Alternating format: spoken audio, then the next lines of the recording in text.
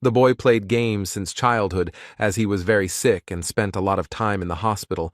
It was boring to just lie down, and this became an important part of his life. And this time the hero was playing a mobile game, but suddenly he was defeated and began to complain about the NPC artificial intelligence. But if you do something for a long time, you get tired of it, and one day it just becomes uninteresting to play. Neither puzzles, nor RPGs, nor first-person shooters, nothing could interest the young man. The story and lore were simple and stereotypical, the system had no depth, and there were no unique games. But suddenly he found an RPG indie game with 2D pixel graphics, which had long been unpopular. It was called Dungeon and Stone. The game was only in English, and in general the hero didn't really like such games. But it was free, so despite everything, the guy, out of boredom, decided to download and install it. There were many types and classes here, but the young man didn't have much hope for the game and didn't plan to spend much time in it, so he chose at random. He noticed that he hadn't played a vertical scrolling game in a long time and began to take his first steps in and get used to the mechanics. So, without even noticing it, the hero spent the whole day in the game and the room began to be illuminated by the setting sun. Only by looking at his watch did the guy realize how late it was. The game seemed incredibly interesting and exciting to him, despite its graphics. Dungeon and Stone had a few mechanics that could be called either interesting or shitty, the first being that you absolutely needed an NPC ally. And the second one implies that after death, the player has to start the whole passage from the beginning, and at first, everything seemed very funny, but with each death, the guy became more and more angry and could no longer contain his anger and began to scream loudly. But the doctor quickly calmed him down. The hero apologized for his behavior and, despite the negative emotions, continued to play because he was so stubborn that he decided to complete the game at any cost. Dungeon and Stone was so unpopular and a failure that there were no tutorials for it in either Korean or English, and so the young man decided that he would complete the game on his own. Time flew by quickly, and the hero continued to play and work in the civil service at the same time, despite the lack of time. He entered university, graduated, got a job, and was already working full-time. Life went on as usual. And all this time the hero continued to play Dungeon and Stone, but he could not complete it, and kept dying and starting over, dying and starting over. But then 9 long years passed, and finally the guy was close to the end he had been striving for so long. He reached the final boss room of the entire Dungeon and Stone game, and was incredibly happy about this event. He was so overwhelmed with emotion from this simple picture of a door on the screen that he couldn't hold back his voice, filled with joy and pride. He wasn't sure that anyone had made it here. The hero shed tears of joy because he had been working towards this for 9 years, but he gathered his courage and agreed with all the pop-up notifications when entering the room. Among them was a strange window with information that he might never return, and the guy decided that it was just because it was the final boss. While waiting for the loading, the young man thought that he would hardly pass the first time, and now he needed to collect as much information about the enemy as possible. He also assumed about his features, ultimate attacks, and so on. The hero also allowed himself to dream that thanks to all his experience and preparation, he would be able to defeat the main boss the first time. The download was complete and new notifications appeared, among which was one that made the hero surprised and even scared, and it said that the training was complete. But what made him go crazy was the Korean language in the notifications, because he thought that Dungeon and Stone only had English. And he spent almost 10 years racking his brains trying to get through tons of dialogue and descriptions in English, which made him very frustrated. Suddenly, a bright light began to shine from the monitors, which blinded the hero. He did not understand what the hell was going on here. Suddenly, this light burst out from the monitors and swirled around the guy like a beam, causing hellish pain throughout his body. A moment later, the hero's body disappeared without a trace, and the rays rushed back to where they came from, into the monitors. The guy lost consciousness, but through his oblivion, he heard a voice congratulating the young fighters and saying that they would soon become real warriors, and when he opened his eyes, a crowd of savages appeared before his eyes. The hero found himself in an unimaginable situation. The darkness was illuminated everywhere, not by the usual LEDs, but by real, smoking torches. There was a crowd of wild, pumped-up barbarians standing around, wearing a variety of very primitive clothes and covered in tattoos.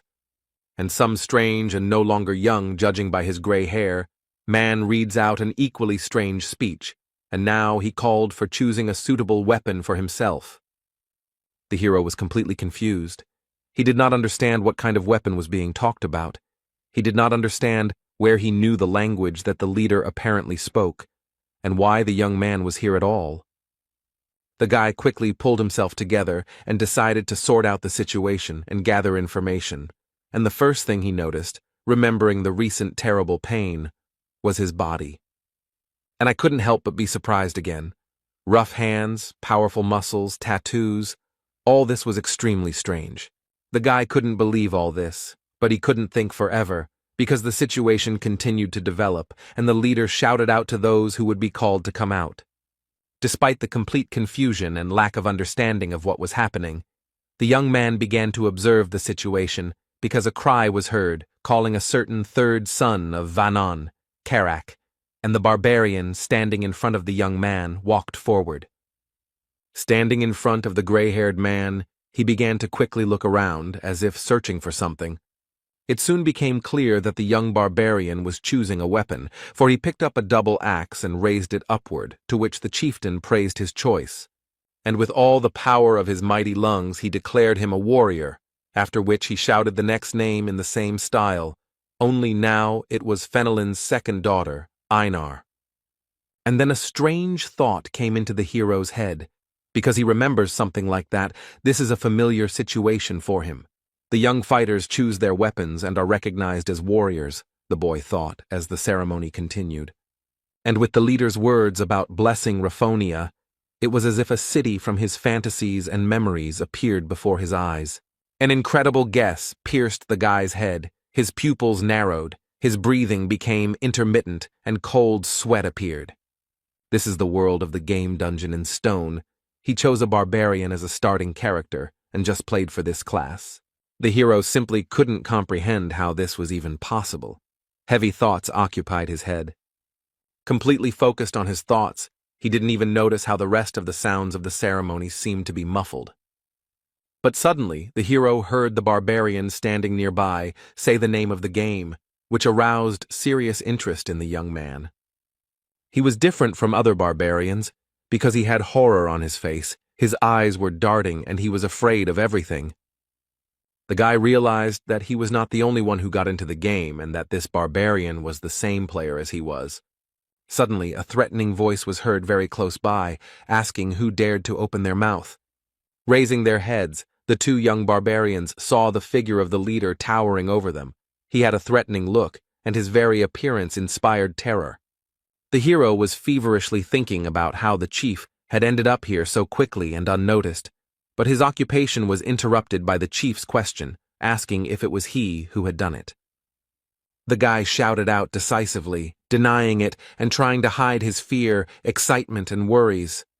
The hero glanced sideways at the barbarian standing next to him, mentally blaming him for what was happening. The leader realized who was guilty and turned his terrifying gaze on him, to which the barbarian tried to apologize hesitantly. And he asked if this was all really dungeon and stone, and there was horror in his eyes, cold sweat running down his forehead. But the young barbarian's words were interrupted by the chieftain, who simply swung his fearsome axe without the slightest mercy. The hero looked in horror at the place where the head of someone as unfortunate as he had recently been, and could not move from the fear that gripped him. Despite the emotions that overwhelmed him, the guy stood straight and tried not to show anything on his face because he could become the second victim. Without taking his eyes off the hero, the chieftain reported that Kadua's son, Orm, had been captured by an evil spirit. Seemingly satisfied that the second barbarian was okay, the chief turned around and walked back, ordering everyone to forget the evil spirit's words along the way.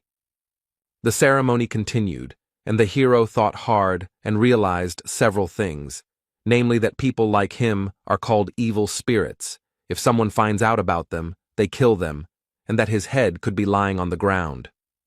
The following names of the barbarians were heard, and the guy realized that he had one small problem.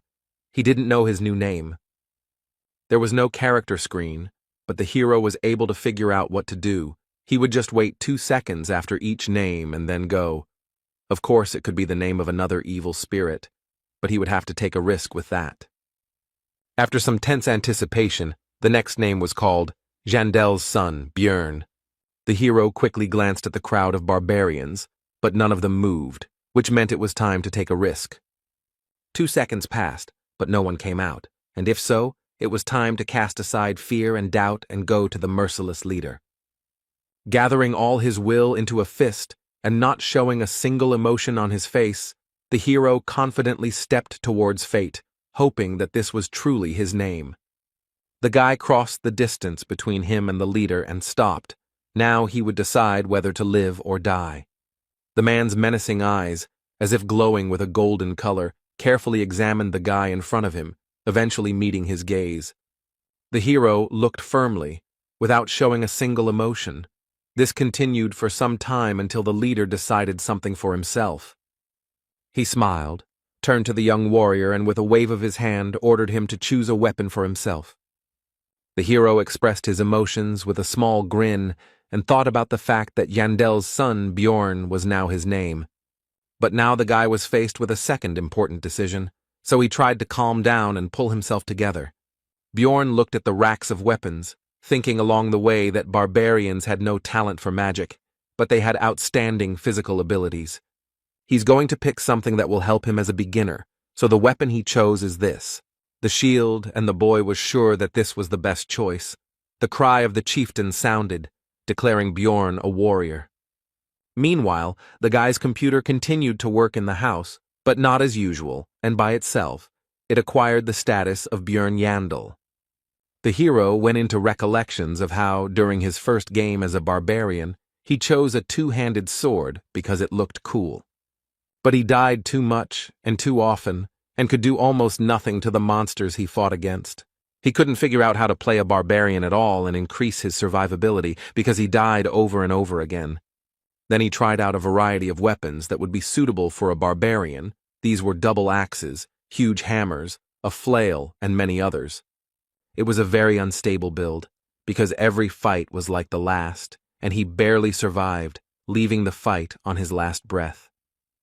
But one day, while browsing through the wares in a gun shop, he noticed a simple shield and an interesting idea came to his mind. And the barbarian should definitely be a damage dealer, because they are tenacious and strong, and although dwarves are better suited as tanks, his class also has everything needed for this role. The hero didn't like this fighting style because it required training, but he didn't want to waste time, so he decided to try it. And surprisingly, with such a strange build as a barbarian with a shield, the guy managed to fully implement this playstyle in a serious fight with one of the bosses, a basilisk, and defeat him. And although in reality the graphics and dry lines of what was happening on the screen were not at all impressive, in the player's head all this turned into an epic battle with a huge monster. The player realized that this was complete MBA, but in reality he summed up his thoughts and memories by saying that this was the most rational decision he could make now, and he would not regret it.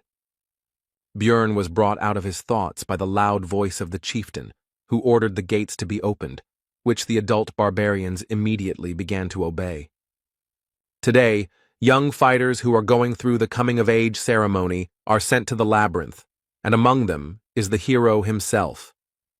Their destination was just beyond the gates, in the city of Rafdonia, and the leader ordered the warriors to go forward, for in this city their fate would be determined. After these words, the crowd of barbarians ran in disorganization through the gate, and with them ran the son of Jandel. The hero decided to run with them for now so as not to stand out, although he was not sure if they even knew where to run. After running around the city for some time, the barbarian who ran first reported that they were lost. At this, the rest of the crowd began to resent, and it was necessary to choose a new leader, and Bjorn thought to himself that they were no better than this leader. To which the ashamed leader lowered his shoulders calmed everyone down and was about to say that he was handing over his position, but in the middle of his speech he was interrupted by a barbarian girl. And she said that she would be the leader, to which the others supported her, and shouted the name of Einar, the second daughter of Fenelon, and also that she was wise. The hero remembered her name and they continued their search, but very soon the girl reported that she was lost.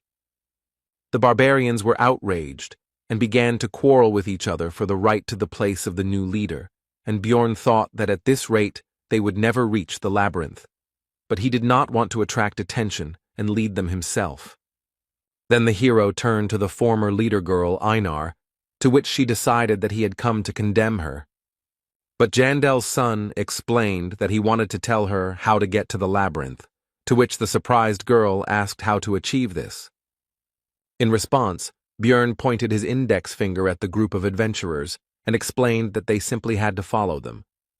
The adventurers looked at the group of barbarians with disdain and mocked them, and they were also sure that they would not find the way.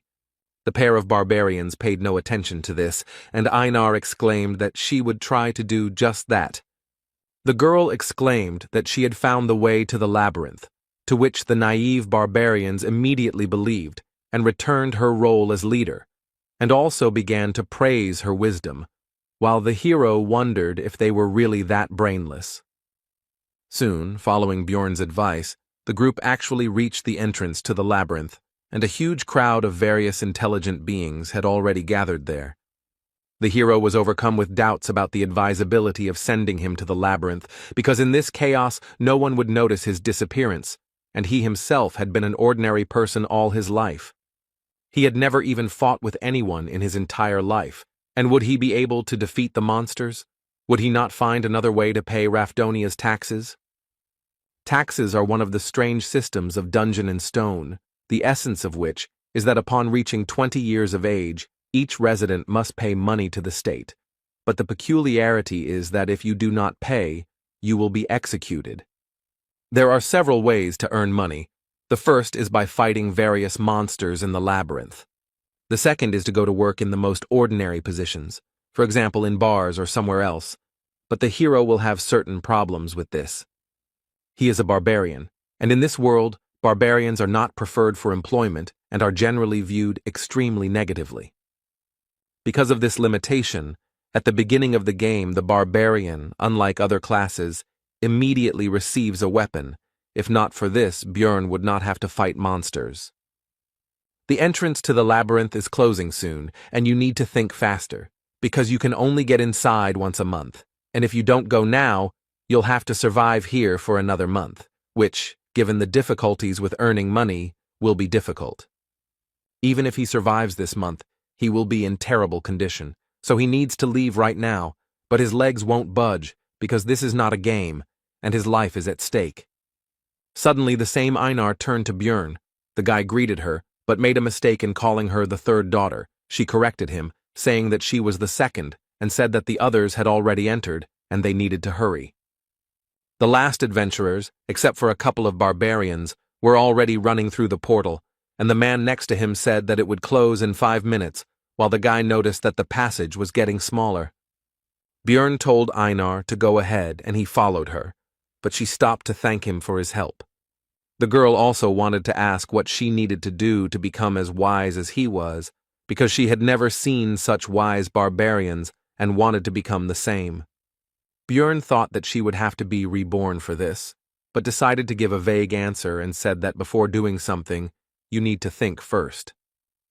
In response, Einar said that if she returned from the labyrinth, she would thank him, but the hero seized on this reservation and realized that, unlike in the game, barbarians are also people and can be afraid of death. Putting on a serious face, Bjorn asked the girl if she was afraid of death, to which he received a rhetorical question about whether this was abnormal. Einar immediately continued that she was afraid, but she was born a warrior and would die if she did not fight, and the hero realized that he was in the same situation and would have to fight to live. The girl decided to say goodbye with words about how they needed to survive and meet again, and the guy thought that this is why barbarians learn to overcome their fear, and they are incredible. He took his shield in his hands and began to gather his courage, and also mentally shouted that he was now also a barbarian. A warning sounded that there was 1 minute left before the labyrinth closed, and the hero immediately took off at an impressive speed. Bjorn is afraid, but he has no other choice. He has not only the body of a barbarian, but also the mind of a dungeon and stone player who has raised thousands of characters, and with this knowledge he will definitely survive, he thought, running into the labyrinth. Having run into the ever-shrinking passage, the hero found himself in a place completely devoid of light, and did not understand where he was at all. Standing in the darkness, Bjorn reflected that he was an expert in the world of dungeon and stone, and he came to this conclusion for a simple reason. Because the body of a mighty barbarian was combined into it, with his strength, durability, and so on, he has a good advantage, and knowledge of 9 whole years of playing for different classes and builds, which gives simply a huge amount of information. Bjorn tried to make out at least something in the pitch darkness. He hoped that his eyes would soon get used to it, and at least something would be visible. But no. In the game, on the first level, in the crystal cave, there were crystals on the walls that gave off enough light that torches were not needed. Suddenly the hero remembered that on the first level there was a location with no light called the Dark Region. But in the game, this is not the starting location. But since this is the real world, then nothing can be guaranteed. And even in such places, you can end up at the very beginning. In the meantime, you can finally try to call up the characteristics window or something similar, which is what Bjorn did, starting to pronounce various terms, from inventory to daily log. But, as expected, nothing came of it, which did not stop the hero from beginning to resent the injustice of life. There was no point in standing, the barbarian decided, and began to move, but due to the darkness, progress was extremely slow. And just as Jandella's son began to think that there might be traps here, a sharp pain pierced his leg, and he could not hold back a scream. But the next moment, Bjorn began to hold back his moans, and tried to calm his emotions and ignore the pain. Goblin, this is a monster that uses traps on the first level, and it may be nearby. After these thoughts, the hero began to carefully look and listen into the darkness. He could have gone somewhere, and the barbarian would have been lucky, but such thoughts are extremely dangerous, and if he is not sure of the situation, then he needs to assume the worst possible outcome. If his trap is here, then its owner is nearby, and if he hears my scream and sees that I am caught in the trap, he will wait until I weaken from blood loss. Since this is the situation, then you need to do what is necessary, Bjorn thought, and began to remove the trap from his leg. He also noticed that it was smeared with a paralyzing poison, and if he had been given normal boots and not sandals, then everything would have been easier. But in any case, it's useless to think about it now. You need to quickly get out of the trap and be ready for battle. Your leg is numb. Because of the paralyzing poison, it's not even scary. The hero began to aggressively shout at the goblin to come out, because he didn't want to leave the vile creature behind him. But everything was quiet. Suddenly the goblin really was gone. But even if he behaved like an idiot, he would be an idiot who survived, Bjorn thought, and said into the darkness to stand still, and he himself would leave.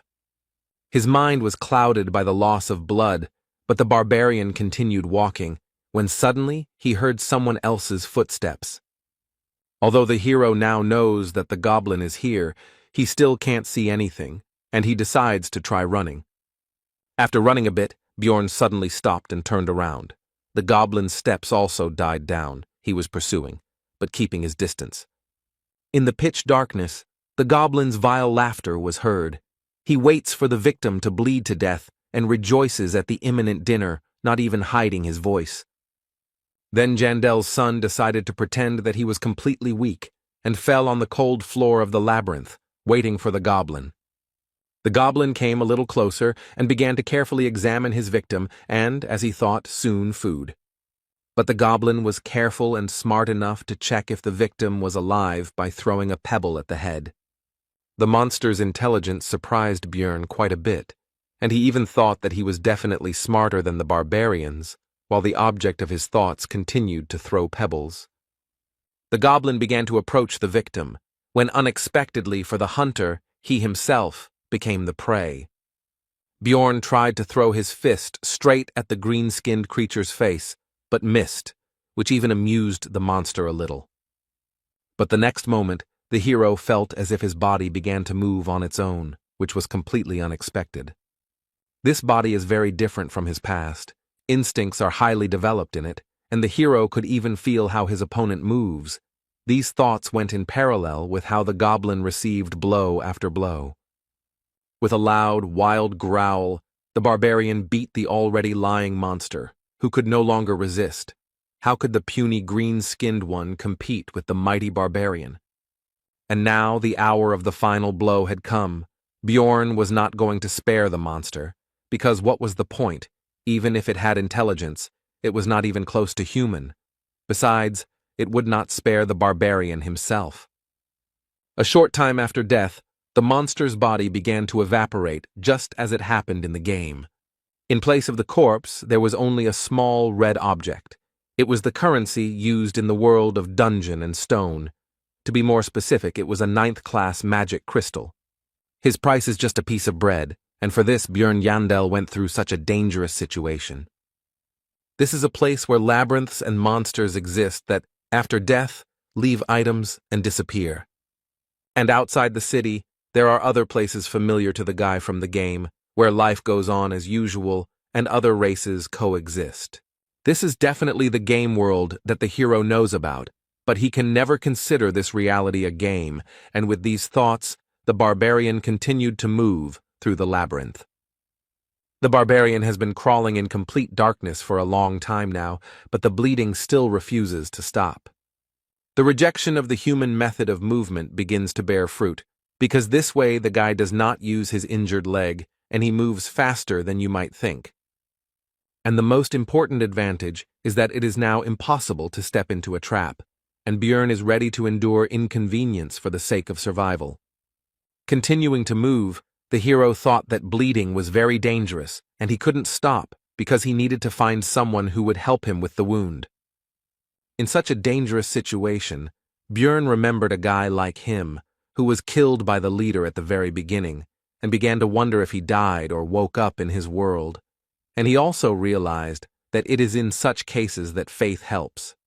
It seemed to the hero that he was coping, because light was already visible in the distance. After all, the entrance to the first floor should not be covered in darkness. The guy is sure that someone will help him there. Suddenly, Bjorn saw himself, but different. It seems that the loss of blood and the stressful situation itself are already causing hallucinations. The figment of the imagination began to tell that no one would save the miserable dying barbarian, because he was not a beautiful girl or an intelligent man, but a savage that no one needed. Jandel's son felt his personality splitting and then joining, and then becoming silent again, and he was definitely going crazy. Despite his condition and the constant mockery of his own mind, Bjorn continued to crawl, and soon it brought results. He finally got out of the pitch darkness into the light. Almost immediately, the young warrior noticed a group of adventurers, and one of its members noticed the dying man himself. He turned to what appeared to be the leader of the Otrada, Drouse, and pointed to a wounded barbarian slightly off to the side of their squad's path. The blonde walked up to Bjorn and leaned over him, thinking out loud that he looked like a newbie, to which the guy mentally resented the fact that he was looking at him here instead of helping. Drouse continued his thoughts and said that it was suspicious, because this newcomer had arrived here before them, and Jandel's son could no longer even speak from weakness. The blonde grinned and asked the squad's priestess, Ursina, if she could heal this man, to which the barbarian himself could only be surprised that their squad had such a useful girl. Bjorn had already managed to rejoice at his salvation when the woman destroyed his hopes with her cold refusal. Then he asked the adventurer, Patsran, who had noticed the barbarian, if he could give him his potion, to which he pointed out the value of the potion, and the blonde added that he would pay for it later. Besides, there were quite a few of them. Having received what he wanted, the leader began to uncork the bottle and explain that this was not divine power, so it would hurt a little. After the potion hit the wound, Björn's body was pierced by such intense pain that it felt like his body itself was melting. After some time, the pain went away, and the wound on his leg was gone, the weakness almost receded, and the hero began to rise from the floor. As soon as Björn recovered, Draus began to ask about how the newcomer got here before their group, and also whether there was a secret passage, to which the barbarian explained how everything happened. The blonde began to think out loud about the fact that once every few hundred years, due to spatial instability, there is a chance to end up in the dark region. Bjorn began to rise from the ground as the adventurers passed by, and Draus informed him that he should not worry about the price of the potion. As the barbarian watched the group move away, he reflected that time in the labyrinth was extremely valuable, and it was a miracle that they had spent so much time on it. Björn should have been glad that he had survived, but he hated feeling sorry for himself. Meanwhile, the group continued on their way, and its members talked about the unexpected meeting, in particular arguing about his luck or bad luck, because on the one hand he got into an unpleasant situation, and on the other, he met them. The archer noted that his luck was to meet Draus, and not him, Patsran, because he was sorry to even give his potion. To this, the adventurer replied that there were many such worthless ones, and did not the priestess agree with him? To this, the archer said that if it were not for the rules of the temple, the barbarian could have been cured without any problems. Continuing the argument, pointing out the kindness of Draus, because he gave the dying man the opportunity to pay for help with information, and barbarians do not like to accept help from others, they also noticed that the bloody trail had been going on for a long time. The priestess noted that it was convenient to have a guide, who was the blonde man, to which the archer noted that he had memorized the map of the entire first level, which was an extreme rarity. But when the group finally reached their destination, they noticed that they were the first to arrive, and Draus came closer. And he activated the portal that leads to the second level of the labyrinth, and the adventurers began to move to the next location. But the archer made everyone pay attention to the sandals of their recent acquaintance and the trap nearby. The magician illuminated the cave, and everyone saw that the bloody trail stretched all the way from here, which surprised everyone, because they had lost him. The magician asked Draus how long it was to walk from here to the place where they met the barbarian, to which he received the answer that it was about 15 kilometers if you didn't take a shortcut. Patsran, having learned that he had crawled for so long in pitch darkness, wondered whether he could repeat it. He also remembered that the barbarian had then pulled his magic crystal towards them, which he carried with him all the time, no matter what. He simply had nothing more to thank them with, and after these thoughts he informed the group that he took back all his unflattering words about this guy. He realized that people like this barbarian never give in, no matter what, and never escape from problems through death. After his recovery, Bjorn continued to encounter green-skinned goblins in fairly large numbers. The first time, the barbarian was in pitch darkness and was also nervous, but now these monsters pose practically no threat. The traps are set randomly and not even camouflaged in any way, making it almost impossible to get caught. Their attack directions and ambush sites are extremely predictable, and they cannot pose a serious threat. But a new problem has appeared, and it is extremely simple. It is hunger, because enough time has passed, and the energy has gone to recovery and physical activity. Suddenly I remembered that they were given provisions at the very beginning, but while crawling the bag got damaged and a fair amount of food was lost. There was only enough for 2 days left from the 7-day ration, which meant he would have to economize, Björn thought, eating the bread, which seemed quite tasty to him. Only the first problem, the need for food, was more or less solved, as I wanted to drink, but this will be more difficult. Dungeon and Stone only had a hunger system, which worked in the labyrinth, and it had no information about water. But this is not a game, but the real world, and since they were not given water to take with them, it means that there must be natural springs somewhere, and the hero went in search of them. After some time, Björn heard the sound of water and went there, where he met a lonely adventurer resting. It was the first time he had met anyone outside of that blonde guy's group, but in the labyrinth there was an unspoken rule not to interact with others unless absolutely necessary. Having quenched his thirst, Björn decided to count the crystals he had obtained from the goblins, of which there were 44, which turned out to be quite a good haul for him. And now, the third problem has arrived, also connected with the needs of the body, namely, the need for sleep. And there are two ways to rest in the labyrinth. The first is to simply go to bed and hope for luck. The second is to find people who can protect you in your sleep. In other words, temporarily unite with someone. But here too the hero was in for a failure, because some were openly afraid of the barbarian covered in blood, some did not trust him, and some simply did not like people like him. This whole situation was extremely irritating to Björn, but he couldn't do anything about it, and he just wanted to sleep. But suddenly, some lonely adventurer approached him with an offer to become night companions, which at first angered Björn, but he explained that he had nothing reprehensible in mind. The barbarian agreed with the proposal, and also remembered that a night companion is an in-game term, although in real life it sounds strange. After that they introduced themselves to each other. The new acquaintance was called Hans. The adventurer said that it was pointless to look for another comrade, and that they would spend that night just the two of them, which made Björn tense up because of the ambiguity of the phrase and the manner of speech of his new acquaintance.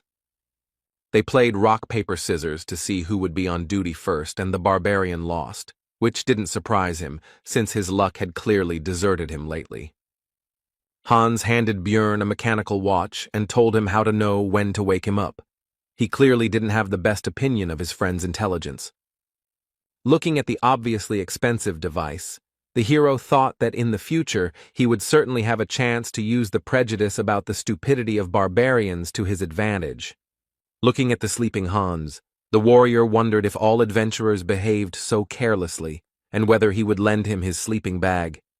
And so when the right time came, Björn woke up his temporary comrade so that he could take up his post. Hans replied that it was now the barbarian's turn to sleep, and then he realized that he wouldn't be able to sleep because he didn't trust his friend at all. The hero decided to just pretend to be asleep, simulating a loud snore, but in reality he listened attentively to the actions of his temporary comrade. But during the entire dream, Hans did nothing, despite all of Björn's expectations and suspicions. Looking at the carefree sleeping man, the barbarian doubted whether it was all justified, or whether he was just winding himself up in vain. So, while thinking, the hero began to feel sleepy, because recently he had had very intense adventures, an injury, and the very fact of getting into this world. Björn was brought out of his sleep by a sharp cry of his name. It was Hans. After all, 2 hours had already passed, and now it was his turn to be on duty again, and he did not argue with his night companion since nothing had happened, and sent him to sleep. And although intuition told me not to trust this man, the facts said otherwise, because he was the first to turn to him when the barbarian was in a difficult situation. He didn't scold him for his mistake, so he could sleep. But suddenly Björn woke up and saw Hans hanging over him with his huge hammer, who was surprised at his light sleep and said that he should sleep a little longer. The next moment, the adventurer's weapon rushed straight at the barbarian's head with impressive speed. But not enough, because Björn had good enough speed and reaction to dodge and jump away from the opponent. Hans clearly did not expect such agility from the barbarian, and now he was confused and did not know what to do next. Björn was furious about the attempted murder, and Hans began to try to justify himself, which only made the big guy even more angry because he thought his people were so stupid. Quickly closing in on the enemy, the barbarian delivered a blow similar to an uppercut, but with his metal shield right at the man's chin. Hans' jaw was strong enough to continue his excuses. He tried to stop Björn, saying that he had an explanation. The hero didn't even listen to him. He was thinking that, unlike the goblin, he didn't die from the first blow, which meant that he needed to hit again.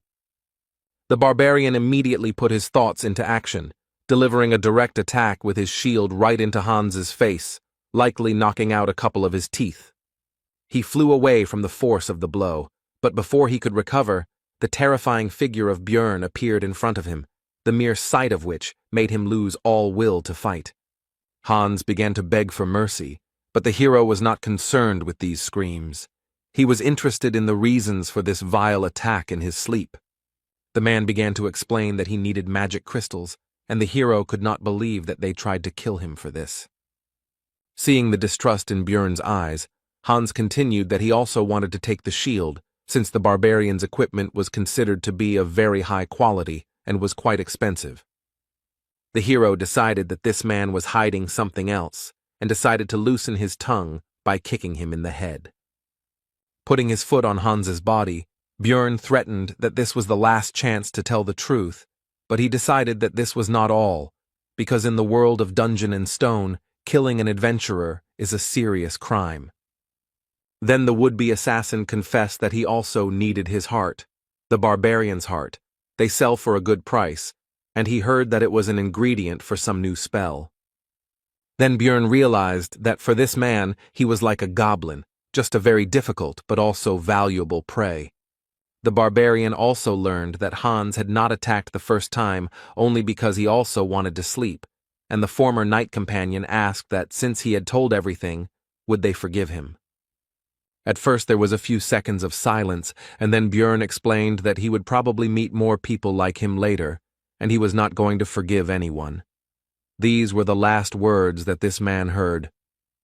2 days had passed since entering the game. Despite his first kill, the hero tried to find some positives.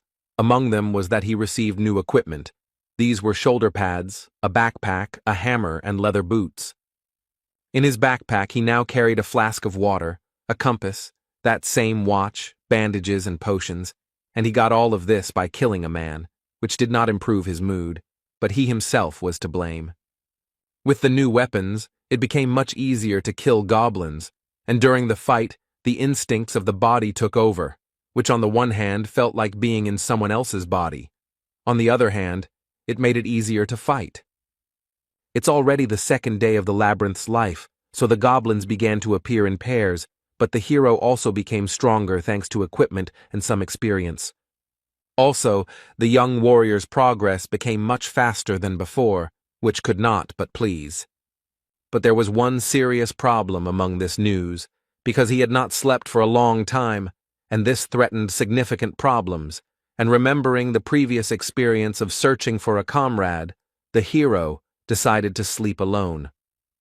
But as soon as Björn began to fall asleep, these green-skinned people appeared, which irritated him greatly, as a result of which they lost their lives. Then the barbarian tried to kill all the goblins in the area, hoping that they would not appear again, and fell asleep. He was awakened by a sharp pain in his chest, and opening his eyes he saw a monster in front of him who plunged a dagger straight into his body. But the green-skinned man did not rejoice for long, because he received a fist in the face and died instantly. His friend, seeing the fate of his comrade, hastened to flee, and the barbarian did not even have the strength to pursue the fugitive. Reflecting on the fact that due to overwork, he did not notice the danger at all, the hero decided to use a healing potion, which brought even more suffering than the injury itself. It's been 14 hours since the meeting with Hans. At this time, the adventurers begin to look for companions for the night, which Björn decided to do, but now he decided to look for a fellow barbarian, because only he can be trusted. This time, other groups of adventurers also invited him to join their company, and at first, the hero, due to exhaustion, did not understand why. He refused everyone and explained that he was looking for a relative, and he also understood the reason for such hospitality, simply and trivially. With new equipment, he looks not like a tramp without one sandal, but like a completely reliable comrade. One of the people I met explained that it would be difficult to find a barbarian on the first level of the labyrinth, because all of them, 3 to 4 months after the ceremony, go to the second or higher levels, and it is difficult to meet young ones. Then the hero decided that since he couldn't find his relatives, he would look for representatives of other races. For example, elves who kept their promises, or dwarves who were as lively as he was, but not people. They wouldn't attack other adventurers, blinded by the thirst for profit, Björn thought, and after an hour of searching, he was lucky enough to find the elf sitting right on the floor of the cave, with a bow and quiver lying nearby. The barbarian asked the elf if she was alone, to which he received a tense silence, She was clearly afraid of the big guy who had suddenly appeared. Björn also noticed that the girl was wounded in the stomach, and it did not look like the damage was caused by goblins, so he asked if a human did it. The elf suddenly fell to her knees and asked for mercy, which greatly stunned the hero. Her eyes began to water, and she continued to beg for him to let her go, and also said that she had a little brother at home. Björn just stood there the whole time, thinking that in the game all the elves were very cold and very different from this representative. In order to calm the elf down, the hero tried to smile kindly, which clearly didn't work out, and on the contrary, he scared her even more, and even added that he didn't plan to kill her, as if an even worse fate awaited her. The next moment, the girl burst into tears and began to say that she knew that the warrior opposite her was a barbarian, but he did not have to kill her. At this sight, the hero could only marvel at the bad reputation his fellow humans had, and he could only guess how they had earned it. Bjorn decided to throw the elf some bandages and some herbs that he didn't know, but the pointy-eared one recognized them. They were the healing leaves of Liko. When the girl asked why he was giving it to her, he replied that there did not necessarily have to be a reason for helping, although in fact he wanted to make as positive an impression as possible. When the elf finished bandaging the wounds, the couple decided to introduce themselves to each other. The possible friend's name was Erwin. Sitting down opposite, Björn asked the reason for her fear of him, to which she simply replied that it was because she was an elf, and he was a barbarian. And she explained in detail that their races had fought with each other about 10 years ago, which made the hero surprised and made him think about how much time had passed since the situation that was presented in the game. But then Erwin said that enough time had passed, and now there was peace between them, and she did not hate his people, and also did not want to fight with them. In response, Björn said that he also held no grudge, which made the elf happy, and then asked her if she would like to be his companion for the night. Erwin was wary of the barbarian, but remembering that people like him value their military honor, she asked him to swear by it that he would not harm her, and seeing the displeasure on the big guy's face, she assured him that she would swear by her tribe. Bjorn agreed with this, but decided to first deal with the fact that the girl constantly calls him Mr., which makes him feel old, and once again reminded him of his name. When this question was decided, the barbarian and the elf began to pronounce mutual oaths, and the full name of the pointy-eared one turned out to be Erwin Fornaci de Tercia.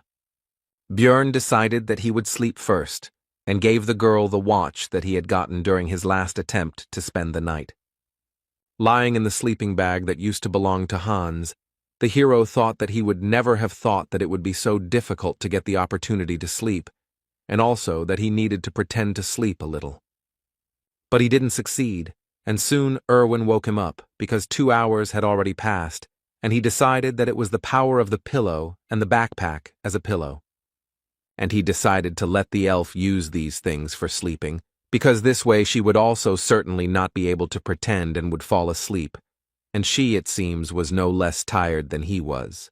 This made Erwin extremely happy. She could not even imagine that such a barbarian as Björn would take care of her. As soon as the elf laid her head on the backpack, she immediately fell asleep, and the hero began to guard the sleep of his night companion. Bored, Björn sank into his thoughts. Memories of his past life began to penetrate his head, and as a result of his reflections, he came to the conclusion that even if he could return, there was nothing to do there anyway. The barbarian and the elf swapped places a few more times, and soon it would be time to go their own way. But looking at the sleeping Erwin, the hero thought that he could unite with her in a group, but would have to share the crystals. Suddenly, his thoughts were interrupted by a pair of adventurers who came out from around the corner of the cave, preventing him from seeing them in advance. As they approached, Bjorn immediately took a fighting stance, and one of the unexpected guests asked about his relationship with the elf. The barbarian replied that they were companions for the night.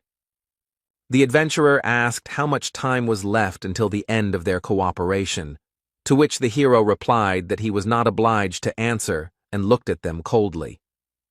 A very menacing appearance and chilling gaze frightened a couple of uninvited guests, and also, it must be admitted, surprised It is not often that people like him stand up for elves. Having assessed their chances of winning the battle with the mighty barbarian as negative, the adventurers hastened to move away. Björn had a bad feeling, and based on their interest and his intuition, he assumed that they needed Erwin, so he started to wake her up, but she, like a child, asked for 5 more minutes. The hero noticed that she was actually just pretending to be asleep, which was evident from the fact that she was holding the blanket near her face. Grabbing the elf by the shoulders and lifting her up, Björn asked the reason for her behavior, to which she put her hands up in a defensive gesture.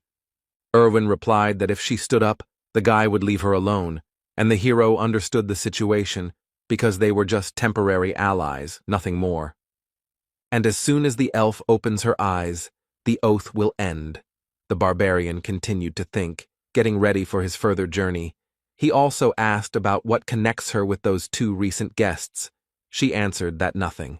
But Björn noticed that they knew her from somewhere, and Erwin had to admit that they were from the same clan as the people who had wounded her. This could be seen from the symbol on their clothes. They were from the Crystal Union. The hero began to think that this promised big problems, because there was a whole group of them, but looking at the worried girl, he could not leave her alone.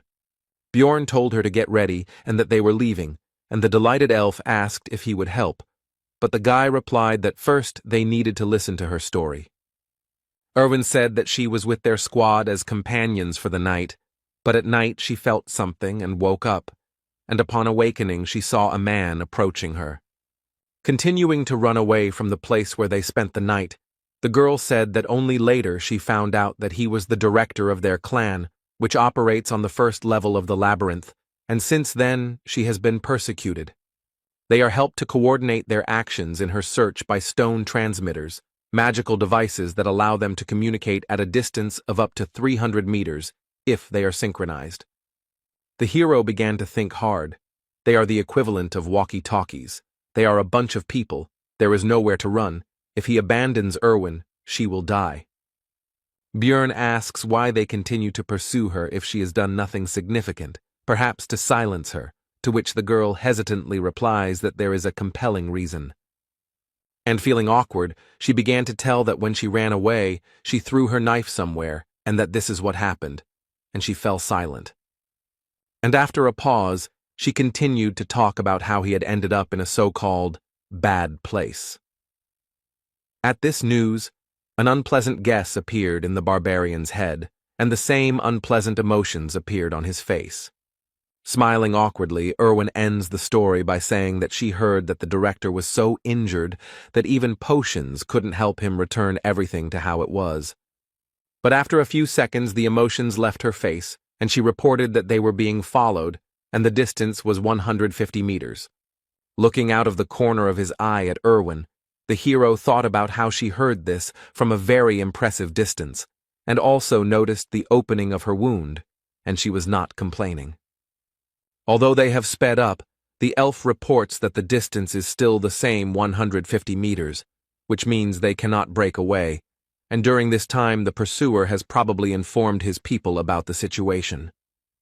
The only way out is to destroy them, but then there will be no way back. Is it worth risking for the sake of a companion, because he is not the target? While the hero decided to gather more information before making a decision, so he asked what Erwin was good at, and she replied that she was good at washing and cleaning, although her cooking was not so good. When asked if Björn meant battle, the elf replied that she was good at archery, which was understandable, but she also had mastered the magic of the spirits of the element of fire. When asked whether the girl had killed anyone, the answer was negative, but she tensely assured that she was quite capable of doing so. The hero had made up his mind, so he asked if Erwin would become his ally until he left the labyrinth, on the condition that she would only get 10% of the loot, to which he agreed. When the distance was clarified, the answer came back, 100 meters, which means that the pursuers are faster, so something needs to be changed, and Björn said that they are changing direction and ordered the girl to call the spirit. The fiery spirit illuminated their path to where the hero did not expect to return so quickly, to the dark region, and as soon as they had gone deep enough there, An order was given to cancel the summoning, after which they were left in the darkness. The pursuer had his own source of light, which left him in plain sight, but he could no longer see those he was pursuing, so Erwin gave a short order to shoot. A moment later, an arrow, torn off the bowstring at great speed, pierced the enemy's head and got stuck in it. No one can live with such injuries. The barbarian tried to cheer up the elf after the first kill. Coming closer, Björn picked up the stone transmitter, after which he began to listen to the negotiations of the opponents, from which he learned that in connection with the loss of the man they had killed, everyone was ordered to gather in the goblin district. The barbarian had hoped for a decent haul, but received only a bag of crystals, 2 knives, and 1 potion from his belt. And also, plus the leather armor that Erwin took for herself, because it's better than what she had before. When Björn asked how to use these stone transmitters, the elf replied that there should be a button on the side. Soon a voice was heard from the magic object, telling that one of them had been killed by a barbarian and a pointy-eared one, and a reward of 1,000 gold had been announced for the latter. This news did not please Erwin at all. Rather, on the contrary, it caused feelings of fear and uncertainty. Björn, however, did not lose his head, ordering the spirit of fire to be summoned, because they would be moving through the darkness to go to the 2nd floor, which surprised his companion. Erwin hastened to clarify that the level they are at now and the next one are fundamentally different. The barbarian explained that they would succeed, because they were a great couple, and continued mentally in game terms, a tank melee and a damage-dealing archer. Besides, in any case, it would not be possible to earn much here. But Erwin doubted it because this was their first trip to the labyrinth, and she made a comparison that they were running from goblins to end up in an orc's lair. But the conversations coming from the stone transmitter about what the clan fighters would do to the elf if she was captured made the girl decide that it would be better to go to the 2nd floor than to stay here. While moving through the dark region, or alternatively known as the Goblin Lair, the pair talked about how to get to the 2nd level, and Björn told them that on the way north, they would definitely come someday. After all, based on his knowledge, the dungeon is designed in such a way that by continuing to walk into the darkness, you will reach the portal in any case. Soon a goblin trap appeared on the couple's path, which Erwin immediately noticed thanks to her excellent eyesight. Based on the fact that they encountered the trap quite late, Björn decided that he was unlucky to encounter it at the very beginning, and while the hero was lamenting his failure, his companion said that she would disarm the trap. The barbarian called out to her and told her not to use the fire spirit for this purpose, to which the elf agreed with an uncertain look, inwardly surprised at how he knew about her plan. As soon as the girl came closer, those who had set the trap jumped out of ambush. The monsters decided that she would be an easy target. But they were wrong, and a moment later an arrow pierced the head of one of the greenskins, causing him instant death. The 2nd goblin tried to strike with his claws, paying almost no attention to the death of his kinsman. But the attack was unsuccessful. The elf turned out to be too fast and agile, and before the monster had time to understand what was happening, his, as he thought, victim was already behind him, with a drawn bowstring. A moment later, Erwin was already relaxing, and the bodies of the goblins evaporated around her, leaving behind their prey. The elf asked the barbarian if she had done well, to which she received well-deserved praise, which made her seem to glow with joy. Erwin handed over 2 magic crystals to Björn, after which she said with shining eyes that at this rate she too could earn something. From the stone transmitter came information about the update of data regarding the elf. Now the reward had increased to 2,000, and alive or dead, and the barbarian tried to console his companion.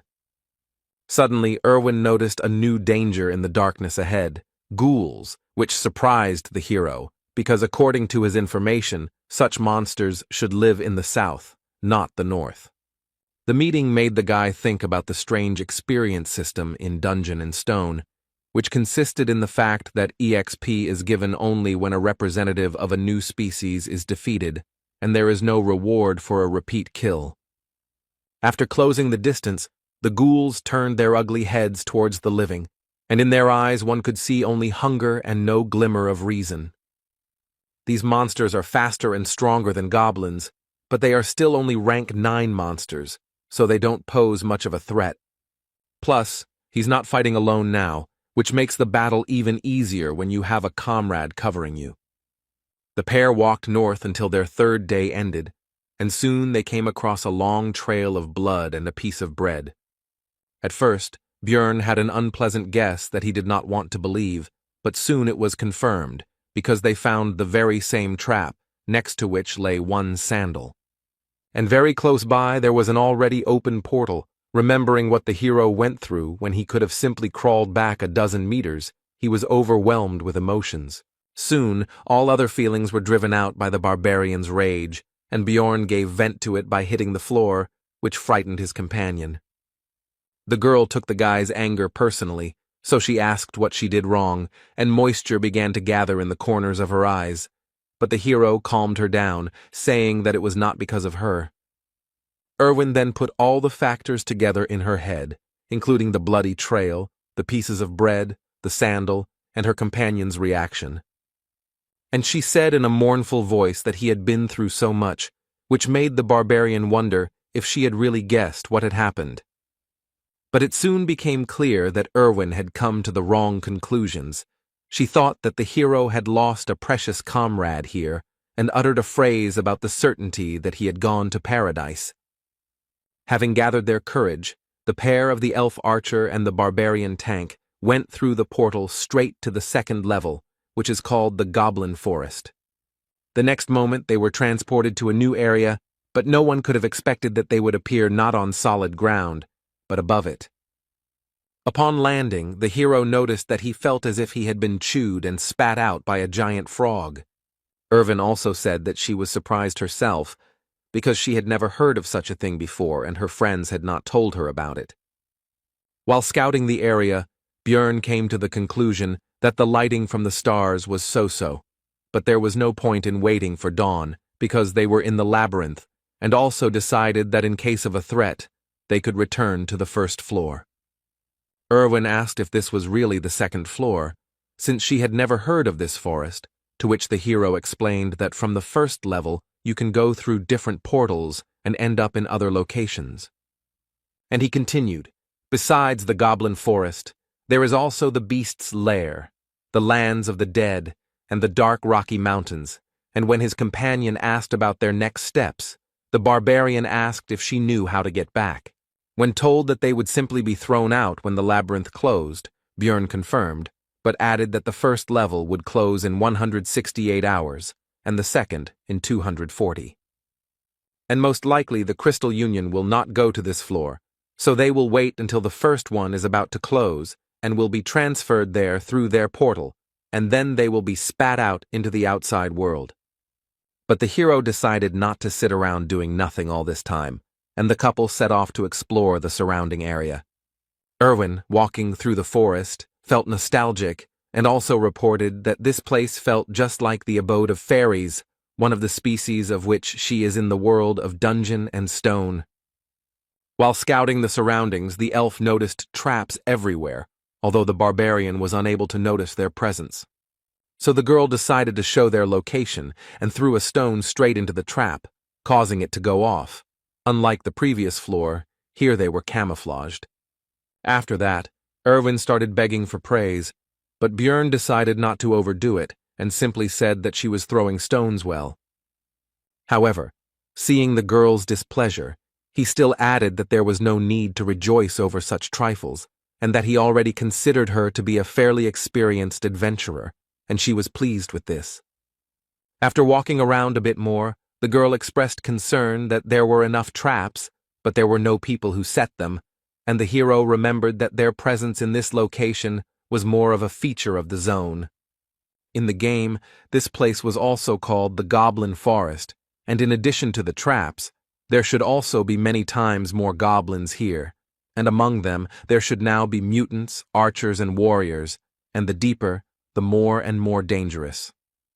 Björn ordered to first deal with the traps in the area and then explore further, so that in case of danger, it would be possible to run to the portal without fear of getting a leg injury. After that, the couple simply searched for traps and disarmed them to secure their escape route. But they had to stop abruptly, because Erwin noticed traces of a group of goblins nearby, which she did not hesitate to tell Björn about, and also soon clarified that there were more than 10 of them, and they were about 50 meters away. The hero decided that the threat should be eliminated, so he ordered to get as close to them as possible and attack while they were unknown. The girl walked quietly and silently, and the barbarian decided that this was some kind of fairy trait. But be that as it may, a group of monsters was soon discovered. The pair decided to start the fight with Erwin's shot, so soon the sound of a bowstring being pulled was heard, and they prepared for battle. The arrow shot forward, and a moment later, the barbarian shot too, not even sure whether his companion had hit due to the distance. The boy and the goblins ran towards each other. Erwin, as an archer, stayed behind and did not rush forward. Both sides were confident of their victory. The second floor is different from the first. There are 3 times more enemies, and you can also encounter new species, and most likely the hero should have felt fear. But the barbarian did not feel it. On the contrary, the warrior's heart, which he received in his new life, trembled in anticipation of the battle. With a loud battle cry, the hero burst into the crowd of greenskins and began to scatter them in different directions. But there were too many enemies, and one of them almost cut off the barbarian's head with his dagger, but he was fast enough to dodge. And Björn jumped back, thinking about the situation, because if he had been a little less agile, his head would have flown off his shoulders. The enemy has the advantage in numbers, and injuries would be inevitable if he were here alone, but it's good that he has an ally. To prevent the goblins from running to Erwin, the hero began to shout loudly, attracting the attention of the green-skinned shorties. It was time to finish.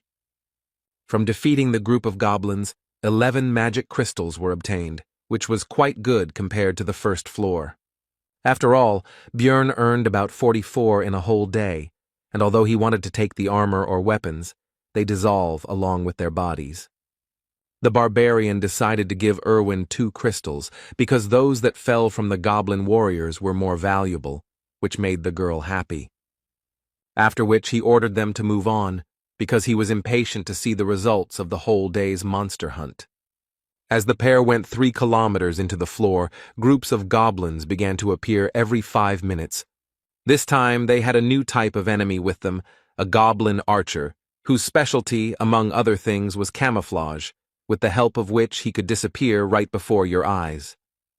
The barbarian and the greenskins rushed towards each other, because even though the shooter would make things more difficult, he would not lose. While the battle was going on, the archer took an advantageous position in the bushes and began to aim at the hero, and now the right moment for the shot arrived.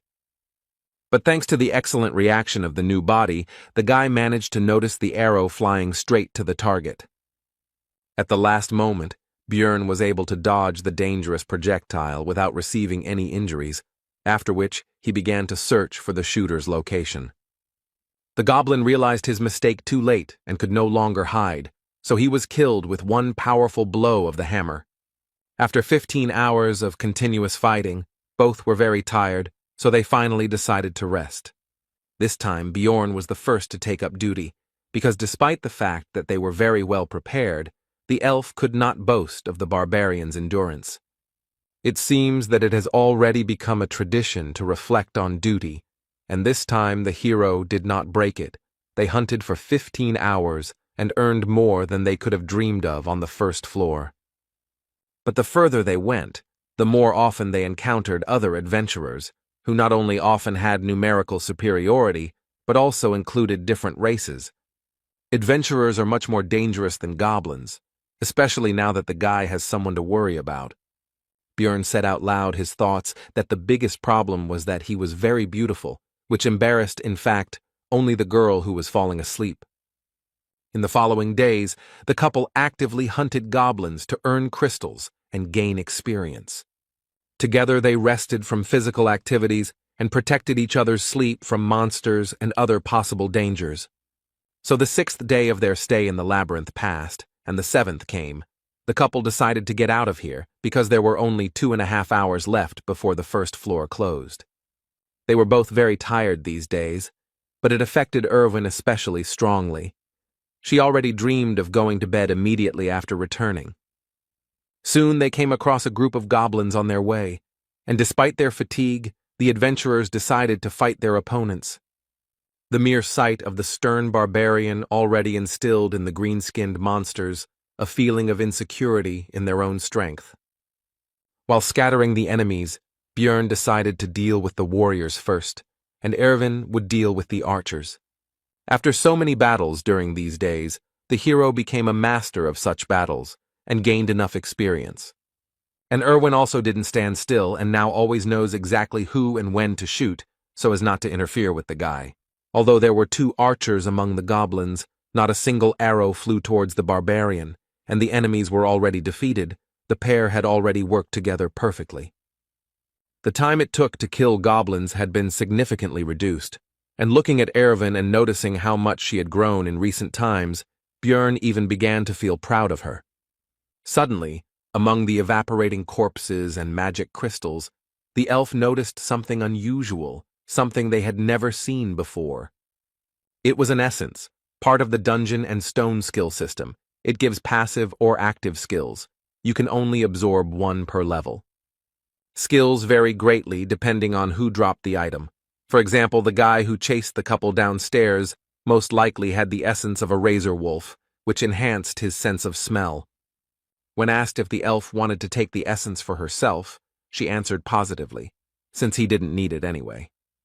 But then, suddenly, a group of aggressively minded adventurers emerged from behind the trees onto the recent battlefield and began to accuse the couple of something. Erwin tried to justify herself, but Björn took her by the shoulders and told her to stop, because he had already guessed why they were here and what they wanted. After which, he simply threw the girl's light body into the essence that rose into the air, because that was exactly what these people had come for. A bright light flashed and blinded the adventurers, who realized what had happened and were extremely outraged that the valuable prey had slipped out of their hands. Bjorn Yandel decided to try to intimidate the adventurers by making a brutal face and saying that he was ready to fight right now. After some time, the couple was already running through the forest towards the portal to the first floor. The guy ordered his companion not to slow down until the portal itself. The 4 adventurers still did not risk encountering them, but Erwin asked if they would pursue them, to which she received the answer that they were hanging around near the portal, which meant they were going to leave this place. And also, there are only 4 of them. They have the same tactics as their couple, to which Erwin praised the guy's intelligence. Soon the girl reported that there was a group of goblins ahead, and they were running straight towards them. Björn realized that he would not be able to simply get around them. This was suspicious, because goblins usually don't behave like this, and they didn't want to run into them now, when the pair's goal was the portal, so the barbarian ordered to change direction. But before the girl could answer, a projectile flew towards her, and Björn pulled her out of the way by the collar. Rubbing her injured neck, Erwin noted that she herself would have dodged the goblin's arrow, to which the hero responded that it was a crossbow bolt, which meant it was those adventurers. Most likely it was they who lured the greenskins, and they themselves are sitting in ambush on the other side, wanting to exhaust them. Bjorn decided that there was no other way out. They would have to fight, but they had an advantage, the power of the essence. The goblin archer's essence, based on game knowledge, should increase stats and give 1 passive and 1 active skill. The first is arrow poisoning, and the second is camouflage. When Erwin remarked that she didn't know how to use them, Björn pointed out that she was already using them, and it seemed to be done simply by the power of thought. The hero handed over the backpack and sleeping bag to his companion and said that he would deal with the goblins himself, and her task was to find the enemy crossbowmen. When asked about the danger of separation, the guy replied that they didn't have time. She needed to keep her head down and shoot her target after the signal. And he rushed at full speed towards the goblins, no longer hearing the question coming from behind him about what kind of signal this would be. The hero decided that if those adventurers did not show up after the shot, they would show up when he defeated the greenskins and entered the fight. There were more than 10 of them. 2 of them were warriors. It was more difficult to fight without support. There were no archers in sight. But suddenly one of the shooters showed himself by shooting at the shield, which means you also need to watch the arrows. Taking advantage of the hero's distraction, one of the goblins snuck up behind him and plunged a dagger into his body. Without Erwin's help, alone against a group of enemies, needing to watch out for goblin arrows and not forgetting about the crossbowmen, the situation is extremely lousy. More and more wounds appeared on the warrior's body, although none of them were serious, but there were more and more of them. A crossbowman suddenly intervened in the battle. At that moment, 2 projectiles, an arrow and a bolt flew at Bjorn. Both could not be blocked, and there was no way to dodge. The hero decided to defend himself from a more powerful crossbow shot, and he will have to take the goblin gift on his body. The arrow pierced right into the elbow, and it also turned out to be poisoned. Now one arm is not working, which means I will have to choose what to throw. The hero decided to leave the shield, because although it would be easier to kill goblins with a hammer, the real threat comes from the crossbowmen, and without a shield it will not be possible to defend against a bolt. The battle with the greenskins became even more ferocious and difficult, but despite the advantage they had gained, the monsters could not win. Very soon, there were only a few goblins left, and they decided to run away. This man had instilled fear in their little hearts. As soon as the battle was over, how did the adventurers who had been watching the hero's battle all this time show themselves? The crossbowman was not with them, the barbarian noticed, and their leader began to ask about Erwin's whereabouts. But the hero was not going to answer and simply said to attack. There was nothing else left anyway, because he was not going to give up. The adventurer gave a speech about how, although the barbarians had a lot of energy, this representative of theirs already had enough wounds, and now they would defeat him and find out where the elf had gone. Finally, the leader said to imagine that they were fighting a huge monster. The group rushed towards the hero. Choosing a unique gesture for this world, suitable for giving a signal, the guy decided to raise his hand higher and put out his middle finger. Seeing the suspicious movements, the adventurers became wary and stopped, and the hero wondered whether Erwin had understood the signal. But in any case, it doesn't depend on him, and all that remains is to trust his companion, thought Bjorn, making a dash towards the enemy. He met his onslaught and blocked the blow, but realizing that he would not be able to compete in strength with the barbarian for long, he called his comrade for help. An elderly man with a katana named Elias intervened. He drove the hero away with a blow from which he had to move away and break the force contact. But despite the less than ideal situation, Bjorn could not retreat, because in order to help Erwin, the enemies needed to be distracted. So the son of Yandel entered the battle against the 3. But everyone had to turn away from the battle because some kind of projectile was flying towards them, and no one knew whether it would be a crossbowman's bolt or an elf's arrow. The above-mentioned projectile would have hit one of the adventurers, if not for the shieldman, from which it was concluded that it was Erwin. The warrior with the shield shouted to his comrades to focus on the barbarian, and he himself would protect them from the arrows, and the hero realized that this was his original plan, and that was why he almost did not interfere in the battle. And since you can no longer count on help from Erwin, it's enough that she practically took one of the 3 enemies out of the battle. You need to win yourself. But despite the barbarian's strength, the battle was not in his favor. His opponents were noticeably stronger, more skilled, and more cunning than some goblins. The hero decided that in order to win, he would have to sacrifice something, and perhaps by exposing his non-working hand to the blow, he would be able to incapacitate the red-haired leader of the squad. He succeeded. Elias's blow failed to penetrate deeply into the barbarian's muscles, but the guy's target received a powerful blow to the face from the shield. Taking advantage of the moment of vulnerability after the blow, the older man attempted to cut the hero in half with a downward swing of his katana, but Bjorn was able to dodge. Elias was extremely surprised that such a mass of muscles could move so quickly, although he seemed like a clumsy brute, and froze in surprise. Erwin tried to take advantage of this, but the shield man covered his comrade and urged him to be more attentive and not get distracted. But this arrow turned out to be a trick. The elf was counting on the warrior taking the shot, because this arrow carried fire magic, and now the wooden means of protection would soon burn out. Erwin's next attack pierced the shoulder of his opponent, who was now unable to hide behind his shield, while Bjorn was thinking about how extremely skilled his archer was.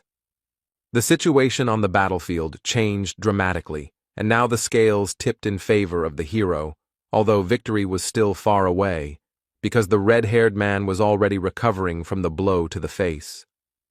The adventurer decided to deal with the elf first, and the barbarian could not stop him, so he only believed in his companion. The fight continued, and in an instant Elias opened himself up for a strike, which Bjorn couldn't help but take advantage of and tried to strike.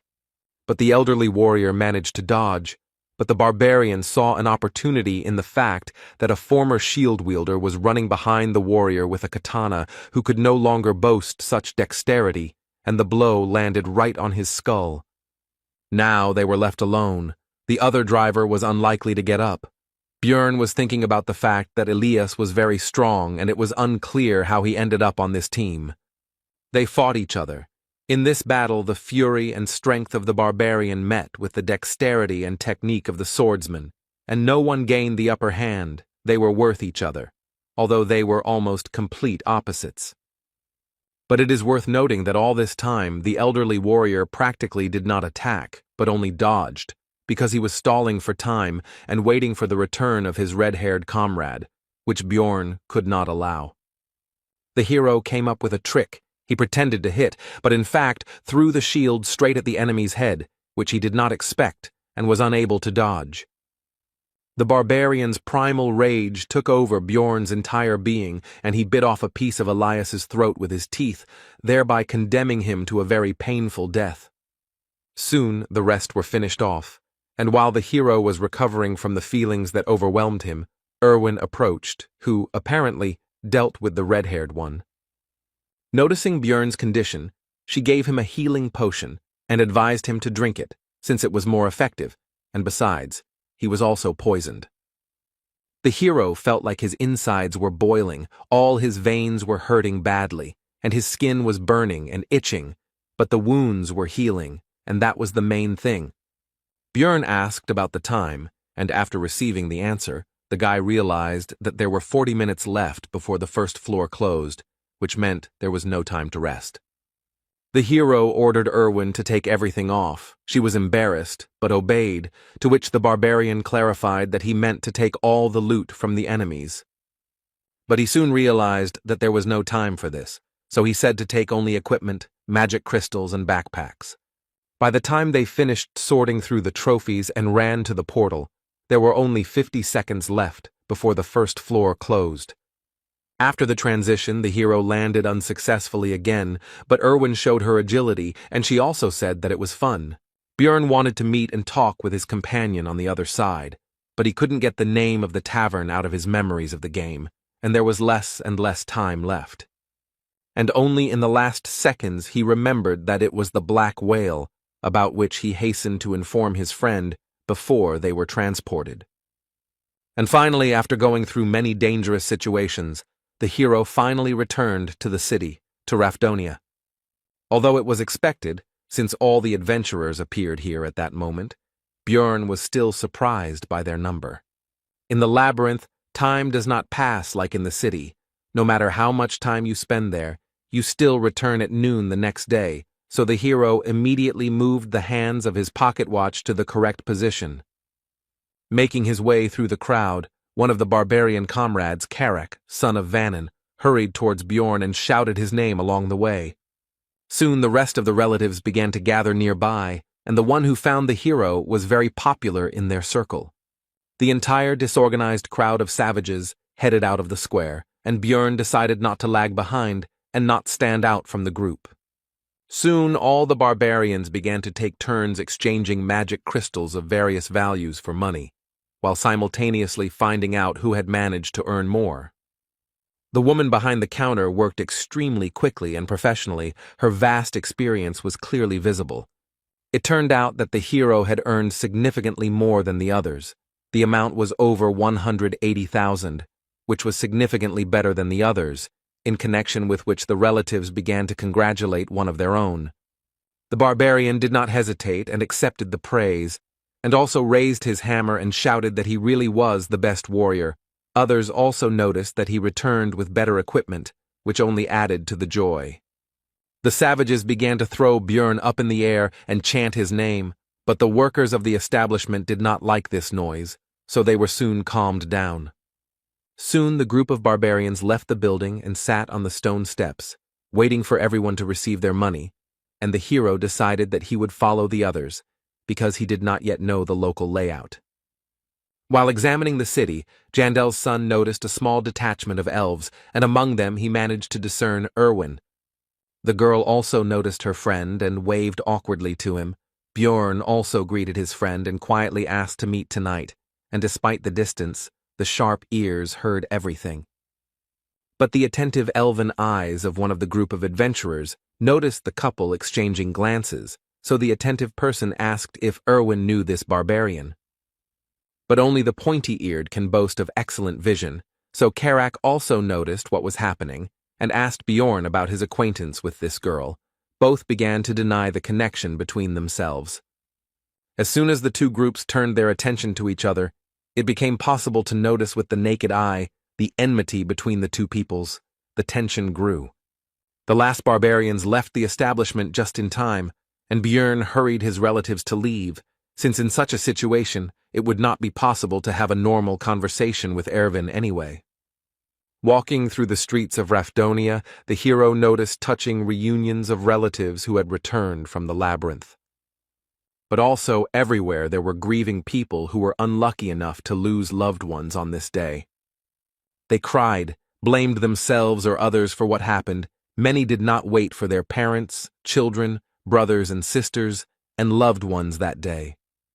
The hero had already seen all of this in the game Dungeon and Stone many times, but looking at all of this in reality, and not in a 2D picture, caused completely different emotions. But be that as it may, life went on. So soon the barbarians reached the tavern, where they began to celebrate their successful return with the spoils. Björn didn't like all this because he followed them because he thought he might accidentally miss some necessary step, and not for this reason. Therefore, he decided to leave without even trying the drink, and some of his relatives decided to see off the most successful warrior. Walking through the streets of the city, Björn's tension gradually eased because there were no monsters or hostile adventurers here, so there was no need to fear attacks, and he could finally relax a little. The hero became interested in the clothes shop. He wanted to buy himself a clean shirt, but his things needed to be cleaned of blood and other dirt. Lost in his thoughts, Björn didn't even notice how he had reached a quite decent hotel. His head was occupied with thoughts about the serious differences between the two worlds. Having paid for the room, the guy went to the shower to finally wash properly after so many days in the labyrinth, and also thought that living in this city might not be so bad. But lying in bed, the hero admitted that he was deceiving himself, and had done the same thing before, because in fact he wanted to go home, even though no one was waiting for him there, and with these heavy thoughts, he fell asleep. Björn woke up already at night and decided that now was the time to go meet Erwin, so he started getting ready. Having asked a local resident about the Black Whale Tavern, the hero received the answer that this place had had a different name for 10 years already. Finally, Björn became convinced that the game world was lagging behind this in time, and having learned about the current name of the tavern, he went there. Nowadays it was called Python's Paths, and the hero noticed that he could read the local language because he understood what was written on the sign, which meant that he should visit the library soon, but now he needed to go inside. The tavern had a good atmosphere, there were many customers, and finding Erwin here would certainly not be an easy task. But the hero was lucky. The girl was the first to notice and call the guy, but there was another elf sitting next to her. He had seen her during the day. She was clearly in a negative mood, and when asked who she was, the answer was that the pointy-eared one was Erwin's older sister. When the guy asked if she had a name, He answered Tessia, which was part of his girlfriend's full name, from which it was concluded that she simply did not want to introduce herself normally. The hero asked why she was here, to which the girl flared up and said that it was because the barbarian invited such a young elf to such a tavern. And she continued that the meeting was scheduled for last night, but the guy never showed up. He's just an insensitive barbarian.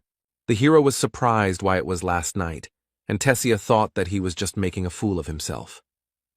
Björn decided to make sure, so he asked Erwin how many hours had passed since leaving the labyrinth and received the answer 30 hours. The hero thought that only 4 had passed, but it turns out that he had slept for more than a day, which made him feel guilty. Jandel's son decided to apologize and explained the situation he found himself in. He didn't think it would turn out like this. Erwin's elder sister was shocked. She couldn't even keep her face. It seemed like she had never seen barbarians apologize. After this, Tessia asked about the reason for the meeting, but the hero did not want to talk in front of her, so he said that she could find out everything from her sister after the meeting. Further dialogue did not take place. Sparks seemed to fly between the two of them, and Erwin was torn, trying to calm her friend and relative. During the argument, Tessia suddenly slammed down a heavy bag and said that these 350,000 magic stones were payment for the essence. Björn began to explain that he would like to continue hunting in the labyrinth with Erwin, and she could earn the necessary amount with him, and they would divide the spoils in half. At first the girl was happy about this, but a moment later she became gloomy and refused, and the hero could not understand the reason because they made a good team. Tessia explained that now Erwin would be on the same team with her, and before that he was alone, due to the tradition that the first entrance to the labyrinth should be solo. The hero realized that now his girlfriend had people who would take care of her and decided to take the money, but noticed that based on the agreement he had made with his girlfriend about dividing the spoils 1 to 9, there was still 280,000 missing. To this Tessia responded with a bag she had prepared in advance, and Björn realized that she was simply trying to trick him, but he kept it all to himself and asked her to leave, because he still wanted to talk about something with his friend. But she didn't want to leave her little sister here and was about to start objecting when Erwin herself intervened. She really appreciates her sister's concern and is glad that she came here with her, but she needs to thank Björn and say goodbye to him. Tessia agreed, but only on the condition that the barbarian swear that he would not sleep with Erwin, which embarrassed her sister. Björn calmly swore an oath on his military honor, because he didn't give a damn about it anyway, just like he didn't give a damn about the oath itself in principle. Tessia was satisfied with this and was already heading for the exit, but halfway there she turned around and thanked the hero for saving Erwin's life. Left alone, the friend said that she had never contradicted her sister before and asked if she would be angry about this. The hero calmed Erwin down because Tessia didn't look angry when she left and even thanked him with a smile. The girl tried to apologize for having already decided to be on a team with her sister, but Björn stopped her, and also thought that he himself would not have refused if a high-level elf had invited him. After that, Erwin handed the hero a bag with the red-haired man's and the crossbowman's magic crystals, and she had already taken her share.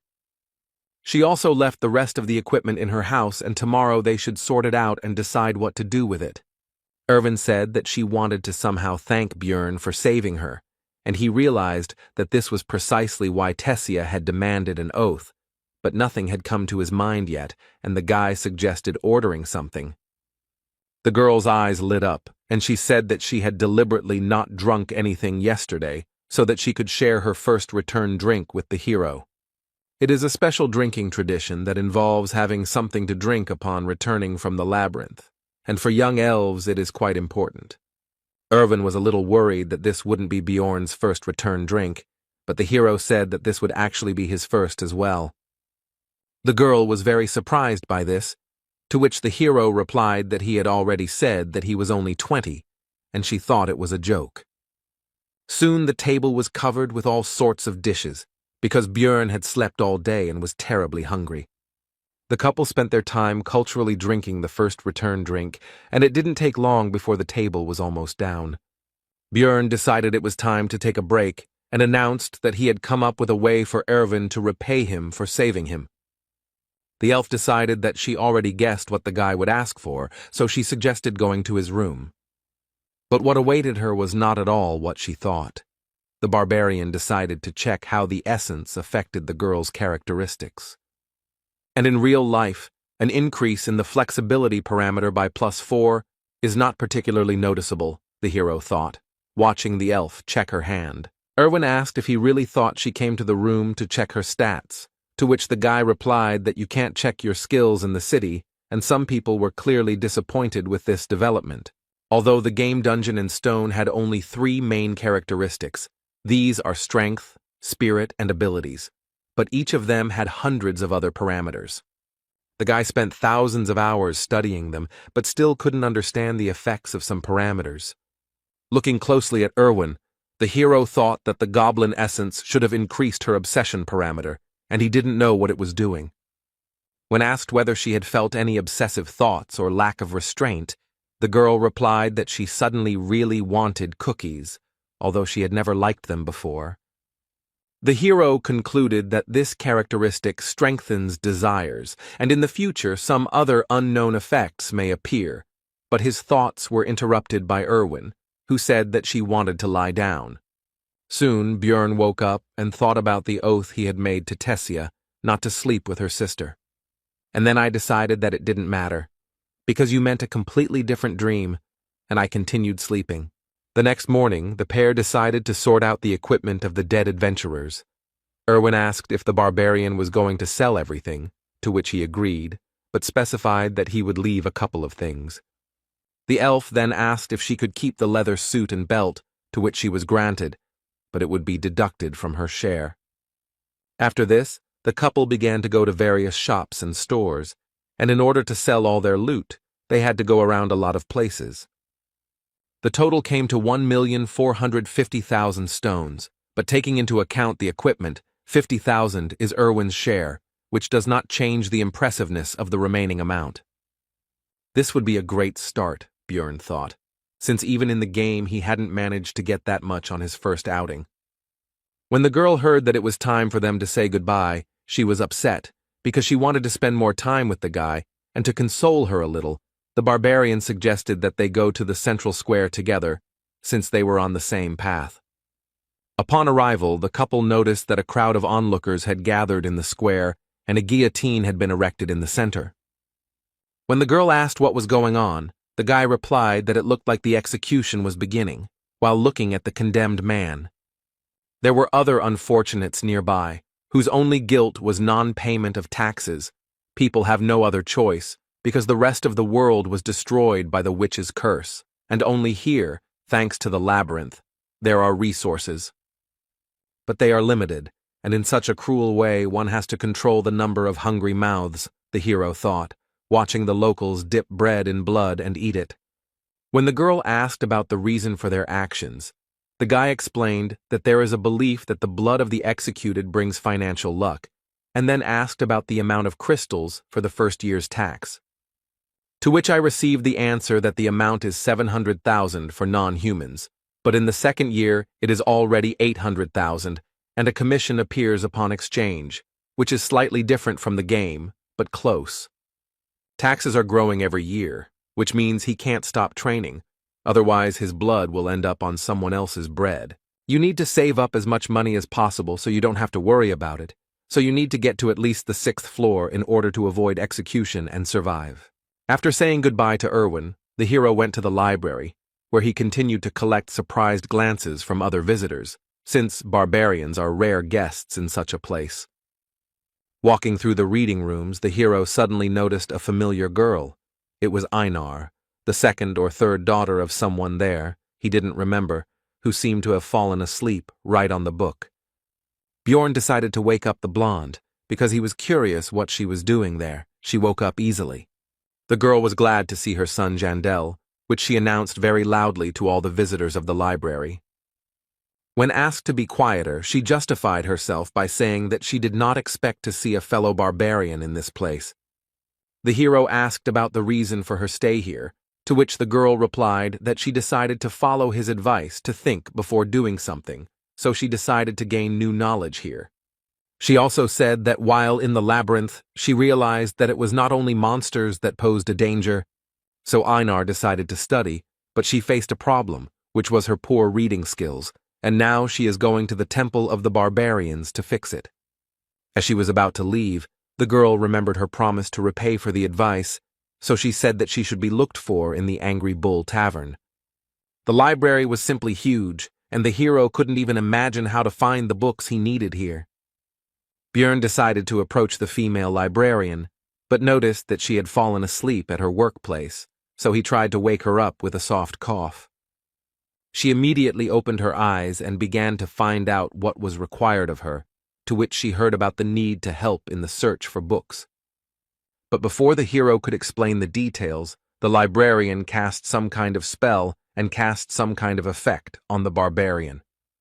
And yawning, she explained that he would find the book he needed if he simply wandered around. Taking them with him was forbidden. He had to read them in the library. Before Björn could find out exactly how it worked, the girl closed her eyes and fell asleep again. He quickly understood how magic works.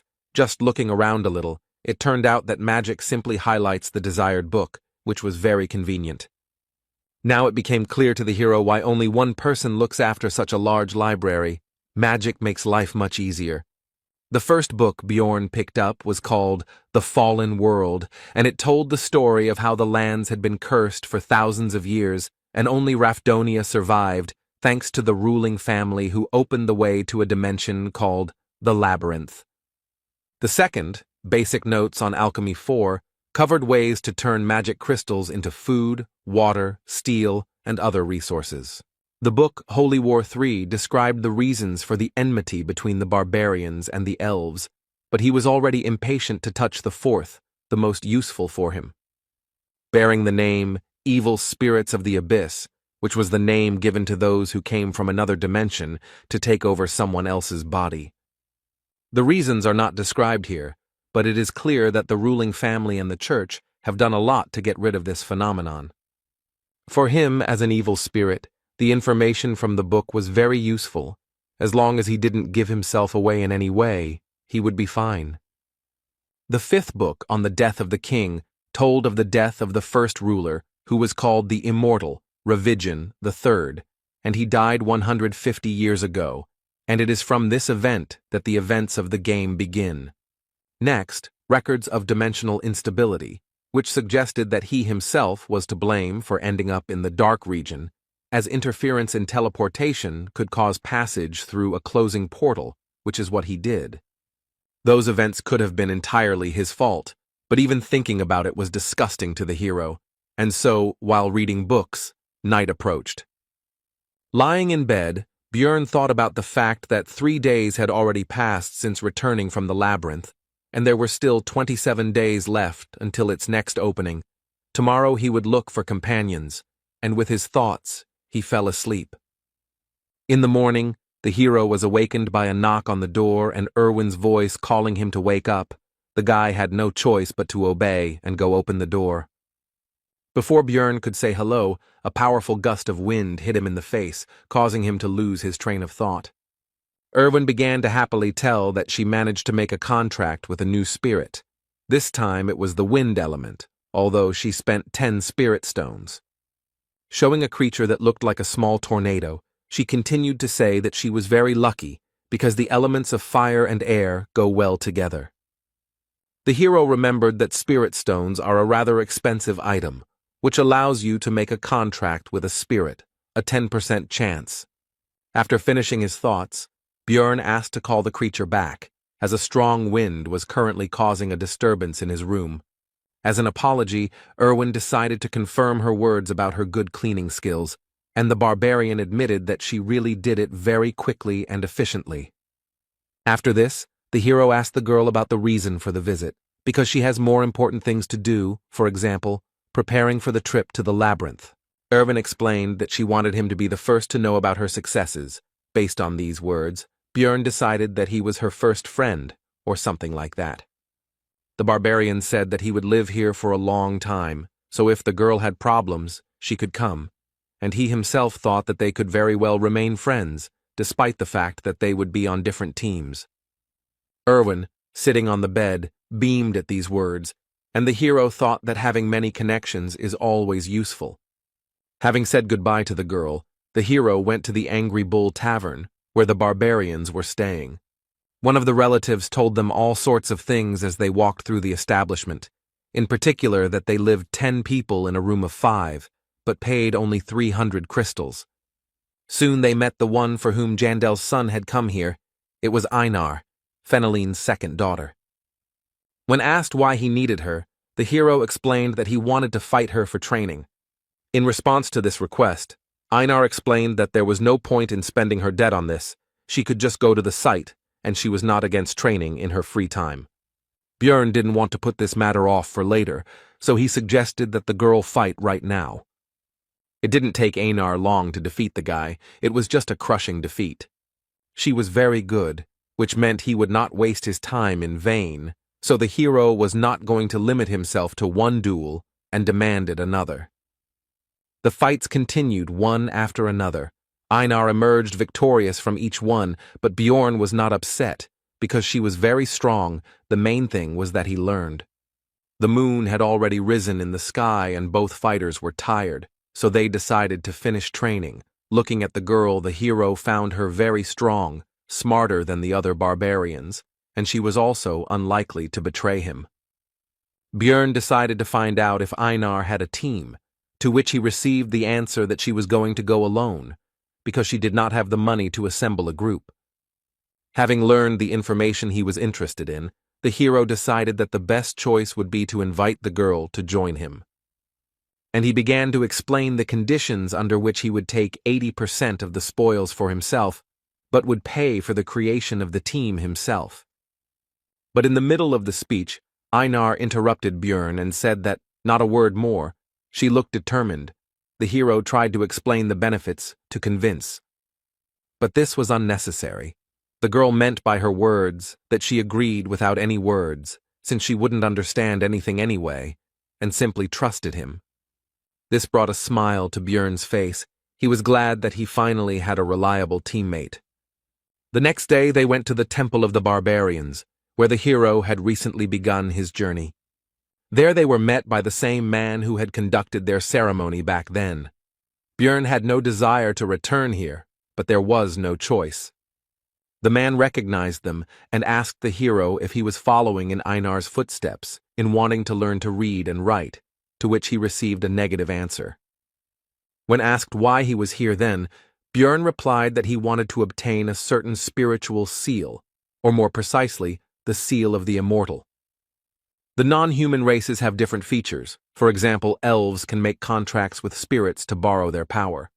Dwarves can also gain the blessing of armor, which increases the effectiveness of their equipment. Beastmen have the ability to form contracts with ancient beasts, called spirit beasts, and the barbarian race has the ability to apply a spiritual seal in the form of a tattoo on the skin of the back. The man began to question the source of information from which Björn learned about this method of amplification. But the hero had thought this point through. He had checked in advance whether this information was available in the library, so he replied that he had read it in a book. The man laughed at this and patted the boy on the back, and also said that he was proud of him and Einar. The chief noted that he had no reason to refuse, but the cost of this service was 800,000 stones. To the rhetorical question of whether the newcomer could handle such a sum, the hero answered in the affirmative, which surprised both his companion and the man opposite him. The chief became serious and asked where the young warrior got so much money. It was very suspicious. But the hero thought this through too and began to talk about how he was lucky to meet a wounded elf in the labyrinth. He used her as a slave and took away the magic crystals he obtained, and also gave her essence. And upon returning from the labyrinth, the guy forced her sister to pay for the provided item. With his story, the hero greatly pleased both the leader and the barbarians who gathered around to listen to his story. As a gift for his good mood, the man gave Björn 2 coins worth 100,000 stones each. The hero shouted that he would continue to bully these useless elves in order to become a cool warrior, and the more he looked at his new relatives, the more he became imbued with their spirit. Spiritual seal is a kind of strengthening technique, the purpose of which is to fill the body with special ingredients that will give special strength. Barbarians tattoo newly born children when their souls are still pure, so that the paths of the soul are visible even after they grow up. So every one of his kind has tattoos. The shaman gave the young warrior a chance to think better, because he would not be able to choose another spiritual seal, but would remain with this one until the end. The seal of the immortal is the main requirement for a tank barbarian. Other seals are also very useful, but the hero has already made his decision. Getting the tattoo was excruciatingly painful, and Björn was already shuddering at the thought of having to go through that again in the future to level it up. Its effect was a significant increase in natural regeneration and physical characteristics. At parting, the guy thanked the shaman, which surprised the latter because for the first time he saw a warrior who thanks people like him. At this news, Björn hurried away as quickly as possible, hoping that his unusual behavior would not reveal his nature. The next morning, the hero went to the shopping district to buy the necessary equipment, thinking along the way that thanks to training with Einar, it became clear that the sword would not suit him. Björn plans to focus on learning shield techniques, so the weapon should be easy to handle. The hero's choice fell on a medium-sized mace, the cost of which is 220,000 magic stones. The barbarian also took half armor for 360,000 and a custom helmet, since he couldn't fit into the usual ones, for 170,000. After that, time flew by. Although the days were full of worries, they very quickly became routine. At 7 in the morning, he woke up and had breakfast with Erwin. After that, Björn stayed in the library until 4 in the evening, which greatly surprised other visitors, and the librarian slept constantly. After this, the guy goes to different taverns to listen to the conversations of other adventurers. He does this in order to obtain information that cannot be found in books. After this, around 5, Björn goes to the barbarians to fight with various relatives, with whom he began to fight a week later. After regular training, the hero even began to defeat Einar sometimes, and his efforts began to bear fruit. He succeeds in this because the girl, although strong and skilled, has direct and predictable movements. He told her this, but it has long become her habit, which she is unlikely to easily correct. At 9, Björn returns home, washes up and meets Erwin again to have dinner with her. They finish around 11, after which the elf leaves, but this time she reminded them that the labyrinth opens again tomorrow. The month has passed extremely quickly. The next day, Björn and Einar went to the Explorers Guild to establish a magical connection. Its price for rank 9 seekers is 15,000, and it works for 24 hours, but it is necessary so that after teleportation, you end up next to each other, and not in random places.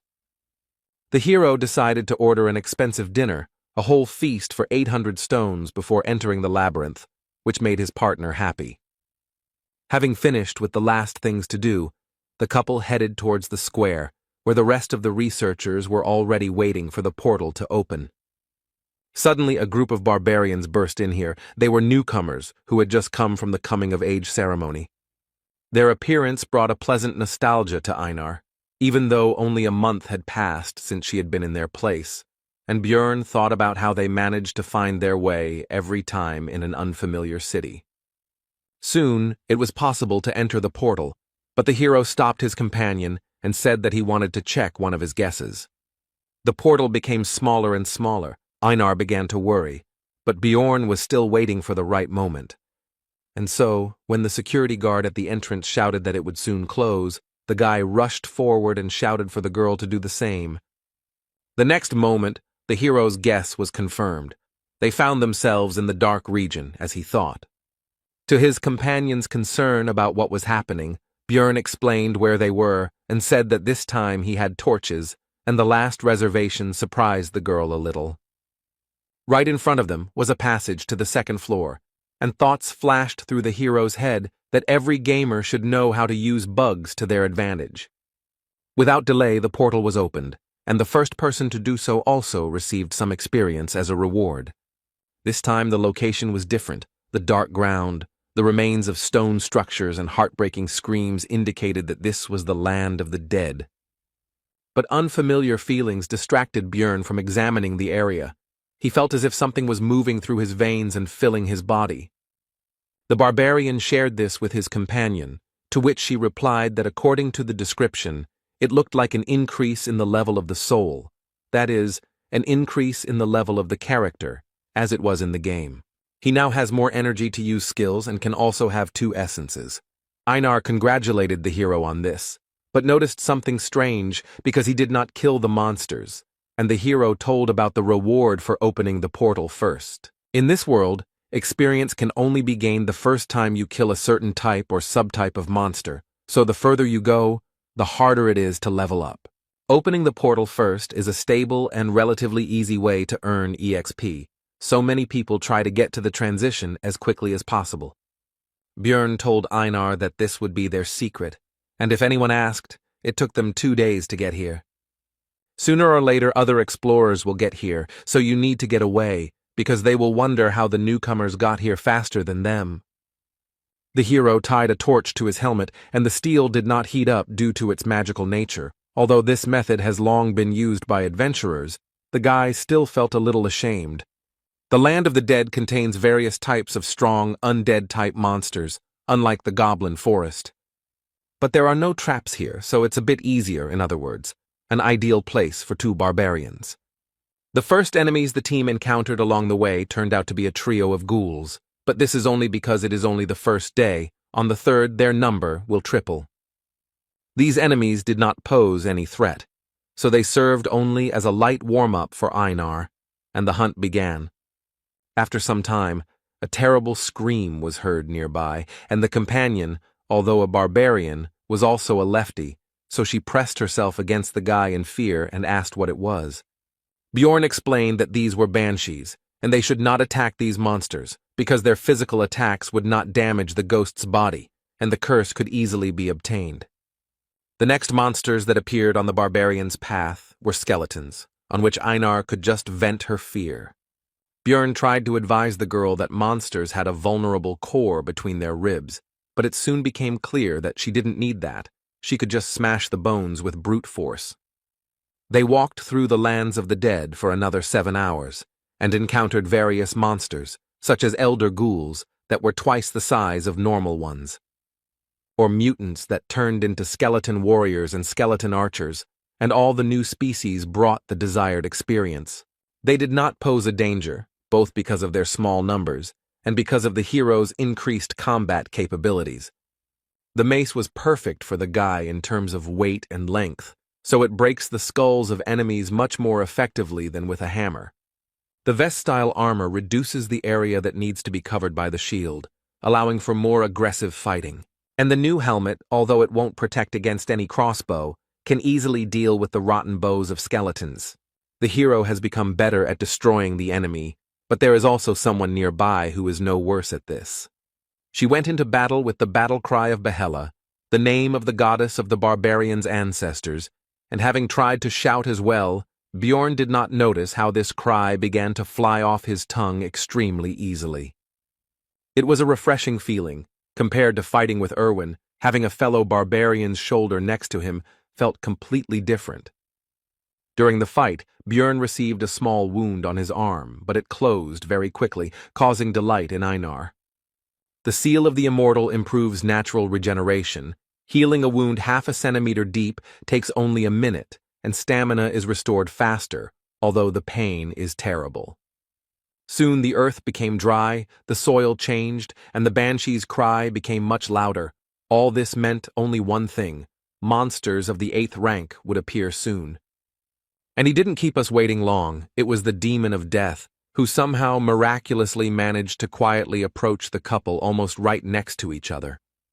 The monster looked more terrible than Bjorn had imagined, but fear did not stop the barbarians, and they rushed into battle. Einar attacked first, and while the monster blocked the blow, the hero slipped past and found himself behind the enemy. But the maneuver was useless, because the creature's body was so hard that the blow felt as if it were a stone and not the flesh of a living creature. Despite the lack of visible damage, the demon still tried to kill the impudent barbarian, but the latter was fast enough to dodge. But we shouldn't forget about Einar, who decided to take advantage of the monster's distraction and struck the creature with her huge sword. But the weapon was unable to enter the monster's body, and the young warrior was thrown further away by the attack. The death demon in the game had high defense, but the guy didn't think that in reality it would be such a difficult opponent, and even small scratches on it healed extremely quickly due to the body preservation skill. But soon, the situation worsened even more because the monster used its active skill for summoning ghouls, which was called the Call of Death. Björn ordered Einar to deal with the dead first, while he would distract the monster. Weaker attacks could be easily taken on the shield, especially with the physical stats boost from the Seal of the Immortal. More powerful attacks had to be dodged, using all possible agility from one's body. Bjorn was quite successful in distracting the death demon, although he was unable to land any blows, but that was not necessary. Soon Einar was able to deal with all the ghouls and immediately went to help her partner. She slipped behind the monster's back and prepared to deliver a devastating attack with her monstrous weapon.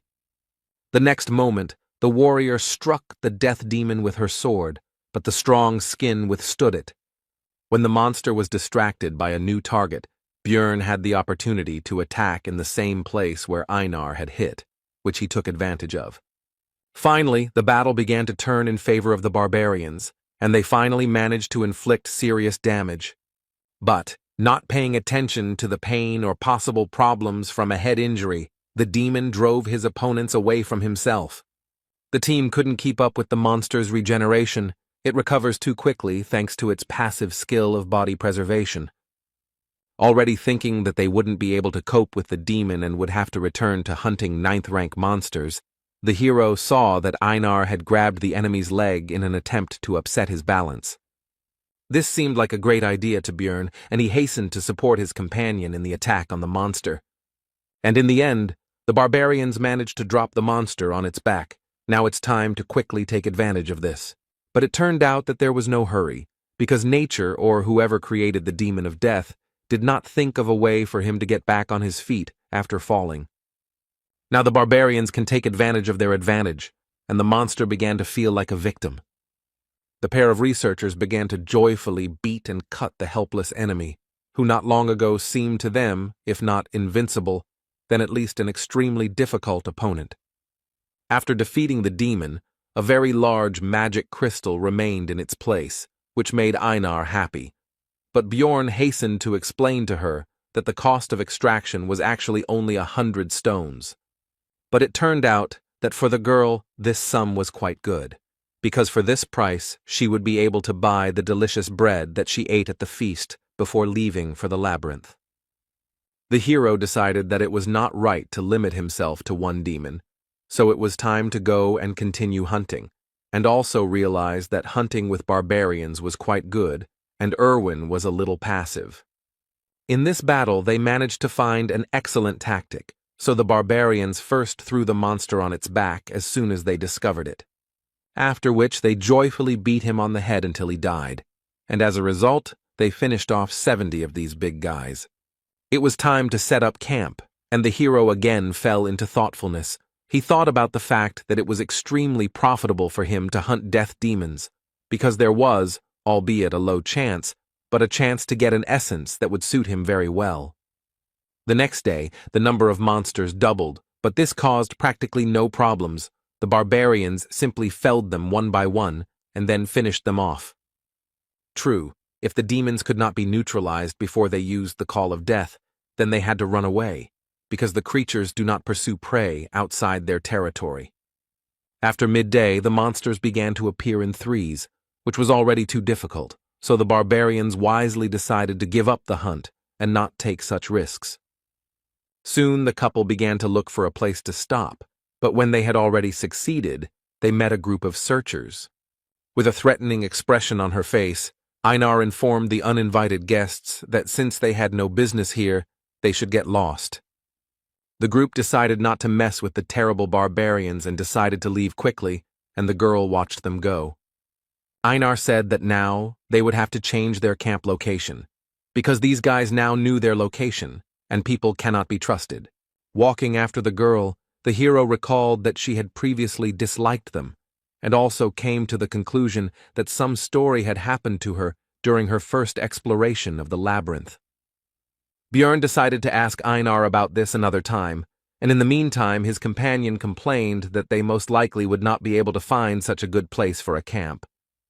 But their conversation was suddenly interrupted by desperate cries for help, and such sounds are not made by those who are attacked by monsters, which means that the seekers are cutting each other. The couple was about to get away, but it turned out that someone had heard their conversation and fired an illuminating spell into the sky. Now it was possible to examine the situation, and it was not rosy. There were 4 bodies lying on the ground. There were no monsters nearby, but there were traces of a camp and poisoning. And in the middle of this picture stood a woman clutching a bloody dagger in her hand. Most likely, she was a marauder. Marauders are people who hunt other explorers instead of collecting magic crystals from monsters. They collect equipment from others. Naturally, in Rafdonia this is punishable by death, although if you think about it, no one convicted him of killing his colleagues, which means no one will know anything if there is no one to tell. Looking at the girl, the hero realized that she was very strong and professional, and also had a noticeable appearance, but nothing was known about her, which meant that she did not leave witnesses of her work. Looking over the dead people, Björn noted that they had very high-quality equipment. The mage seemed to have reached the 5th floor. 3 apparently died from poison, and the 4th seemed to have resistance. Without any concern at all, the woman began to search the bodies. She was not at all afraid of the 2 new barbarians. Judging by how that huge sword fits, she must have an expensive spatial traveler's bag. Most likely the marauder was much stronger than them, which means the only chance to survive was to escape. Along the way, Björn left marks on the trees, just in case if they followed them, they would soon reach the portal to the 1st floor. On the way, the barbarians met a group of other labyrinth explorers, among whom there were no representatives of non-human races. People were hard to trust. Einar was especially sure of that, but they had no choice, so they reported that a marauder was chasing them. At first, the researchers didn't believe it, but Björn used the warrior's oath again. Then they said that they would take the things for themselves, and would also now use the camouflage skill. Everyone within a radius of 3 meters merges with the surroundings. This is very useful. But there is a drawback, which is the inability to move, otherwise the haze will dissipate. The barbarians came closer, but instead of using camouflage, a suppression skill was used, which paralyzed the couple. These people also turned out to be marauders, and this skill was obtained from a high-level stone golem monster. The victims would be paralyzed until they took any damage, the hero thought, as the researchers quickly searched their backpack and other belongings. They were also already anticipating the huge amount of stones they would receive from selling the valuable barbarian hearts. The man with the dagger was going to kill them both with one blow, as he always did before, so as not to free the victims from paralysis. The next second, the blade rushed straight at the hero's neck, but he already had an idea about how to get a chance to survive. As soon as the dagger penetrated Björn's flesh, he took enough damage and began to tilt his head back before it could penetrate deep enough. Now the paralysis had lifted from the barbarian, allowing him to grab his mace and kill the man who had just recently been about to take his own life. The searchers were shocked and even slightly horrified. They had never encountered such an extraordinary situation before. Taking advantage of the confusion of his opponents, Björn pulled the dagger from his neck and threw it straight at Einar in order to bring her out of her paralysis as well. But this also accelerated the blood loss even more, and the barbarian began to weaken quickly, so he had to leave everything to his partner. The warrior took full advantage of the opportunity and immediately released her anger on the people, instantly cutting one of them in half. Soon the rest of the enemies lost their lives, except for one, who, seeing the quick reprisal against his comrades, decided to escape. Einar was about to chase after him, but she heard Björn's request for help, so she hurried to use the healing potion. The hero was able to survive thanks to the seal of the immortal, but now there will be a scar on his neck that is unlikely to heal. His partner was only happy because he would be the only barbarian with such a mark, which could be considered an excellent reason for pride. Soon the barbarians caught the escaped enemy. Einar held him tightly, and they were already about to interrogate him. But suddenly, from behind their backs, a small dart flew at the man, which killed the man almost instantly. All this time the female marauder followed and watched them. They were never able to break away, which is an extremely bad sign. If they couldn't escape, then the only way out was to fight, so the barbarians rushed towards their new enemy. Even though they are newcomers, and this woman looks very experienced, they have the advantage in numbers and should have a chance to win. The next moment, the marauder dodged the young warrior's blow without any noticeable difficulty. And then she took on the dagger and attack of Bjorn, who, although he expected something like this, hoped for the best. Since she can compete with him in strength, it means she has probably absorbed more than one essence, and this once again confirms how high a level it is. Since the barbarian cannot overcome her in a normal confrontation with force, he will use his superior mass and start pushing. But the marauder did not expect that the enemy would pierce his armor with a simple, albeit poisonous dagger, which indicates that the woman knows how to use aura, which means there was no chance from the very beginning. Einar tried to correct the situation. She tried to stab him in the back with her huge sword. But the enemy flew past at lightning speed, inflicting serious wounds on the warrior, much worse than those received by Bjorn. Throwing a dagger into the air, the marauder addressed the hero with the words that the basilisk's paralyzing poison had already spread throughout the body, which meant it was time to surrender. The hero feverishly thought about the fact that the enemy was superior to them in strength, speed, and in everything, so would they really die here? The woman interrupted these thoughts by putting a dagger to the guy's neck and saying that if they swear not to say anything, then she will spare their lives.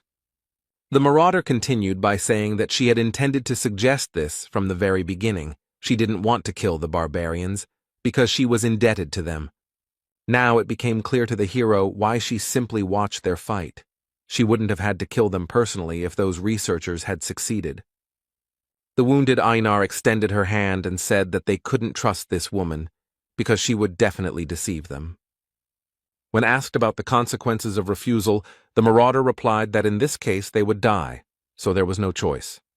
The hero once again took advantage of the oath of military honor, and now it was Einar's turn to have her say. But the girl did not want to do this. It seemed that her dislike for people was extremely strong, as was the pride of wine, and even in such a situation, she could not agree with this. Since Einar has spoken her word, it means the woman has no other choice, and today the warrior will leave this world. But Bjorn categorically disagreed with this, so he began to persuade the girl to take the oath anyway. He desperately reminded her that Einar had said earlier that she would follow all his orders, she just needed to trust him. The warrior did not want to swear by her military honor, but still gave in to her partner's persuasion.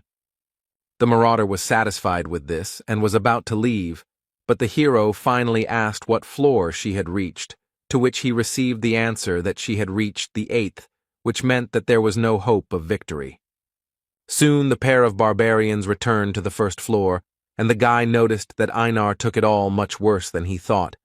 It seemed that for his kind to beg for mercy, with the honor of warriors, was extremely shameful. Bjorn tried to console the warrior with the words that they survived, and that was the main thing. And in the future they would still have a chance to defeat that woman in the future. Einar responded to this by saying that she would endure the shame and the desire to kill herself in order to become as strong a warrior as the hero.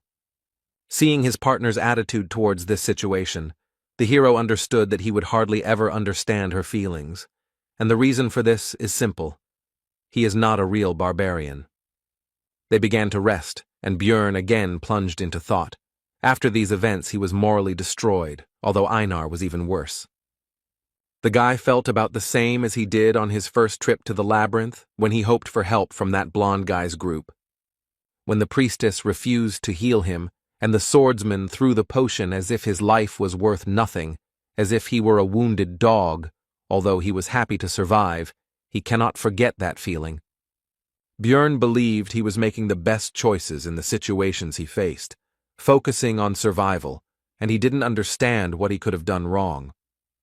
As soon as the hero got into this world, a man was beheaded before his eyes, and then unpleasant things continued to happen, and the barbarian decided that something needed to be changed. He had a new plan. Björn woke up Einar and asked her if she would agree to try to become stronger if it involved great risk. The warrior agreed, because if they didn't achieve this, they would most likely die anyway. This life will always be filled with chaos, no matter which path you choose, so it is better to attack first, Björn thought, and told his companion that they would go into the rift. The team headed to an area that was also shrouded in darkness, but there were 4 types of monsters there. In addition to the goblins and ghouls they had already encountered, there were gnomes and razor-maned wolves. Soon, an ancient monument appeared before them, and when Einar asked what it was, Björn told them about the memorial to the man who first found the labyrinth, dedicated to Deflon Grandel Gabrielius. The hero said that he was going to open the rift and asked to keep it a secret. His partner agreed, but asked to tell what it was. Roughly speaking, it is a labyrinth within a labyrinth.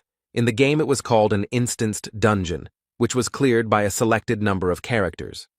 To open the rift on the first floor, you need to place the magic crystals of 4 types of monsters on the memorial, and with the stone of the death demon, 1 specific instance for 5 people will be opened.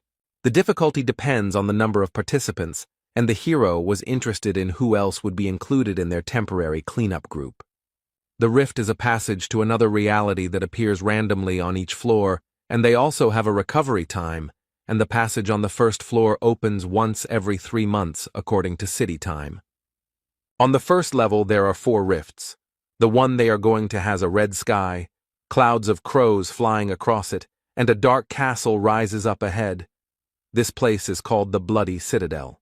Björn knew where they would end up because he used the death demon's magic crystal, but in real life it all looks much scarier. The most important thing now is who will appear here next, because the rest of the group members will be chosen randomly. Meanwhile, Erwin and his sister were on the first floor, and the elder was teaching the younger that she needed to be able to defend herself without a bow and spirit, but with just a dagger. To this, the girl replied that Björn told her that you need to concentrate on what you are good at and leave the rest to the team. Everyone should do their part. Tessia explained to her sister that he was also right in his own way, but you can't always trust your companions because this world is not particularly welcoming. Walking through the labyrinth, the elder elf told them that before heading to the second floor, they should look for a rift, because although it was difficult to find them, 8 months had already passed since the last one, so they had a chance. Erwin said that it was interesting. Björn didn't tell her about it, to which Tessia thought that it was natural. After all, he was just a barbarian, and a newbie at that. He probably got to the top in the most ineffective way. Their conversation was interrupted by some suspicious sound, and when they followed it, they realized that this was exactly what they were looking for, a rift. This was their chance to become stronger and make some good money, so the elves immediately rushed into the rift before anyone else got there. The girls had almost reached it when the entrance to the rift closed right in front of their noses. It looked like some researchers in other places had managed to get into other entrances earlier. Meanwhile, in the Bloody Citadel, the barbarians waited for the first comrade to appear. It turned out to be a dwarf. And after him, a sorceress and a guy with a backpack stepped into the passage. The hero was surprised and glad about the presence of a magician. Einar noticed this and asked about it, and learned that magicians are valuable for the city, and only the strong can go to the labyrinth. In other words, she was strong enough to be here. The blonde heard this, so she praised the barbarian's intelligence. After which, she introduced herself. Her name was Aloa Raven, and she was a 6th-rank mage. The hero noted that she looked a little arrogant, but in the game all the mages were crazy, so the girl looked almost like a saint. The sorceress meanwhile introduced her companion. He turned out to be a professional porter whom she hired. His name is Tarjan. The explorers continued their acquaintance. The next one was a dwarf. His name is Hikuro Murad. He has been exploring the labyrinth for 3 years. After the introduction of the barbarians, the hero asked about the fact that they were not like those who would work on the first floor, since they ended up here.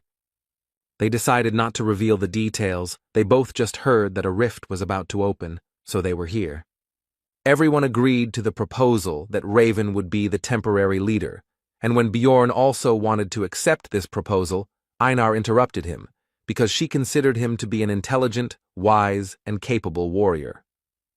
All this praise went on, causing the hero to feel ashamed and awkward. After hearing all this, Hikuro Murad laughed and said that it was difficult to find a wife who would respect you so much, and he was even jealous, which embarrassed the warrior.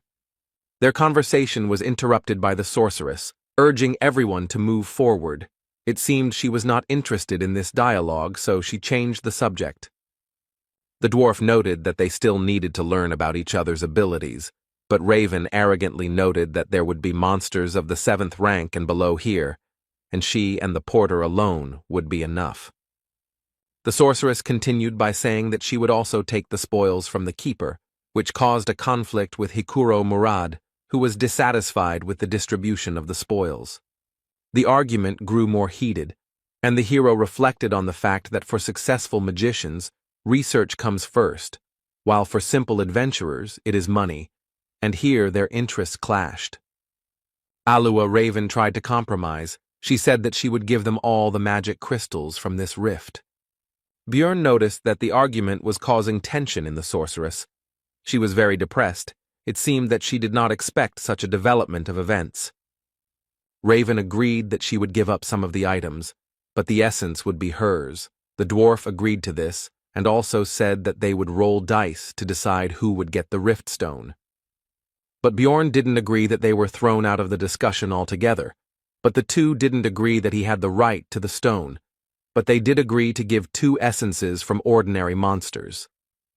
This was the maximum that could be bargained for. There would be no suitable essences for their level here anyway, and Murad and Alua had already resolved their differences and calmed down.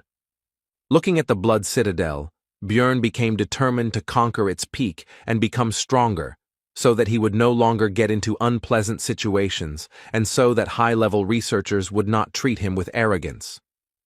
This rift is divided into 4 parts: a drawbridge, a battle zone behind the walls, an underground prison, and a place of worship for demons in the Lord's room. These thoughts flashed through the hero's mind as the squad approached the entrance to the fortress.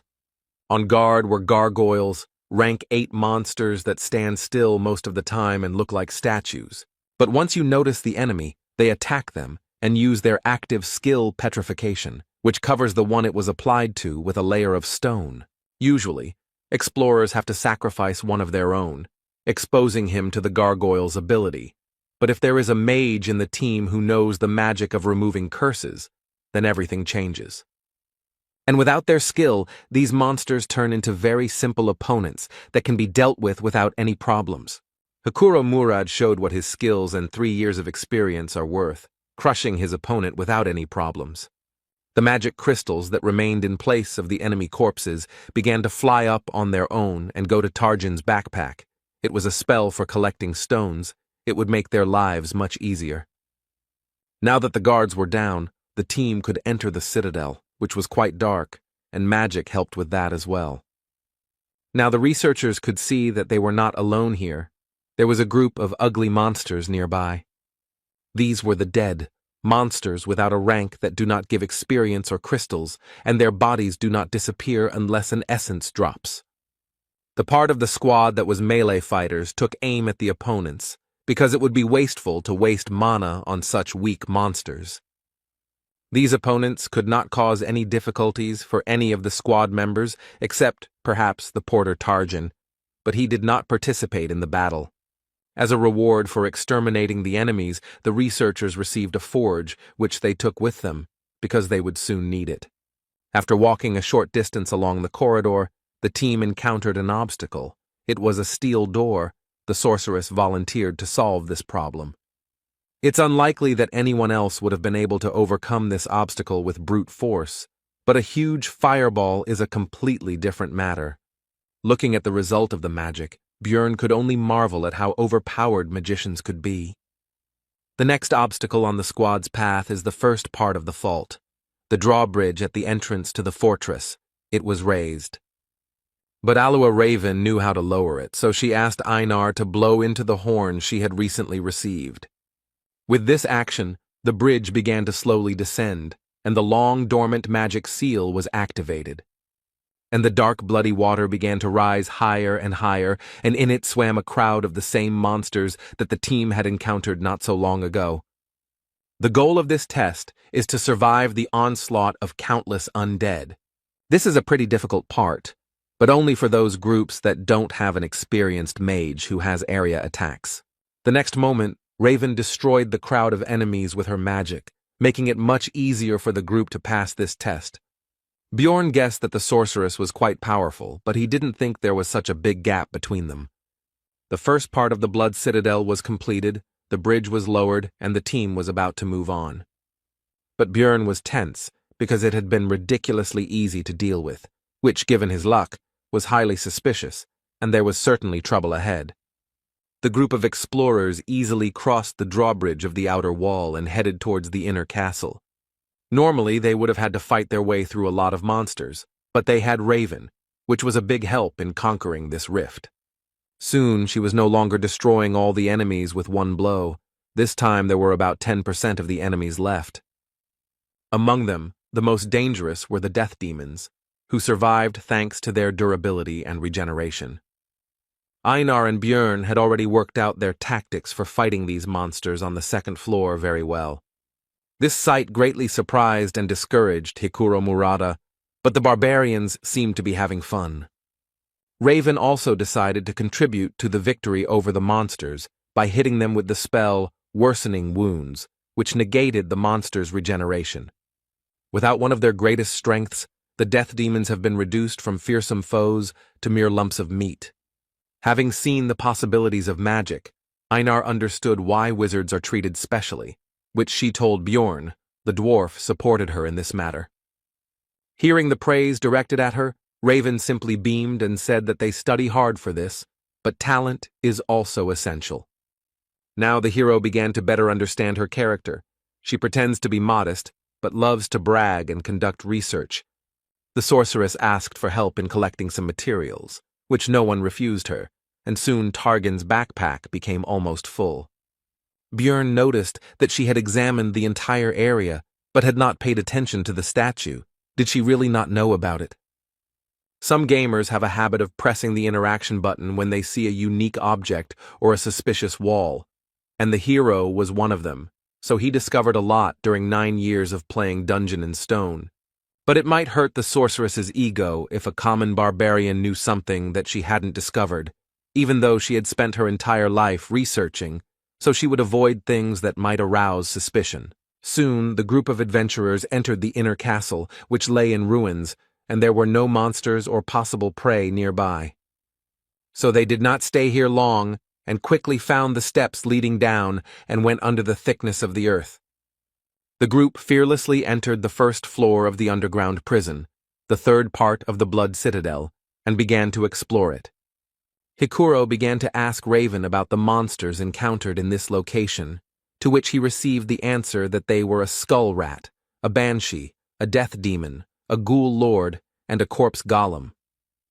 To this, the dwarf noted that he had fought with all of these species except the last one, since it was found only here in the Bloody Citadel, after which the sorceress began to talk about its features.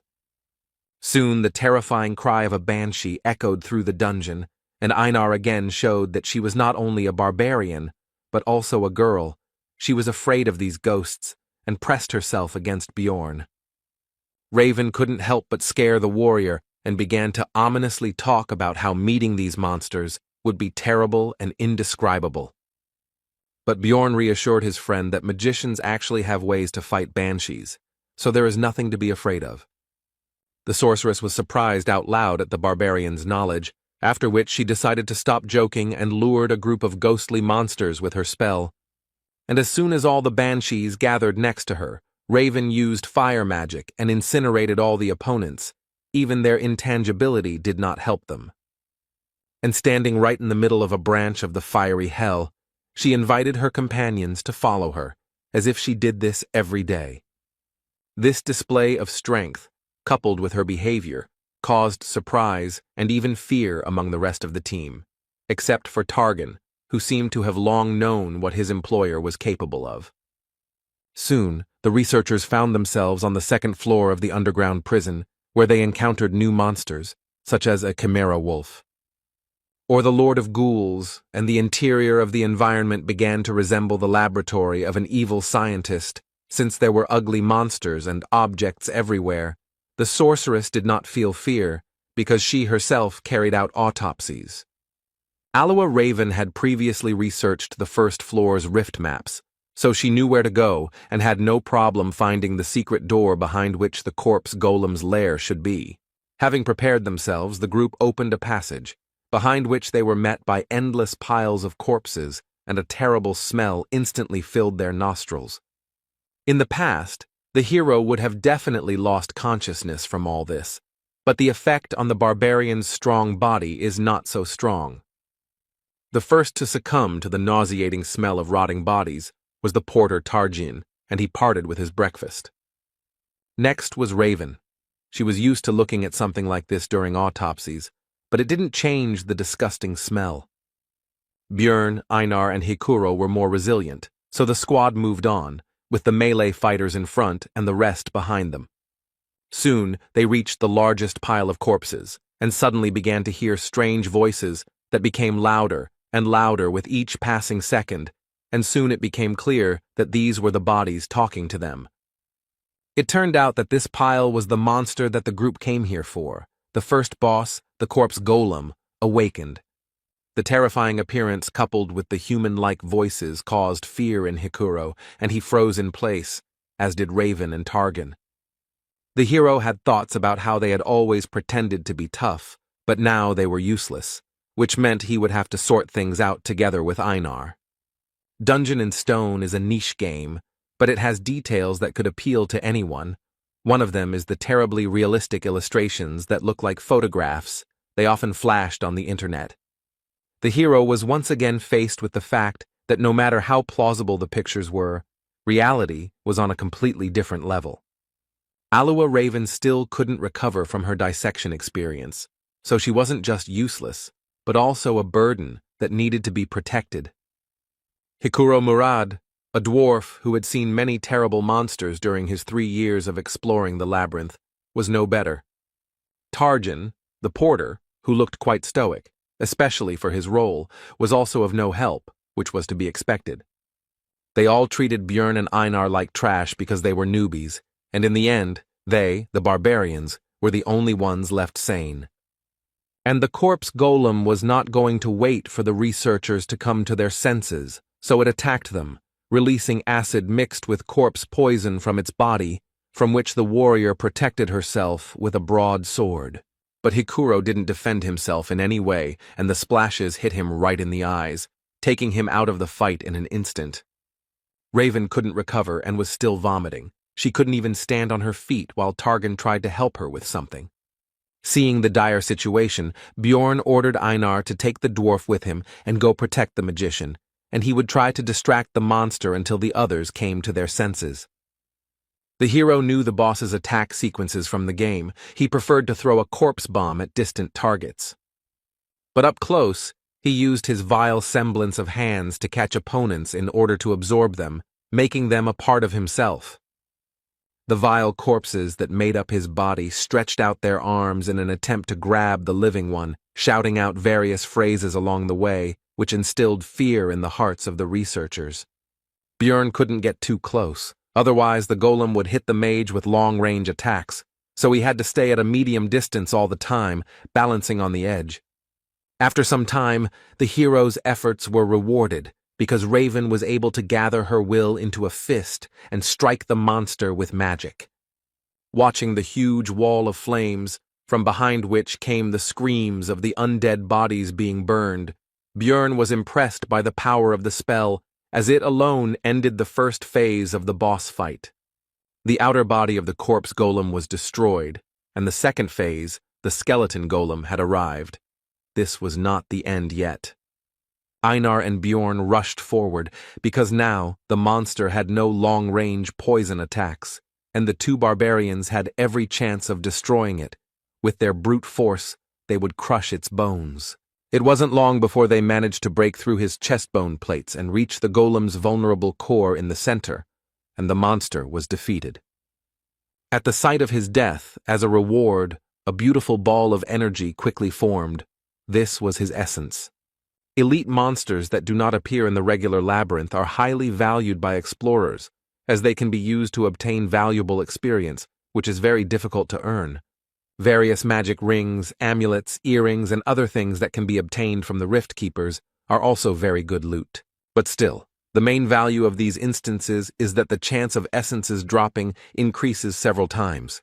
After finishing his thoughts, Björn informed Einar that it should go to them, since they had contributed the most to defeating the boss. He himself wanted to get 2 essences, from the Death Demon, which gives powerful regeneration, and from the Wolf Chimera, which gives strength. Corpse Golem Essence is also good for a tank. It slightly dulls perception, but increases bone density by 55, as well as weight, which helps to knock down the enemy, and reduces damage from enemy weapons by 21. The pain resistance is also useful, and the extra strength and poison resistance are a nice bonus. But the main problem is the essence skills. The active skill Flesh Explosion deals a lot of damage, but the price is your health points. The passive skill, Acidic Bodily Fluid, turns blood into acid, and with each injury will damage equipment, reducing its durability. The essence is good, but you'll have to spend a lot on potions and equipment, Bjorn concluded his thoughts, and told his partner that the loot wouldn't dissolve for another 30 minutes, and for now, they needed to help the dwarf with healing. Soon Hikuro was as healthy as before. He felt shame and regret for his behavior, and only thanks to Einar he saved his life. But it seemed to him that he had already seen all sorts of monsters, but the hero was irritated, because due to mental problems they almost died from a monster, with which otherwise they would have dealt without problems. Alua Raven had more or less recovered, so it was time to discuss payment. He said that it was thanks to him that their group survived this fight. So as a token of gratitude, he demanded that they take the Rift Stone for themselves, since if it weren't for it, everyone would have died, after which a tense silence ensued. The silence was broken by Hikuro Murad. He supported Bjorn, because he was in great debt to his partner Einar, and also, in principle, to him himself. Raven was against it, but decided that if they came across a Rift Stone, the barbarian would have a chance to get it, and he decided that he shouldn't count on more. After this, Bjorn decided to report that the corpse golem had dropped essence, which surprised his teammates.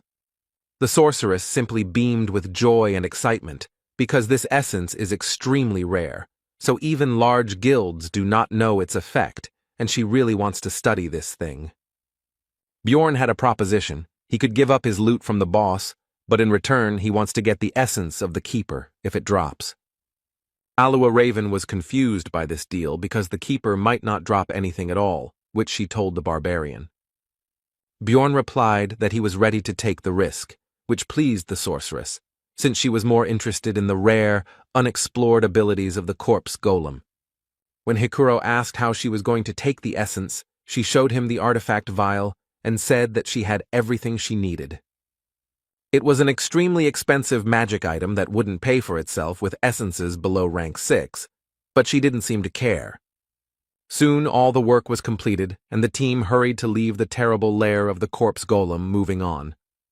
On the way, the researchers came across statues that resembled gargoyles, but turned out to be, in fact, the most ordinary sculptures.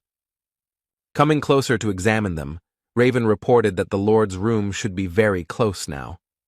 After touching a certain point on the statue's face, a book fell from somewhere on the ceiling and was deftly caught by the sorceress.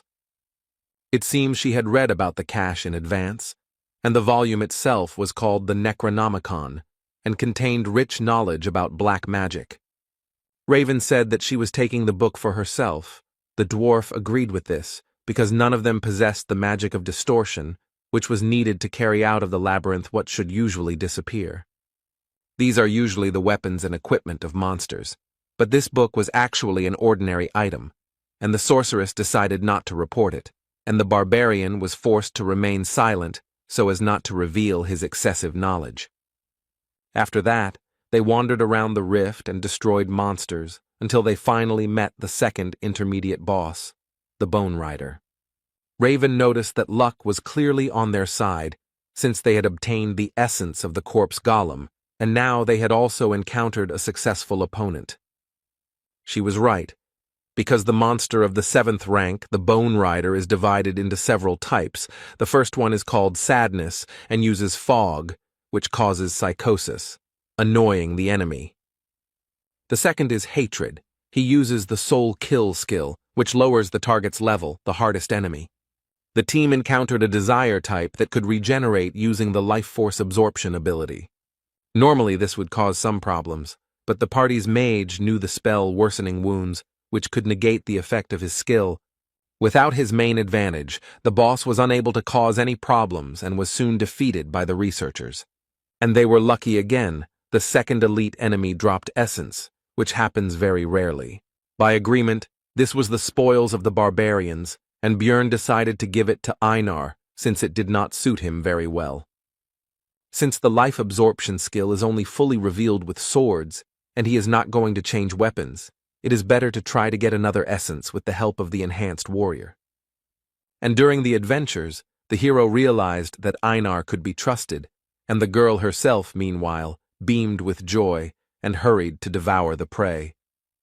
The only thing the hero forgot to do was to tell about the side effect of the Bone Rider's essence. At first, Einar did not understand what had happened, and why all her companions began to seem larger to her, but Björn explained that it was she who had become smaller. Raven explained in more detail that this is a standard effect for the essence of the Bone Rider. The density of the bones increases, but they shorten, and the hero already knew all this from the game. Einar was very upset about this, because her relatives already looked down on her because she was a woman, and now no one would see her as a warrior at all. The sorceress tried to console her by saying that she had become more beautiful, her facial features were softer, and now her appearance would impress even aristocrats. But this only upset Raven even more, because she no longer looked like a warrior at all. Bjorn told her that everyone already knew about her excellent fighting abilities, and he himself thought that if it weren't for the tattoos, she would look like a very ordinary girl, while the dwarf joked that if he took this essence, then everyone would stop noticing him. Soon a death demon appeared in the corridor, and Bjorn told Einar to stop being sad and try out her new powers. The girl didn't seem to be particularly excited about what had happened and didn't expect much, but she still had a duty, even though she didn't look like a warrior. After which, without burning with enthusiasm, she approached the monster and swung her sword, as a result of which she divided the monster into 2 unequal halves.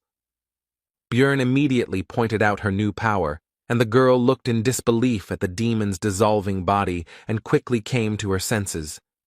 The hero encouraged the girl by saying that she was now not a simple warrior, but a great warrior, and Einar finally regained her good mood. Soon the team came to the door behind which the Rift Guardian should be. Their adventure was coming to an end. The hero thought that they had been lucky throughout their journey, since Einar had absorbed a good essence, and they had also received a large share for the corpse golem. But there was one thing. Has there ever been a time in his life when everything went easy and simple? What could be the worst-case scenario in this situation? After all, it was always like this for the hero. It just seemed that everything was fine, but then he would receive a new blow from fate, as happened, for example, with his personal life. And his arrival in this world, maybe someone would call it luck, but not him. For the guy it was the same trouble, only even worse. He was brought out of his thoughts by Hikuro, who was about to open the doors, and Björn finally noticed one peculiarity. The handle was red, so he tried to stop his comrade. But the danger was discovered too late. The door itself opened all the way. The master of the bloody citadel woke up from a deep sleep. And it was not the Death Rider that was usually found here, but a vampire, a monster that only appears after the 6th floor, who greeted them with the words that he had not seen living beings for a long time, and also an advanced mutated version, with intelligence and a named monster, the vampire Duke Cambermere. In general, monsters are divided into 4 categories. The first is mutants, which do not change race or characteristics, but receive a new class, such as goblin swordsmen or goblin archers. Advanced monsters, the rank significantly higher than the average for the floor. These include, for example, the Death Demon, a rare category like the Corpse Golem which can only be found in rifts, or the Mimics, which are very difficult to find on normal levels. And the last ones, those with an individual character and name, are advanced mutants, named monsters, which is exactly what their group met. The researchers sensibly assessed their chances now, so they immediately decided to run, and the hero shouted not to be distracted by conversations when Hikuro tried to ask about what happened. While running, the hero thought about the essence of the monster. This is a 5th-rank boss that can act in an unconventional way. He is strong both in close combat and in black magic. The conversation was brought up again by Raven, who was surprised that the Guardian had become an advanced mutant, since this had never happened before, and the hero could understand her surprise. After all, even he, having spent thousands of hours in the game, had never met the Vampire Duke, and only knew about him because he saw him on the stream. Even in such a situation, the sorceress could not suppress her curiosity, so she asked how he guessed about the trouble, because he said to close the door in advance. Björn couldn't come up with an explanation for his gaming knowledge, so he blamed it all on his well-developed intuition. And he understood everything thanks to the red pen, because he had tried many times to find the Vampire Duke himself, and when he watched the recording of his appearance again, he was able to notice this small difference from the usual rifts. Björn partly blamed himself, because if he hadn't been distracted by his own thoughts, he could have noticed this in advance and changed something, but now it was useless to think about it. Hikuro noted that they wouldn't be able to leave without finishing off the Guardian anyway, so shouldn't they turn around and fight, to which he responded that they needed to get to a place with sunlight. But their conversation was suddenly interrupted by the voice of the vampire in front, who said a phrase about ill-mannered guests. It was one of the spells of black magic, spiritual form. A frightened Raven began to prepare some kind of spell, and before using it, she called on everyone to close their eyes. After using magic, the vampire disappeared, which surprised Einar greatly, but it was clear to everyone that everything could not end so simply. Spiritual form is one of the spells available to vampires. It allows them to move quickly, but their real body remains in place. Only with the help of release he can switch the real and spiritual bodies, and they would have been in huge trouble if Raven hadn't reacted in time, but they gained about 3 minutes. But it seems that the meeting with Cambermere did not pass without a trace for the group. He somehow managed to cause internal bleeding to the sorceress, which surprised the hero because vampires do not have such an ability. This means that the boss has the essence of another monster, which the hero does not know about, because in the video, the player did not have time to not only win, but even do anything, so he could not show his techniques. Bjorn interrupted his thoughts and urged everyone to continue running towards the exit, to which the dwarf noted that only Raven knew where to go, as she was studying the map of the Blood Citadel.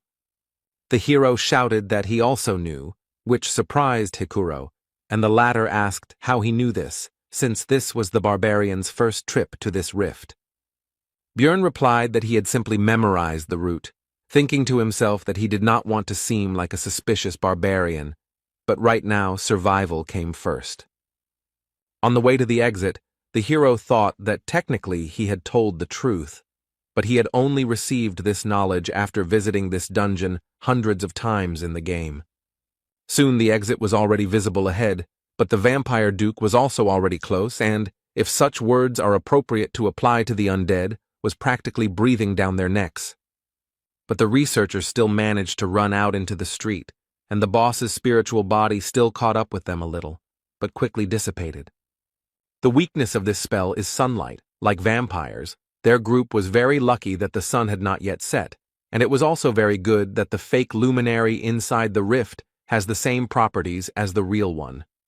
Now that they were temporarily safe, Hikuro noticed that Björn had indeed remembered the entire route the first time, and asked if he had really completed the ceremony just a month ago, causing the barbarian to tense up.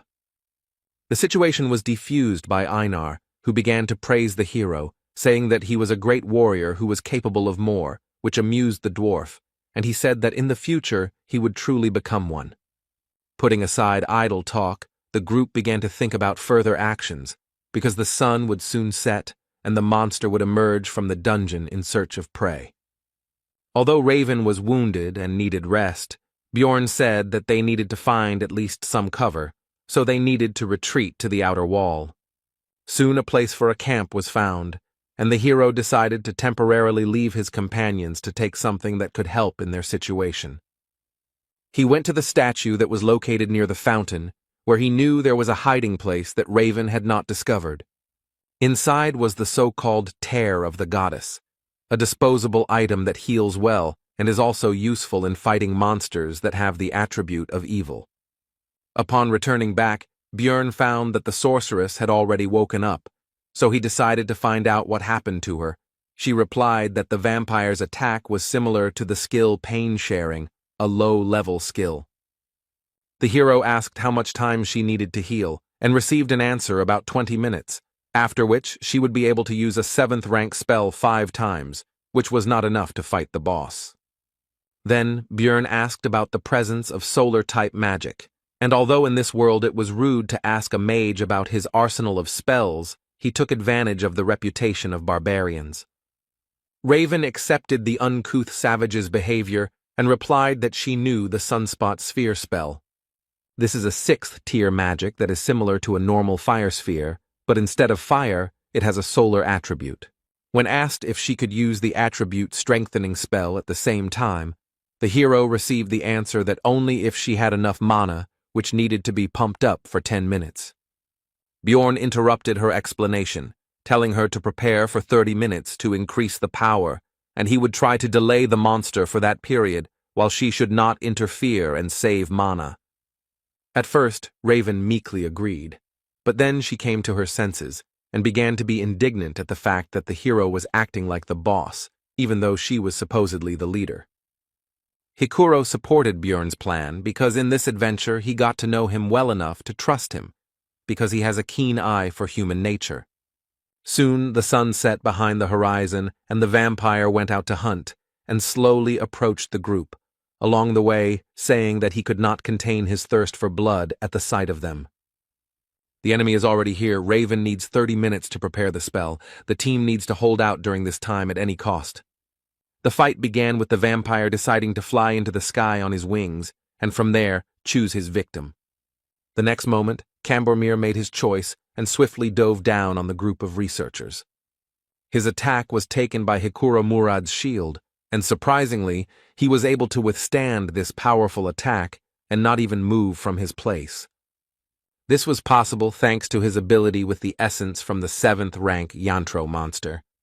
It's called counterweight, and it prevents the dwarf from being thrown or knocked down as long as his feet are on the ground, and comes with the bonus shock absorption skill, which is very useful for tank-type fighters. A pair of barbarians rushed to their comrade's aid with lightning speed, because despite the excellent ability, it would not be possible to use it forever.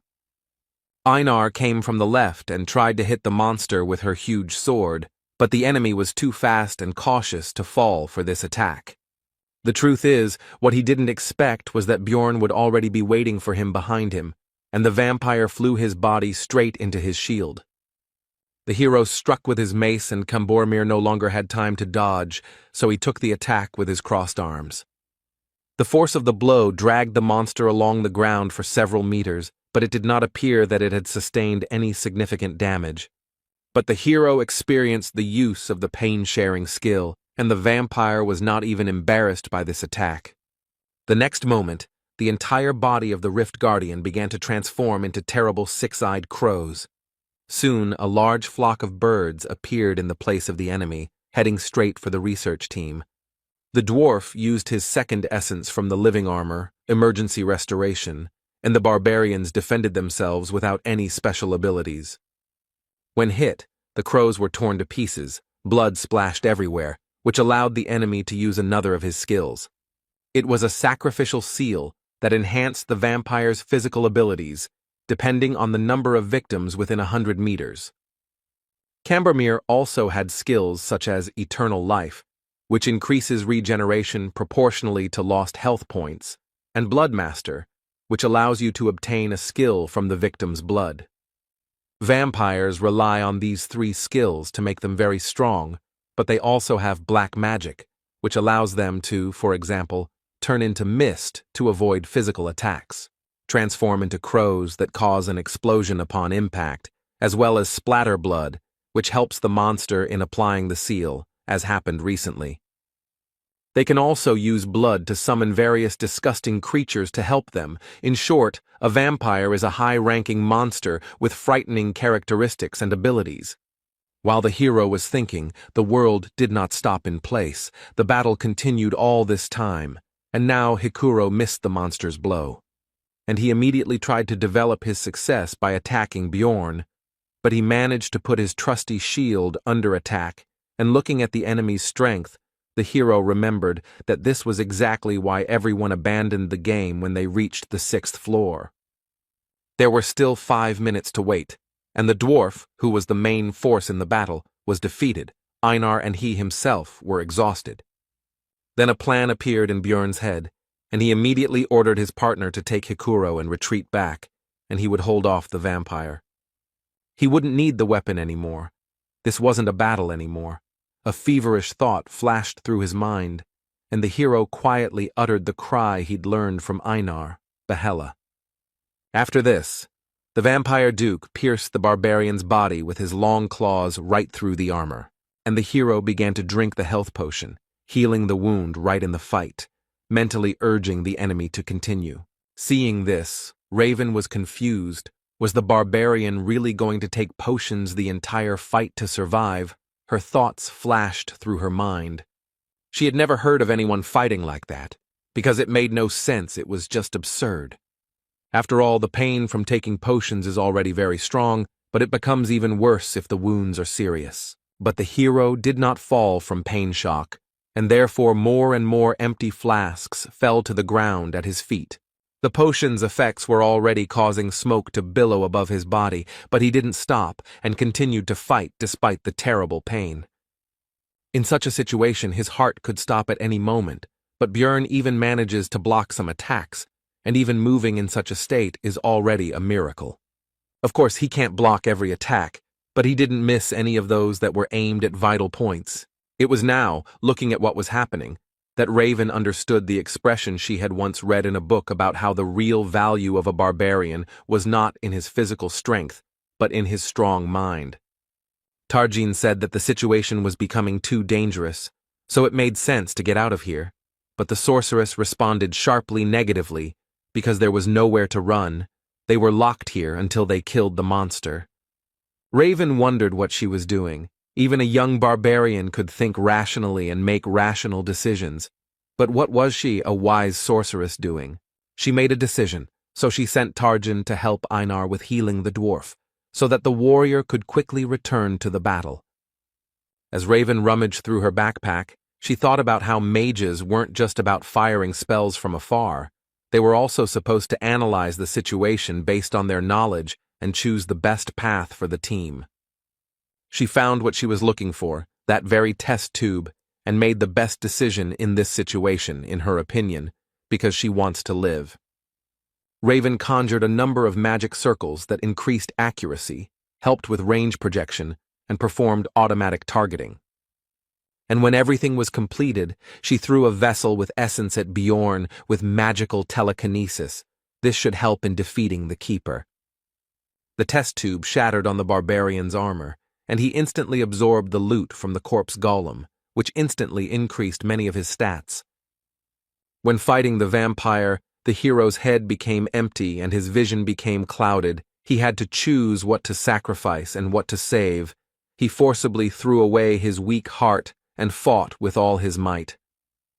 He had to ignore such insignificant things as his arms and legs and protect only his vital points. But suddenly something changed. The picture of the battle changed. The vampire duke's claws couldn't cut through the bones. Could it be that he was fed essence? The hero thought. It was painful for Björn to think about how he would have to change his training and development plan because of this, but if we look at the current situation, it is a very fortunate development. After all, the doll that was beaten one-sidedly can now move, and even such a small thing increased the guy's chances of survival by an order of magnitude. The thought flashed through the barbarian's mind that he couldn't just keep taking damage, and suddenly someone seemed to hear it, and a restoration potion hit him in the back, increasing his regeneration. It was Raven, who had already come to her senses and seemed determined to use up her potion reserves in this life-or-death battle. If he can regenerate at the same level, then there is still a chance the immortal barbarian mode is activated. Björn no longer cared how his muscles were being cut, because the main thing was that his acidic blood from the essence of the corpse golem would cause damage to the vampire. And the damage will be immediately healed with the help of Raven's potions, so he doesn't care about his own wounds, he just needs to keep fighting. Finally, Einar was freed and immediately rushed to help her relative, which distracted the monster's attention. Björn dropped his weapon when the enemy began to hold him back, so now he had to attack the enemy with just his bare hands. The fight went on, and for the two barbarians the battle lasted for hours, although in reality it had not even lasted 5 minutes. And then Raven's voice was heard, saying that the spell was ready, and the hero realized that the time had come.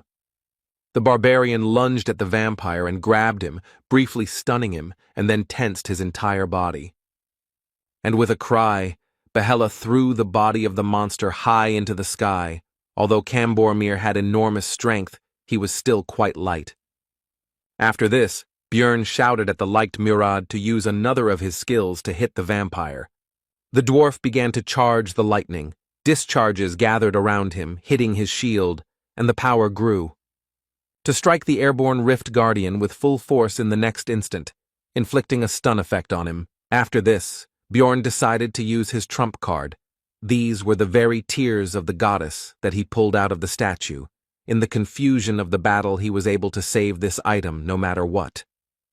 Running up to the vampire, the barbarian shoved the flask into his mouth without even opening it. But that was not necessary.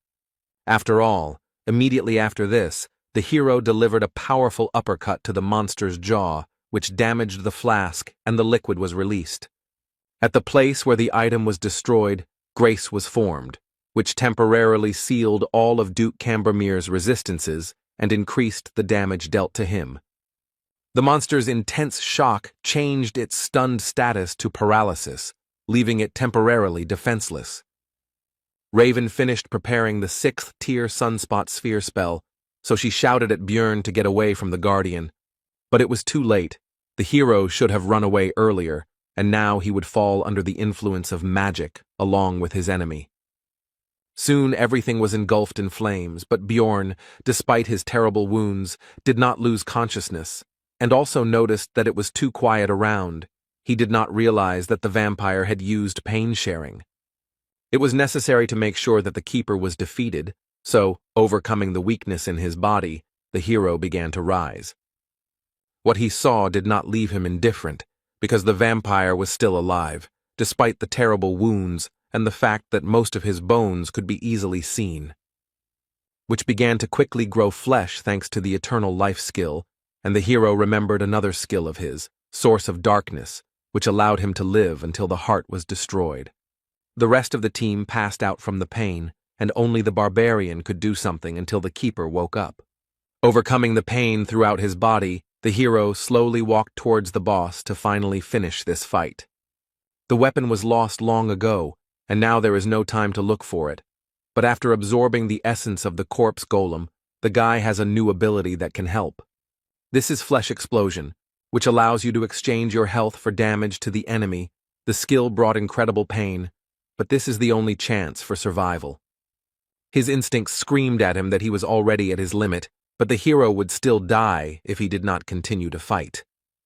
So he continued and continued. It was impossible to stop for a second, because then the monster's regeneration would turn all efforts into dust, and Björn, meanwhile, held on solely by the strength of his spirit. Soon, overuse of flesh explosion meant there were no more arms left, but he had to keep dealing damage. The hero then decided to use the rest of his body, so he leaned on the monster with all his weight and used his skill again. The creature died. It was not in vain that he fought to the end. The level also increased, but in this game there is no healing from this event. The only thing that can save him now is the loss of essence, which is possible, since the chance is 33%. And the hero was lucky. The essence was immediately absorbed, thanks to which death did not overtake him today. And in the meantime, a line about an abnormal growth rate appeared on the guy's monitor in his world. The manager is watching him. The first thing Björn saw when he woke up was Einar's face, and he also realized that his head was lying on her lap. The first thing the hero did was ask about the whereabouts of the rest of the team, to which he received the answer that they had left 3 days ago. But now it was more important whether he himself was okay, since the barbarian had been unconscious for 4 days. Björn immediately rose to his feet with alarm, because it turned out that this was already the 7th day in the labyrinth. And only after that did he pay attention to his body, surprised that he did not feel any changes or injuries. He also noticed that something was missing, so he asked Einar where his pants were, to which he received the answer that they were too damaged and had to be torn off. And his partner also encouraged the barbarian by saying that he had nothing to be embarrassed about, because she already knew that Björn was a great warrior, and he himself mentally asked her to stop. The hero cast aside his embarrassment and asked about what had happened during these days. Einar replied that Hikuro Murad had taken the numbered item, and Raven Alua had taken the rift stone. Björn thought about the fact that since he survived, it meant he absorbed the essence of the enemy, and this meant that they had all 3 items of the keeper, and the warrior was indignant that they had actually agreed on something else. But Raven was very insistent on her right to possess the rift stone because she had huge expenses, and the dwarf withdrew from the discussion, leaving them to sort it out themselves. And then the sorceress said that Björn had already taken the best thing, so he would not complain that this thing did not go to him. The hero realized that it seemed that she was the only one who realized that the guy had absorbed the vampire essence, and also mentally agreed with her sorceress, because Raven had spent her potions, test tube, and golem essence. Einar continued the story by saying that the sorceress then walked along the rift and collected various items and then simply walked through the portal without even waiting for the barbarian to wake up. After that, Björn thanked the girl, saying that he was glad to rely on her, and she replied that they were partners, so it was natural. The hero decided that even if Raven had gutted the place, some items should still have remained, but before starting the search, he decided to dress up, so he asked the warrior if she had any extra clothes. Soon all the business was completed and the barbarians returned to the city. There were a lot of problems this time, and the guy hoped that at least the profit would balance it out. This time, a little more than 230,000 stones were earned, but the hero did not complain, because he was able to absorb 2 essences. But suddenly, the girl behind the counter said that this was somehow too much for a 9th-rank researcher, and that it was in his backpack. The barbarian asked why he should answer, and suddenly a detachment of guards appeared behind him. Björn did not understand what was happening, and in the meantime he was informed that they would speak in the interrogation room. Meanwhile, Erwin, who went there with her sister, also returned from the labyrinth. She didn't think that it would be so hard on the 3rd floor. The strength of the 7th-rank monsters was astounding, and the senior elf was able to handle the 6th-rank monsters. This time, the trip was more like an adventure, the girl noted. While standing in line, Erwin thought that she wanted to meet Björn as soon as possible, to show him off and show him her new essence. She managed to earn 184,000 stones, and the guy behind the counter remarked that it was a bit too much for a researcher of her rank, to which he received the answer that she went to the labyrinth with her sister. When the clerk asked about the relative's name, Erwin replied that her name was Daria Wittenberg de Tercia, and after checking the list, the man concluded that she was already an experienced researcher, so everything was in order.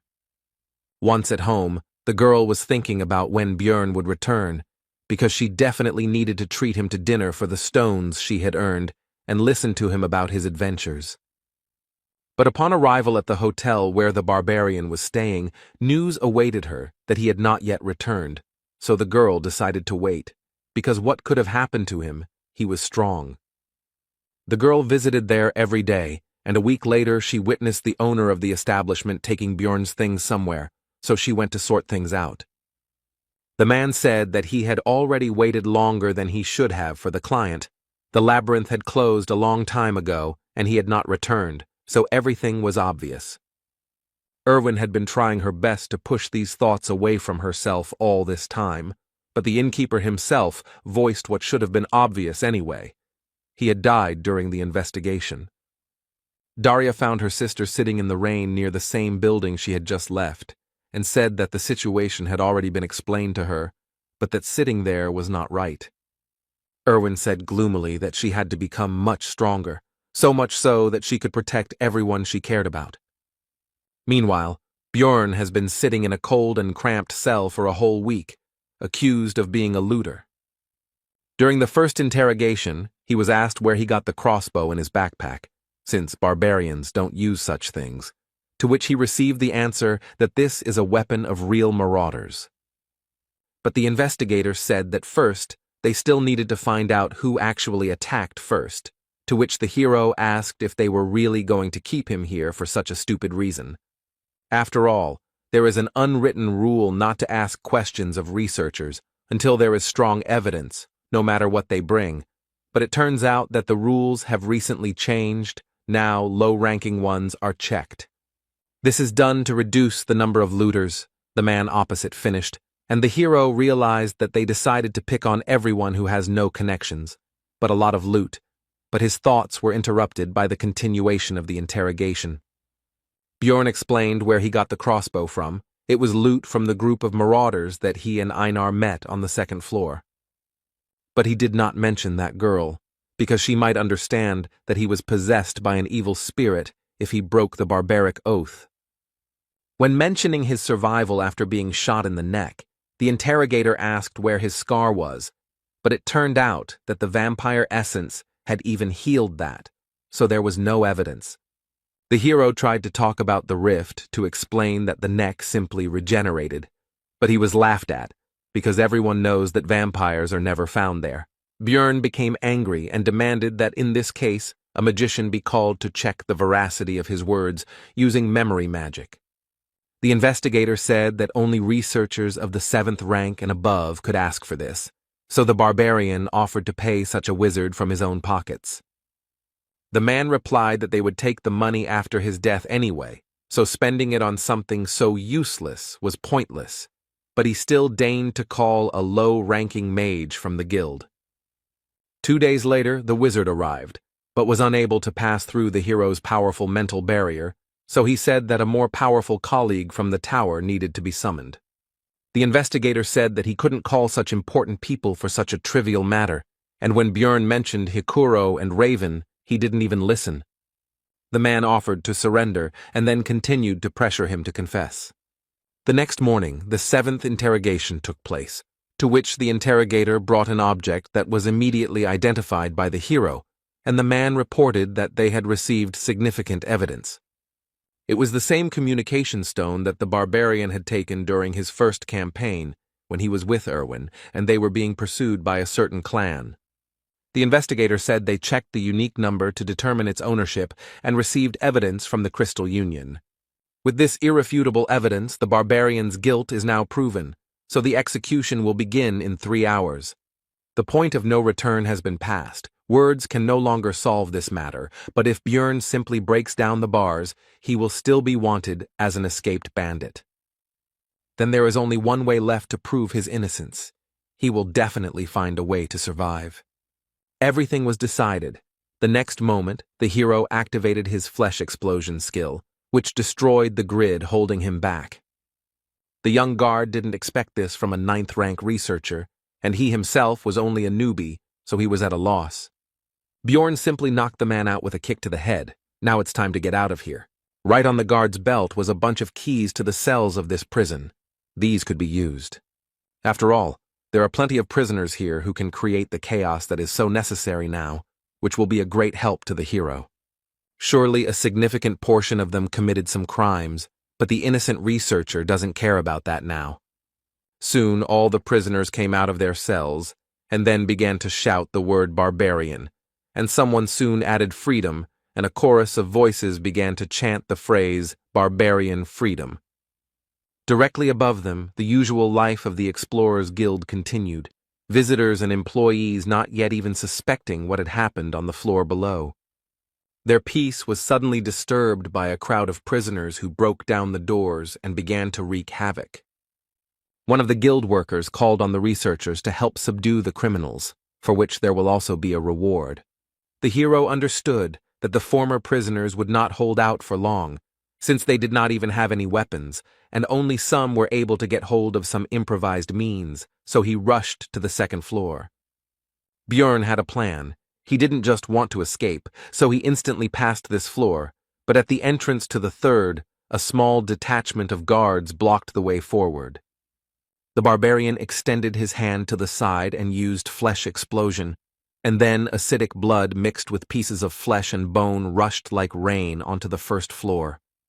All of this fell directly on the crowd of prisoners along with the researchers, which allowed the hero to activate the sacrificial seal, which enhances physical abilities depending on the number of victims. They give their bonus at a distance of 100 meters, but this will be quite enough. The mighty barbarian received even more power than he had before. Bjorn rushed forward with a Yahello cry, and the magical doping allowed him to literally drive his opponents into the ground. It also increased defense, although not so much that the guards' swords would not cause any damage at all, but enough that the blade would stick in the muscles. But all this was pointless. The guards could not believe their eyes, because the wound healed almost immediately, thanks to the hero's new essences. Bjorn feels the power that overwhelms him. The effect of this doping is simply mind-blowing. These guys can't do anything against him. The guards were at a loss. How could a 9th-rank barbarian be so strong, since only low-ranking researchers were locked up in the branch? There is a prison for high-ranking people, but today they were just unlucky enough to meet a hero. They were clearly not ready for something like this. Soon the way was clear, and Bjorn could now calmly enter the branch manager's office on the 3rd floor. As soon as the hero opened the door, he noticed an ambush, but there was no way to avoid it. However, it was not necessary. The man's sword reached the barbarian's flesh, but he did not rejoice for long, and the reason for this was not even the enemy's rapid regeneration. Much faster than he could see the enemy's recovery speed, he was hit by the effect of the corpse golem's acidic blood, which instantly took the swordsman out of the fight. Suddenly the barbarian noticed that there were not only the two of them in the room, but also some girl in a rich dress. The man, overcoming the pain, shouted not to touch her, because she was the daughter of the head of the district, which made Bjorn think that he had hit the jackpot. The barbarian interrupted the swordsman's threats with a blow to the head. Now, due to new information, the plan has changed. Initially, he did not intend to do this, but the presence of the girl changes everything. While the hero was thinking, the daughter of the head of the district tried to interrupt his thoughts, outraged by his terrible act and calmness. She accused him of knowing about her presence from the very beginning and setting everything up. Bjorn became irritated by this and shut her mouth. The guards burst in, but did not dare to do anything, because the barbarian had the head of the district's daughter in his hands. Then, the hero demanded that they bring him the investigator who was handling his case, the leader of the Crystal Union, and the magician from the Magic Tower. But that wasn't all. Bjorn went out onto the balcony with the hostage and took a deep breath, because it was time for the next point of the plan. The barbarian shouted his battle cry, attracting the attention of the onlookers so he could deliver another blow to his enemies. There were enough people nearby, and the hero began to loudly talk about how he was a 9th-rank researcher, whom the guild tried to frame and kill, and also swore that he was innocent. The bastards set him up. He didn't do what he's accused of, and now their leadership won't be able to hide such a grand event. Now a lot of people know what's going on. Meanwhile, a respected old man from the Tower of Mages received a message from the branch manager that some psycho was wreaking havoc and they needed a wizard.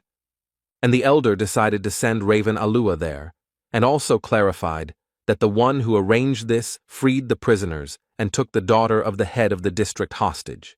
The sorceress agreed to go there because she still needed to find someone, and she was also curious to take a look at this crazy man. Upon arrival at the Explorers Guild, Raven fulfilled both of her wishes, although she was not particularly happy about it, and the barbarian simply clarified whether she was the mage they had sent. The sorceress was confused, so she shouted out what Björn Yandel was thinking when he did all this. And she continued to be indignant about whether he really thought he had several lives, and she was also curious who it was, and it was the hero again. But Bjorn interrupted her, asking her to use the memory check magic faster. The sorceress agreed. Only if in the future the barbarian fulfilled one of her requests, he accepted the conditions. But the spell didn't work. Then Raven asked if he had any equipment against psychological spells. The hero answered negatively, and the hostage meanwhile tried to understand what was happening. Their dialogue was interrupted by an investigator who ran into the room and immediately rushed towards the branch manager, apparently not even noticing the others present. He asked what could have happened here, since they had taken care of most of the prisoners on the first floor. And only after that did the investigator notice the others, and immediately pointed at Björn and shouted that it was he who had caused the disturbance, to which the manager replied that he was already aware of this. And he continued his explanation, saying that this barbarian speaks of his innocence, and it was precisely the investigator who was conducting his case, and what evidence there was. The man in glasses began to say that no one had set him up, because it was impossible. Too much evidence proved that the barbarian was a marauder. The first piece of evidence is that he brought too many magic crystals for a 9th-rank researcher. Also, in his backpack, there were various equipment, such as a crossbow, swords, a shield, which seemed to have been stolen. The investigator also found the owner of the message stone that was found on the barbarian, and received information from the Crystal Union that Bjorn Yandel was killing innocent people and stealing their things. The hero noticed that this testimony was not only from a member of the same clan, but had not yet been verified by magic.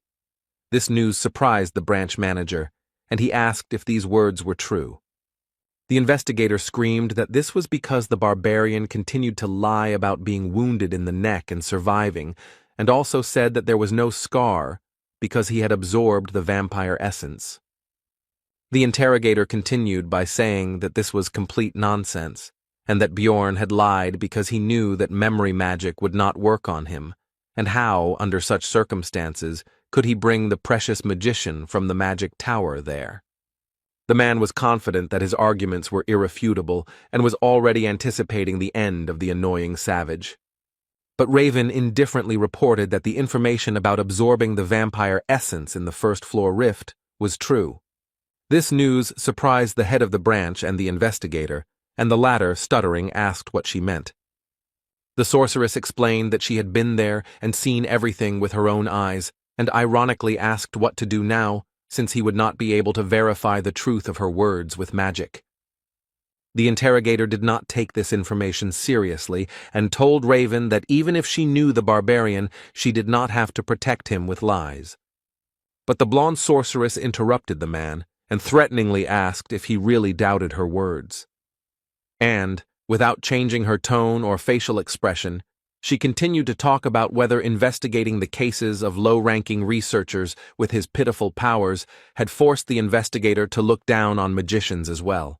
The interrogator, after Raven finished speaking, immediately fell to the floor and began to make excuses and ask for forgiveness.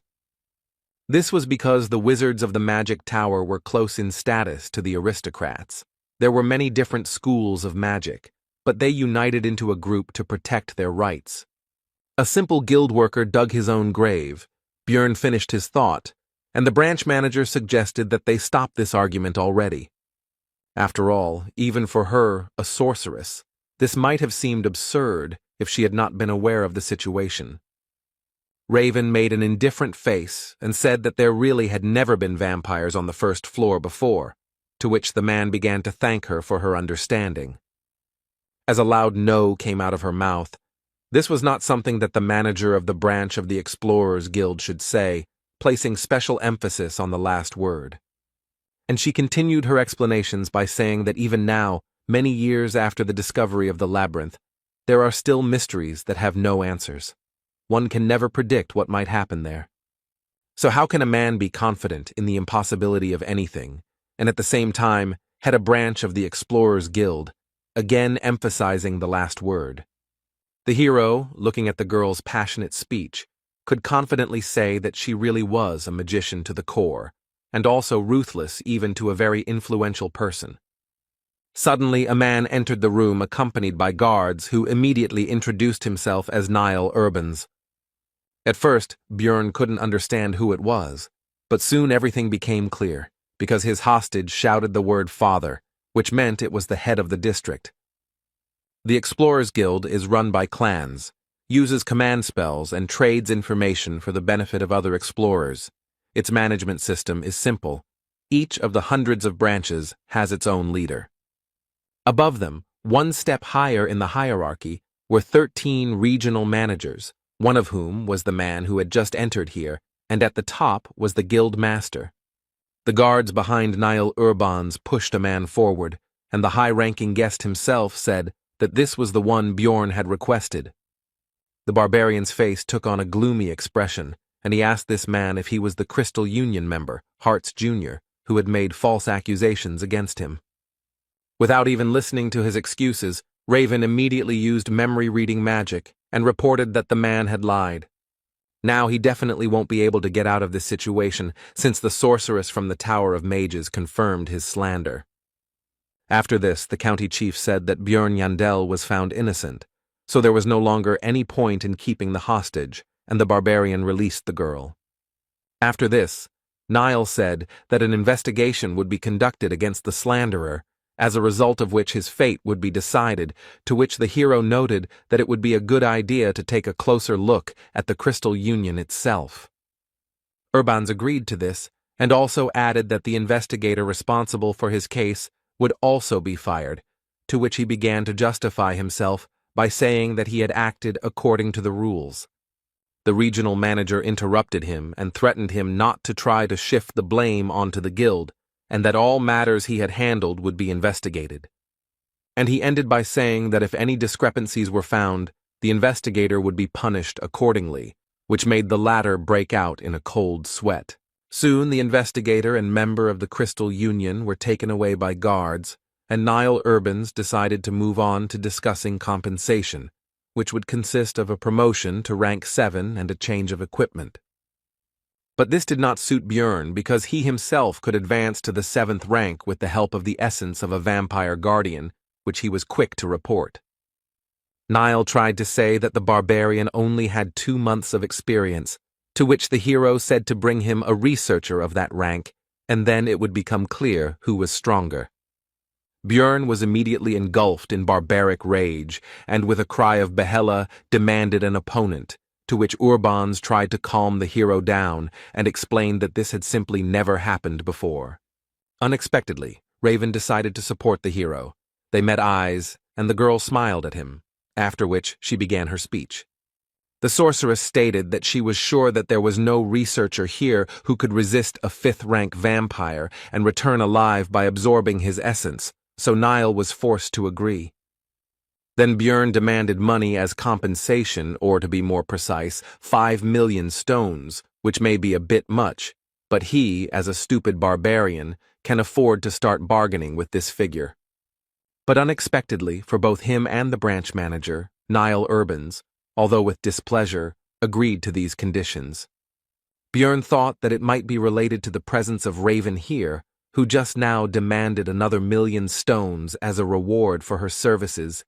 Could this really be the influence of the Tower of Mages? Soon all the issues were resolved, and the barbarian and the sorceress went to the latter's laboratory, which was in disarray. The girl offered the guy some water to drink, although it was from a test tube, but that's simply because there are no mugs here, and if he doesn't want it, then she can offer basil concentrate. The hero did not risk drinking this liquid because, most likely, this flask had previously contained strange liquids and monster organs. Putting the vessel aside, Björn asked why he had been invited here to the magic tower. Raven reminded that the barbarian had promised to fulfill one of her requests. The hero had only agreed because he was in a hurry, and there was nothing wrong with making friends with a mage. Bjorn agreed with this. The main thing was that it was within his power. The sorceress was happy with his words, and said what she wanted. It turned out that Raven wanted to study the essence that the barbarian had absorbed, and also explained that there was some benefit to it for him as well. Listening to the sorceress's story about how this would help him discover some unknown features, the hero noticed how the expression in her eyes changed. One could see a desire for knowledge in them. The corpse golem she wanted to study was indeed rare, but it was nothing compared to the vampire essence, since it had never appeared before, or there was no one to tell about it. And then the hero guessed something, so he asked if her words when signing the agreement were true, and were precisely because of this.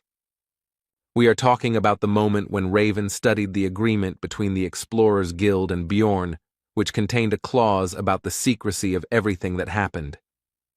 The sorceress then demanded that a clause be added about not revealing that the barbarian had absorbed the essence of a fifth-rank vampire, and he was grateful for her attentiveness. The hero was right, and the girl said that in any case, now let him come once a week and help for about 3 hours for 6 months. Bjorn said that he agreed to 3 months and to share the results of Raven's research with him, to which she said that he survived thanks to her, and therefore he should be grateful.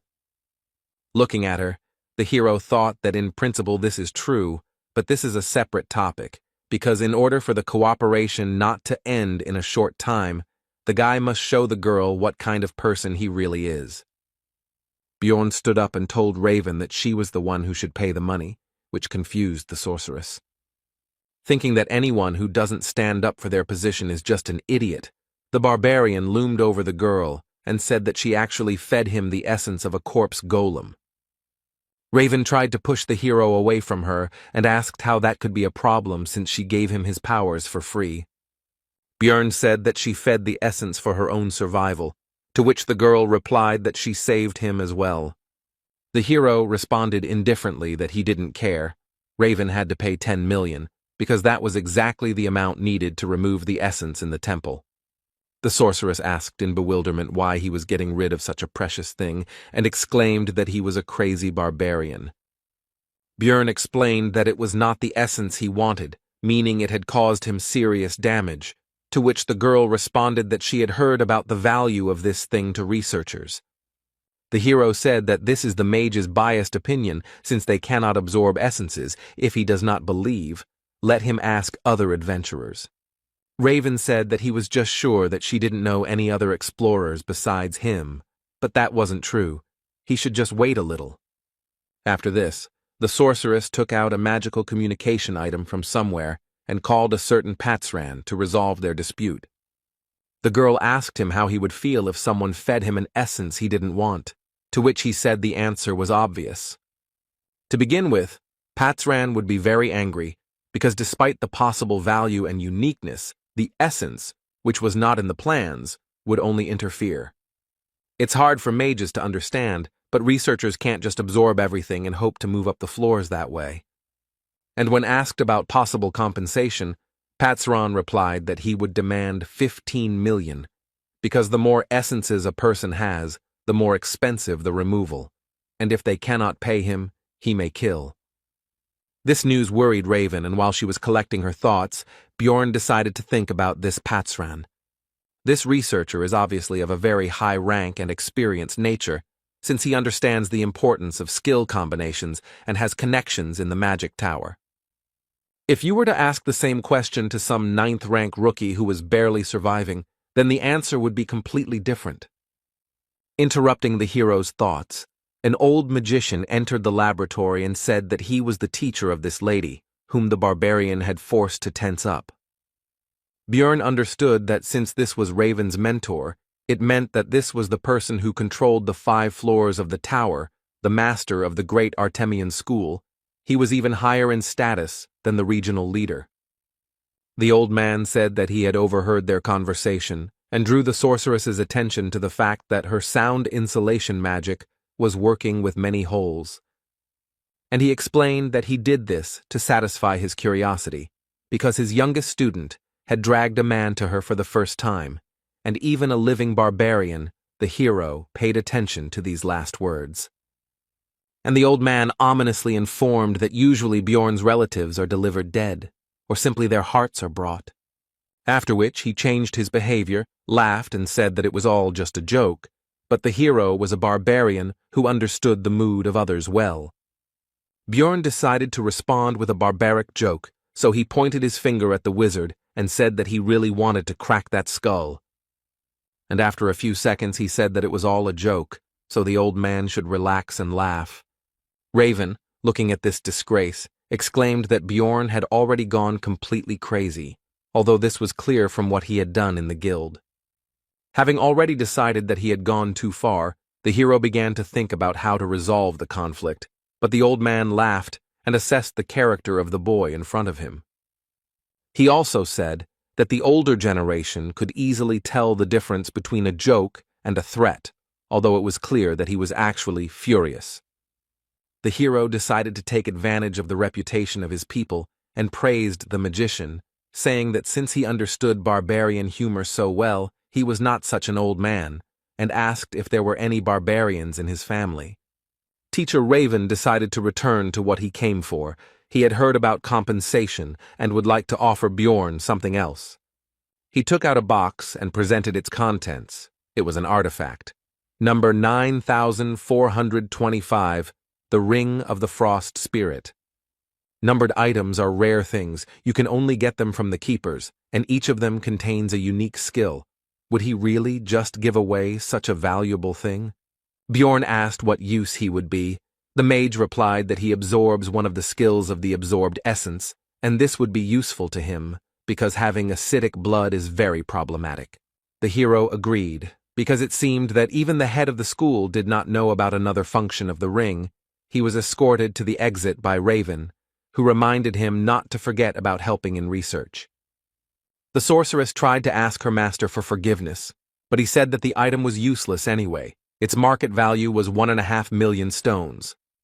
Bjorn, meanwhile, was also pleased with the deal, because thanks to his game knowledge he knew about another ability of the artifact. Both parties were pleased with the deal, thinking that they had deceived each other.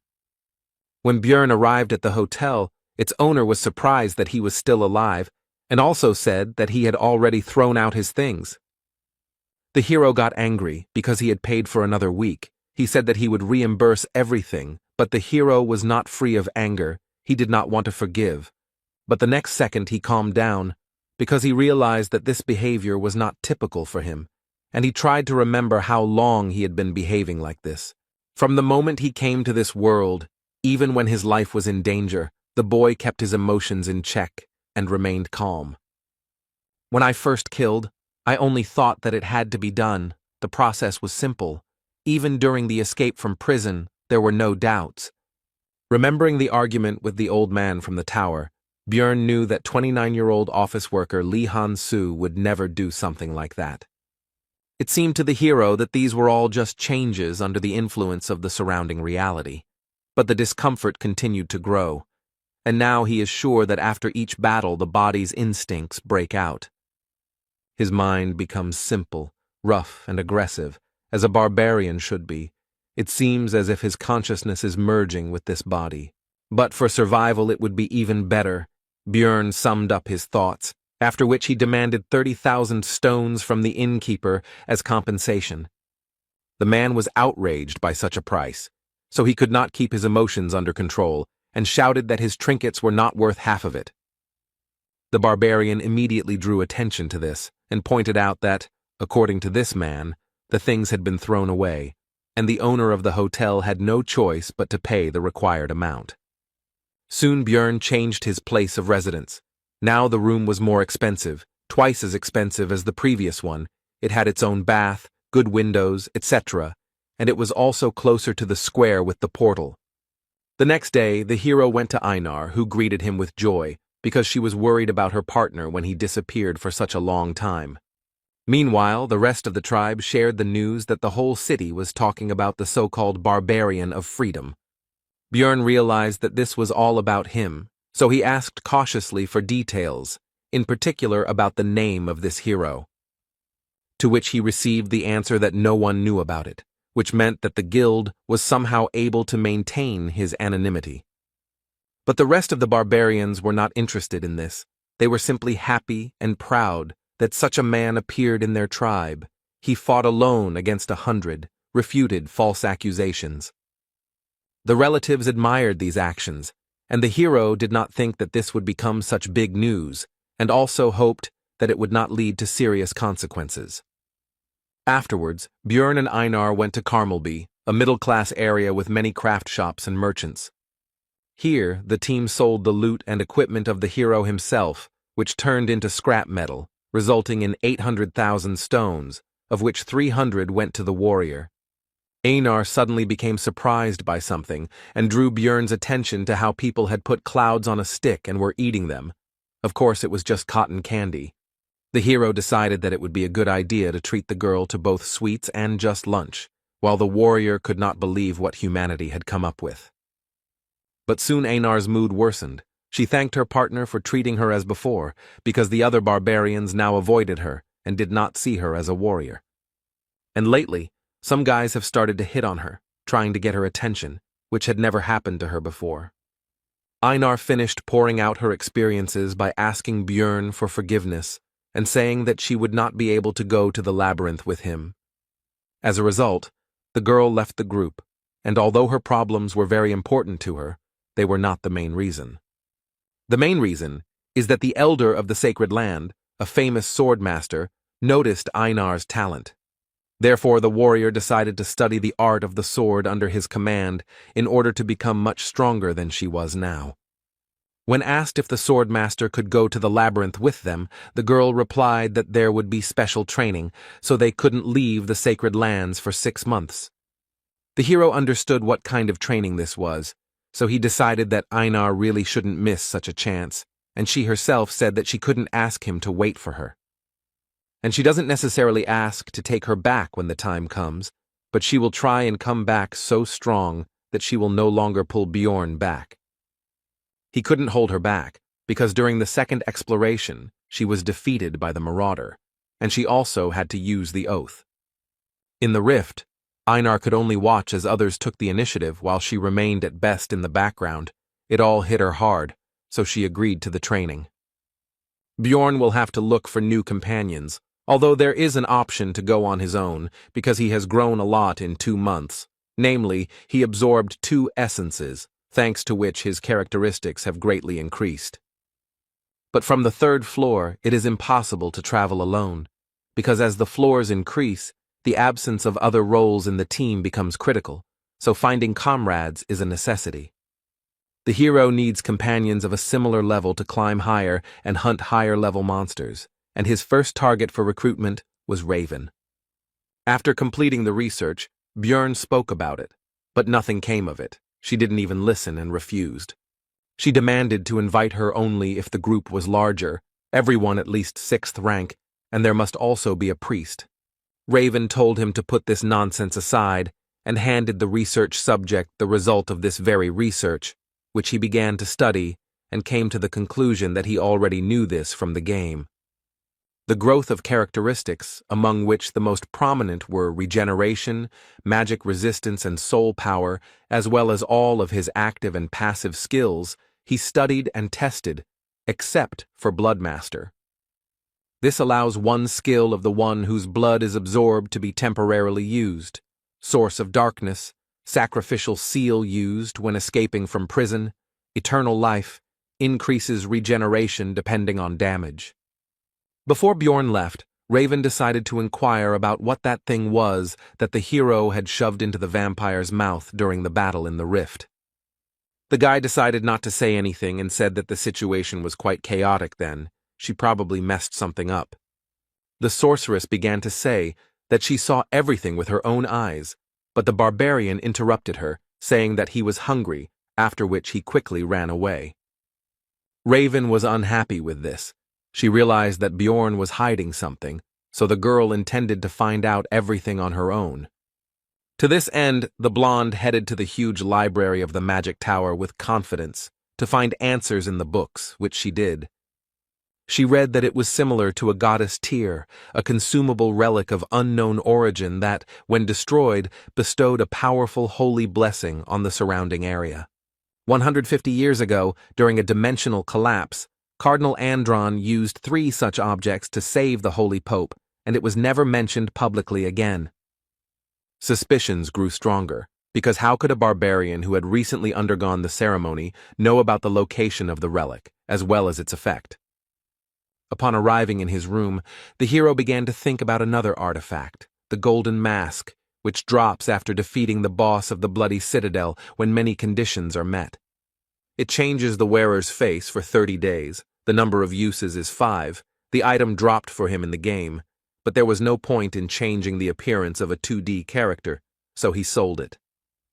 But this is reality, which means that in the event of a clash with the forces of law or with someone extremely influential, this may come in handy in the future. Meanwhile, Daria Wittenberg de Tercia, Erwin's sister, sat in the tavern, calmly eating and resting. But she was drawn to the conversation of the other visitors, as they talked about the Crystal Union and its disbandment in just one night. This clan created a huge information network with the help of communication stones and offered various services to newcomers on the first floor. It grew very well. At first, everything went well. Some people found salvation there, but soon the Crystal Union became mired in disgusting deeds, mocking and doing terrible things to newcomers. Take, for example, what almost happened to Erwin. The elf did not want to admit, but if it were not for the barbarian, something terrible could have happened. Daria finished her meal and was about to leave, but decided to listen to the curious information when she heard that they fell apart because of some barbarian of freedom, because it seemed ironic to her. The researchers talked about the recent incident in the Explorers Guild, and one of them said that the rule about increased search for marauders among newcomers will be revised due to the growing problem. They continued their conversation, and when it came to the fact that it was a 9th-rank barbarian, Daria decided that it couldn't be a simple coincidence. If this barbarian of freedom is that same Bjorn, then the situation with his disappearance becomes completely explainable, the elf thought, heading home. But should she in that case tell her sister about her suspicions, who still can't get over the shock? The next day, Bjorn Yandel went to the Explorers Guild to find out about the gathering teams, active above the 3rd floor. Having received the ID card and the hero's badge, the employee could not contain his surprise and exclaimed about some 5 stars.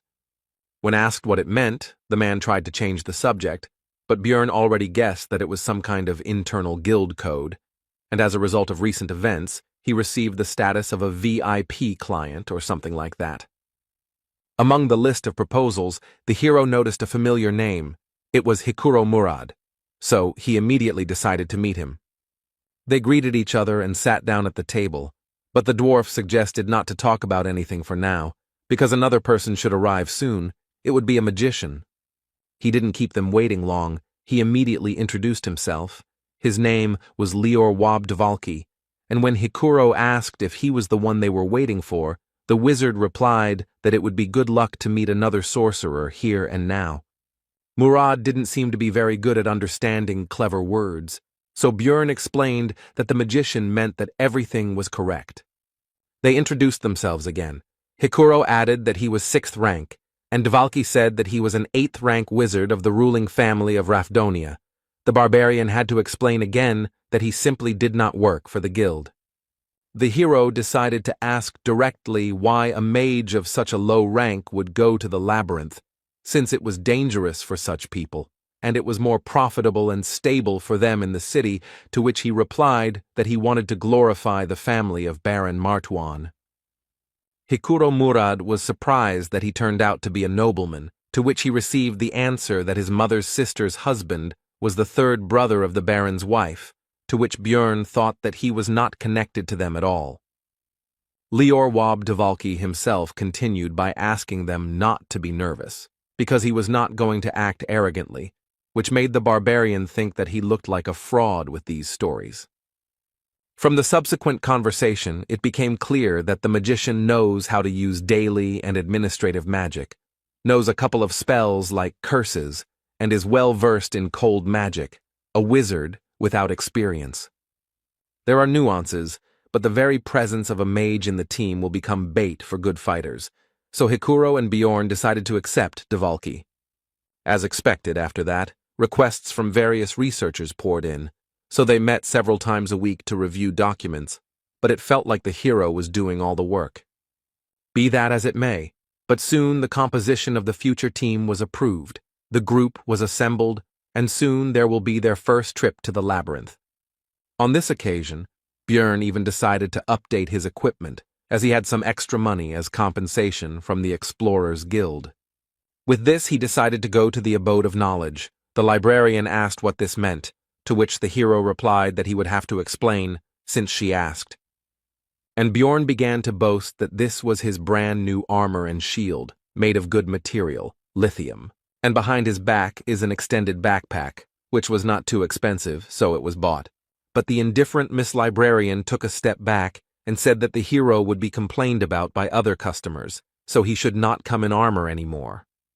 Bjorn was already returning home when he noticed one of the barbarians who was simply sleeping in the alley, but he would not have paid much attention to this if not for one thing. This kinsman has no weapons, and yet they store their weapons as if their lives depended on it, no matter how hungry, weak, or poor they are.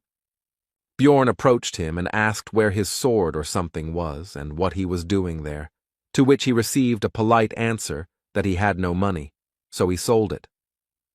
The hero smiled at his fellow man, but inside he understood from his behavior and actions that this was not a barbarian, but an evil spirit just like himself.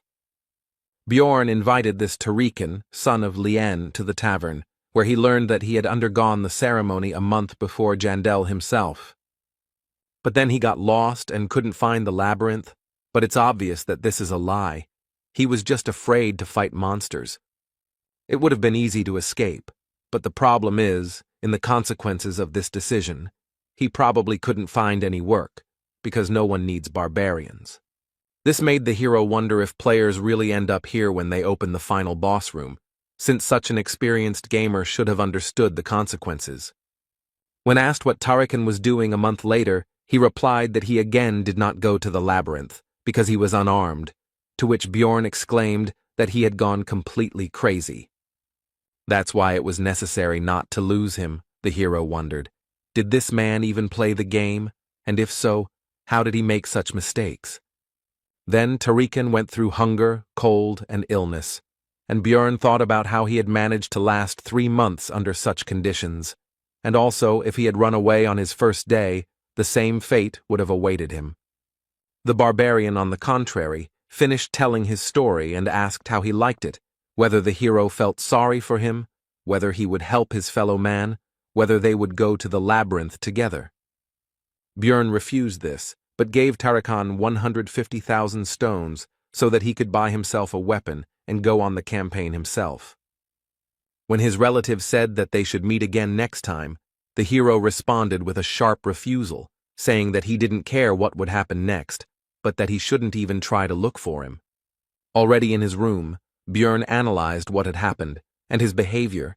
He had behaved disgustingly. Did he remember the past? A logical person would say that this Tarikan is nobody to him, and the hero is stupid for giving him his money, but an emotional person would be angry at the weak help to that barbarian.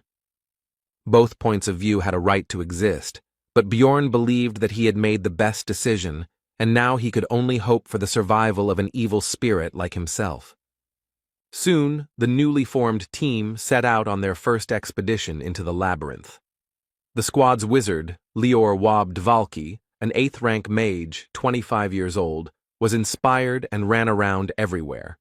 Brown Rothmiller, human, rank 7 researcher, 34 years old, 8 years of research experience, seems to be the most normal member of their group.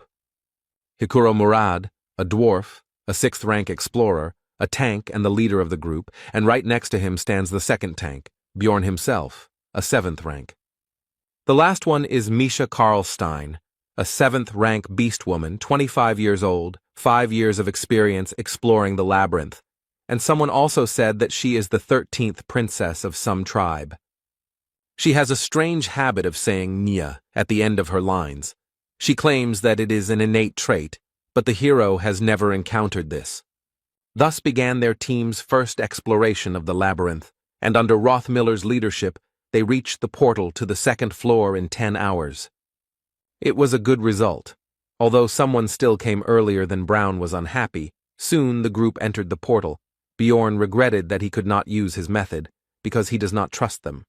This time the team got to the location of the beast's lair, in which, as can be understood from the name, beast-type monsters were found, and there was always a terrible smell here. But almost all members of the group could handle him, except for the newcomer Woba Dvalka. He felt bad. He vomited. This caused an attack of disgust in Misha. Since Rothmiller had an essence that was related to the sense of smell, Bjorn asked him how he was feeling, and he replied that he had gotten used to it during his entire time exploring the labyrinth. The beast's lair is a canyon, so you'll have to find a way through a natural labyrinth.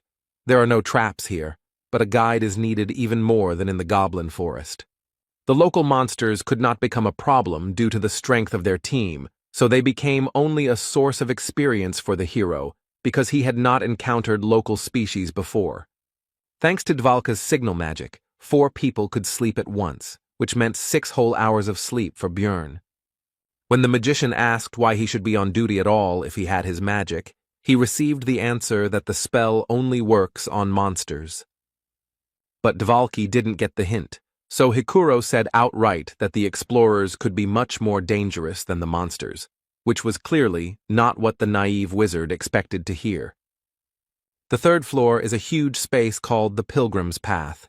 On the 2nd floor, everyone ends up in different locations depending on the portal they choose, but on the next floor, they end up in the same place again. On the way, the squad started talking about each other's experiences. It turned out that it took Misha a year to get to the 3rd floor, while Bjorn had only been here for 3 months. The girl and the dwarf also had a playful spat about how she was more experienced than Hikuro, but was still at rank 7 while he was at rank 6. Their quarrel was interrupted by Brown Rothmiller. The hero thought that it was because of his habit of working alone that he reacted so sharply to noise behind him. Soon, the team moved to the 3rd floor of the Pilgrim's Path. They came out on a location called the Hill of Steel Rocks, and almost immediately, Bjorn, as the squad's tank, had to block the attack of a massive monster, although usually no monsters live right next to the portal. The enemy was not alone. Hikuro began to hold back the 2nd one. They were strong, and if it were not for the hero's lithium shield, it would have been bad. The dwarf had worse equipment, but he compensated for this with skills. He restored the damage with emergency recovery, and he also had the essence of the same monster, so he used its counterweight skill, which gave resistance to knockback. Thanks to all this, even a small dwarf could resist a huge monster called an iantro, which was not so easily restrained even by the barbarian Bjorn. This power struggle did not last long. The team's mage, Lior Wobdvalki, used an 8th rank spell, Corrosion, on Murad's opponent. The effect manifested itself almost instantly. The monster's tusks began to melt. Hikuro instantly saw an opportunity to attack, which he took advantage of. He delivered a crushing blow from above straight down to the Iantro's head, finishing him off. And Misha decided to help Bjorn's opponent. Using her agility, she jumped into the air straight from the barbarian, after which she attacked the monster from above. The fight was over. It was suspicious to meet monsters right next to the portal, so the hero asked Brown to check the area for people nearby. Then Rothmiller used his heat search skill. No one was found, but he informed Bjorn that their scent was still strong. They were a maximum of 2 minutes away from here. Then the barbarian assumed that these people were watching the fight, and then left. When Hikuro asked if this was a staged attack, Rothmiller replied that they were not specifically interested in their group, as luring monsters to the portal was a common tactic among marauders. Misha Karlstein suggested catching them and beating the crap out of them. Besides, they could give a good reward for them, as well as for the equipment of the scoundrels. The group continued their discussion, also considering the murder option, and listening to all this, Dvalki began to understand that this was not a fairy tale or an interesting adventure, but a harsh reality. The team continued on their way, talking about what had happened along the way. In particular, the conversation turned to the fact that there were not many opportunities to encounter marauders, which surprised Björn. The hero immediately asked about this, and it turned out that, for example, Misha met with them 8 times in 5 years, while the barbarian met them 5 times in 3 months. To this, the rest of the group could only say that Björn seemed to have no luck at all, and the dwarf said that 150 years ago, the situation was very bad, but lately the number of marauders has been less. Soon the squad decided to set up camp. It was not a very convenient place, but it was on the border of the location, where there were fewer monsters, which was more important. At the halt, Hikuro decided to inquire about Dvalka's condition, because he looked so-so, and at some point he stopped talking much, although before he never closed his mouth. Then the wizard replied that his fantasies of adventure had been destroyed. Perhaps he would be called naive, but the fact that researchers kill their colleagues in pursuit of money cannot be called a fairy tale. Dvalki continued by saying that in that case, he would sooner or later have to kill a person, so he had been preparing himself for this all the way. Then Björn asked about his success in this matter. The magician replied that he was ready, but was not sure that he would really be able to do it. When the time came, the hero noticed that the magician was full of confusion and fear, had determination without self-confidence. Björn decided that this was much better than people who acted confidently and then started to cry and wail when faced with death. Brown said it was important not to overestimate his strengths, and it was good that Wob seemed to understand everything, but now he asked the team to give him some time. He wants to show something. The group climbed to a higher ground and were treated to a beautiful sight, and Rothmiller reported that no one knew the nature of this magical phenomenon. But the reasons were not so important when you saw something like this. Soon the light disappeared, and the labyrinth was filled with the usual darkness. Everyone went to bed, but Bjorn remained at his post. But Dvalki also did not fall asleep soon. It seemed he was thinking about everything that had happened during this time. The next day, the hero analyzed his development. The amount of experience earned was about 50. 150 were needed to reach level 4. It would take a lot of time, but there was no rush, because there was another slot for essence. The barbarians' thoughts were interrupted by Brown Rothmiller, who said that they had reached their destination, and that the orc settlement began here. This is the area with the most monsters on the 3rd floor. All of them are rank 8 and above, making it the second most difficult area on the level, but if the party isn't going to the 4th floor, this is a good place to hunt.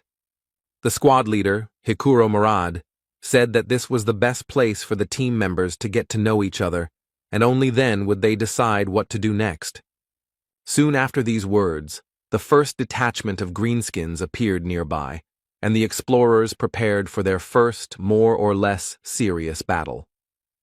The fight began with Wob casting the 8th tier spell Ice Spear.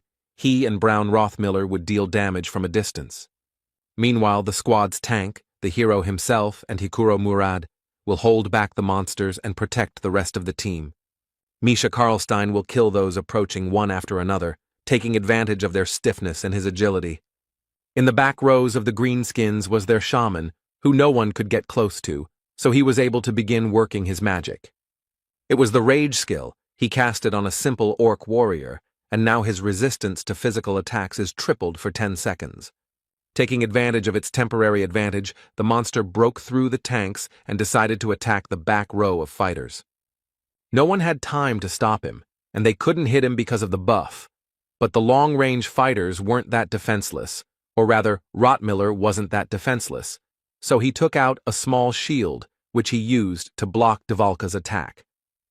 The orc was unable to develop his attack and properly use the opportunity. 10 seconds had already passed, and Misha could have killed the greenskin. Soon, almost all the enemies were defeated, and the last of them, the orc shaman, lost his head from a crushing blow from the barbarian's mace. The battle was over, so the team began to rejoice and share their impressions with each other. The hero was thinking that the battle had taken 8 minutes. They were lacking damage, so it was slow, but expected, because the squad had 2 tanks and a scout who did not have much power, not fast, but stable. After that, the explorers continued to walk through the monster settlement and fight. The closer to the center, the more monsters they encountered along the way. Once they even met a great 7th-rank orc warrior, whom they managed to defeat without any particular problems. But the calm and simple hunt could not last long. Right in front of the squad, a powerful explosion of some high-ranking fire spell thundered. And after that, the unknown wizard said that the orc settlement was the territory of the Zarvi clan, so they should leave this place. Dungeon and Stone is a single-player game, but it had a lot of content restrictions. For example, at first you were forbidden to move freely around the map, but if you create a clan, you can take territories for yourself. Of course, this requires a lot of people, so they only do this for the sake of rare mobs and bosses. But why then capture the zone on the 3rd floor? The hero wondered. Hikuro Murad, the leader of the squad, asked about the reason for their presence here, since their clan was active from the 6th floor, but the magician was not going to explain anything, which he said. Then the dwarf said that he knew about the granting of territories to clans for their merits, but he had not heard that this place belonged to Zarvi. Whether it was the responsibility of the team leader or the famous stubbornness of the dwarves, it doesn't matter, but he decided to take the hard way. While the two were arguing, Misha, for some reason, tried to hide behind the barbarian's broad back. But it was pointless. The beast man, who had been standing next to the magician all this time, turned his attention to her and asked if she was stupid, at which the cat came out of her hiding place and said his name, Talon Orifring. The guy demanded that they not call him that outside, and the wizard said that since she was his sister, an exception could be made for her. But Talon refused, saying that he couldn't explain, but it was a family problem, so his father wouldn't mind. The magician agreed, but said that he could at least explain the reason why she was being driven away from here. It turned out that they urgently needed the essence of the great orc warrior for internal clan reasons, and if everything went well, then next time this zone would be free, so they would be grateful if they left. And he continued that there would be no monsters left anyway, so it would be better for their team to leave. But the hero understood that if this requirement was not met, the clan would use force. In the labyrinth, the rules are written by the strong, so it's best not to forget about it. So as not to do stupid things, Bjorn understands that the dwarf wants the best for the squad, but you need to know your place and leave while you're alive. Unexpectedly, Lior Wobdvalki stepped forward, saying that he would sort it out, introduced himself, and tried to establish a dialogue between himself and the clan mage, as if between colleagues. But nothing came of it. The wizard from Zarvi said not to call him elder, and that he was only a pitiful worm, that he was not worthy of being called by the proud word of a sorcerer. He urged Dvalki to find some shame in himself and not dare call himself a magician when all he could do was perform pathetic street tricks. Lior had completely failed. It was sad to hear such cruel words. But the hero believed that nothing could be done. He had to leave. But Hikuro Murad, as the leader, decided to stand up for his own, and Björn believed that now was not the time or the situation for arguments. The dwarf finally lost his temper and began to charge his discharge skill, and the hero was already doubting his sanity because he was going to fight the clan of the 6th floor. Additional fighters from the Zarvi clan approached the magician. They all just looked at Hikuro and were not going to leave, because what could such a low-ranking researcher do to them? The dwarf lunged towards them with a cry of rage, while the wizard seemed to be only waiting impatiently for this, since in this way he would be able to kill this squad with impunity, citing self-defense. But the hero couldn't let that happen, so he made a lightning-fast dash and knocked the commander of his squad into the ground. He pinned Hikuro's head to the ground, not allowing him to move, and told him to stop. The dwarf himself seemed to also begin to understand what had almost happened just now. The Zarvi clan members just watched the performance with predatory eyes, and their wizard said that they had a good team, and Murad should definitely thank the barbarian later. The squad moved away from the scene, and then Hikuro began to apologize for his actions, saying that he had lost control. Rottmiller began to scold the dwarf, and the hero thought that it was right, because it was better to accuse him now so that he would remember everything. But the next moment, Brown forgave him and even praised him for defending his comrade. Misha Karlstein also began to ask for forgiveness. She said that if it were not for her participation, it would have been much easier to cope with the situation, and Dvalki began to deny her guilt.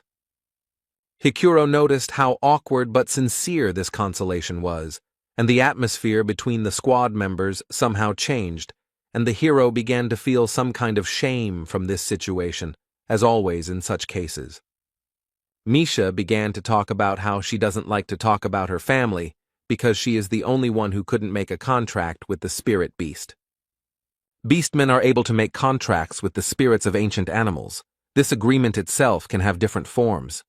Some of the beasts themselves aid in battle when summoned, others cause obsession, increasing the contractor's physical attributes, and some bestow blessings and abilities. Of course, not everyone can sign a contract, but the problem is that Misha is the direct heir of the Karlstein family.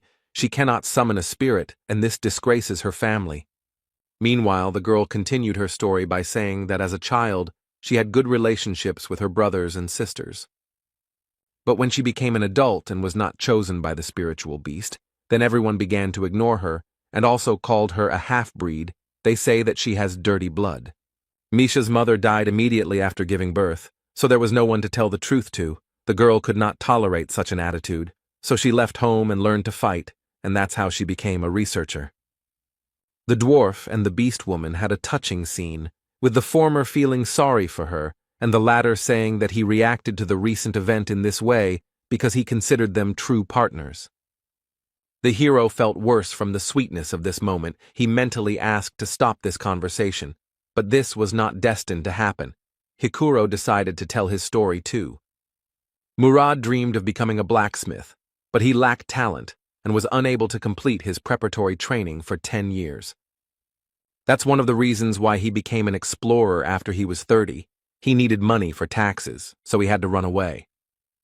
Lior Wabdvalki was completely moved by all this. He shouted out that he considered himself the most untalented and also decided to talk about his failures, about how he was able to become a magician thanks to his family status. But he didn't have the talent to enter the magic tower. If he was a real magician, then that person from the clan would have shown at least a little respect. Hikuro began to console the boy, telling him that the old man was just a bad guy, and that Wab was a great sorcerer. Rottmiller, who was standing next to Björn, said that he had been in many teams, but had never encountered something like this, to which the barbarian mentally agreed that it was strange. But the next moment, Brown also became a part of all this, and the hero thought that at least someone from this squad understood him, but it turned out not to be so. He said that when Murad and Misha talked about the experience, he was very upset because of envy, because they were not born human, so they do not know what he had to go through. They were surprised by this, and they asked the question, don't human researchers have advantages because they can become magicians, priests, elementalists, and open the aura? The hero mentally noted that this was only available to the talented, but he remained silent, while Hikuro laughed and noted that it turned out that they had a team of losers, and if so, they would cover for each other's shortcomings. There was harmony between the squad members. Everyone encouraged others. Dvalki promised to do everything possible to be useful. Misha encouraged everyone to try, and Murad expressed hope for long-term cooperation. They all laid out their problems and supported each other, and now all eyes turned to the hero. Now it was his turn. This made Björn tense up. They were all looking at him so strangely, waiting for something. Would they throw him out if he didn't say anything?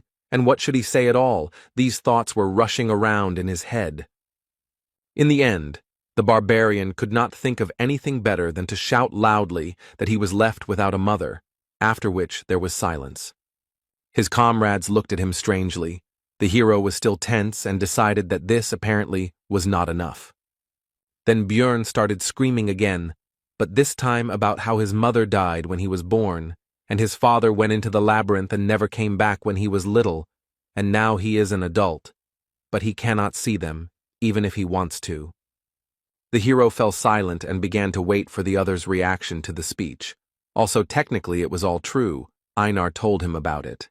Rottmiller noted that it was hard for him at such an age, and Misha decided to apologize, because she complained about the difficulties in her family, and for him, everything was even worse. Dvalki decided that the hero was just pretending that everything was fine, and Hikuro offered to replace his parents if he wanted. Björn shouted that everything was okay, but inside he was screaming for them to leave him alone. The shame inside him was beyond all bounds. Somehow the hero became the most pathetic member of the group, but he didn't care, and it wasn't like he actually had a mother. In fact, he is a barbarian who uses his knowledge from the game as an advantage over other researchers, and has already reached rank 7 in a measly 3 months. Although, if you think about it, he is a loser who somehow ended up in another reality, where he is considered an evil spirit, who are killed as soon as they find out about them, and he has already been on the verge of death. While Björn was thinking about how shitty his life was and was being consoled by Misha and Dvalki, Hikuro and Rothmiller discussed the group's next steps, eventually deciding to go to a location called the Witch's Forest. When asked why not move to the 4th floor, Murad replied that he had seen too many teams underestimating the difficulty and dying there, so they needed to work on their teamwork first. The hero remembered that the Witch Forest was a zone that was only visited in extreme necessity, a bad place for hunting, and not very suitable for warriors.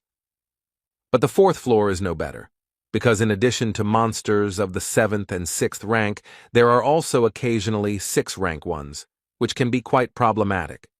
The hero died there many times because he went there unprepared, so the dwarf's fears are understandable.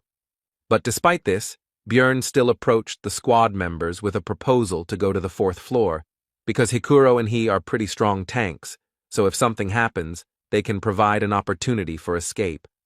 He wouldn't even have to run away with the vampire essence, the hero thought.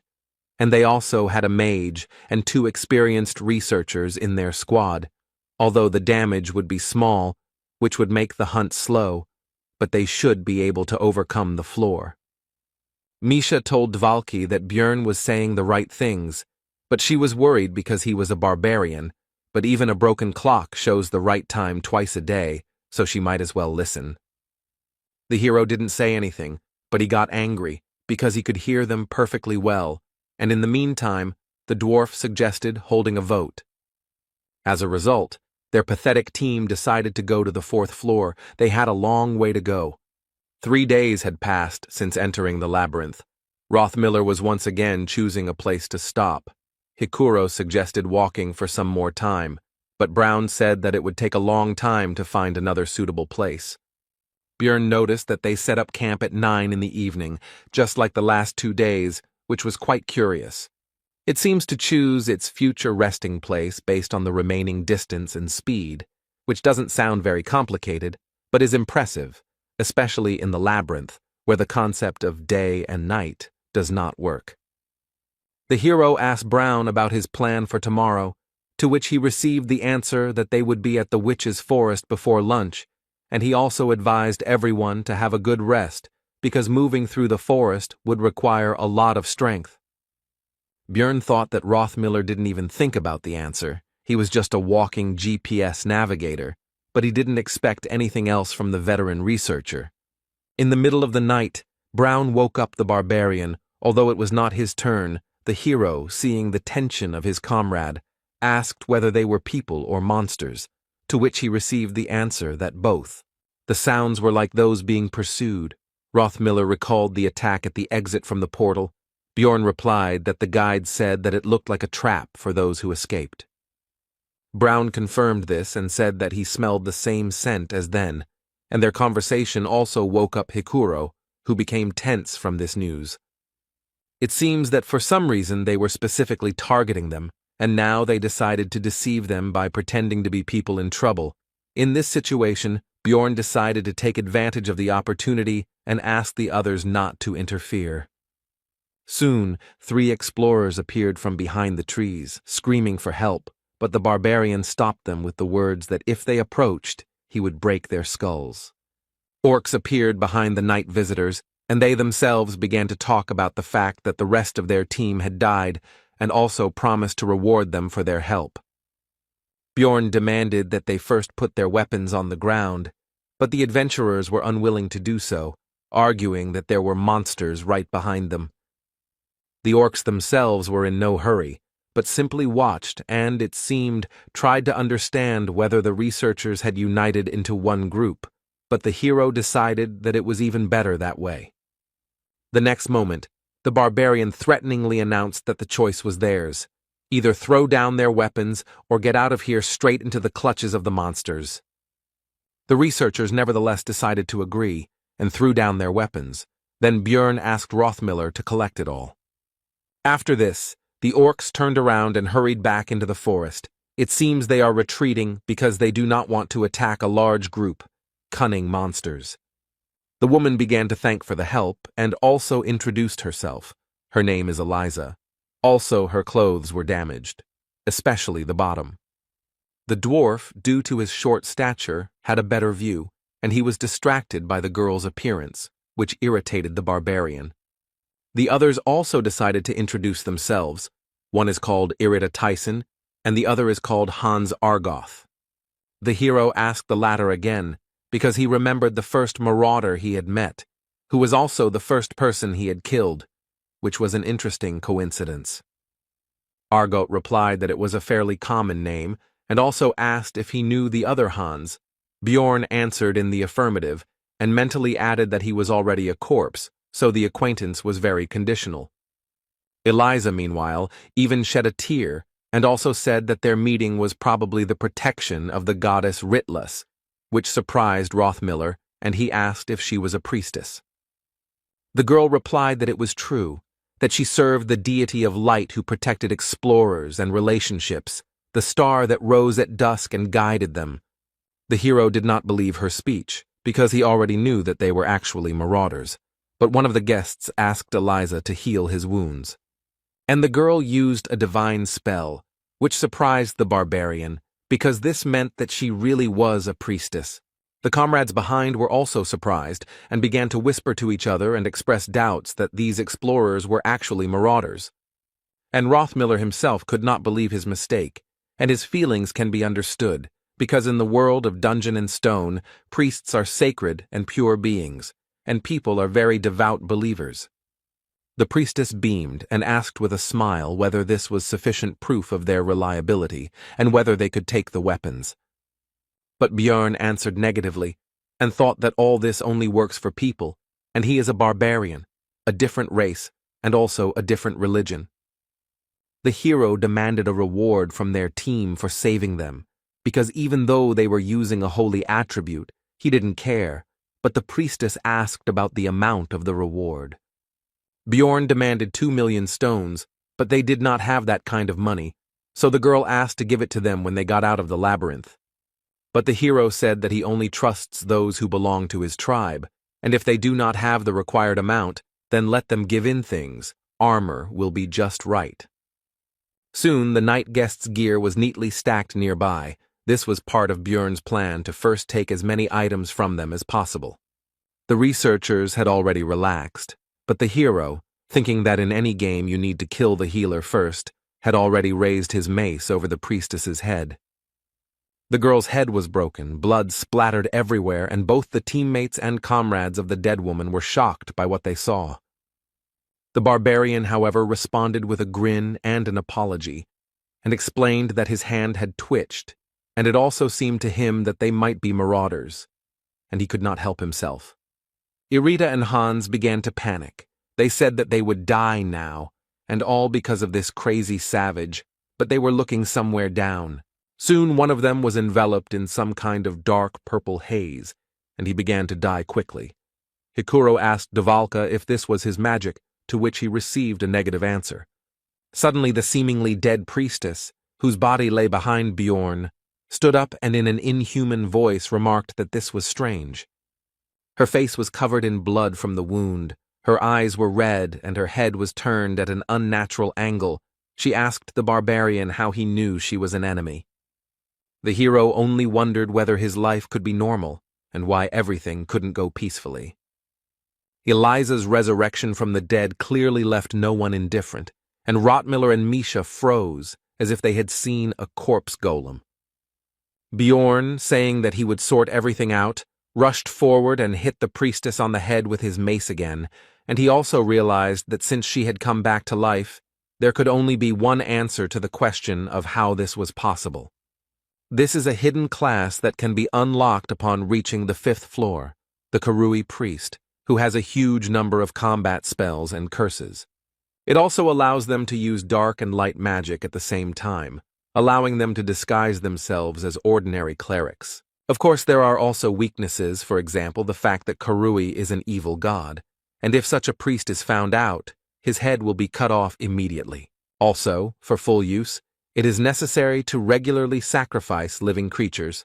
Apparently, for this reason, she became a marauder, because it is easier to find prey in the labyrinth. The hero was taken out of his thoughts by the fact that the second researcher was also quickly killed by the same dark purple haze. The mist gathered around Eliza, forming a skull mask across half her face, and she stated that she had lost 2 useful servants because of their group. The hero, it seems, decided to unbalance her, so he said that she had a bad upbringing, since she blames them for what happened, because it was she who killed Hans and Tyson, and now he will avenge them for their comrades. This speech discouraged not only the priestess, but also the barbarian's companions, while he himself was anticipating the amount he would receive for equipping the dead. Suddenly, corpses began to rise from the ground. Now everything was not so simple, because this is the skill of the priest, Karui Call of Death. Usually he calls the dead, but with the bodies of subordinates, you can get stronger undead. The new enemies were held back by 2 tanks of the squad, namely Bjorn and Hikuro, using their standard tactics. Misha, as usual, attacked the enemies, using the cover of her comrades. She delivered attacks with daggers with the poison attribute. And Wabdvalki began to throw his ice spears at his opponents from afar, just as their group had done before. They now understood each other without words. Teamwork was now at a good level, but there was one problem with all this. The undead have quite a high resistance to ice and poison, so the attackers couldn't deal normal damage. Then Rottmiller decided to use an incendiary mixture. It took some time to find it in his backpack, but soon the bottle went straight to the enemy. The living corpse was engulfed in flames, which was their weakness, and he even screamed piercingly despite his dead state. But with the statement that it was all useless, Eliza took advantage of the team's distraction and used the dead man's flame spell. It immediately began to absorb the fire in the surrounding area, which negated almost all of their group's successes. The only attack that could work against the undead was rendered useless, and they had no way to use the holy element. Then the hero came up with another plan of action and shouted to his comrades to deal with the priestess, and he and Hikuro would hold off the reanimated corpses. Bjorn took their weapons and armor in advance, so they should be able to buy themselves the time they need. Brown, Dvalki, and Misha rushed towards Eliza, leaving the rest to the tanks. The beast woman ran ahead as the fastest.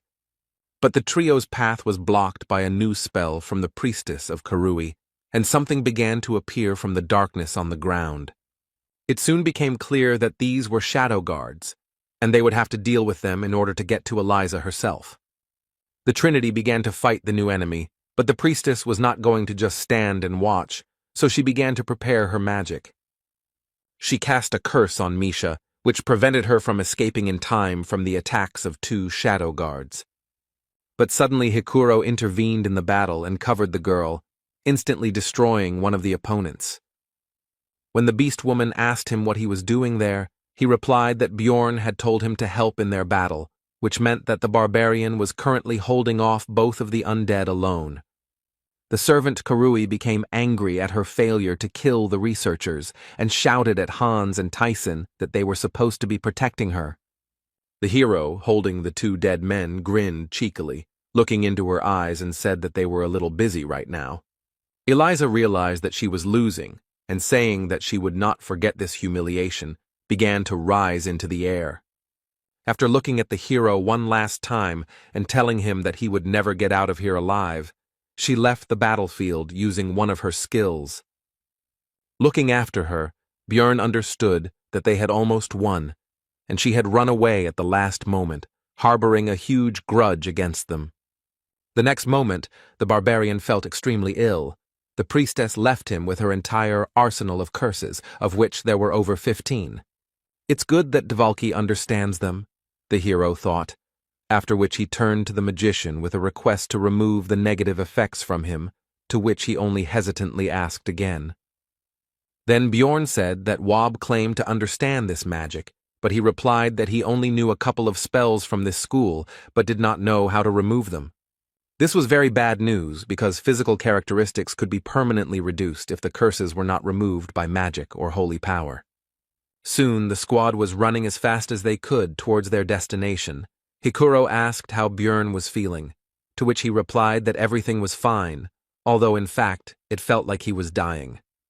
It was all because of the negative effects. If it weren't for the vampire essence, which gives resistance to magic and darkness, he would have fallen off his feet long ago. The rest of the crew were also cursed, but they only received 2 or 3, rather than over 15 like him. It was extremely unfortunate that out of all the effects, he received one that hits stamina, but does not affect vitality, which is why high regeneration does not help. In the game, the character stopped moving when his stamina dropped below 10%, and since he was moving, there should be about 30% left, he had no idea that it was actually 5%. Soon, the area around changed dramatically. It became very gloomy. The team finally reached their destination. It was the Witch Forest.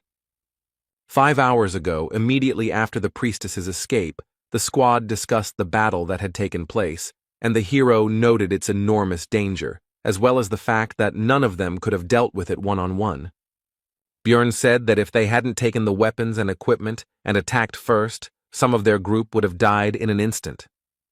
Misha's eyes lit up at this, and she shouted that reliable barbarians are the best. She had doubts, but the hero simply went and smashed Eliza's skull.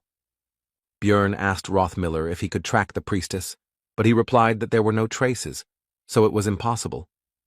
The hero informed everyone that she would definitely try to finish what she started before the labyrinth closed, because they would be able to reveal her, to which Dvalki said that they did well and could do it again.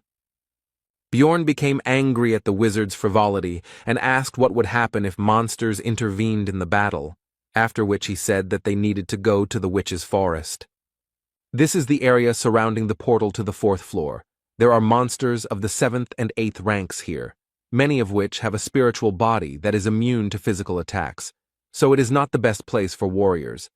But right now, this is the best option, because in this special zone, all status effects, except for the effects of the zone itself, lose their power, which allowed the squad to get rid of curses.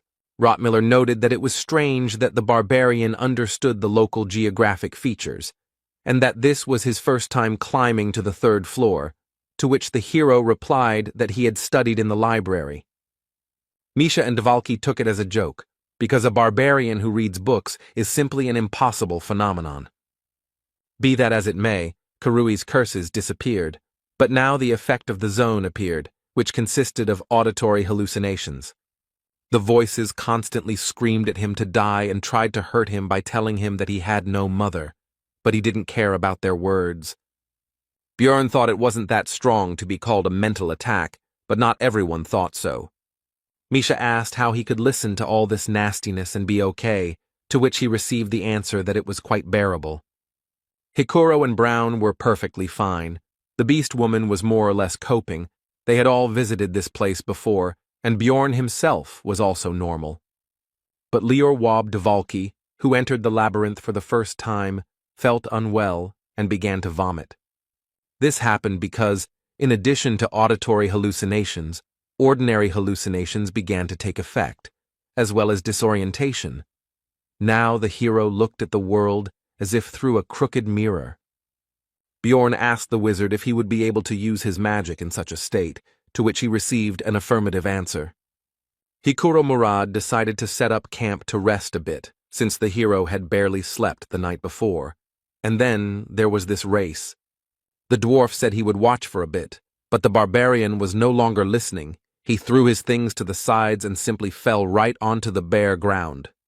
The hero lay with his eyes closed, and also thought that with such adventures he would definitely not be able to bear it one day. His thoughts were interrupted by Hikuro, who leaned over the barbarian and said that he had seen Eliza before when he came to the guild to recruit a team. In the Bloody Citadel, where they went with Bjorn, the dwarf received a numbered item called the Guardian's Bracers, thanks to which his rank was raised. Perhaps she heard about it somewhere. This artifact has the number 3112. It is usually found in rifts above the 4th level. It is one of the 3000, so it is quite strong. The hero was again in a bad mood because of his luck, because he had worked so hard to get the essence, and the guy who had barely lifted a finger then took the numbered item for 50 million. Bjorn asked his comrade why he didn't recognize her right away, to which he received the answer that she was dressed completely differently, and her clothes were so dirty and torn to pieces in places. But it was crystal clear that these were just excuses, and in fact, he was busy staring at something completely different from her face. Bjorn realized that when their team was meeting and discussing their plans in the bar, she could overhear everything and set up an ambush. Hikuro said that treasures always bring trouble, but the barbarian told him not to shift responsibility. It was he who was not careful, to which the dwarf quickly left. Soon, Bjorn was awakened by his comrades, and Rothmiller noted that he was sleeping very soundly, and he had heard that even barbarians could not stand it on their first expedition, and Misha simply asked how one could sleep in such noise. It turned out that the hero was disturbed by the presence of a group of enemies nearby. These were fairies who were flying nearby. These are rank 9 monsters whose only skill is releasing poisonous pollen mixed with stimulants, one of the few types of non-combat mobs in the game. Bjorn said that there were quite a few of them, and that certain guy should be nearby, so was it worth fighting, to which Hikuro noted that Dvalki had gotten better, so they could handle it. The fight began with Murad sending his lightning at the fairies, after which the monsters simply fell to the ground.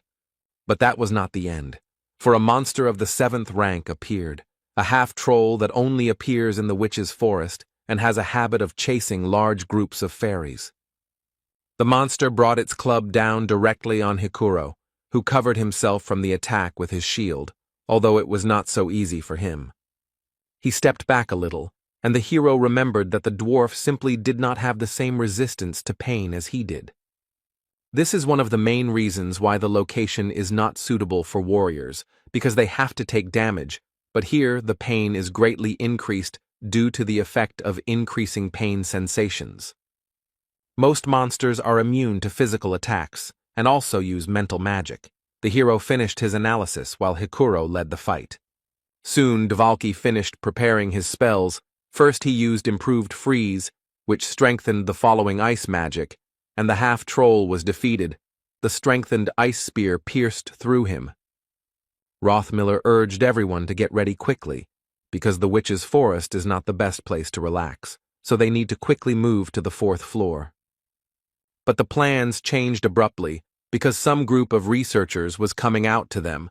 Hallucinations and disorientation prevented them from being seen, but they were getting closer, so this would not last long. Among them was Eliza, who immediately pointed her finger at Bjorn and his comrades and said that they were the ones who killed her dear companions. The researchers prepared for battle, and one of them sent the priestess back, while the hero mentally complained about this woman and the problems she caused.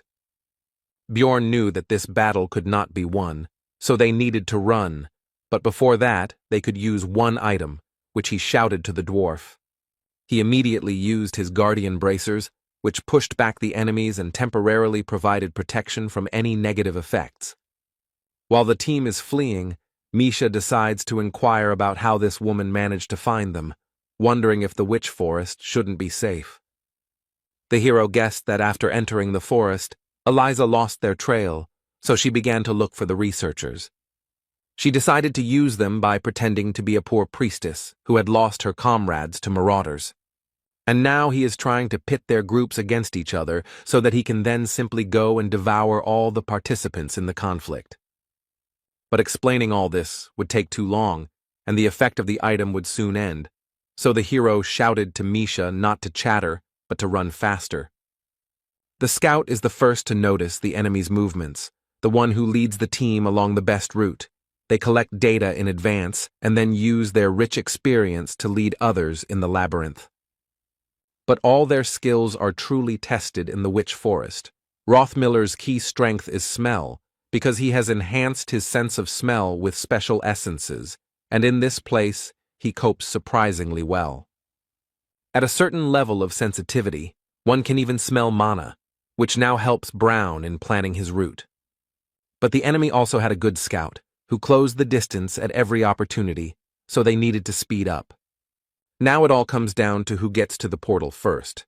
But the problem is that they are all tired, especially noticeable for Misha, who may be fast, but is not particularly resilient.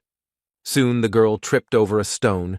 Björn immediately rushed to her aid, but she said that it was just a cramp, so let him run on. The hero saw that she was lying. It was actually a sprained ankle, so he decided to take the beast woman on his shoulder and carry her like that. And when Björn turned around, it turned out that his comrades had already managed to run further, apparently not noticing their absence, while Misha began to lament that he should not have stopped and run further. The barbarian called the girl to calm down and said that it was better to stay where they were, because Rothmiller should soon notice that they were missing and would return. The hero himself, although he calmed Misha down, was not completely okay himself, because the situation was becoming very dangerous due to the fact that the Witch Forest could not be passed without a scout. The beast woman began to ask how long they would have to wait here, but her question was interrupted by Hikuro's cry, which rang out across the surrounding area. The girl got scared and asked her friend what they should do because they had to help the rest of the team. Björn replied that relying on sounds in this area was a bad idea, and that attacking them meant that they would not be able to return for them and they would have to move on their own. When asked what is most important in an emergency, the hero would not choose water, food, or tools, although these are important things, but strength of spirit. Right now, Misha clearly missed her. She was screaming that she didn't want to die like this, that she had worked and tried very hard, and it would be too pitiful. The hero told the girl to calm down, and mentally added that when you find yourself in such a situation, you need to accept reality and not deny it. Misha began to blame herself for this situation, because if she had not fallen, then this would not have happened, but Bjorn shouted at her to listen to him, because they needed to focus on the present. He told her to drink the potion from his backpack so that the girl could walk on her own 2 feet, to which she, having more or less calmed down, agreed. Soon they stopped to rest a bit, and Misha began to lament that she couldn't believe that she had swallowed the potion while riding on a running barbarian. She even managed to think that she would die on his shoulders. Sitting by the fire, the hero thought that 4 days had passed in the labyrinth, so it would only get more difficult, and now only the 2 of them had to hold out until the labyrinth closed. The worst part is that most of the monsters are spirits, which they can't attack, meaning they really need attribute power. Then the hero made a decision and first of all asked Misha if she was married, to which she noted the strangeness of this question, but still answered that she was not. Then Björn continued asking, but this time about whether she had any beliefs that she shouldn't show her naked body to men she barely knew. The girl, embarrassed, replied that circumstances vary. The barbarian said that this was great, after which he took off his helmet and began to approach Misha, and she shouted at him not to approach, and that in general she was not ready for this. But he simply put a ring on her finger and said that he was keeping it for the person to whom he could give it. All this surprised the girl. She did not understand what was happening. Bjorn told Misha to swear by her guardian god, and in exchange for this, he would always be by her side. And he continued by saying that from the moment she accepted this ring, then he himself would take an oath on the honor of a warrior that he would support her, and he hoped that the girl would promise the same. Embarrassed, Misha asked him about his seriousness, and then explained that it was a bit unexpected, but it was the first time she had received such an offer, so it wasn't that she wasn't happy. And then she apologized and said that she didn't think of him in that way, and then she tried to explain something else, but she was constantly embarrassed and spoke incoherently, so the hero didn't quite understand her. In the end, the blushing beast woman shouted that she generally preferred thin men, and he, a stupid barbarian, had no masculine charm at all. Bjorn explained that there was a misunderstanding. He didn't mean it, but simply asked to become his comrade, which is why he gave the ring. Misha immediately felt somehow better, but the hero continued to talk about how she could refuse it at any moment, but then she would have to return the same ring or 15 million stones. The girl began to complain about the price, because it was too much money for a simple decoration, so she began to inquire about the reason. Bjorn said that this ring could fulfill her cherished wish, and mentally thought that if he had not played Dungeon and Stone, he would never have done this. But now he is going to awaken Misha. Number 9425, the Frost Spirit Ring, a numbered item that the hero received from the master of the Artemian school. At first glance, it can be considered almost useless, but after destruction, it had a special effect. He did almost no damage, but after all the years of playing, the guy couldn't help but learn this secret, and he figured it all out.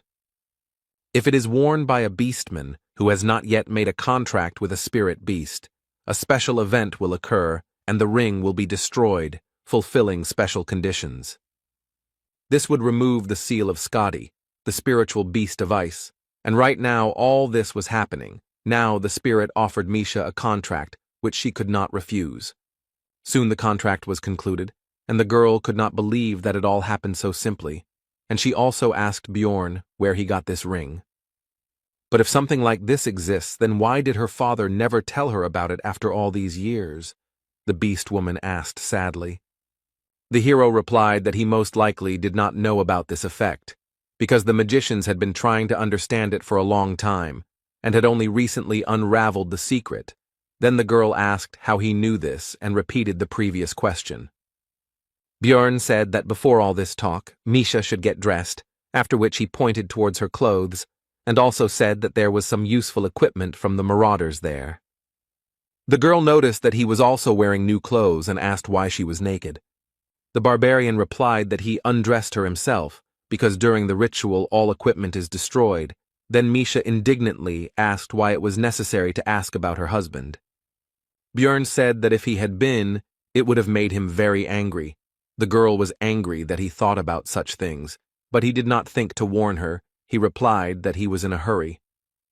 But despite all the negativity, Misha quickly calmed down from the words that she should say something, and she sheepishly thanked the barbarian. The hero asked if that was all, and the girl, after thinking, decided to share with Bjorn something personal from her past. Misha said that she once tried to commit suicide, but her father found and saved her. The barbarian said that in that case she should be grateful to him, but she was not sure about this, and continued the story. When the girl woke up, he said that if she wanted to die so much, let her do it in the labyrinth and not disgrace their family. The hero realized that her relatives were even crazier than he expected, and Misha said that it was then that she became a researcher, but not because she wanted to die. She simply ran away from that house. She thought that she could become famous and strong even without a spirit, and then her father would pay attention to her.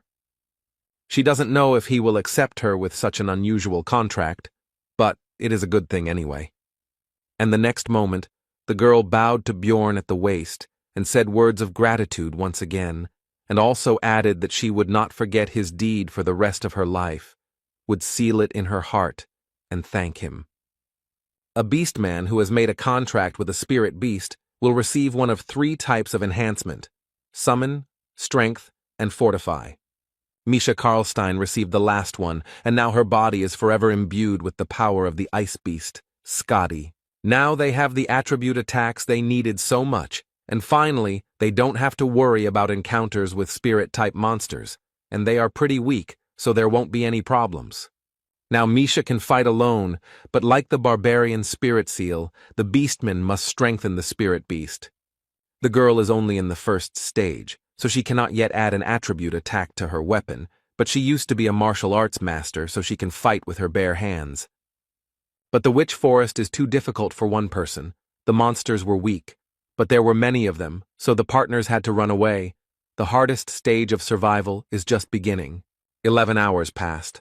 All this time Misha and Bjorn avoided large groups of enemies, attacking only small ones. Thus, many were defeated.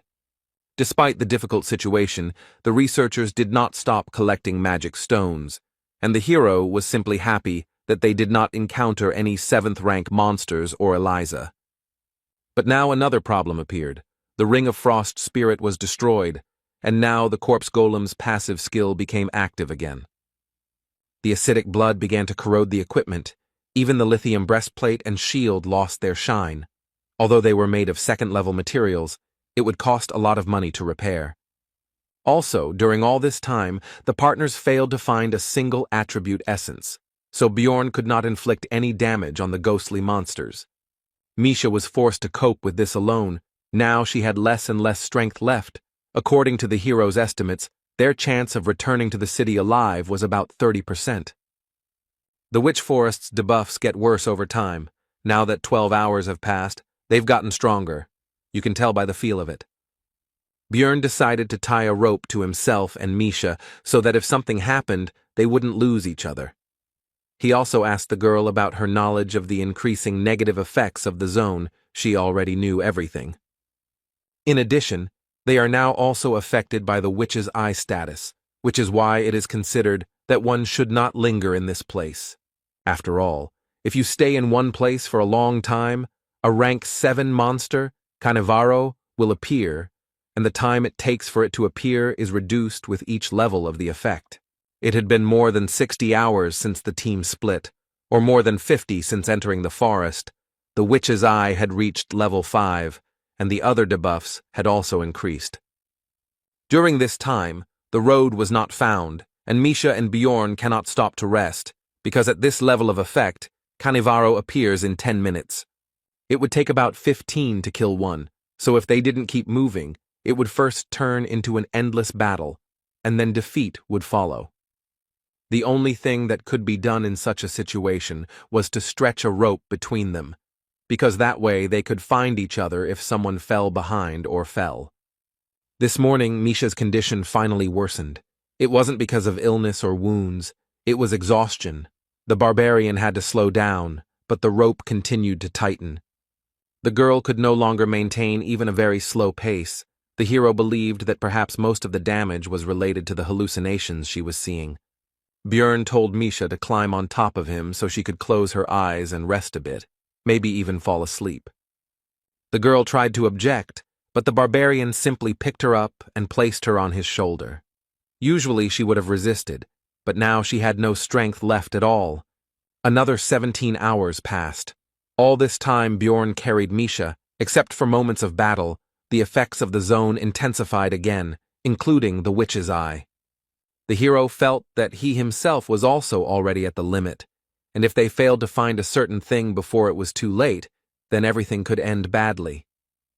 But suddenly Bjorn's thoughts were interrupted by a familiar voice. It was his ex. She was not at all like the illusion of the forest. The guy had a feeling that he would feel warmth if he touched her, and she, seeing his gaze, asked about what he had already managed to imagine. Bjorn noticed that she behaved exactly the same way in life, which meant that his memories were probably used as a basis. The ex skillfully manipulated the hero's weaknesses, made him get excited even in such a situation, and then told him to leave the beast woman and choose her. The guy already succumbed to her words. But Misha intervened in the situation. She delivered a powerful uppercut with the power of the attribute to the enemy and sent him flying. The hero, while his partner was fighting, slowly came to his senses and began to assess the situation sensibly, realizing that it was still some kind of illusion. Misha, meanwhile, continued the fight, apparently winning without any particular problems, even using only hand-to-hand combat. It was clear who would soon win, and so it happened. The girl approached Bjorn, all beaming, and reported that the dryad had been defeated. Then the hero understood everything. It was a very rare monster of the 8th rank that appears in this forest and uses the charm skill. Now it became clear to Björn why the illusion was so realistic, because it was not a zone effect, but a skill, so he thanked Misha. Without her, he would definitely have problems. But the conversation had to be interrupted as a group of researchers appeared ahead. This was the first meeting with someone after their team split up. The witch forest is huge, and no one uses it as a hunting area, so it is very difficult to meet others here. They spent 8 days on the 3rd floor. The main part of the squads have already moved on. They seemed friendly. Misha was already happy and asked Bjorn if they were saved, but he told her to calm down, and mentally added that they could not be trusted. The archer woman said that there was no need to be afraid of them, because they were not bad people. They themselves had children of the same age in the city. But these words never calmed the hero down. On the contrary, they made him wary, because this was even more dangerous, since it meant that they needed to feed even more mouths. This was a motive for making money at any cost. Misha asked what the problem was, since this was the help they needed so much, but Björn told her to just keep quiet. He had gotten into trouble many times and would usually ask for help if he promised a reward for getting him out of the forest. Then it would be a good deal. The first thing the hero did was to figure out who these people were.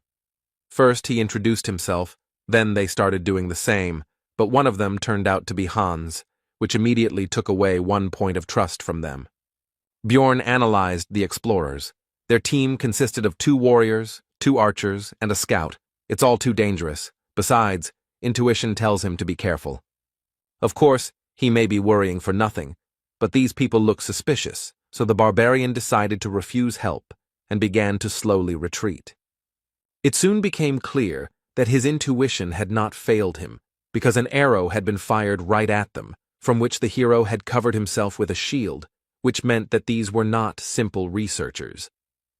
The young man didn't seem to expect this and asked a female archer named Viet why she did this, and she told him to look at the barbarian's equipment.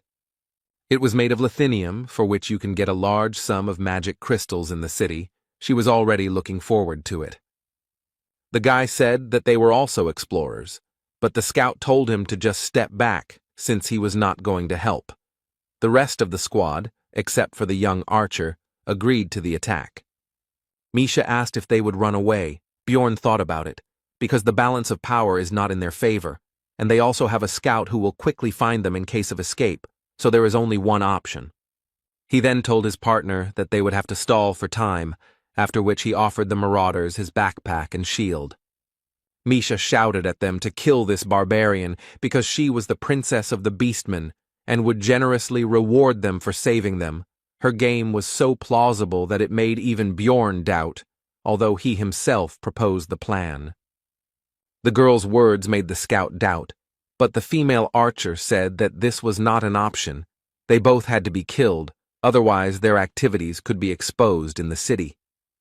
The warriors of the squad noticed that the princess might have something valuable, so they rushed forward with the words that the spoils would go to whoever found it first. The barbarian began to prepare for the collision because he couldn't delay any longer, but he also understood that it was no longer necessary because enough time had passed. And he was right, because what he was waiting for happened. A 7th rank monster, Cannavaro, appeared right in front of them. After this, the hero told Misha to grab onto him and ran forward, thinking along the way that it was impossible to escape from the monster because he would pursue the victim until death. Therefore, it was possible to use the marauders as a diversionary tactic, and he began to break through their ranks while they were at a loss. This should have out-aggroed Cannavaro, who took advantage of the fact that no one was attacking him and used his magic mind skill without any problems. The marauders decided to deal with the monster first, because of the mines, they would not be able to pursue the prey anyway, and the prey itself would not be able to get far. The hero understood that there was no way he could dodge the mines, so he had to rely on his strength and regeneration, simply running straight through the traps. Cannavaro, meanwhile, noticed the escape of his prey, so he called for support from a group of hounds, a breed of dog used for hunting. It seems that the marauders greatly overestimated their strength, because they began to lose their lives very quickly, one after another, from the monster's arrows, mines, and dogs. One of the dogs managed to catch up with the fleeing Björn and Misha and grabbed the barbarian's leg, preventing him from continuing his escape. The hero had to use the flesh explosion skill to get rid of the dog, but at the same time, he lost the ability to run further. His leg was finished. In that case, the plan will have to be changed. Björn told Misha that he was leaving the rest to her. She told him to leave her in Canivaro. The barbarian threw the girl's light body without any problems. She rushed straight at the monster, who was not expecting such a thing, and it was finished with him in an instant. Among the attacking marauders, one was still alive. It was the same female archer who first fired an arrow at them. She tried to beg for mercy, but Misha was not going to spare her. The beast woman was worried about Bjorn. She poured a healing potion on the wound, but said that it could not heal such a wound, but the barbarian said not to worry. Thanks to high regeneration, the potion, and the eternal life skill, the leg was restored almost instantly, which surprised the girl very much. The hero understood that this was all thanks to the bonuses of the vampire essence, his skill, and the seal of the immortal. With all these factors and enough time, it would be possible to grow a limb without a potion. Misha asked how he could drink it without pain. Bjorn replied that it was the mental fortitude of the barbarians. He recalled that Einar also took potions without any problems. In his case, it was due to the high value of the pain resistance characteristic, but the effect was the same. The hero suggested that Misha pack up and leave before a new Canivaro appeared, and she herself asked how he realized that those researchers were dangerous.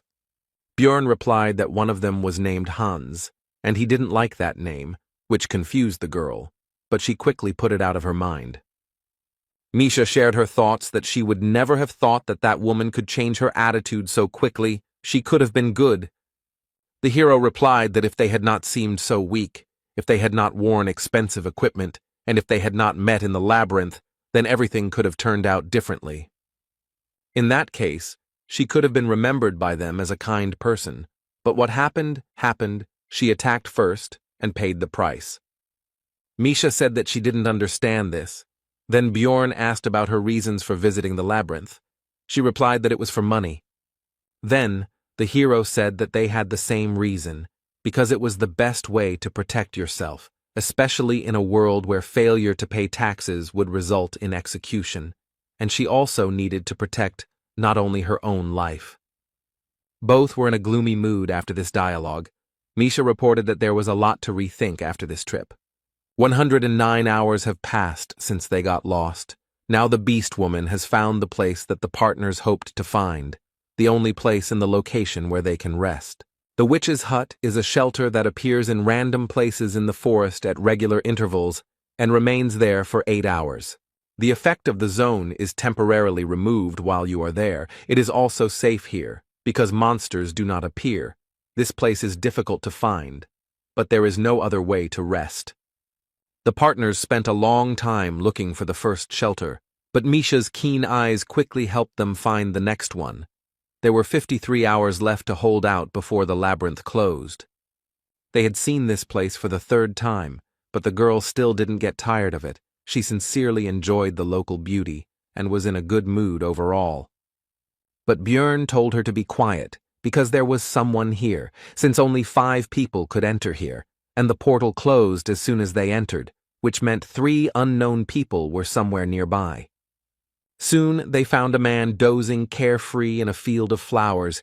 It was one of those who helped Eliza then, but now he looked so-so, so the hero was interested in how this happened.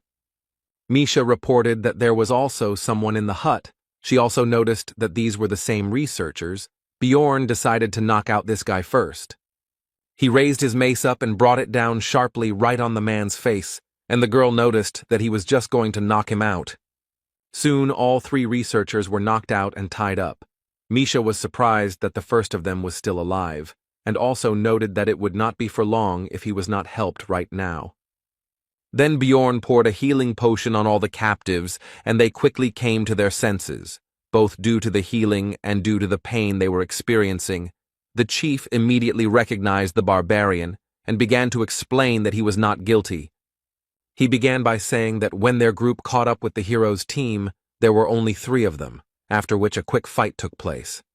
They didn't want to chase them through the entire forest again, so the first thing they did was shoot a guy who looked like a scout, but he immediately clarified that the wound wasn't serious, just a scratch on his shoulder. Then they were thrown back again by some kind of light.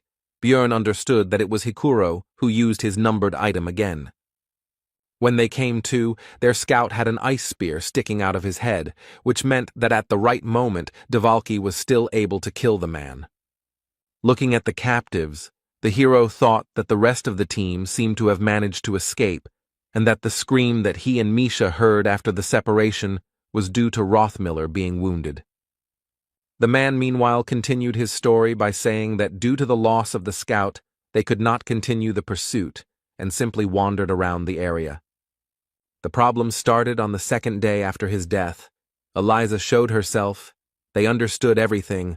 Only after she absorbed the life force of one of the researchers, the girl turned out to be a priestess of Karui. The man started to justify himself by saying that they had been deceived, so it was not their fault, and they had not intended to kill anyone for no reason.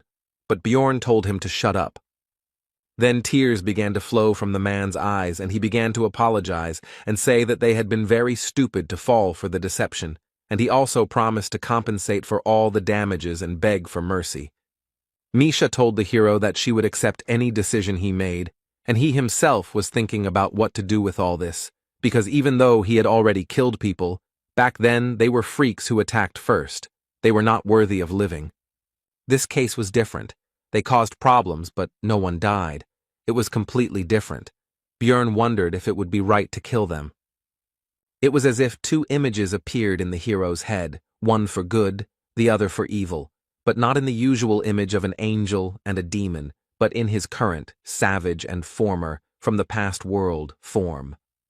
The barbarian said that whether it was right or wrong didn't matter. The main thing was that they could create problems in the future, so it would be easier to kill them. The good man said that you can't kill people because of one mistake, so why does he doubt? Because sparing them would be the right thing to do.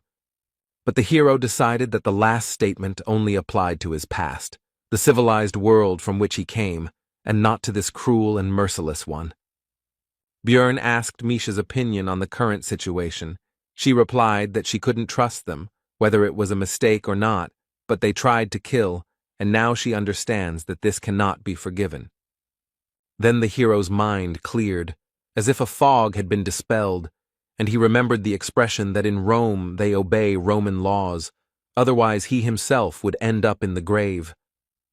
Whether it was a mistake or not, he had a feeling that they would repeat it at the first opportunity, so pity was thrown aside, and the explorers lost their lives. The hero, when he first opened his eyes in a new world and in a new body, realized that Björn Yandel was not only his new name. This is also his new essence, the essence of a barbarian, which he must correspond to in order to survive. Misha noticed his worries by his trembling hand. The hero replied that everything was fine. She shouldn't worry. It would be better if she collected the things of the killed researchers. This was soon done, but Misha was disturbed by the sight of Bjorn dragging the body to the fireplace and starting to push it straight into the fire. She asked him about what was happening. He replied that it was necessary.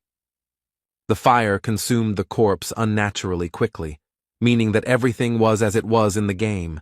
The witch's hut had accepted a new victim and would now be open for another 8 additional hours. Misha was still not sure that Björn was okay, but he didn't answer, and the only thought that popped into her head was that they had 2 more so-called logs, which meant 24 extra hours. The hero pulled off his helmet and asked his companion if she was going to rest, but she simply remained silent. She was clearly uncomfortable with what was happening. Since she did not answer, the barbarian said that he slept on the bed first, after which he fell face down on the pillow and thought that sleeping on the bed was very good. But in reality, he was only unsuccessfully trying to distract himself from the thought that he was increasingly renouncing humanity and accepting the life of a barbarian, and that life was not punishing him for this, but, on the contrary, rewarding him. All night long the hero dreamed about his past life, namely work, meeting a girl, dating her and his future life, calm times. But in the morning he realized that it was just a dream, and his new reality was life in a monstrous body and fighting real monsters. Björn noticed that besides him, Misha was also sleeping on the bed with her head on his leg. He wondered when she had gotten in there, and it was also time to wake up, so he began to wake her up. Chewing the dried meat, the barbarian thought that there were only a day left before the labyrinth closed, and the hut would cease to exist in an hour. They had to hold out for just a little while longer, and soon they would return to Rafdonia. Misha said that this research was very complicated, so upon returning, she would immediately take a bath, after which she asked about her companion's plans, and he replied that he did not know. As soon as the shelter closed, it became clear that something was wrong. Everything around turned red and became even darker than it was before. This meant only one thing. The special condition of 7 sacrifices in the witch's hut had been fulfilled, and now the Chaos Lord Riakis was wandering around the floor. The hero explained to his companion that this was something like zone bosses, but much stronger, and also each level had such a floor lord. The girl had never heard of such a thing, so she was surprised. Björn explained that she didn't know because the method of summoning was kept secret, because if some psycho summoned one, then a couple of deaths wouldn't be enough. When Riakis appeared, erosion began. All the monsters began to dissolve into chaos. The Lord has an effect on the entire floor and kills everyone he meets until he dies himself. Also, his call closed all the portals. You won't be able to escape. If you were here when this monster appeared, then prepare for death. Misha asked about the reason for his appearance right now. Then Bjorn explained that it was all probably because of them, since burning those bodies in the hut was one of the conditions of the summoning. 10 years have passed since the last call. The hero thought that 3 corpses would not make a difference, but someone burned 4 of them earlier. The girl began to panic because of this. The barbarian said not to tell anyone about this, because if someone found out about their participation in the conscription, it would not end well. The barbarian also reported that the zone effect no longer affects them, so they will now be able to leave here, and their path will lie in the orc settlement. The Zarvi clan has settled there. It is huge. They operate above the 6th floor. They have hundreds of members. A meeting with Riakis is deadly, so to increase the chances of survival you need to join them. It's unlikely that the entire clan will be on the 3rd floor, but to control the area they should have at least 10 teams, which would already be good. A huge crowd of researchers had already gathered here. The clan leader tried to call for order, but from everywhere came requests for help, promises of a reward for saving, accusations, and lamentations. Suddenly, a golden barrier appeared around, causing the crowd to quiet down somewhat, although not completely. But this was enough for the man on the podium to shout to the researchers. He explained that it was already safe here, since their priestess had activated the announcement of the destruction of evil, and his clansmen were standing guard. And he continued his speech by saying that they only needed to hold out for a day until the floor was closed, during which time Zarvi would fulfill the agreement with the royal family and do everything possible to ensure that most of the people returned. He ended with a threat that if he created any problems or if anyone disagreed with him, he would be immediately thrown out.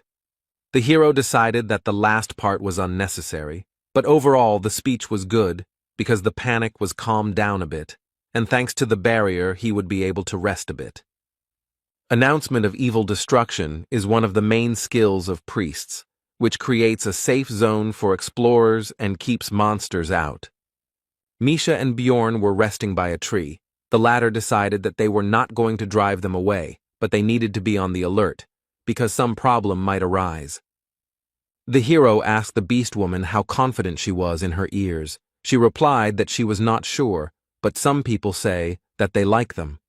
Bjorn was misunderstood, so he explained that he meant her hearing, to which she awkwardly replied that she could hear just fine, so he told her to listen to the researchers' conversations. They discussed how the last time Riakis showed up was 10 years ago, and now they were wondering what kind of madman did this, and also that they were lucky with this clan from the 6th floor. One of them admitted that he had never seen the evil destruction announcement barrier in person before, while the other remarked that it was great in a large clan.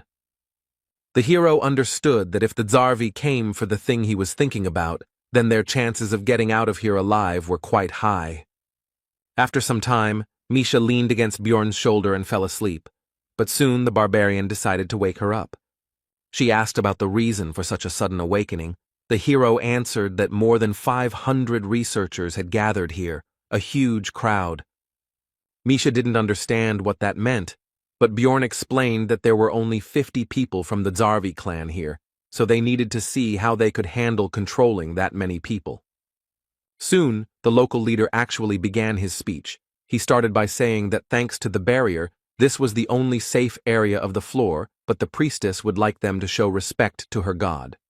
It should be 1,000,000 stones per person. You need to pay now. Not only crystals will do, but any equivalent items. The hero admitted that it was a smart move, since not every researcher would have such a sum on hand, and in this way it would be possible to take away some of the equipment from people to simplify control. The man on the podium meanwhile said that this is not only respect for the god, but also payment for protection. They may lose some equipment and potions, but there is nothing to worry about, because they will protect everyone. The hero understood that in fact there were enough reasons to worry, because the barrier, although powerful, was not comparable in strength to the floor master. They were unlikely to kill him, but for now they had to obey the rules, so Bjorn asked Misha to take the things they didn't need. He thought they were very lucky to have taken the equipment from the marauding attackers and wouldn't have to give up their own. Many researchers were unhappy with this situation and were unwilling to pay 1,000,000 magic stones for protection for one day. As the heroes expected, some people began to leave the barrier and cope with survival on their own. There were about 300 researchers left, which meant that the Zarvi clan received 300 million magic stones.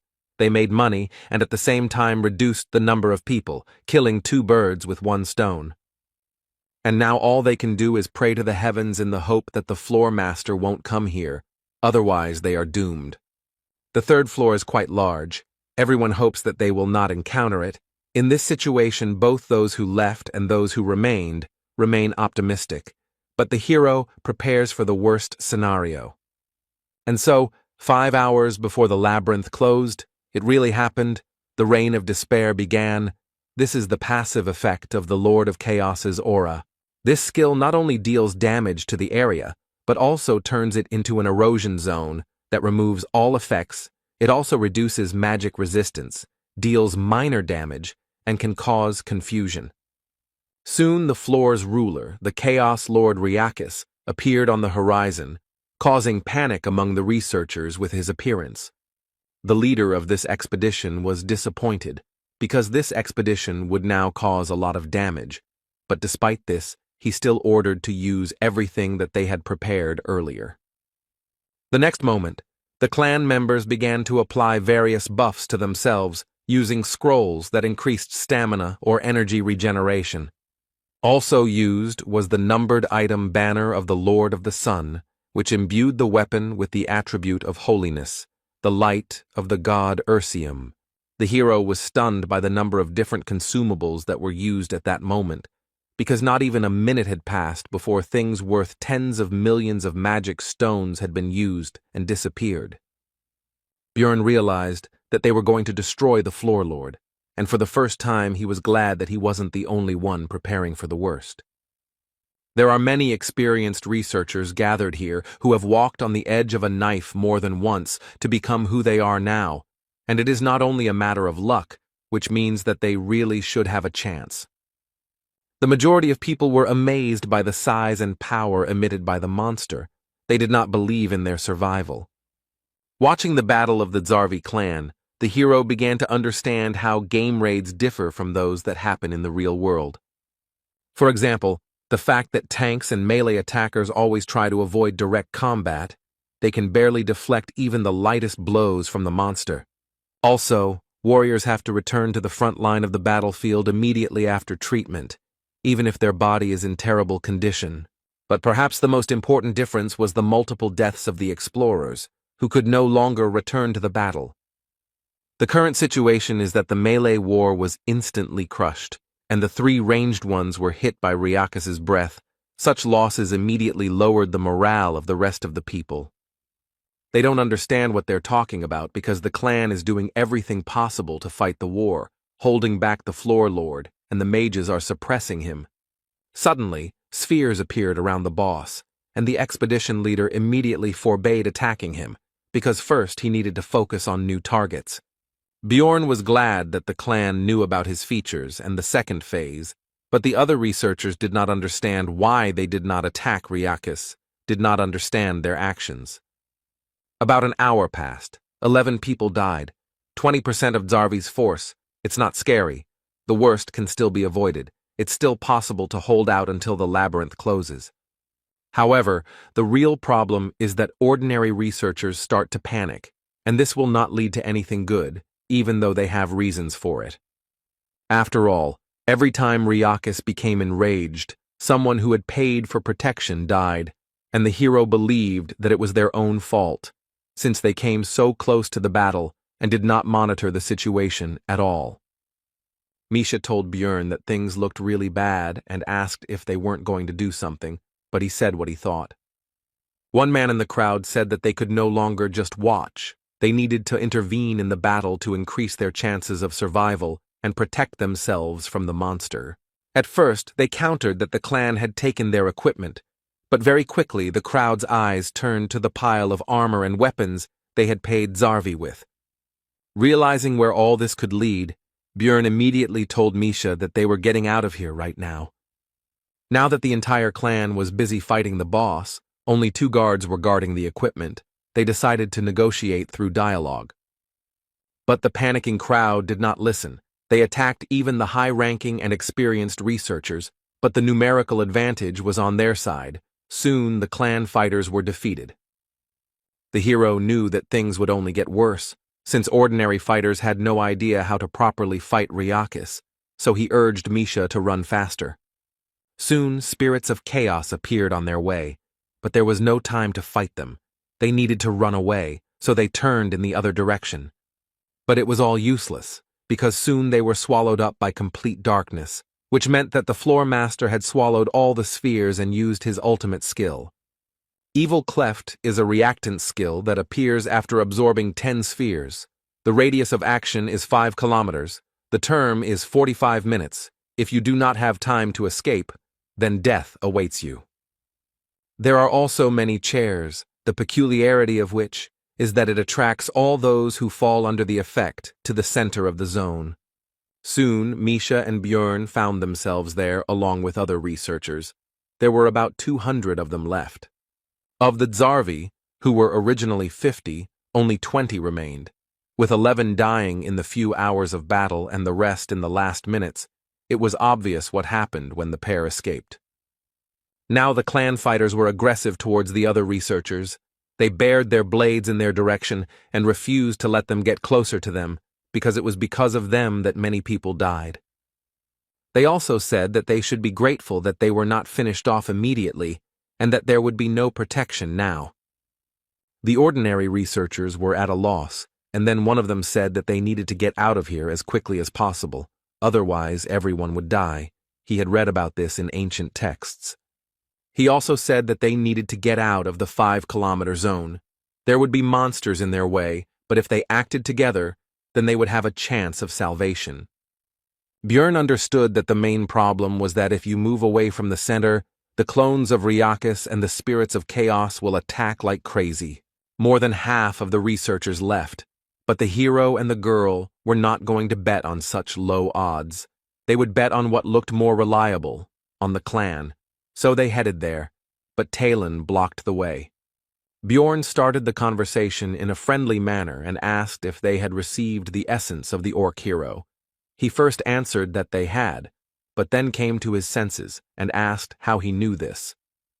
Meanwhile, the vice-captain of the Zarvi clan, Iraz Magrain, was later informed that 23 people had survived, including 3 priests, 6 mages, 12 ranged attackers, and 2 warriors.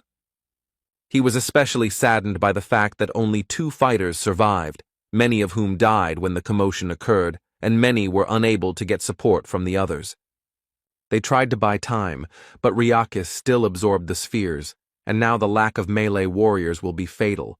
Only 2 of them will be able to clear the way for everyone else, especially this spear swordsman. The vice captain was constantly asked to give orders, asked about something, reported new problems. Everything was very bad.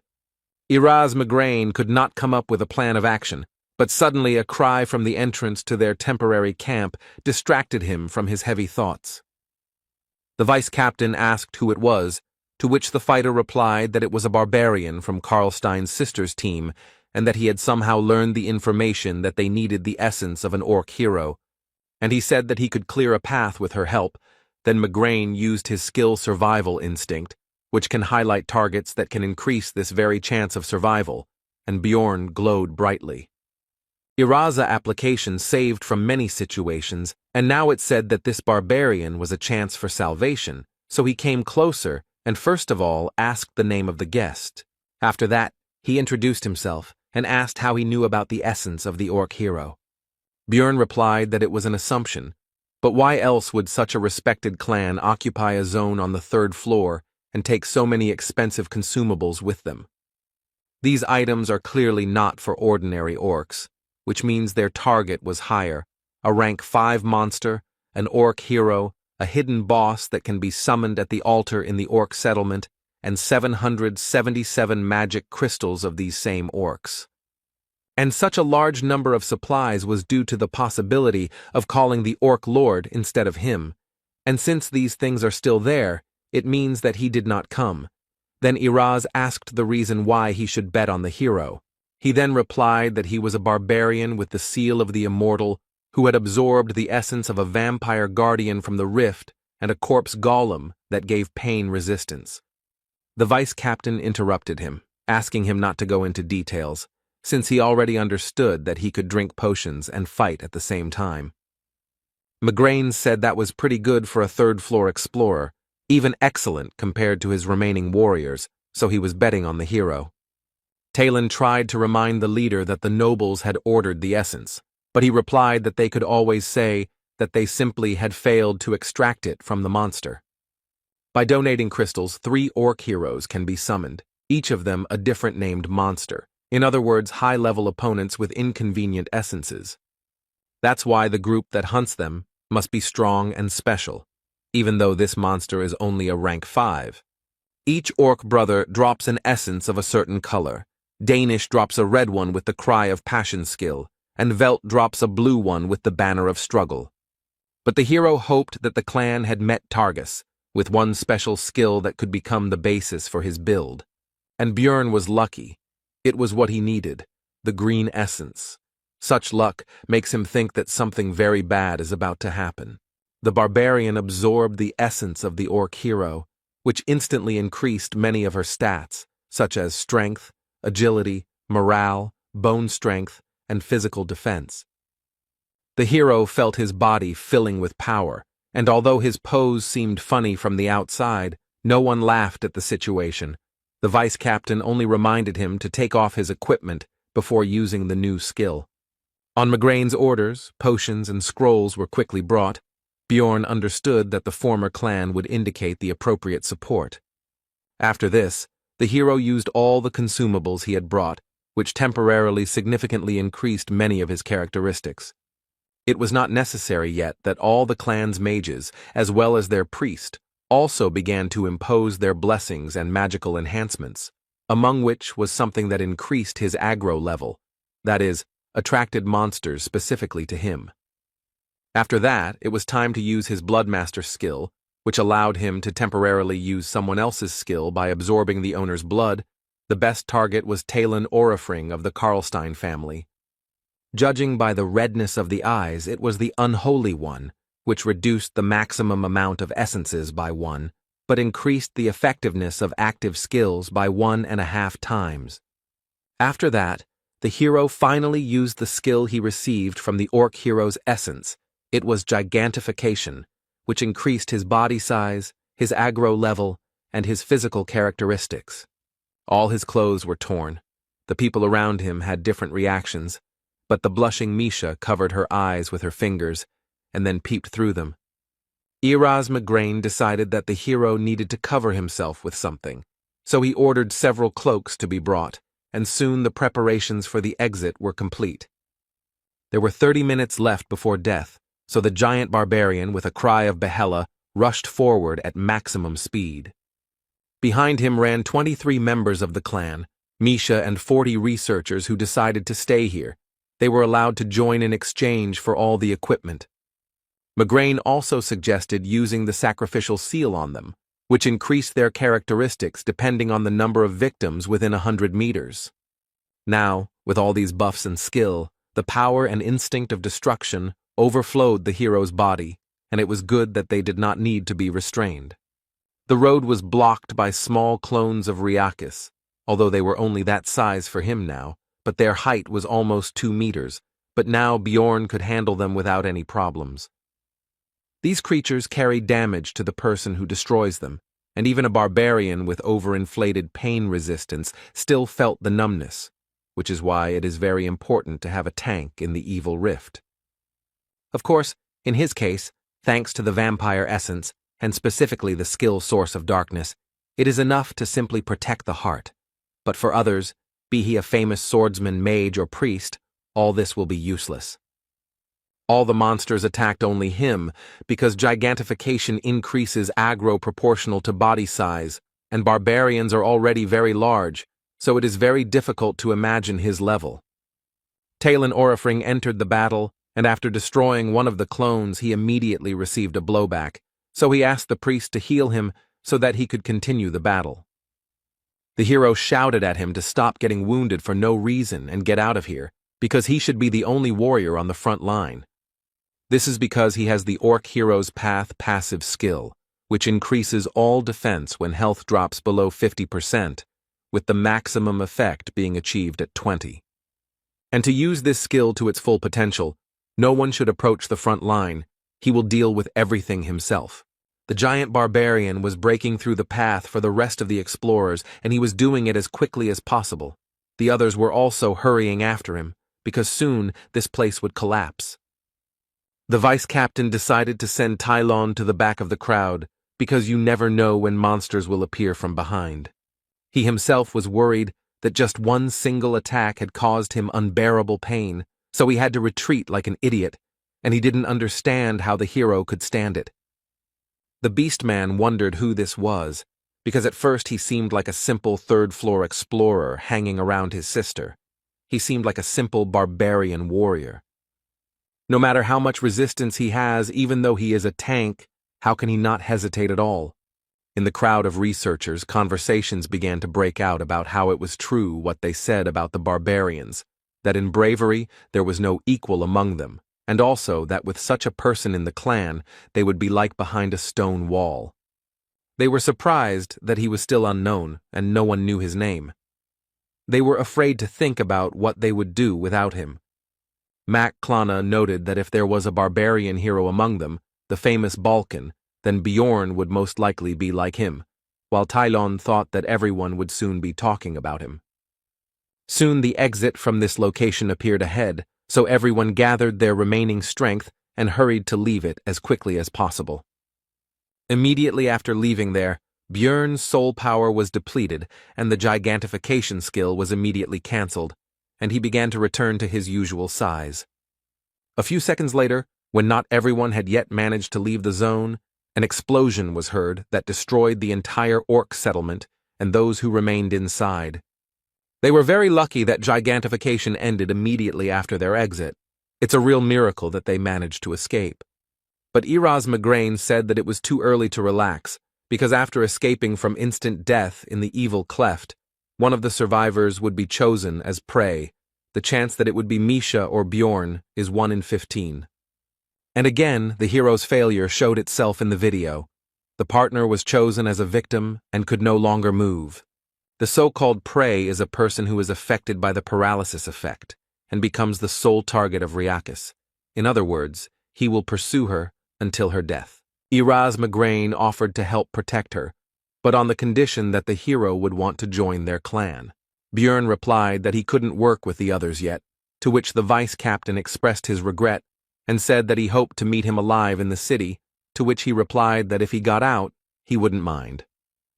Iraz replied that he had a gut feeling that he would succeed, and as a parting shot, he ordered his subordinates to give her buffs that would speed up her movement speed and improve the restoration of her soul power. Björn said words of gratitude, to which the vice-captain replied that it was not necessary, because if they died, Ryakis would run after them, and they would serve as a diversionary tactic, so he also had an advantage in this. There were 15 minutes left before the floor closed. The Chaos Lord had awakened, and the hero hoped to hold out for that time, so he quickly ran away from here. The roar behind them was getting louder and louder.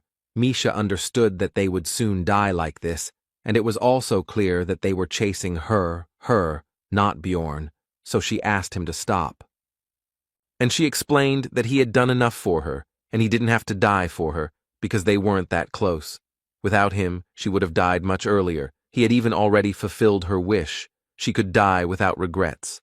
But the hero refused, because she really doesn't want to die at all, and doesn't necessarily have to tell him all this nonsense, and he also understands that the girl is afraid of being abandoned.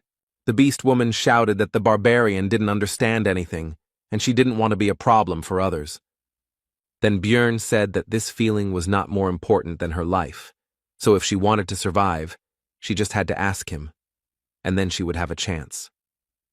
These were simple words, like the barbarians themselves, but the girl still understood them, because even from the forest he had constantly tried to help her save her life. In his eyes, the beast woman was definitely pathetic and whiny, and simply giving up and saying such stupid things was not what the man who was trying so hard for her wanted to hear. Misha said that if Bjorn saved her, she would be there for the rest of her life to help, to which the barbarian noted that she had already said that before in the forest. Then the girl replied that in that case, she would give him all the money from this study, and the hero replied that this already sounded better. This exchange of words raised both their spirits. But their high spirits didn't last long, because the buffs from the Zarvi clan ended. A rain of despair began to fall, which meant the presence of Ryakis nearby, and more spirits of chaos were getting in the way. The hero was going to use it later, but he had no choice, so he used his skill called gigantification, which raised his stats, but now what was more important to him was that his steps became bigger. With the remaining soul power, the skill would last for another 2 minutes, and there were 200 seconds left before the labyrinth closed. Bjorn told Misha to give the countdown. The further path was blocked by the spirits of chaos, so the hero had to engage in battle with them, but he did not experience any problems thanks to his increased characteristics. There were only 90 seconds left before the labyrinth closed, but things became more complicated because they were now within the radius of its deadly breath. On the plus side, some of the chaos spirits also died from Ryakis' actions as he cleared the way for them to escape. But there was no point in thinking about it, because he was already at a sufficient distance that he could simply take and lower his paw directly onto the giant barbarian.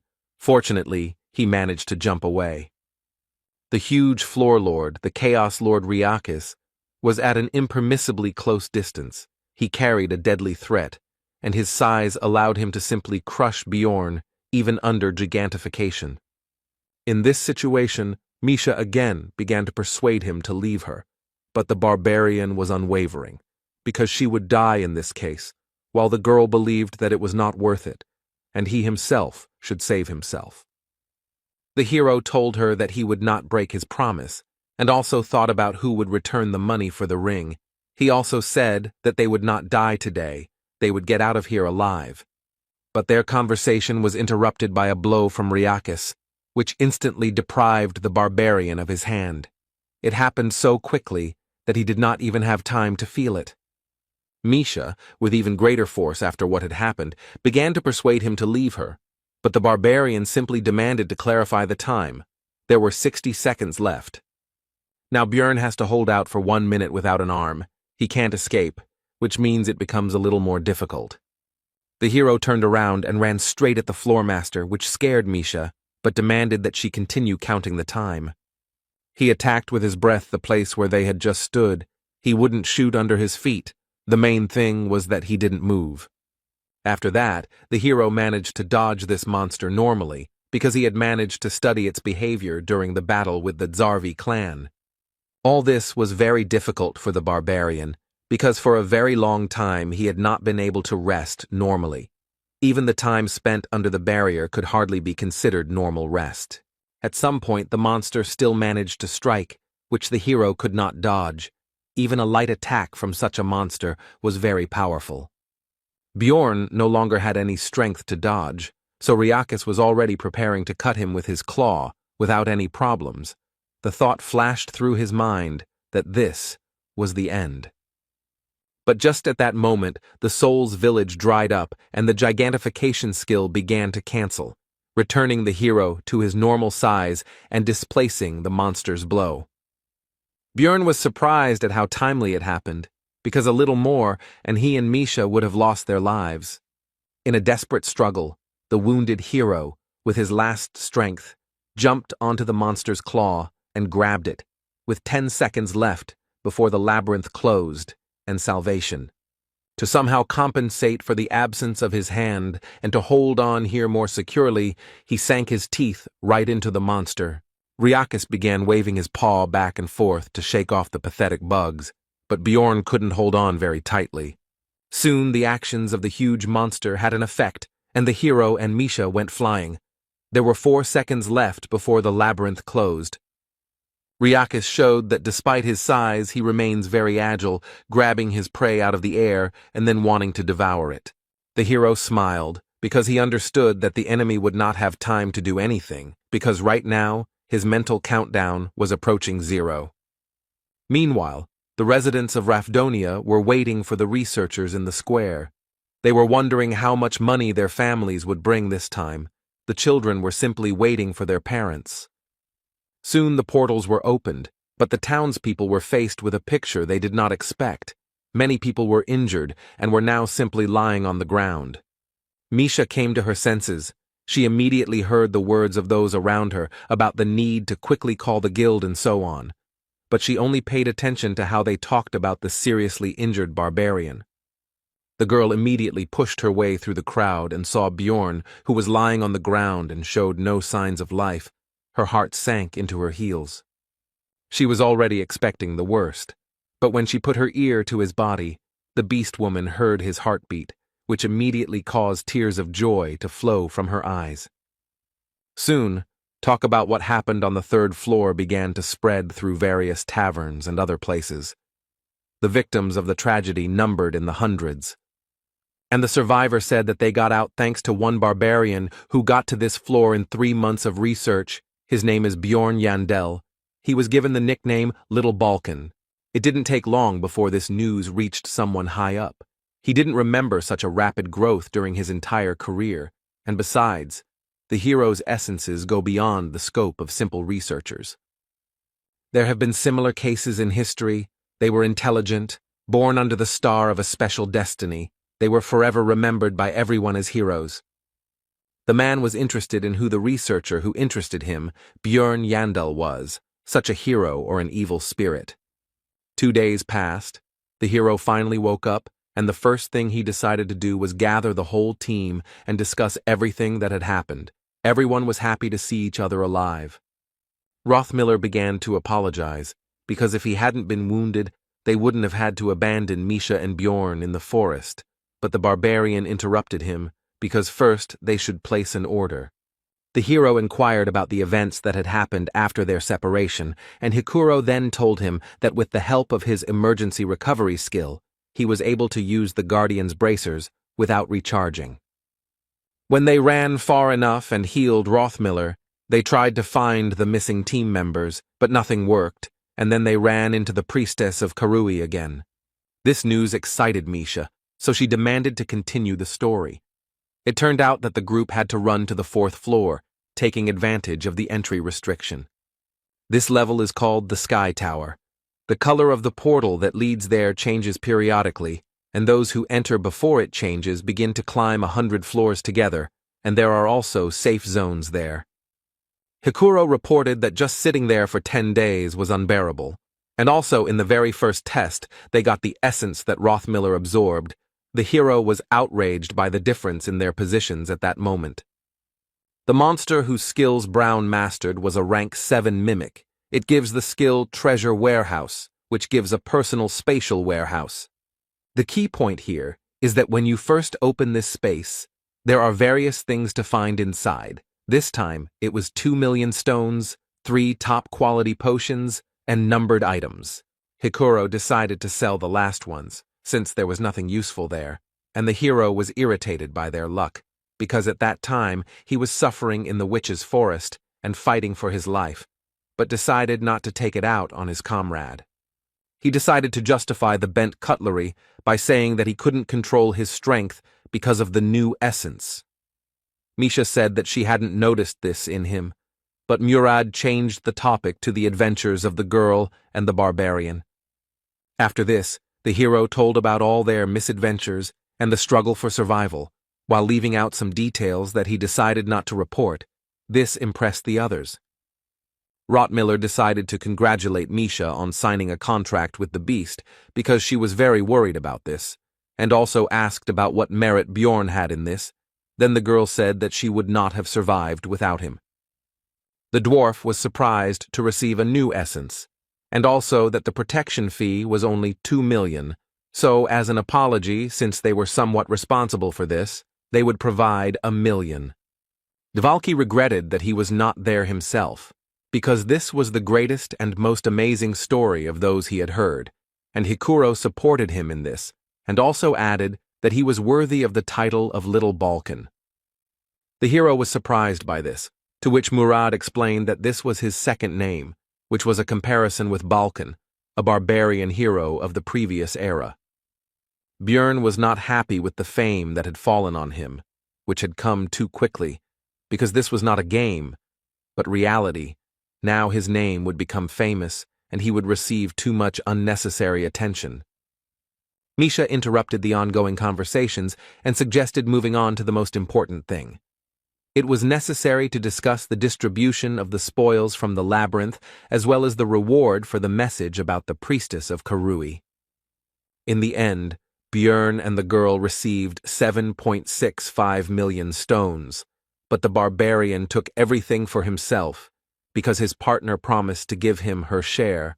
After that, several days passed. The hero had a lot of things to do. He picked up the equipment that was sent for repair, replenished consumables, and even dropped by the auction house, and all this time Misha went with him. The barbarian did not understand why she was constantly hanging around him. She must have her own things to do. He thought that it might be about the money he took. Maybe she regretted it. The hero also decided to invest money in Misha's growth, because now she is his main comrade. His thoughts were interrupted by the fact that the girl was going to go to her family, while she looked like she did not want to talk. Bjorn decided that this was her family business, and he couldn't interfere. He encouraged his partner, and she told him goodbye to eat right, eat vegetables, and so on. She began to take care of the guy after what happened. On the way home, the hero thought that he himself, with his characteristics, can move further along the floors. But before that, he needs to strengthen Misha, update her equipment, get essence, improve the contract. On the way, Bjorn accidentally came across an execution process. At first, he was going to move on, but he heard onlookers discussing that this time an evil spirit was on the chopping block. After that, he could not pass by. The man sentenced to death turned out to be an acquaintance of the hero named Tarikon, the son of Lian. It turned out that he had not bought the weapon with the money he had received earlier. The poor fellow was terrified. His eyes caught sight of Bjorn's figure in the crowd, and he tried to shout his name, but it was impossible because of the gag. Then the barbarian turned away, unable to look. A moment later, the execution took place. The hero understood that he could well have been in his place. He decided to think about it at home, but some guy called out to him and started asking where he came from, and suggested Europe, Asia, and America. He continued speaking, and the barbarian thought that this could very well happen, but he did not expect it to happen so soon. True, for this case he had one prepared answer, and it goes by the name of Strategy Einar. He made a stern face and said that there was no need for complex words, after which he demanded to speak directly. The blonde praised his acting and said that he was not to be feared. Because they were all here because of this damn game, Bjorn drew attention to the incorrect pronunciation of the last word. The guy continued to speak. He admired the hero's successes, after which he said that they have their own alliance, but the barbarian interrupted him and asked if he was an evil spirit. He answered in the affirmative, after which Bjorn shouted loudly into the sky and said that the leader of the tribe taught to immediately kill people like him upon discovery. After this, the hero simply rushed at the blonde with his fists, because that is exactly how a real barbarian should react. Soon Bjorn was sitting in the garrison. The guard first decided to thank him, because his younger brother would not have gotten out of the labyrinth alive without Jandel. The hero accepted his gratitude, after which he asked how much longer he should sit there, because he was hungry and unhappy that he had not managed to finish off that evil spirit. The man was about to answer when another guard ran through the door and said that the detainee had a certificate of a hunter of evil spirits, which immediately interested Bjorn, but he did not show it. After this, a man who also belonged to this organization explained to the barbarian that they always test those who have managed to become famous in a short period of time and show extraordinary abilities. Bjorn put on a show of being a simple-minded savage who was angry at these suspicions, after which he was released. Now he went home in a lousy mood. He didn't even think that these guys knew such details about evil spirits. That blonde guy was pretty good at using words from his world. But fortunately, the hero noticed the catch when the hunter messed up his pronunciation and said Vigra. If they had reached such a level, then it was no wonder that Tarikan had ended up on the chopping block. Now Bjorn considered this world even more dangerous and out of reach. Upon arriving in his room, the barbarian found an unknown envelope on the floor, given recent events. This could be somehow related. Inside was a pill and a letter, which said that it was sent, presumably, to the player, warned that this cannot be said about the hunters. They also have their own community. It guarantees complete anonymity, and to get there you need to take a pill. It is signed by ghost hunters, and at the end there was an insult to the king of Rafdonia. Meanwhile, in the secret Ministry of Public Order, which reports directly to the ruling family, a subordinate bowed before his superior and began to briefly recount what had happened. After which he said that it would be better to see everything with his own eyes and turned on the magic device, which showed Bjorn's meeting with that blonde man. At the end of the screening, the chief said that in such cases, evil spirits prefer to flee, and he attacked without a doubt, so by all indications, Jandel is found innocent. Standing by the open window, the man was surprised that Bjorn had become famous in just 3 months. He thought that fate might have prophesied a hero's path for him, and that was good, because the city had always lacked talent. The barbarian decided that yesterday's letter was not a fake, but in any case he had to show potential observers that he did not understand anything and wanted to get to the bottom of the truth, so he went to the magic tower. He went to the only competent mage he knew, Raven Alua, who said that this is what all researchers get when they become famous enough. She also felt sorry that it had not come to her, because she would have immediately checked the letters, which had now disappeared. She would have been curious to read what the evil spirits were writing in these letters. Raven also told about the pill. It was made by an extremely talented magician who must have mind control magic, other dimensions, and deep knowledge of alchemy. By swallowing it, you can enter a special world of spirits. Only the mind gets there. The body remains in place. This happens at midnight on the 15th day of each month. There, they most likely exchange information. And those who tried to get in there later died in a pool of bloody vomit. Bjorn asked about the possible toxicity of the pill, but Raven said that the magicians had studied it a long time ago, and there was nothing like that in it. Then the hero asked the reason for the death of these people. Then the sorceress answered that evil spirits, it seems, can distinguish between their own and others, and then separate the souls of the intruders from their bodies. Raven also added that in that place, everyone has the appearance of their soul, so they cannot recognize their appearance. And it is also impossible to establish that the pill was swallowed by someone, otherwise everyone would have already been caught. The sorceress began today's research into the hero's essence, and he himself was thinking about how he could remain anonymous in this world and obtain information, perhaps even about the method of return, maybe take a risk. After this, Björn weighed all the risks and possible benefits before deciding to swallow the pill, because if it was so dangerous, the community would not have created it. However, he wasn't going to accept it right now, because anonymity was anonymity. But the sender of the invitation probably had a way to find out who had joined. For example, it may be that he is the only one who received such a letter in a certain period of time.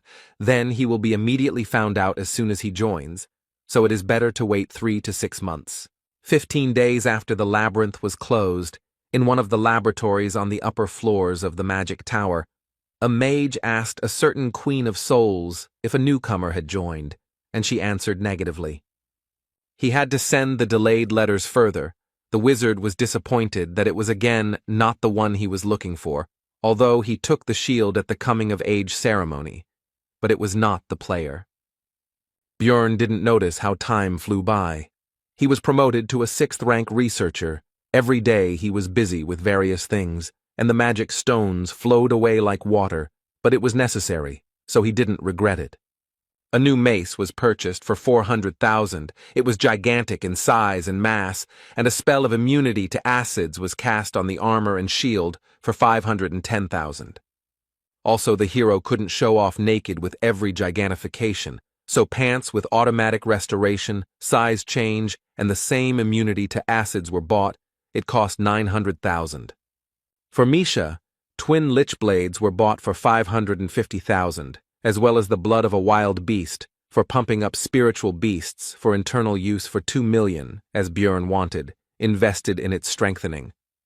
The beast woman had upgraded her contract level and could now imbue her weapons with a human attribute, which was noticeable from the haystacks used as dummies. Another million went into the second stage of the immortal seal for Björn. It only took 10 minutes, which compared to the 12 hours of pain of the first stage seemed like a fairy tale to him. But the indicators of endurance and resistance to magic increased significantly. The spirit also increased, and the special ability improved. At the end of the procedure, the shaman offered to tell fortunes. The barbarian did not refuse. The man then said that he was destined to experience countless good and bad events that usually happen once in a lifetime, and that he was destined to share the fate of those who are called heroes. Björn decided that even if this was true, nothing would change. He had to do what he had to do, and in order to withstand any adversity, he would prepare for everything he could. Also, all this time the hero was visited by Misha. She took care of him, invited him to share food with her, and also tried to accompany him everywhere. It didn't take long before the barbarian returned to the shaman for the 3rd stage of the seal. It was time to choose a certain feature. It could be the spirit of flame, the spirit of iron, and the spirit of the wild nature. Björn chose the latter. It cost 2 million stones. In addition to the stats, it increased his threat level and gave him the skill Wild Splash, which also increased his threat level in exchange for giving a bonus to Constitution. To attract the attention of a crowd of monsters and at the same time increase the body's endurance, this is what, plus gigantification, this is best suited for a tank. The hero did not think that he would achieve such success in 3 months. The shaman said that last time he did not tell everything about Björn's fate. He also needs to always and everywhere beware of those who are filled with resentment. There will be many of them. If you dispel their grievances, then you will receive luck, and vice versa. The hero overcame the 3rd stage of the seal and was about to leave when Einar appeared from the bushes, calling him to her shelter, because she should not be seen. The warrior said that she heard from the elder about his new nickname, Little Balkan, and now she is burning with curiosity, so she asks to tell him how he got it. Björn told his story, and Einar was pleased that the hero had joined the team, because she was worried, but now she wouldn't be, because he was not alone and Hikuro seemed reliable to her.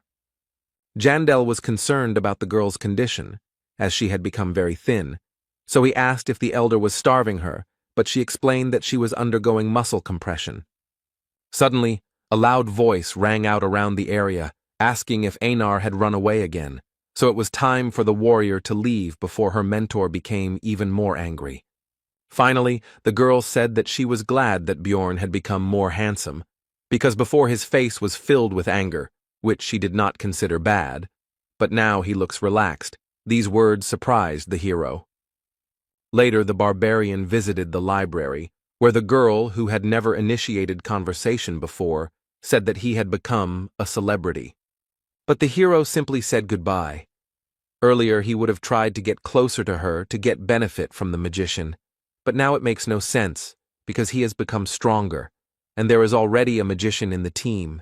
This is rationalization. After all, his priority now is survival.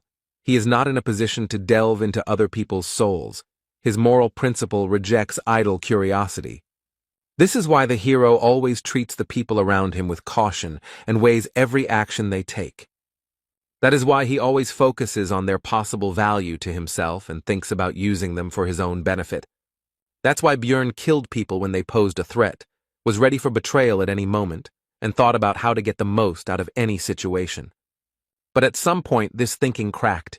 He kept his cool and acted for himself alone, until that situation on the third floor happened, and the barbarian risked himself for her. He changed, and Einar noticed it. The hero began to catch himself more often wanting to do something useless. His body changed. Something else changed. He doesn't know how to solve this, so he will be like a barbarian and will not restrain his desires. Bjorn demanded that the librarian say what she wanted to say. She asked how he knew about her intentions. He replied that he could see it in her eyes. The next day, the barbarian went to the Promise of Flowing Water Cafe. He somehow squeezed through the front door. The other visitors did not expect to see a savage in such a place, so they decided that the owner was in debt. Soon he was called by the client for whom the hero had come here. It was Shavina Amur, a 7th-class officer of the Administrative Department of Revision, and also a friend of the librarian.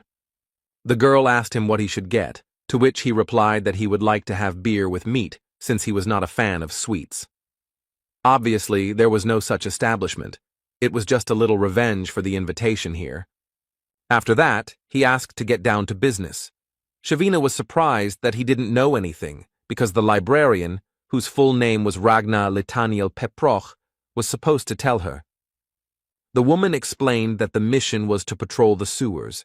Usually they have a trusted squad that is engaged in catching tax evaders and other criminals, but they died on the 3rd floor. The hero had suspicions that these were again hunters of evil spirits, so he asked about the reason for his invitation, because there were more suitable researchers for this. To which Shavina admitted that it was simply a matter of his high popularity, and she was also curious to meet little Balkan in person. After which she said that she would order cookies to go and ask permission to tell her colleagues that he had given them to her, to which the barbarian hesitantly agreed. Amur said that the reward was only 200,000 magic stones, but if they worked together, Bjorn would show himself to be a qualified person in the eyes of other guilds and departments, and people would consider him reliable. Shavina thought that the hero was already up to his ears in tasks, with his fame, but in fact his title in this matter turned out to be useless. People did not consider the barbarian a good worker, so he agreed. He soon left, and the woman thought about how she hadn't met anyone interesting for a long time. The conversation with Bjorn calmed her thoughts, and Ragna talks about other people. It's high time for her to find new friends. 2 days later, the entire team of losers gathered again at the entrance to the sewers. Devalki complained about the stench. Although he expected it, he did not think that it would be so strong. The guard who escorted them asked them to be careful and not to lose the map, helmets with flashlights. The latter also have recording devices built into them, so they would definitely need to be returned later. Initially, Bjorn was supposed to go alone, but at a team meeting he told about the task, and Hikuro immediately decided to join. He could not miss this journey, because it was full of ghosts, and he did not need money. Lior Wab Devalki decided to change the scenery, because lately he had been so buried in books that his head was starting to split. Brown Rothmiller couldn't leave the team in the sewers without a guide, and this would be a great chance to practice his new essence, which, in addition to the skill, increased his luck and sixth sense.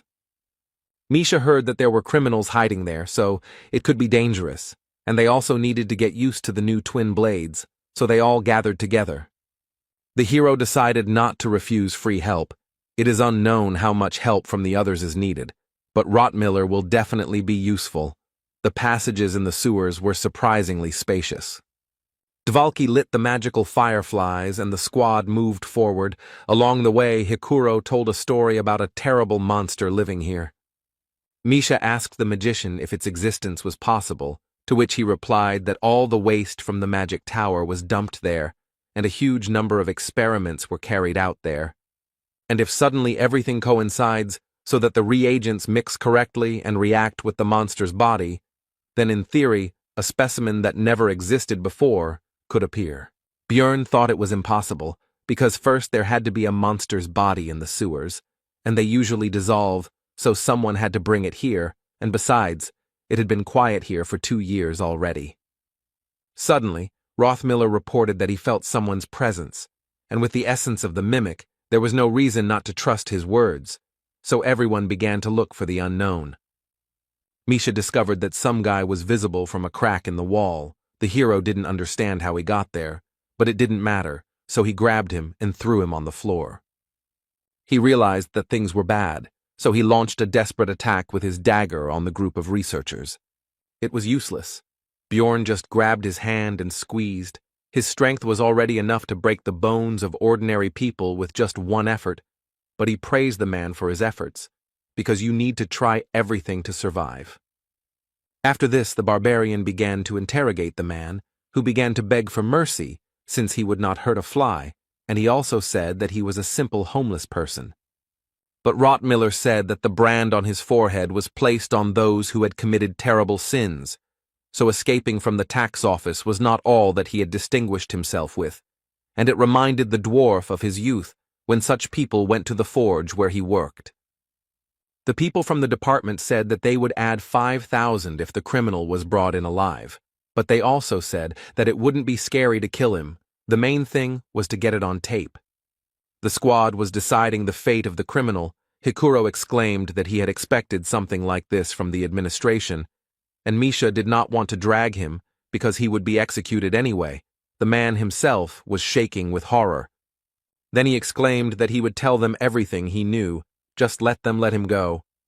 Björn at first decided that he did not have any interesting information, but he said that they would get much more for some bitch. The criminal said that a few days ago, a woman had driven him out of his hiding place, apparently using evil black magic, because she was accompanied by a pack of corpses, and they did not look like the undead of the labyrinth. The hero was surprised by this news, because all this is very reminiscent of the priestess of Karui, Eliza Behench, who created problems for them on the 3rd floor.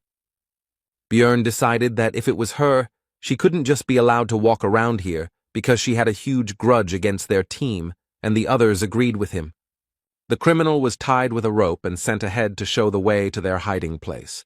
They also asked why he was hiding in such an absurd place. He replied that he was simply looking for shelter and stumbled upon them.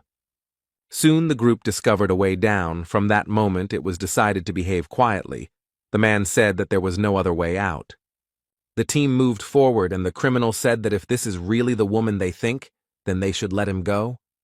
Soon a pile of corpses appeared on their path. The man stopped in fear and did not want to go further, but Bjorn hurried him and he had no choice but to obey.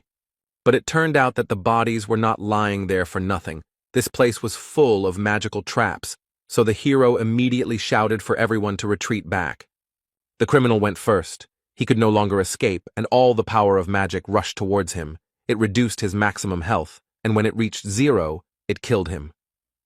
Eliza felt the activation of her spell called Call of the Evil God. The priestess decided that it was the people from the temple who were chasing her, and she still had not found the way to the underground city. And then a voice came into her head, demanding that she make a sacrifice to him, and then the woman understood what she needed to do to get help from her god.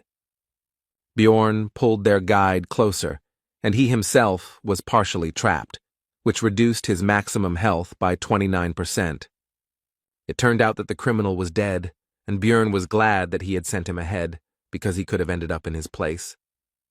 Hikuro noticed that the deceased had a nameplate. His name was Hans Mark, which gave the hero a bad feeling, because all meetings with the owners of this name did not bring him anything good. Soon the team reached the criminal's hideout. It turned out to be quite cozy, which they did not expect, but Eliza was not there. Dvalki found a faint trace of mana. After examining it more closely, the wizard came to the conclusion that something was hidden under the floor. Then the hero took off his armor and decided to break through the stone underneath with his massive mace. The squad's mage immediately said that with magic, everything would not work out so simply. But the barbarian didn't think so he used gigantification, because if you can't break through with brute force, it only means that not enough effort was put in. The squad watched with tension as the big guy began to punch the floor, and he finished his previous thought by saying that, by the way, this doesn't work on ghosts.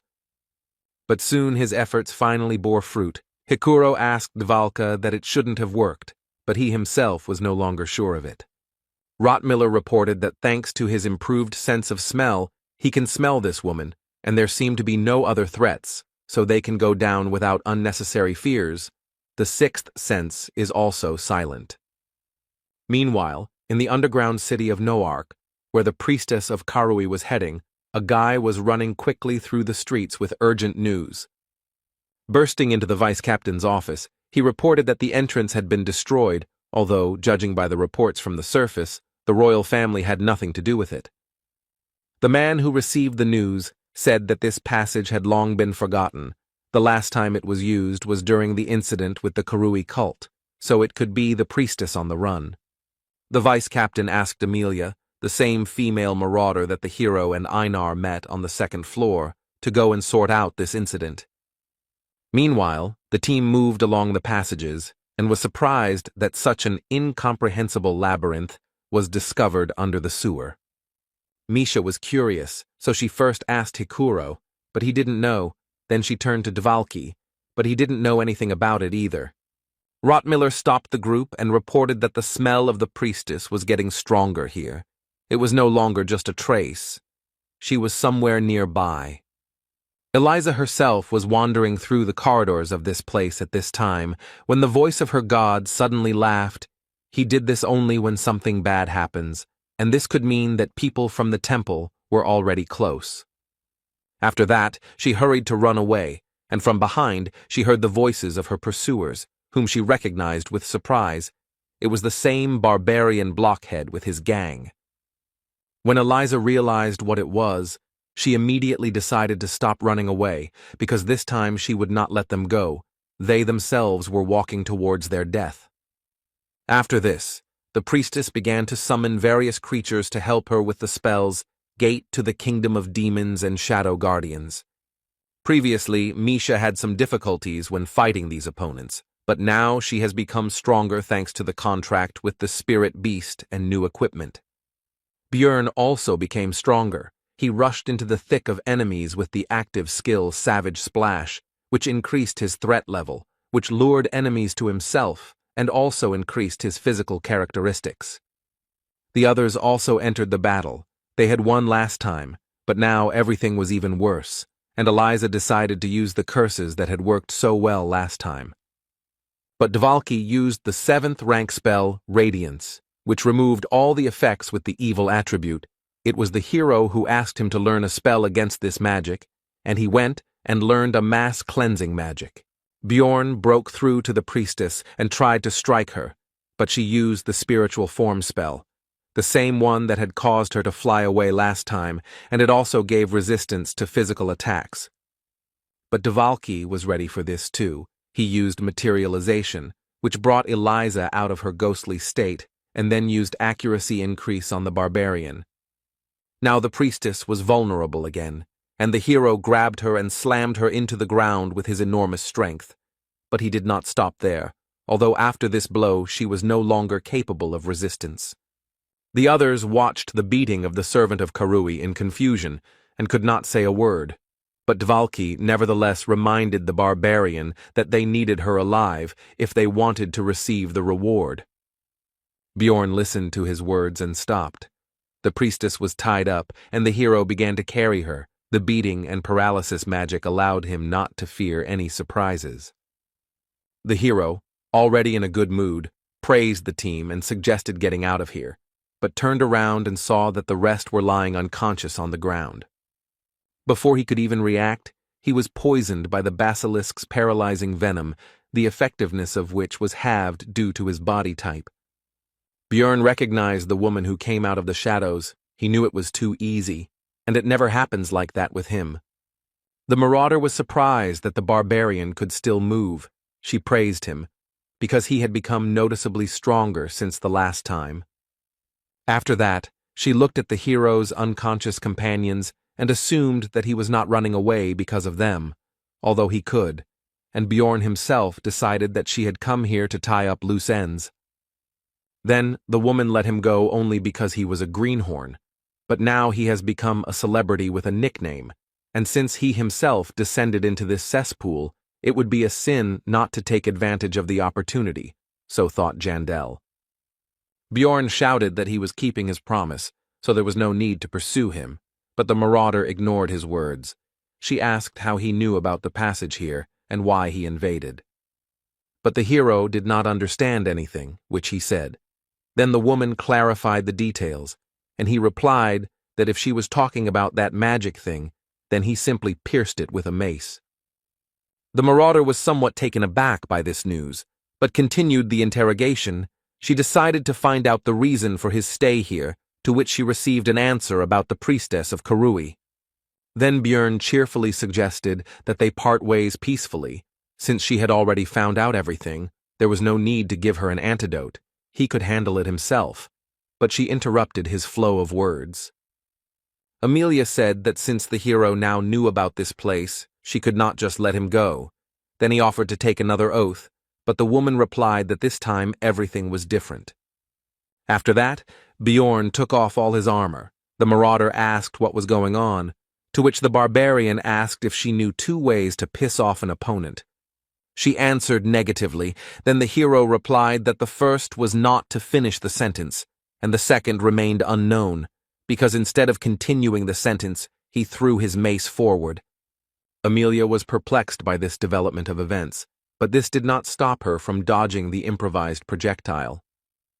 But after the mace, the hero's shield also flew, which surprised the woman. Bjorn himself called this action Captain America's throw.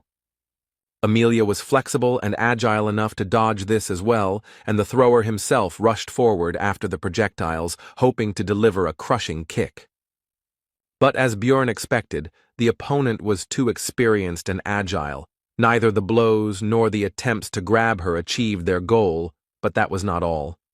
The hero decided to act unexpectedly. He used gigantification, thanks to which he was able to reach the woman who did not expect this. After that, he was still able to strike the enemy directly on the head, but it did not seem to bring the expected damage. She snatched the dagger and enveloped it in an aura, which was very dangerous. Such an attack would easily cut off his arm, so Bjorn had no choice but to use flesh explosion, which also splashed the enemy with acidic blood. The woman's view was now not as good, but she still continued to advance, but this time she was no longer able to dodge the kick. The hero was delighted and surprised by the success. He had already decided that he had a chance to win this fight. When the opponent's voice came from behind, it was the self-replication skill. He instantly understood.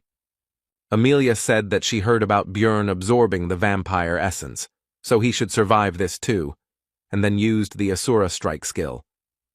The battle ended there, but the hero survived thanks to the source of darkness and was restored by eternal life and a healing potion. The woman said that she was surprised by the savagery of his regeneration, and after all, his head was torn off. Bjorn jumped up from his seat and asked why she didn't kill him, to which the woman folded her arms across her chest and said that he was the one who attacked first, and most people prefer to solve problems by talking. The hero replied that he was fighting for his life because she couldn't let him go with the knowledge of this place, but Amelia clarified. She said that she couldn't let him go just like that, emphasizing the last two words. Then Bjorn asked what would happen next, discreetly trying to reach for the mace, but his recent opponent noticed this and said that she was not going to kill him, so he needed to calm down. The barbarian started to justify himself because he didn't intend to attack and all that, but he was interrupted. Amelia continued for him. He just decided to prepare in case she changed her mind. Bjorn noticed that the woman herself had not recovered from the wound, did not take the potion, which indicated a special essence that interferes with the treatment. She meanwhile handed the hero a drug that erases memory. The barbarian asked why she didn't give it to him last time, to which he received the answer that it was a rare remedy, after which he asked her motives because if she killed them, she would get a lot of money for the equipment. Then Amelia asked who the hero thought she was, but he decided to remain silent because he considered her crazy. Then the woman hushed up the topic and shoved the drug into his mouth, also saying that she had not heard of any side effects. The woman also decided to find out about the second way to piss off her opponent, which he had not told her about before the fight began. The barbarian began to respond, but a drug called Lethe's Blessing began to work, and he fell asleep. After a certain period of time, Bjorn woke up, but was surprised that his memory was still there. Even though the last hour should have been erased, he didn't know. For some reason, the drug didn't work on him. The next morning, the hero visited the administrative office to receive a reward for the task. Shavina said that there was no need to compensate for the damage for the broken devices, because this case was truly special. The hero agreed with this and plunged into memories of yesterday. When he woke up in the sewers, the equipment was with him, but the flashlight and recording device were broken. The rest of the squad didn't remember anything.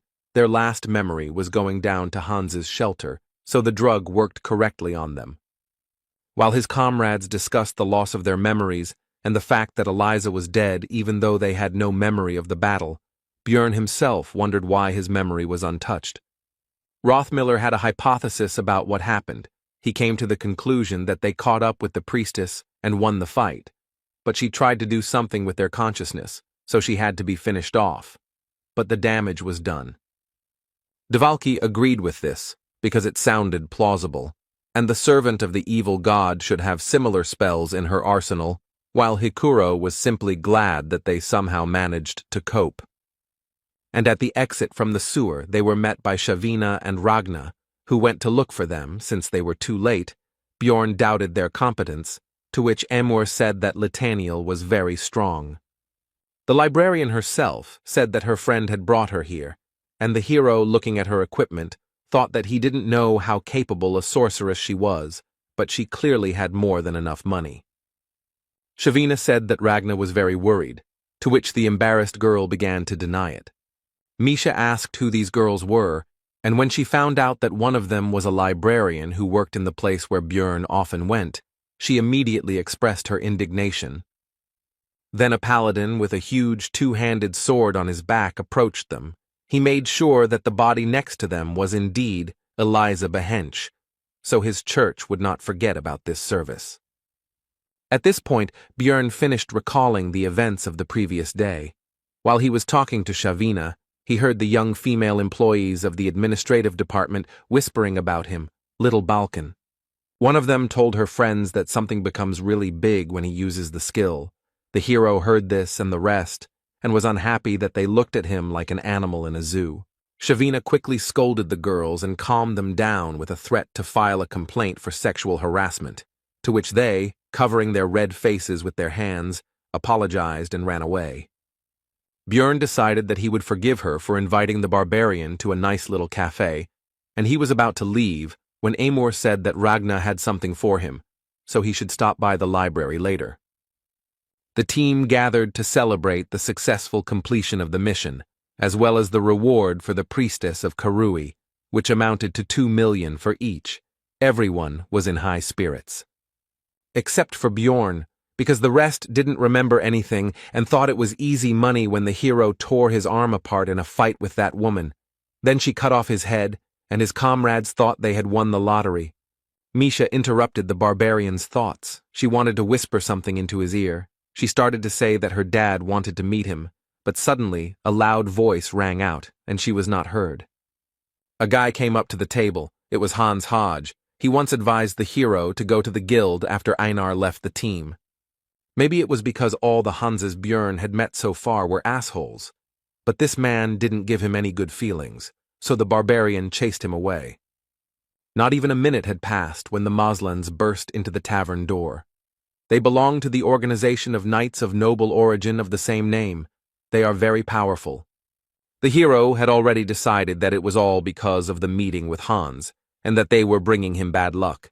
But it turned out that this time the problems had not overtaken him, but Dvalki, who was taken into custody for insulting the dignity of the nobility. 3 hours later, outside Moslin's office, the team waited at the gate for the investigation to be completed, everyone in a mood that was the exact opposite of what they had recently experienced in the tavern. Hikuro had already asked the others whether Dvalki would survive, but when the wizard finally came out to them, everyone rushed to him to find out the details of the incident. Half an hour later, in the tavern, the magician said that he would have to leave the team, after which he decided to explain the details, starting with the fact that his older brother is Baron Martuan, but Wab himself is not quite a nobleman. He is the son of the previous baron and a servant, and since the wizard turned out to be a disgrace to the family, immediately after birth, he was adopted by the third brother of Baroness Tirva, although only on paper. In reality, he was raised by his mother. Hikuro didn't understand what this had to do with their team, to which Dvalki replied that his father had died a year ago, and his second brother had taken the vacant place. And after the death of the former baron, his eldest son died, like everyone else in the indirect line of succession, and now his brother sent Moslans to him as a warning so that he would not stick his neck out and live in the shadows.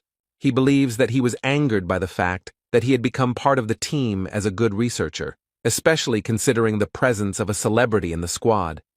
Bjorn clarified that Dvalki was leaving them out of fear of his brother. The wizard answered in the affirmative, but also added that in exchange for dropping the charges of insulting the nobility, he was forbidden to enter the labyrinth. The team members agreed to continue the discussion tomorrow. Rottmiller went one way, and Hikuro and Wab decided to talk some more.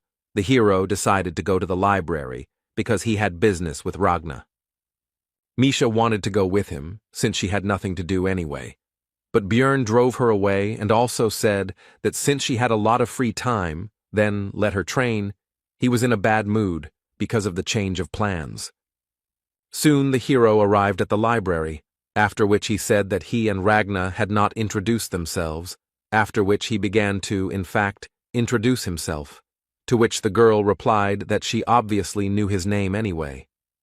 She said that she was closing the place soon, but Bjorn said that he didn't come here for books, and offered her to join the team as a magician. She refused without thinking. The hero with an innocent face said that since the librarian was such a worthless sorceress that she couldn't even enter the labyrinth, then nothing could be done. But Ragna didn't rise to the provocation, so Bjorn had no choice but to retreat. It was time to take an interest in what, as Shavina said, there was something for him here. The girl launched into an explanation that it was not from her, but from Emor, because she had raised her status, and Peprok had a debt to her, so she asked her to do this. The hero was not sure of the need for these excuses. Bjorn asked what it would be, to which he received the answer that it was books, after which a spell was cast on him that allowed him to find volumes of high secrecy, and it was allowed only to nobles and the chosen ones. The hero asked if this was possible. Ragna replied that if he didn't blab about it, then no one would know. She had only used this spell a couple of times anyway. No one cared about what was happening here. The top secret books were definitely different from the regular ones. Their contents were incredibly useful, so the barbarian wanted to read all the works he could get his hands on. Bjorn almost missed his chance to start reading because he arrived at closing time, but Ragna let him stay after closing while she put everything back in place. With the help of the girl, the hero managed to read a lot of useful literature. He started with the organizational chart of Rafdonia, which contained information about various organizations, even about hunters of evil spirits. The next book was about the latter. It was called The World of Evil Spirits. It was written by an agent who described a journey into the spirit world from which he barely returned alive. Björn appreciated the security system. Next was the complete book of Rifts 2, which described 4 of them due to volume restrictions. It contained details that the hero had been extracting from the game for 9 whole years. For the locals, it was a real treasure. The barbarian decided to find out the name of the author, who turned out to be Oral Gevis, causing shock to Björn, because this is the creator of Dungeon and Stone. This meant either that the player wrote the book or the real developer.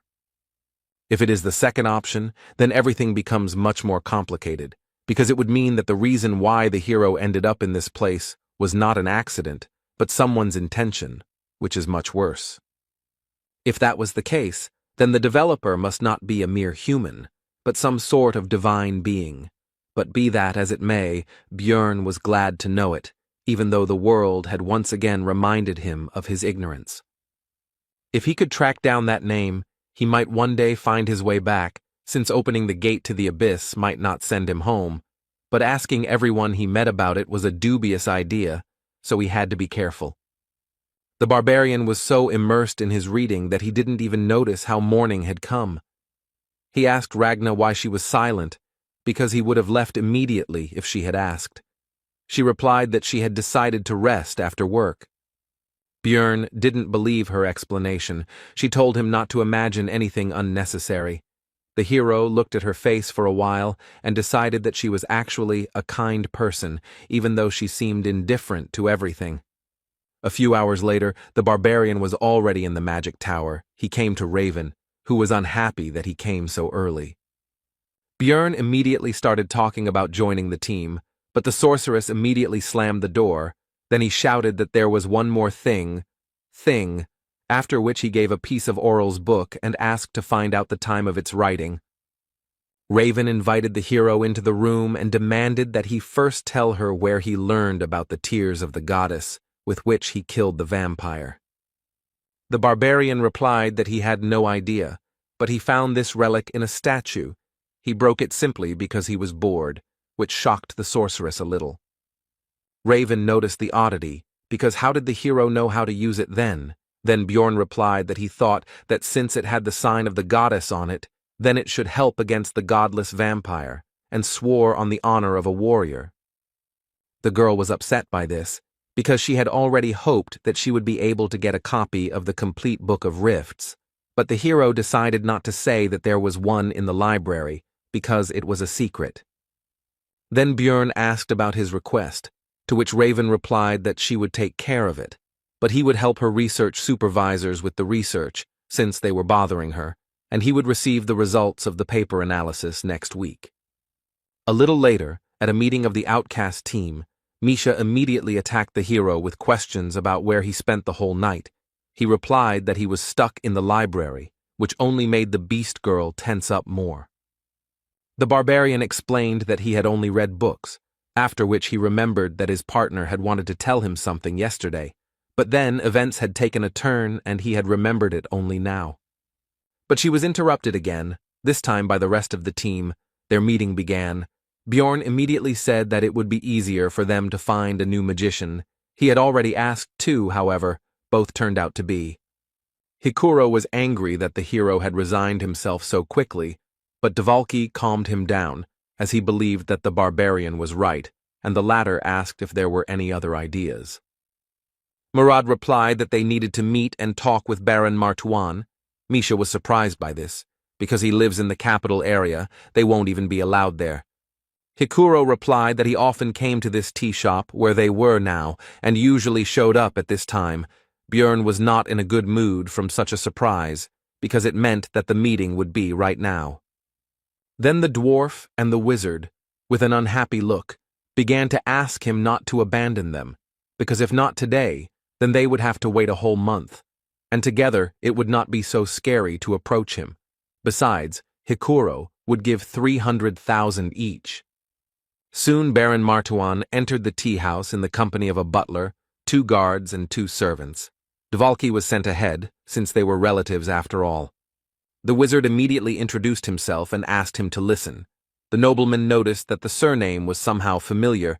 Then one of the accompanying people explained that it belonged to the family of the third wife of the previous baron. Dvalki seemed to have spent all his determination on the first phrase, and then became completely confused by the fact that his brother did not even know about the existence of the wizard. So Bjorn entered the conversation.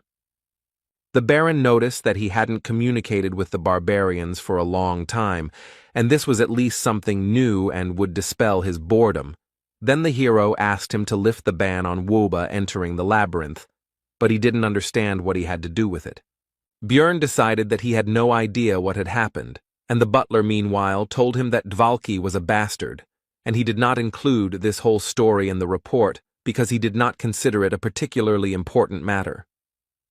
Martuan agreed that it would be a waste of time, and decided not to grant the request, but the servant informed him that this barbarian was the famous Little Balkan, which immediately raised the spirits of the master. Then he said that he would lift the ban, but in return, Bjorn would do him a favor. In 2 months, the count would organize a large banquet, and at this event, the hero would become the baron's companion. Martuan also asked if the barbarian had any talent that could be demonstrated to the public, such as bending metal with his bare hands, which at first angered Jandel. Who do his people think he is? But the baron offered him 1,000,000 magic stones for this matter. Bjorn smiled and said that he would do anything for his comrades, mentally thinking that he would not refuse this money. The next morning, all charges were dropped against Dvalka. Now he could go to the labyrinth again, but the wizard was still not quite in the mood. It seemed to him that this story ended too easily. Bjorn reflected on the fact that using power turned out to be very pleasant. He decided to start making plans to achieve a higher status, although for now he was satisfied with his current level of influence. Then Hikuro began to distribute the promised magic stones, but the rest of the squad refused the money, and the barbarian was embarrassed to agree to the reward alone. After this, the dwarf thanked Bjorn for humbled his warrior pride and agreed to the baron's offer. The hero himself did not understand why he would refuse 1,000,000, how his relatives lived at all. Hikuro said that he would definitely repay him, but Dvalki interrupted him because he owed the barbarian. Both tried to convince each other, and the object of their discussion himself said that he did not need it. Time flew by quickly, and the day of the opening of the labyrinth arrived. Bjorn again came across a new group of relatives whom he helped to get to their destination. He also gave them a great deal of advice, from how fire burns to warnings about the dangers of evil spirits and marauding people, and they were happy to learn from the famous Little Balkan. The barbarians joyfully saw the hero off on his journey and wished him luck. Hikuro was touched by his sincere concern for the newcomers. Bjorn replied that he was simply helping in any way he could, since learning only from one's own mistakes was quite harsh, and the dwarf agreed with him. The hero also recalled how a few days ago he met with Karak, the third son of Fanun, who reported that the rest of his relatives had mostly died, because due to traditions they had not been properly taught. Meanwhile, Misha asked Rotmiller where his weapon was. He replied that it was in the treasure vault, because he had already gotten used to his new skill and now takes out all the things only when necessary. Bjorn was thinking that his last 3 trips to the labyrinth had been pretty shitty, and now it was time to see what awaited him today. He was not going to relax and was ready for anything. Thanks to a lucky spawn point, the team reached the rocky desert on the 2nd floor in just 9 hours, where they hunted new monsters for experience and reached the next portal in 4 days. On the 8th day, the squad reached the 4th level, where all the monsters from the 3rd appear, but among them were also 6th-rank opponents, unique to this location. In other words, this is a great place for gaining experience en masse, because it's not for nothing that this location is called the Training Tower. Having taken up the hunt in earnest, the team earned 3.9 million stones, 780,000 for each. This amount came only because of Rothmiller's greed skill, which increased the chance of crystals dropping by 30%. It was less than Bjorn's first foray into the labyrinth, and he was beginning to understand why there were so many marauders here, since that was what most people usually got. But the hero was not upset and continued to spend his time usefully. namely helping Raven with research and visiting the library. From the sorceress, he learned that the complete Book of Rifts 2 was created 150 years ago, which is also the date of the death of the first king of the dynasty and the beginning of the game. All this happened at the same time. Even in everyday affairs, Björn continued his thoughts.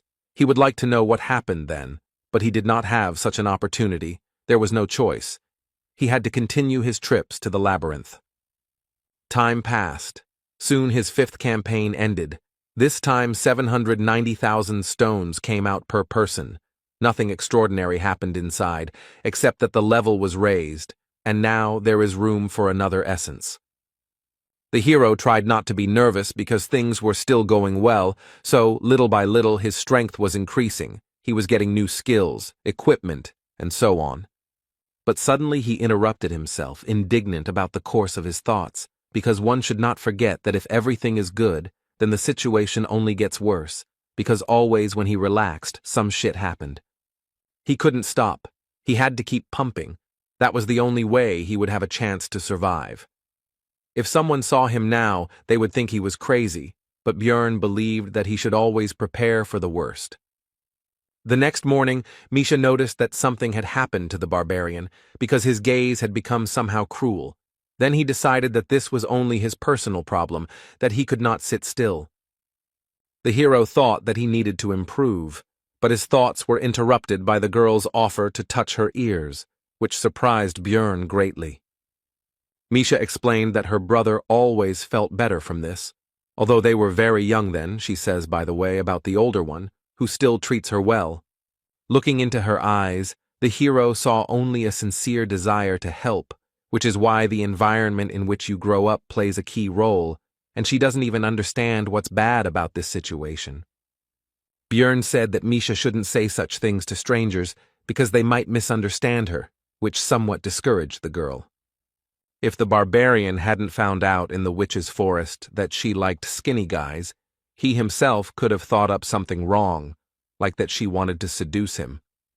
Misha replied that Björn was not a stranger to her, to which he told her not to argue with this. She agreed and offered to taste meat in exchange for the previous method of calming her down, which the hero considered an excellent offer. Later, he went to the library, where he started a standard conversation about nothing with Ragna, after which he said that if she had any business, then she should ask. The girl was surprised at how he guessed her intentions every time.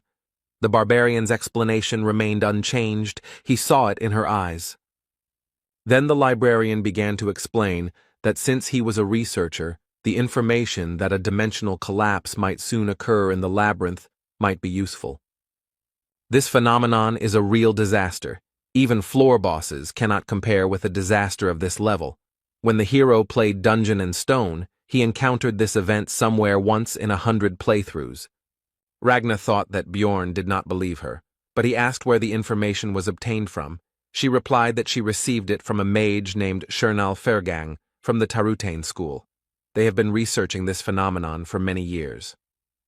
After this, the barbarian thanked the girl and said that he would try to figure it out, and began to leave, thinking along the way that he had a new matter that needed to be resolved. But he was unable to find out anything. He had already begun to doubt the veracity of this information, and 10 days later Misha heard rumors about this, which she told her partner about. The researchers in the tavern also soon began talking about the collapse of dimensions, and Björn listened attentively to it all. It seemed strange to him that rumors were spreading at such a great speed, although there was not even a trace of their source. He wondered if something was spreading this information. He would like to know what they were talking about in more secluded places, but the barbarian could not even hope for that. It infuriated him. So he was left with the last option. Björn wanted to wait 3 months, or even 6, and only then take this pill to access the world of evil spirits, but he decided that 2 would be enough, and then took it. Today was just the 15th, and soon it would be midnight, just the time when this special space opens. The hero was looking forward to it. And exactly at the appointed time, the barbarian's soul entered into resonance and began to be drawn to a certain place. He realized that he was already in some indefinite space and in a past body. Meanwhile, in the real world, a law enforcement officer was reporting to his superior that Lee Han-soo, 29 years old, had been reported missing by the company he worked for after being missing for a month. The man asked about his family, to which he received the answer that the missing man had a mother, but when informed of what had happened, she said that she did not care about it. Then the boss asked why they, the violent crime unit, had been assigned this case, and the subordinate said that the guy had entered his house through the cameras but had not left it. All the windows and doors were also closed. The case was suspicious. There were no signs of forced entry into the house, no lost items, no one had used his card for a month, absolutely no leads. The clothes he was wearing were found in the room, and the way they were lying, it looked like he didn't take them off himself, but as if his body just disappeared. Whoever did all this was just crazy. The boss ordered a request for an examination, but the subordinate said that he still had something to show, after which he began to take out a massive object. It was the missing person's monitor. It wasn't even plugged into a power outlet, but it still somehow turned on, and lines began to appear on it, stating that the coming-of-age ceremony had been successfully completed, and other inscriptions. The subordinate said that he had already been like that when he was found, and he had also already studied this issue and found out that this was not an isolated case. Something similar had happened abroad more than once. The hero thought about the fact that 5 months of his stay in this world had already passed. During this time he had already repeatedly committed all sorts of barbaric things for survival. Now he could no longer be the same as before. When he saw his computer, his body itself began to type on it, immediately needed to enter the password. Lee Han-soo decided to enter the insult to the king of Rafdonia that was at the end of the letter. Nothing else came to mind. Only then did he notice that he was now in his past body, but he was distracted by the change of surroundings, which turned into his room, which now looked like the real one. The first thing the hero wanted to do was try something from his home world, for which he immediately opened the refrigerator door. Inside, for some reason, everything was filled with cans of cola, but he didn't care. He couldn't resist, so he immediately opened it and tried one, but he was disappointed. There was no taste at all. It was as if it was not soda, but ordinary water. But his regrets about this had to be postponed for later, because suddenly the doorbell rang and a female voice asked permission to enter. The guest explained that this place is the location where the owner feels most comfortable, and because of his high mental defense, everything looks like fog to her. And she came here because the password that the hero entered initially was incorrect, and the girl came to check everything personally. Her name was the Queen of Souls. She was something of a guide for the members of the spirit hunter community, and she tested intruders by making sure they couldn't imagine clothes and a room from Earth. The hero remembered that the suit he was wearing was a gift from his ex, and also wondered how the girl would confirm that he was a player since she couldn't see anything, but she told him not to worry. He was now a member of the community. He decided that there were other ways to check since he was acknowledged, and the Queen of Souls continued by saying that now they would no longer use the method of killing by separating the soul from the body, as they do with NPCs. After that, the girl taught him how to use the community forum, which looked like a regular forum, actually. First, he had to create a nickname, but his usual one was already taken by someone. Then he wrote it a little differently, and the Queen of Souls asked if he was a fan of it, which surprised the hero because he didn't understand what they were talking about. Immediately after that, the girl began to dissolve into thin air, and as a parting word, she said that if he needed help, he should just make a request. All of this made Lee Han-soo feel like he had been trained. It wasn't difficult to figure out the community. There were different rooms with different names. He decided to enter the one called for newbies, and immediately found himself in a new space. The leader asked where he was from. The hero replied that he was from Korea. The man continued the conversation by saying that everything here was not decorated yet, since they had few points, after which he asked to make the nickname visible. The hero did not understand how to do this. Then the leader noticed that he was in the community for the first time, and explained that he just needed to think about it. Here you can also imagine objects with the power of thought. After that, Lee Han-soo managed to make his nickname visible. It turned out to be Elf Nunna. This immediately surprised the other players, who began to discuss it, which discouraged the guy. What they are talking about is his previous nickname was Elf Nuna, and he wrote a stats summary 3 years after the game, but it only had 100 views, so did he somehow become popular without knowing it? Although all this is not important now, first you need to understand the situation. It would be reckless to attract attention without understanding the situation, so he pointed out that his nickname has 2 letters N. He is just a fan. This immediately upset the rest of the people. The room leader also tried to calm everyone down. They were already hoping that they met the real Elf Nunna, so their reaction was immediate. Almost all of them just left. Only a few people remained. The hero also thought about leaving here. He considered their actions somewhat cruel, but what could he do? One of the remaining players approached Lee Han-soo and asked how long he had been there. He decided to lie that it had been a year, because he would probably find the situation strange if he knew the truth. But the hero miscalculated. Because he answered that it was quite late, most people receive an invitation when it becomes obvious that they are evil spirits, and because of their fame, this happens rarely. Then the guy, whose nickname was Pink Guy, praised Elf Nunna for his acting talent, and also said that he should find out about what was happening in the real world, because something like 70 days should have passed there. It turned out that time flowed differently here than on Earth. The ratio was about 5-to-1, meaning that in reality only a month had passed there, which caused strange feelings in Lee Han-soo. From a conversation with Pink Guy, the hero learned a lot of new things.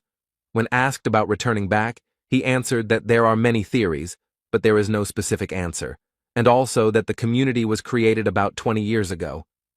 These players have been here for a long time. It's surprising that they beat the game 5 years ago. Lee Han-soo agreed with this, but he himself felt defeated. His veteran pride was shaken. After all these people had reached the Abyss Gate before him. Even though they looked stupid from the outside, it meant that they were amazing players. But then his thoughts were interrupted by a question about what difficulty the hero had completed the game on, which surprised him, to which he explained that this was not the original version, but a remake. He still didn't understand. Then Pink Eye said that he meant the pirated version, in which all the drop chances and other parameters could be edited. He completed it in 50-fold mode. Then Lee Han-soo realized how these people could complete Dungeon and Stone. They received maximum experience, their maximum level was increased, and much more. He himself said that he was also in the 50s. Meanwhile, in the real world, a woman reported to the old man that they had erased all traces and nothing would appear on the news either, so he asked what had happened to that man. The subordinate replied that he was ordinary in everything. The old man continued that this was so, but besides the game, he was slightly evil, but besides that, he managed to defeat the legacy of Auril Gevis. The woman said that 5 years ago the world was perfect, but was sent to the trash because no one could cross it. The old man continued by saying that this man still managed to do it, so it was not a mistake. The man was curious about how far Lee Han-soo, a man who had gone through what everyone thought was impossible, could go. Meanwhile, the hero finished the conversation with Pink Guy.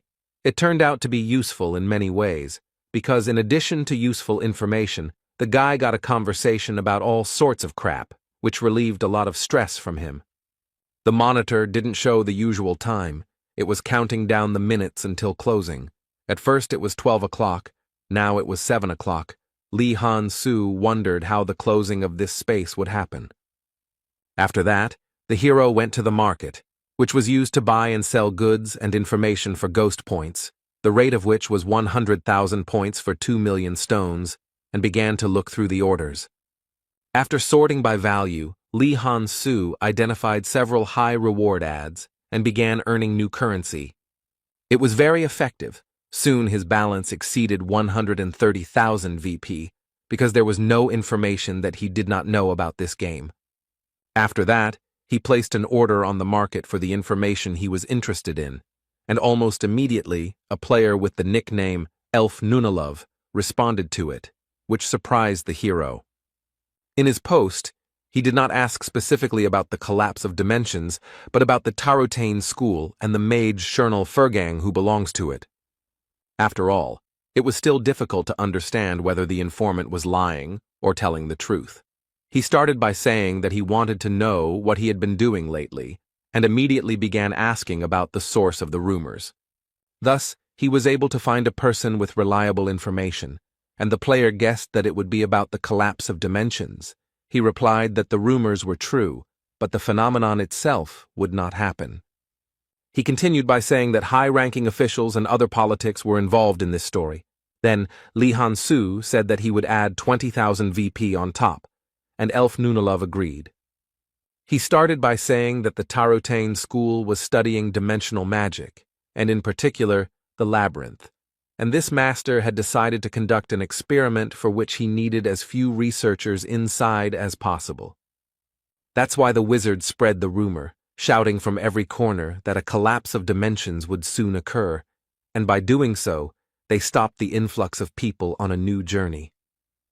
Lee Han-soo asked Elf Nunalov if there was any problem with him sharing this information. He replied that he didn't just blab it, but earned PO.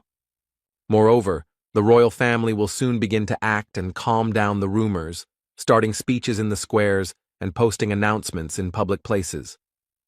And their reason is simple. When there are only a few researchers working, the source of magic stones dries up. The hero was satisfied with the information, so he said that he was going to transfer additional compensation to Elf Nunalov's account, but he said that he did not need anything. He very simply gave up on what was essentially 400,000 stones, which allowed Lee Han-soo to understand that he had settled so well in this world that such a sum was nothing to him. This explains why he is aware of all the details of what is happening. Although the hero himself did not find even a grain of information, after several days of diligent efforts, it reminded him of how he started. He realized that it didn't matter what difficulty they had played the game on, because this was the real world, which followed the rule that the strongest would survive, and in which many of the evil spirits had already succeeded. He was just a newbie here and still had a long road ahead of him, but despite all these thoughts, Lee Han-soo was having a lot of fun. He remembered his first client, who bought information from him about passing the first floor boss. A girl who wanted to know all the details about a location called Skull Island on the 6th level of the labyrinth. And this guy with the nickname Elf Nunalov, who he just met, they spent a year of their lives to achieve their status. With all his knowledge, it never even crossed his mind that he would not be able to achieve all this himself. Meanwhile, in the real world, the old man read the logs that appeared as the hero's adventures progressed and could not believe what he was seeing. He considered this man to be completely and irrevocably insane. He asked the woman about the number of those who had made it to the 2nd floor on the first try. There were 117 of them, but there was not a single one in such a condition. He looked at the status that the hero had achieved in 2 months and did not understand how it was possible. But his subordinate said that even for some loser with a bit of luck, something like this is not something incredible. The old man interrupted her and said that luck alone could not achieve this, otherwise they would have already seen something like this. He falls outside the statistics. This case is unusual. It is impossible to determine the cause. Lee Han-soo shows an abnormal growth rate. Now he, the administrator, is watching him. The man suddenly remembered the time when everyone was criticizing the game, calling it a failure, and he had the last word. He said that he simply acted rationally. Even if it was just one person who would be properly prepared and sent there, then their chances would increase. Meanwhile, the time spent in the world of evil spirits has ended. 1 hour there is 1 second here. You need to be careful with this, because now every midnight on the 15th, he will be vulnerable for 12 seconds. While warming up, Björn thought about how the spirit hunter community had exceeded all his expectations. This place had proven to be a great source of information. Swallowing the pill early had been a good decision. But enough thinking for today, because he had been awake all day, and then the mental fatigue from the extra 12 hours had piled on. Now it was time to sleep. Tomorrow he had to accompany the Baron. At noon the next day, Björn was given a suit that the aristocracy thought would be appropriate for a barbarian to wear to their event, and he set off for the first quarter, the imperial capital, Carnon. He led a column of mounted knights and carriages, and along the way he thought about how he needed to quickly sort this out, and then stop by the heavenly auction house. His legs were already aching because the journey was long. The Baron's butler approached the hero with a remark that he was obliged not to turn his head, but to look straight ahead and keep his back straight, since he was honored to lead the cortege of the respected Lord Martuan. Björn thought it was his own mistake. What else did he expect when he let the barbarian go ahead? So he was not going to listen to this man's lectures. The Count's house, where the banquet would be, was about 6 kilometers away. It was still summer now, hot. But soon this distance was overcome. The hero met the Baron, who was beaming with joy, because for the first time so much attention from the guests was focused on him, and he had only just arrived. After this conversation, Martuan went about his business. Bjorn was left alone among the nobles. One boy asked his parent to buy him the same barbarian. The latter felt uncomfortable, like an animal in a zoo.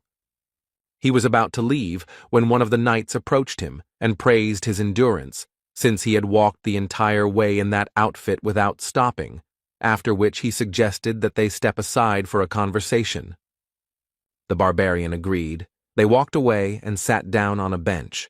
The hero asked the guy why he didn't chat with his own people. He explained that he himself had been a researcher in the past, so the others treated him so-so. After that, they introduced themselves to each other. The knight's name is Karls Erimor. He seemed like a good guy to Bjorn from the very beginning. This was because he did not show the arrogance typical of the other nobles. Their conversation was interrupted by the butler. He again had complaints about the hero. This time he did not want to see him idle. The new acquaintance said that he was relaxing with him at his own request. Then the man leaned towards the barbarian and began to whisper that it was time to end the rest, because the rest of the people would see the big guy sitting there. The latter did not understand what the problem with this situation was. Then he shouted into the hero's ear that the nobles would consider him an ordinary weakling, so he needed to rise up, no matter who he was, but today he should be considered a warrior with iron blood. Björn remembered the reward for attending this banquet, so he became determined and stood up abruptly. If this butler wanted to see a real savage in action, then he would show him. He is a warrior with iron blood, a barbarian who has rejected civilization, a child of the wild who has rejected civilization, which he proved with a mighty cry in honor of the ancestor goddess Yahello, which attracted the attention of the guests. The butler got angry at this prank and asked the hero about the reasons for his sudden action, to which he replied with a bright smile that he simply suddenly wanted to shout. After this, Björn, as befits a true savage, began to grab various dishes from the tables, mostly meat, and, in the literal sense, devour them. Of course, there was no talk of any manners or etiquette. This fueled the interest of the nobles who were watching the barbarian. They began to discuss what they saw, his wild lack of restraint, how he gnawed even bones, and also the fact that he could not even control himself. All this attention and their reaction was exactly what the butler wanted. He was sincerely happy about the situation, when suddenly the hero's strong hand was on his shoulder. Chewing the bone with his teeth, the barbarian threateningly addressed the man, saying that he was burning with the desire to break his shiny skull. The butler immediately broke out in a cold sweat, and stuttering asked if he was going too far with his jokes. With a loud crunch, the bone in Björn's teeth was bitten through, and he said that these words were not a joke. This was his sincere desire. The butler had already managed to forget all the obscenities that the barbarian had committed in the Explorers' Guild, but now he remembered it and was horrified. After that, he hurried to get away from there. This whole situation made Karls Erimor laugh. He didn't even think that this man could have such an expression on his face. The knight asked if Bjorn's teeth were in order. I received the answer that he was quite strong, and the hero was in a good mood because this banquet was finally beginning to come to life. For a while he enjoyed what was happening, like a true barbarian, But soon, curious nobles began to approach him. For example, two girls who asked to touch his hand. He did not refuse them. The ladies were pleased with what had happened, and as they walked away, they discussed their impressions. And now, a married couple of elderly noblemen approached the hero. They asked Björn to shout some more, to which he activated his barbarian opera mode and melodically chanted the name of his people's ancestor goddess, Yahello. This reminded the old couple of their youthful days, and soon new nobles rushed to the hero with their requests. Now Jandel felt like those mascots in animal costumes at various events. Bjorn did not refuse them. Meanwhile, the knights began to discuss his behavior. One called him not Little Balkan, but a little clown. The second said that he had lost the honor of a warrior. The third simply insulted him. The hero heard their words. He noticed the insignia of cadets on their clothes, so he wondered why they were barking behind his back, because they didn't even know how to use aura yet. The Baron soon arrived, apologized for interrupting the speech and disturbing the atmosphere, and then said that the barbarian now needed to go with him. He needed to be introduced to someone.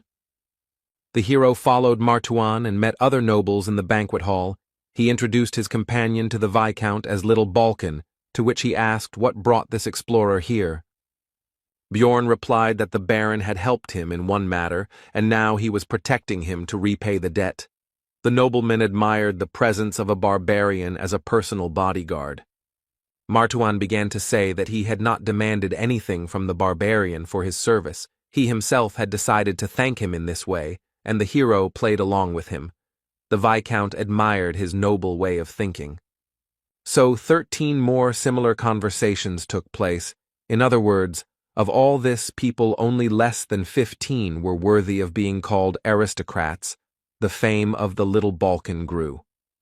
As a result, Björn got to know all the nobles present. In the game for this, he would have to raise his fame level considerably, after which he began to communicate with people and put on performances. Soon, the paladin who met the hero's team at the exit from the sewers came to the Baron to express his respects. He did not expect to see Jandel here, while Martuan was surprised by their acquaintance. It turned out that this man was not a simple minister of the church, but a whole captain of the 3rd Division of Paladins of the Order of Letless, the god of research, and also the goddess of the stars. His name is Pal Krovitz. While Björn was surprised that someone like him was earning extra money by collecting corpses, he said that the hero could always come to their organization if he needed help, because they would remember his deed. The Baron and the rest of the nobles were unaware of the reasons for this, so Krovitz told them about the capture of the priestess of Karui, and also added that they valued their relationship with Sir Jandel. The hero's fame grew even more. The nobles were delighted, but soon it was time to get ready, because Count Ferdehilt, the organizer of the banquet, arrived. He wanted to meet Bjorn. This caused a bad feeling.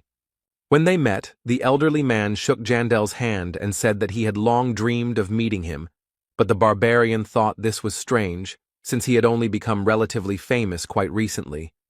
Even in the game, such an event was not triggered until quite a long time had passed, and the Count was sticking to him, meaning he wanted to appease him, which made the hero uneasy. Ferdehilt suddenly said that looking at Bjorn, he had a great idea. He offered the barbarian to participate in a dueling competition of knight cadets, which discouraged Jandel. The hero had a bad feeling about this sudden quest, but he still agreed to it, because he was promised 2 million magic stones just for participating. And for the victory, there was a prize. It was a numbered item, 7,777, the necklace of Garfus, which turns the crystals placed in it into a random substance, can only be found in the cracks on the 5th floor, very rare. In many ways, this artifact is similar to the Frost Spirit Ring. It also has a low number, and the unique property is considered not very valuable, which is why it is considered useless, and it also has a secret. The hero remembered his recent worries about the future. Now he decided to send it all to hell. He was still tense, but he decided to accept his fears and move forward. He was not going to avoid problems. The Baron said that Bjorn didn't have to win, just hold out long enough to keep his reputation intact, but the barbarian said he could smash his opponent's skulls in 10 seconds. Martawan said that if he wins, he will give an additional 1,000,000 stones as a reward. Jandel did not expect such financial injections. His body was suddenly filled with motivation. He will do everything possible to win. However, he couldn't calmly wait for the duels to begin, because as soon as the Baron walked away, a pack of rats approached him, those 3 cadets who had insulted him earlier while he was busy communicating with the nobles. The one who called him a little clown was outraged by the hero's speech about victory in 10 seconds. He believed that the barbarian had forgotten his place after the clowning he had arranged. The second, who said that Bjorn had lost his warrior's pride, advised the barbarian to pray that they would not become opponents because he would rip his throat out in 10 seconds. The third one, who insulted the hero, did not have time to say his line because he was interrupted by Jandel, who asked the knight cadets if they had any serious problems with their heads. After which he said that they pounced on him like a pack of cowardly rats, and even a baby warrior would not act like that. The knights were offended by this statement, but Bjorn shut them up again, pointing out that their courage had only awakened when the Baron left, and that this was their honor and dignity. Before they could respond, the barbarian began to shout to the whole area that the cadets had attacked another participant in the competition in order to try to scare him with their numbers, and added that they had problems with their heads. The surrounding nobles, of course, heard all this, so they began to discuss the situation. Some began to say that knights should not behave like this. They were ashamed of it. Therefore, the 3 cadets hurried away, and the hero said goodbye to them with the words that the next time they met, he would solve all their problems with their heads. He hoped that they would understand his hints. Soon the tournament itself began. The participants came out and fought each other, and when it was Bjorn Jandel's turn, he realized that his hopes were justified. One of those knights was his opponent. And he was also lucky that it was the most infuriating of them, the one who insulted him, although he himself was nothing special. After this, the opponent raised his blade up and began to swear by his honor and dignity that he would only use fair methods in combat, but then he was interrupted. This was Jandel, who once again used his battle cry praising Yahello. The sympathies of the audience were clearly on his side. This rudeness did not please the knight, but what did he expect from the barbarian? The fight began quickly. The cadet immediately began to rapidly attack his opponent with his sword, and due to the speed, after-images remained. It was not clear which of them was real. But this was not a problem for the hero. The solution was simple. He decided to simply fight them all off, which he successfully did. Now Bjorn is a true barbarian, but the enemy is definitely not one to be underestimated. Or rather, it wouldn't be worth it if they were in the same conditions. After these thoughts, Jandel used his skill Wild Splash, which increases the threat level by 3 times, and physical characteristics increase proportionally to this value. He remembered his recent conversation with Baron Martawan, after which he told his opponent to go to him, because there was still a lot of time left until the end of the agreed 10 seconds. Wild Surge increases the threat level, which provokes monsters, but it affects people differently. For example, those who are already afraid of it begin to shake in terror, and the brave at heart are filled with fighting spirit. It turned out that this knight belonged to the latter, because he rushed straight at the enemy with a cry.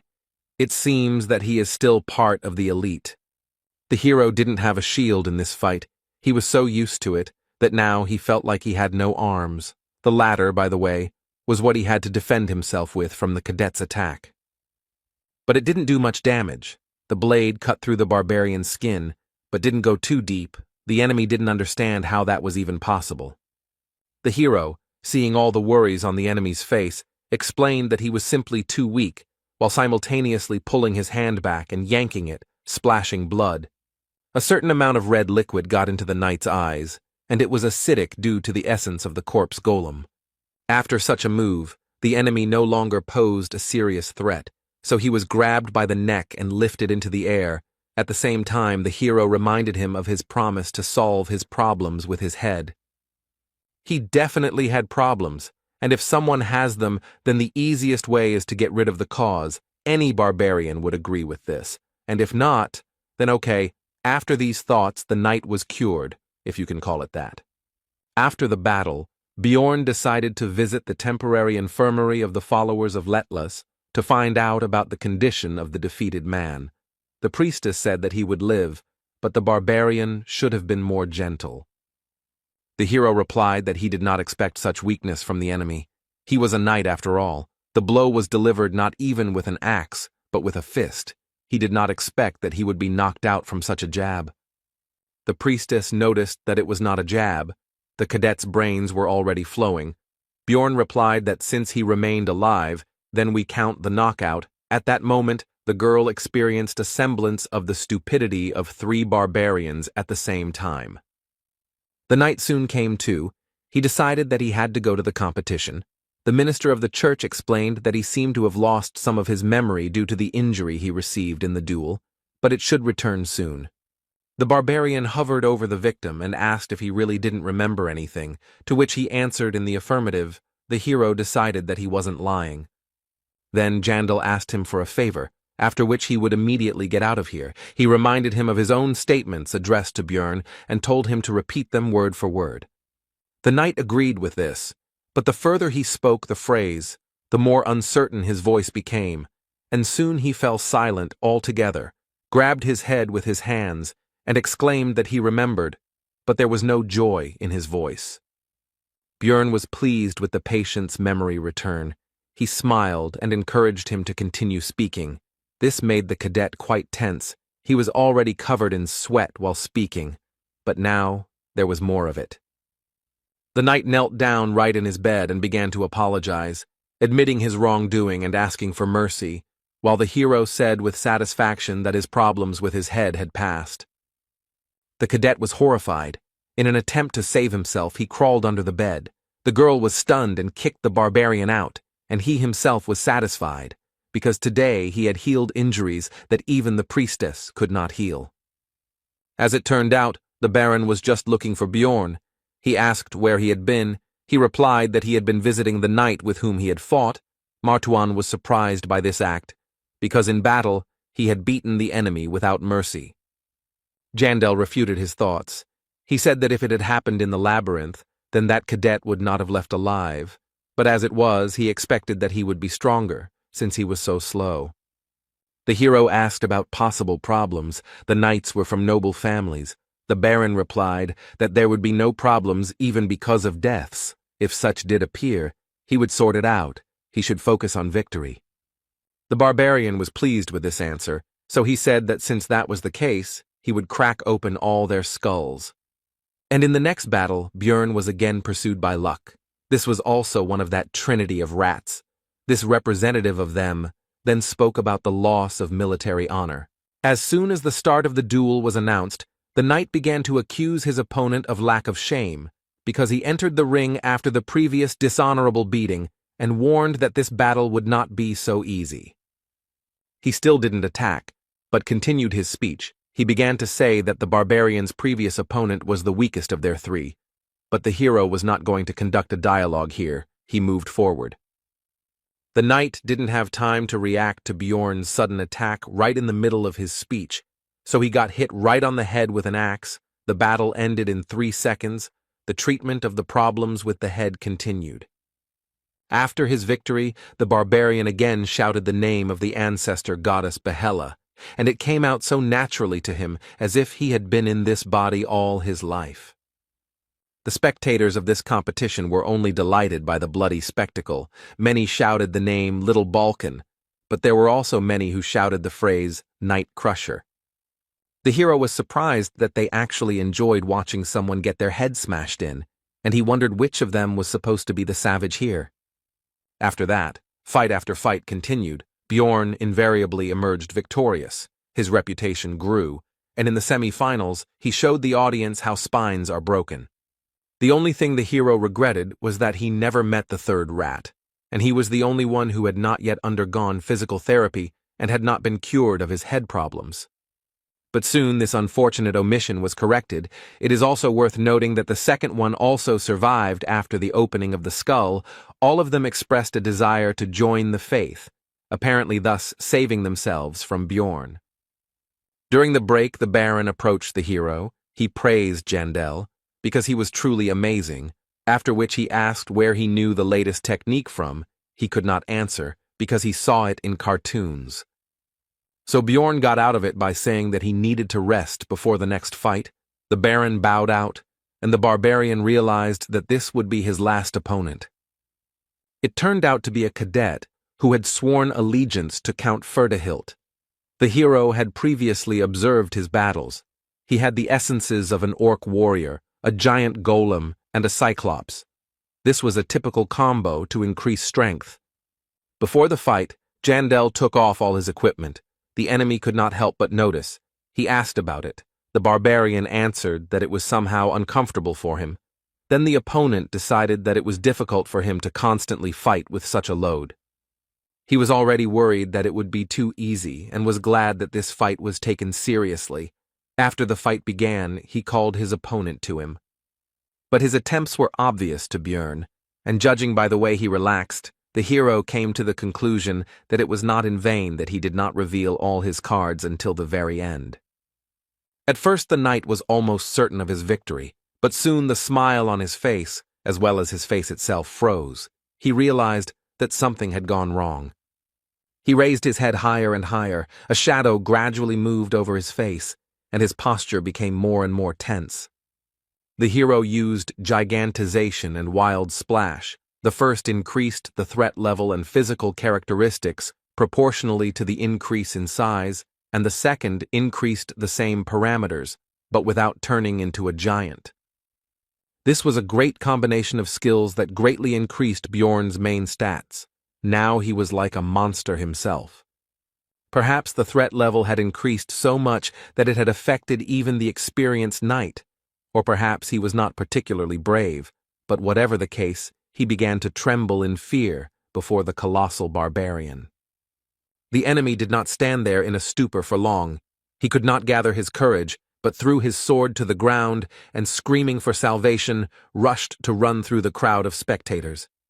Bjorn was never upset by this development of events. It was easier for him, so he just stood and watched the events unfold. The referee soon shouted that one of the participants had left the battlefield. These words made the knight come to his senses. He returned to the arena and said that it was not on purpose and asked for another chance, but he was denied. The count, at this moment, made a truly terrible impression. He asked his cadet about how long he would disgrace his name. This even made the hero doubt the correctness of using gigantization. Meanwhile, Erwin still thought that Bjorn had died in the labyrinth back then, and all this time her only goal was to gain more power to protect what she had left. She practically never left the room. Her condition left much to be desired. The elf was truly obsessed with all this. She believed that with power she would be able to save the lives of her loved ones and gain everything she wanted. Her thoughts out loud were interrupted by the door opening. Erwin's older sister, Daria, was standing in the passage. She looked worried because she heard some muttering, which she asked her relative about. The girl put on a happy expression and cheerfully said that she was just talking to her spirits, and that she was currently busy training, so she should be left alone for now. Daria went out the door and began to think that it was probably better to tell her everything now, because everyone in the city was only talking about little Balkan, and it was somehow abnormal for her not to tell anything.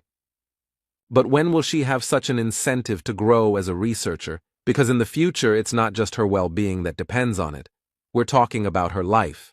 There are many dangers in the labyrinth. At this point, Erwin had become a contractor with all 4 elemental spirits. She had even managed to give 3 of them free will.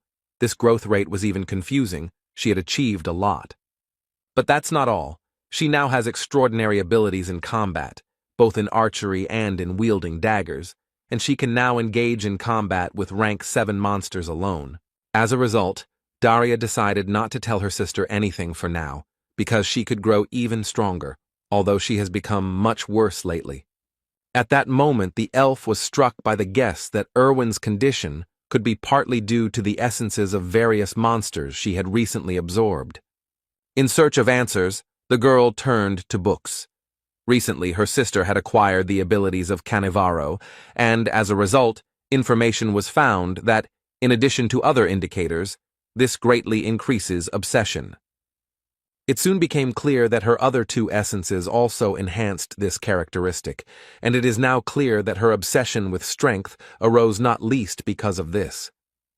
Daria didn't like it, but she couldn't just take it all out of her, so she decided to do it only when essences were found to replace the current ones. Only then they would be removed. And in the middle of the night, the girl had a thought that it could very well happen that Ervin would find out that Björn Yandel was alive before the essences were removed, and in what direction her obsession would turn in that case. At the same time, the hero returned to his 7th district of Rafdonia by carriage. It was now already 2 o'clock in the morning. He would finally be home. Despite his fatigue, the first thing the barbarian did was not go to sleep, but to sum up his task and distribute the money he had earned, which amounted to 4,300,000. It was an unthinkable sum for just 1 day of work for an aristocrat.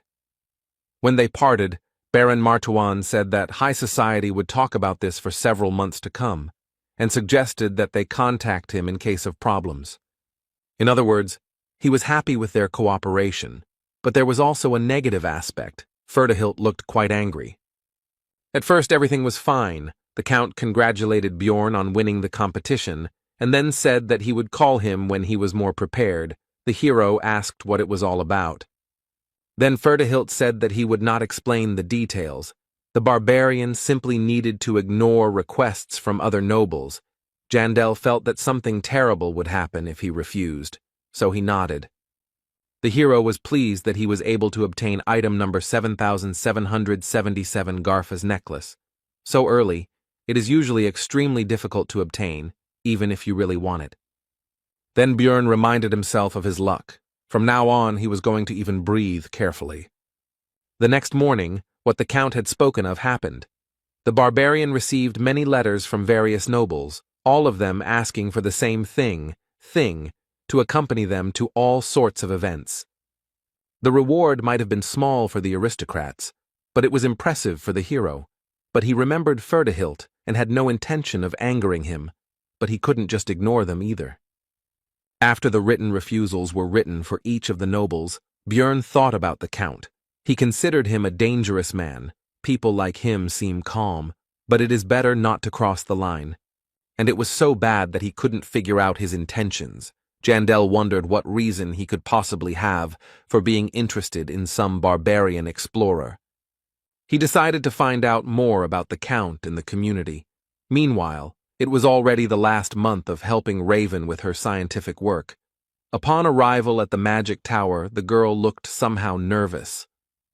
It turned out that the same old man, the sorceress's mentor, was already waiting for him here.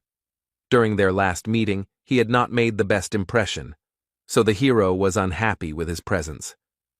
Raven justified herself by saying that the master insisted on this. He himself reported the reason for his arrival. It turned out that he wanted to test his new magical device, which should detect evil spirits. Björn instantly pulled himself together, not showing a drop of worry on his face, and began to prepare himself for the worst. It seemed that this old man believed that he had figured out his true nature.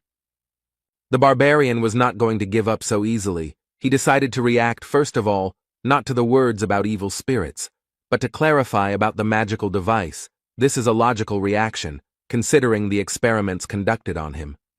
The wizard was outraged that the hero did not believe in the safety of his invention, did not trust the master of the Altemian school, but there was no need to worry. Everything would be checked by his student. She was surprised by this, but did not object. Björn decided that she would most likely side with her master.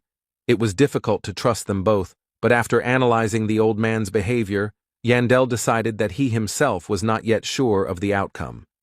Moreover, such a device most likely does not exist, and it did not exist before. Of course, it could have suddenly appeared, but in that case, it would have been safer to conduct the test without informing about its essence. With all this in mind, Bjorn was about to act on his thoughts. The wizard asked about his readiness and said that it would only take 5 minutes, to which he agreed. Then the old man began to question the barbarian again to find out about his confidence because he had recently been worried about the safety of the procedure. This further convinced the hero of the correctness of his conclusions. He replied that Raven had already checked everything, so it was time to start, because he wanted to finish this as soon as possible and go on vacation. He had figured out the wizard's plan and was not going to fall for his bait. The test was soon over, and as soon as the door closed behind Björn, the sorceress began to demand answers from the teacher about what was happening. After all, the so-called magical device, although it looks strange, is an ordinary chair. She played along with the master, but now she was going to find out about the situation.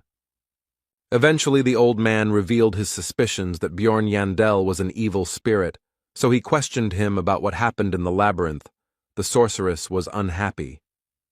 But in the end, the master admitted that he was wrong, and Raven understood his motive, because the hero was truly unusual. He was a unique person, but she was interested in something else. She asked why the teacher needed all this, because if he considered the barbarian suspicious, he could simply report it to the secret police. But he did not do this. The old man's expression changed, and he replied that in that case, he would have faced execution on the chopping block. Raven didn't understand what he was talking about, but he was no longer going to continue the dialogue. The wizard advised her not to take it to her head, after which he left, citing fatigue. The sorceress tried to stop the master, but he left, and a moment later the idea came to her mind that the magician needed the evil spirits alive for some unknown purpose of his own. Meanwhile, the hero reached his room and collapsed on the bed. He was really tired, because what had happened was a real shock to him, and the anxiety did not subside. But despite all this, he showed himself well, reacted to the crisis situation extremely well. At least it seemed so to him. The old man, by the way, for some reason looked disappointed, but that's not important. As soon as Björn closed his eyes, Misha's voice was heard nearby. At first he was surprised by her presence, but soon remembered that he himself had given her the keys. The hero told the girl that he needed her. She immediately became embarrassed and began babbling about how it was still light, so it was not the time for such a thing, and she was not prepared, but was interrupted by the barbarian. It turned out that the guy needed help writing responses to the nobles who sent new letters. Misha asked if it was okay to use such expressions towards aristocrats. The hero replied that everything was fine, because barbarians could not be accused of insulting the nobility, violating etiquette, and so on.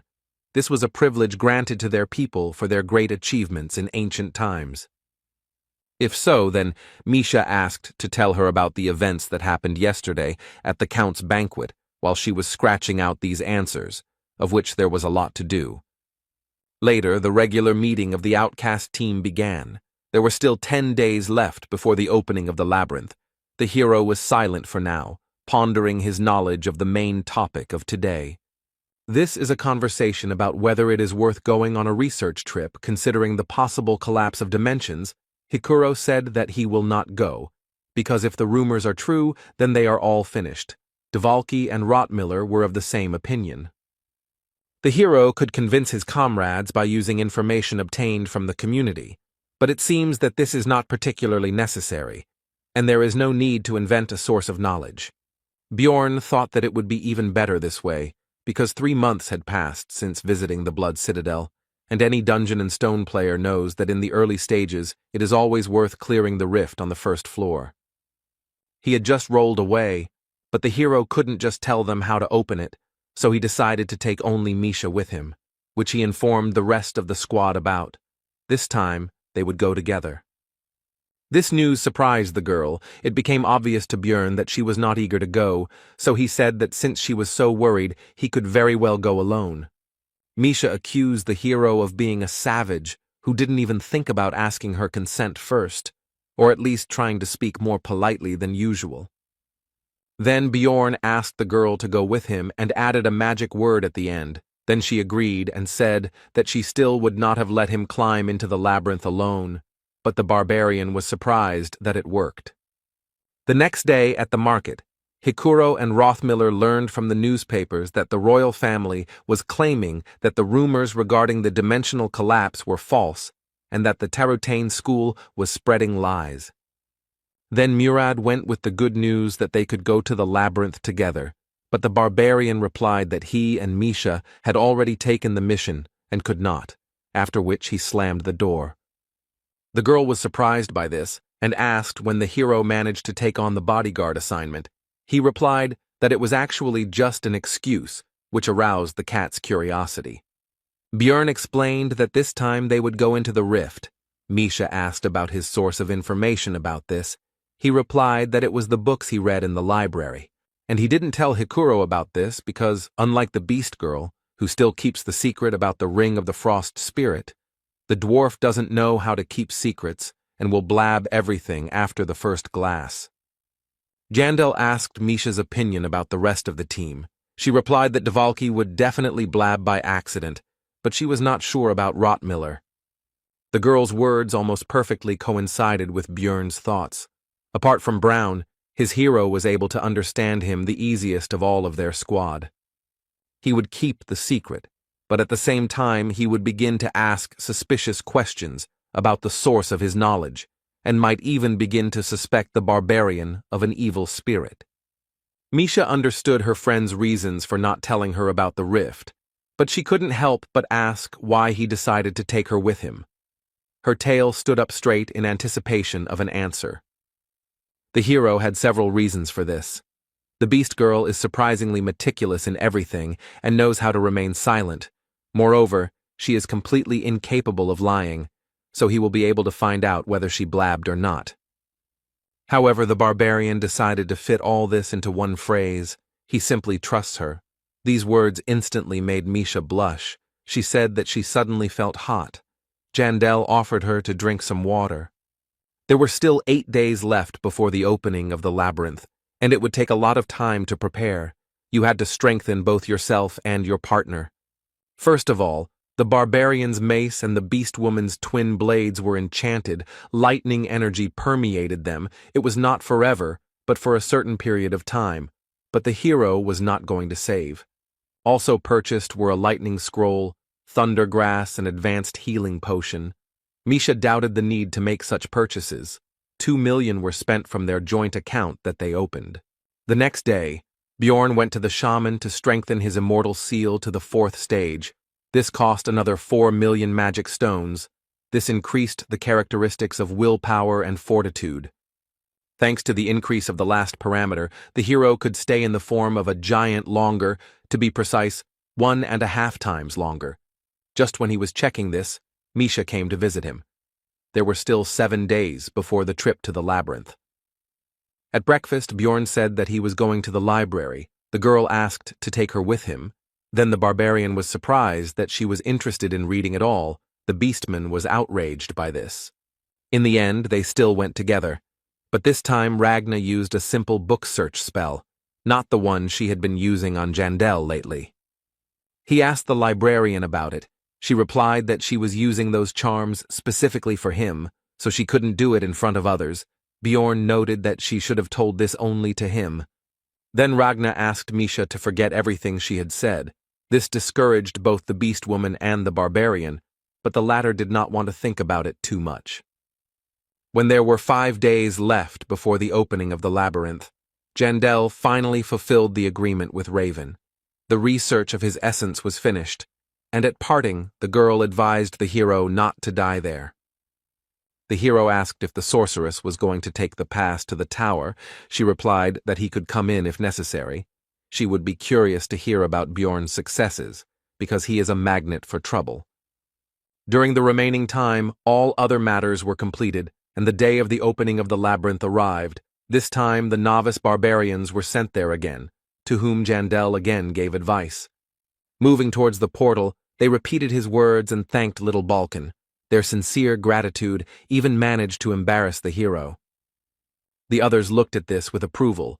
Hikuro noted that they were lucky to have such a reliable mentor. Bjorn also gave advice to the rest of the team, because this time they were split up. After that, the 3 entered the passage. Half an hour passed. Misha was already starting to worry, but Jandel told her to wait further. He was going to use a method that had already been tested. Everything went as planned. The partners found themselves in the dark region right in front of the portal to the next floor. Its opening brought valuable experience, and the beast girl did not understand what had happened at all. Then he explained to his companion about the phenomenon of dimensional instability, to which Misha said that she felt sorry for Rottmiller, because if he had found out about such a loophole, he would have considered all his work pointless. The hero agreed with this statement, because Brown takes his role quite seriously. He once said that his dream as a scout is to open a portal with his own hands, and he will try to do this.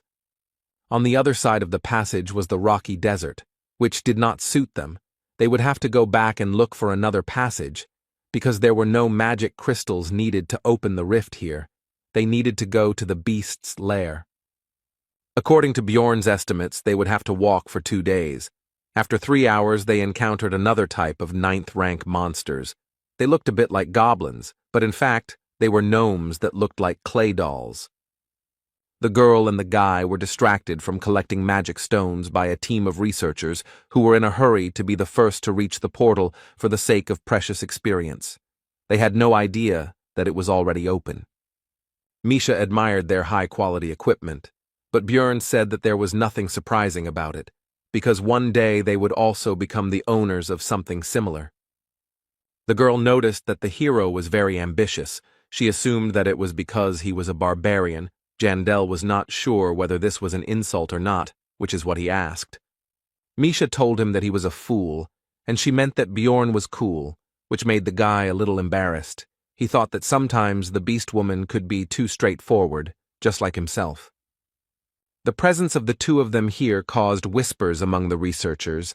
The hero did not take this into account, because they look very experienced. Such should already be on the floors of the increase, but they are here, and even in the starting location. A chuckle escaped the barbarian, because he himself had recently been a newbie like the people around him, and he remembered the past and the troubles he had to go through. Then he met Erwin, his first friend. He became interested in how she was doing. Everything should be fine with her. After all, her sister has money, but he was still curious. Maybe it was worth looking for her. Bjorn was brought out of his memories and reflections by a strange look from one of the researchers, which the barbarian immediately did not like, as, incidentally, did not like the guy himself. He stared at Jandel, who saw greed and avarice in his eyes. This newcomer did not seem to understand that it was even easier to kill him than the goblin. The hero felt worse the longer he looked at the researcher, so he decided to approach and ask if he had any business with them, and if not, why he was hatching. Misha grabbed Bjorn's hand and asked him what he was doing, because the man hadn't even done anything. This situation seemed familiar to the barbarian. The beast girl was now like a wife who was holding back her aggressive husband so that he would not get involved in a fight. Be that as it may, the hero decided to check something. He asked the name of the boy, who turned out to be Hans Ivan, and Bjorn expected to hear Hans, so he demanded to tell the truth and not lie. Soon Jandel began to calm down, but the researcher admitted that he really had been called that before, but he changed his name because it was too popular. Now it became clear to the hero why he felt so bad. As soon as he looked at the boy, it was another Hans, who always brings him misfortune. After this, the barbarian told him not to change his name back under any circumstances, but to continue living as Const. He agreed with everything and nodded his head actively. The hero was distracted from the conversation by Misha and the rumble that was heard throughout the labyrinth. Bjorn immediately grabbed his companion by the hand and ran towards the sound, because this could only mean one thing: the rift would soon open. Jandel decided that changing his name didn't help. If it was Hans once, it was Hans for life. They really were harbingers of trouble. Naturally, the rifts open once every 3 days, and while the first one was going on, it meant that someone had used the same method as him before to open this place. Bjorn was in a hurry. He had spent a lot of money on preparations. He also wondered who it could be, a former player or just someone with the right information, whatever it was. He was going to find out. But to do this, It was necessary to get inside, so to increase the speed, and, accordingly, the chances of success. Because the space is limited, the barbarian took Misha in his arms and rushed to the entrance. The partners still made it in time. They were the last of the 5 participants. 3 were already inside. It was time to get acquainted with the new members of the formed Rift cleanup squad. The young man introduced himself simply as Carlson. The massive beast man of the bear family was Abman Urikfried, and the girl was Genzia Nefrin. The hero decided to give fictitious names. He himself became Bjorn, the son of Thor, and he called Misha Michelle, but she didn't understand what was going on at all. Bjorn could only hope that she would start to think faster. She soon confirmed his words, but she was completely incapable of lying. Her face could not hide anything. After the introduction, Jandel decided to decide on their roles in the team. He himself is obviously a defender. Genzia said that she absorbed the essence of a goblin archer and is a scout, and Carlson is a vanguard fighter. The hero figured that the girl was somewhere on the first floor, the boy on the second. They had 2 newcomers in the group. This was radically different from the situation in the Bloody Citadel, but it was not surprising. After all, rifts appear in every 5th or 6th labyrinth. In Rafdonia time, this is once every 5 or 6 months. This time the opening was forced, which shortened the time. Experienced fighters simply do not know about what is happening. Therefore, it is not surprising that newcomers appeared in the squad who did not even look at the 2nd floor. The hero finished his thoughts. Abman was the next to tell about himself. He simply pointed to the huge crossbow behind him, but Bjorn said that he would like to know the details. Urikfried said that he would like to know about their couple first. Bjorn said that he is 6th rank, and Michelle is 7th, and they usually operate on the 4th floor. The Beastman said that he is 5th rank. The barbarian asked what he had forgotten there, but he answered his question with a question, and he wanted to know the same thing. They began to look into each other's eyes. Bjorn said that he and Michelle usually go in a team, but this time there was a problem, so they went in together and got stuck on the 1st floor due to the lack of a scout, and then they noticed a rift appear. Abman said that he had the same story, only he left his squad a long time ago. Jandel did not believe in such a coincidence, and all this time Carlson and Genzia were watching their argument. The hero didn't know if there was such a powerful build for a marksman to go solo, but given its appearance, it seemed quite likely, and he didn't think that newbies could get crystals to open the rift. It would be impossible for them to get to the 2nd floor and back in that time, although it may well be that they are actually hiding their true identities. After that, the hero asked who was the first, and therefore opened the rift. Carlson said that they got here almost at the same time. Genzia did not know, and Urikfried asked what business it was of his. The question was postponed. It was decided to divide the loot into 4 parts.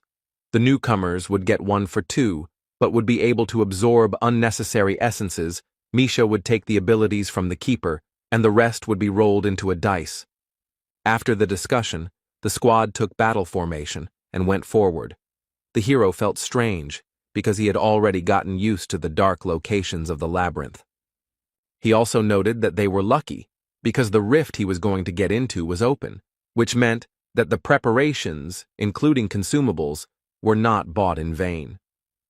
Half an hour later, the team encountered their first enemy, a rank 7 monster, Yeti, an elite gatekeeper that lives only in glacial caves. Genzia Nefrin was afraid of the enemy, because she was not sure of victory over such a beast. Abman said that the paths in the rifts that need to be followed are usually guarded by monsters.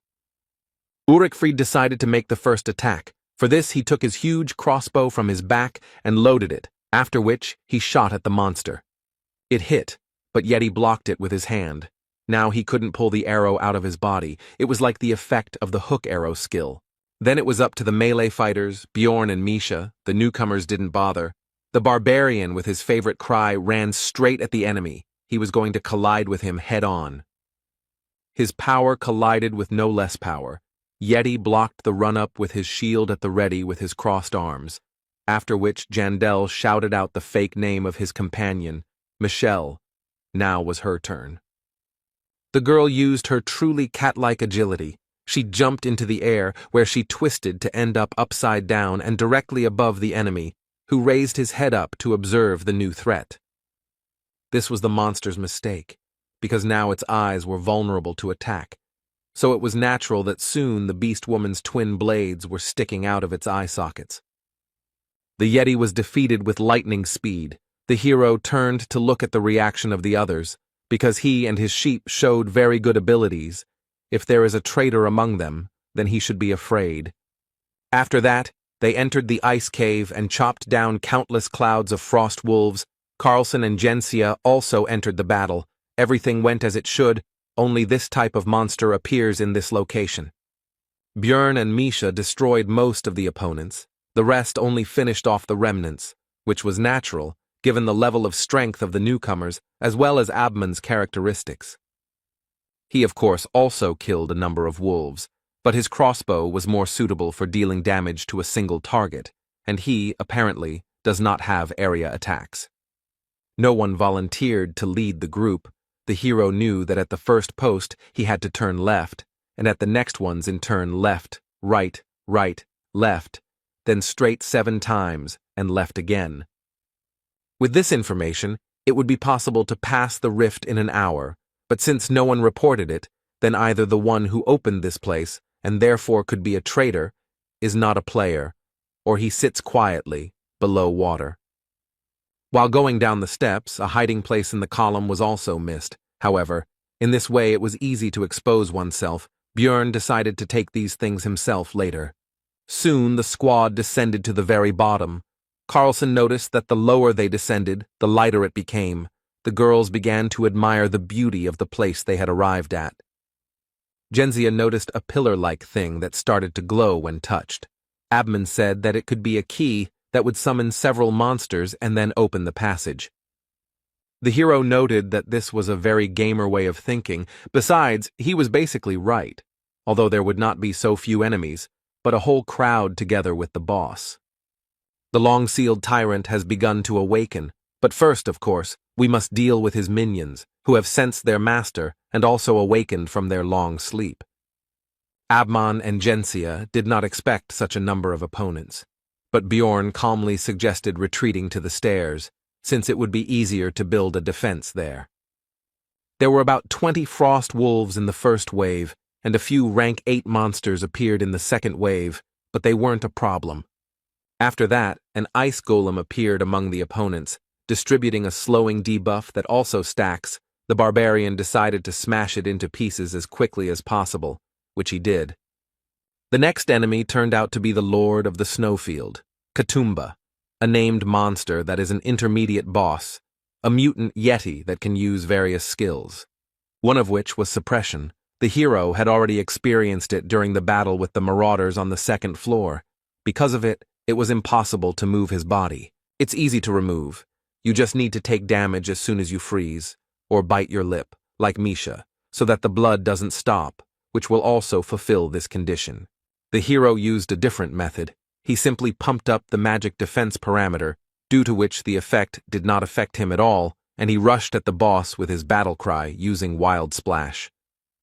Misha also joined his attack. Katumba decided to use his skill called Cold Burst. Bjorn took it on his shield. Although the body began to tingle, it did not cause any noticeable discomfort. The monster and the barbarian met in battle. The hero held back the enemy and struck him, practically without suffering in return. Ulrichfried told him to get out of the shot's path if he wasn't going to die, as he began to use his skills, which were enhancement, which strengthened active skills proportional to the soul's power, and hazardous materials. The combination was so powerful that it not only instantly killed the boss, but also dealt damage to the monsters that were nearby. The explosion was impressive. Misha was surprised that such a thing could be achieved with a regular crossbow bolt, while Jandel realized that the Beastman had had an area of effect skill all this time. He was just holding it back just in case. Björn wasn't entirely sure if this could be called AoE damage, but with the help of the bear, they were able to quickly deal with this wave. They were also lucky. They got 2 essences. Now the division of the loot should begin. Abman immediately said that he was not interested in this, and left the discussion to the others. The newcomers were about to say something, but Björn interrupted them.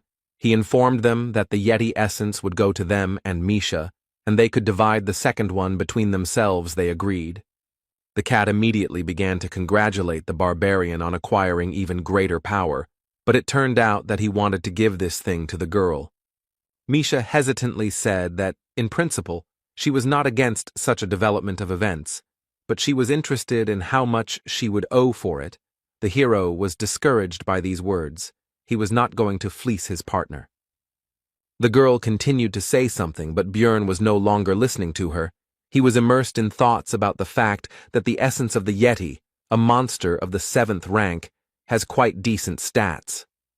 It increases bone strength and cold resistance.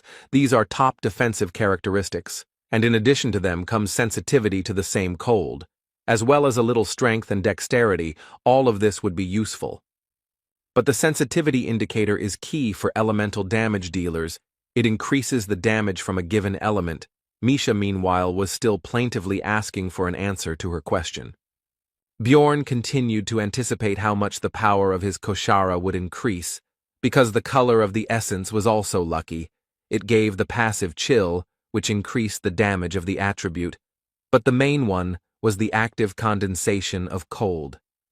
Jandel could have dreamed about a better essence and thought about the prospects for a long time, but he came to his senses from Misha's touch, who thought that he would fleece her to the skin, since he had not answered for so long and with such a face.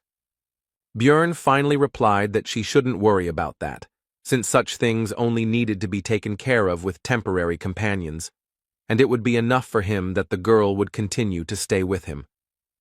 These words somewhat confused the cat, but she still hurried to absorb the essence. This caused strange sensations in her, because the last time she did this was a long time ago. The barbarian decided to inquire about what the newcomers had decided. They said that they would not take their loot, which aroused the hero's suspicions, because such newcomers should seize any opportunity to become stronger. Carlson explained that Genzia saw that this essence fell from a frostwolf, and if so, then it would not suit him. Björn asked the guy about his reluctance to absorb this thing. Because these monsters are rare, it is unlikely that he knows about the granted abilities. The guy replied that it is rank 9, and something better will still fall out in the rift.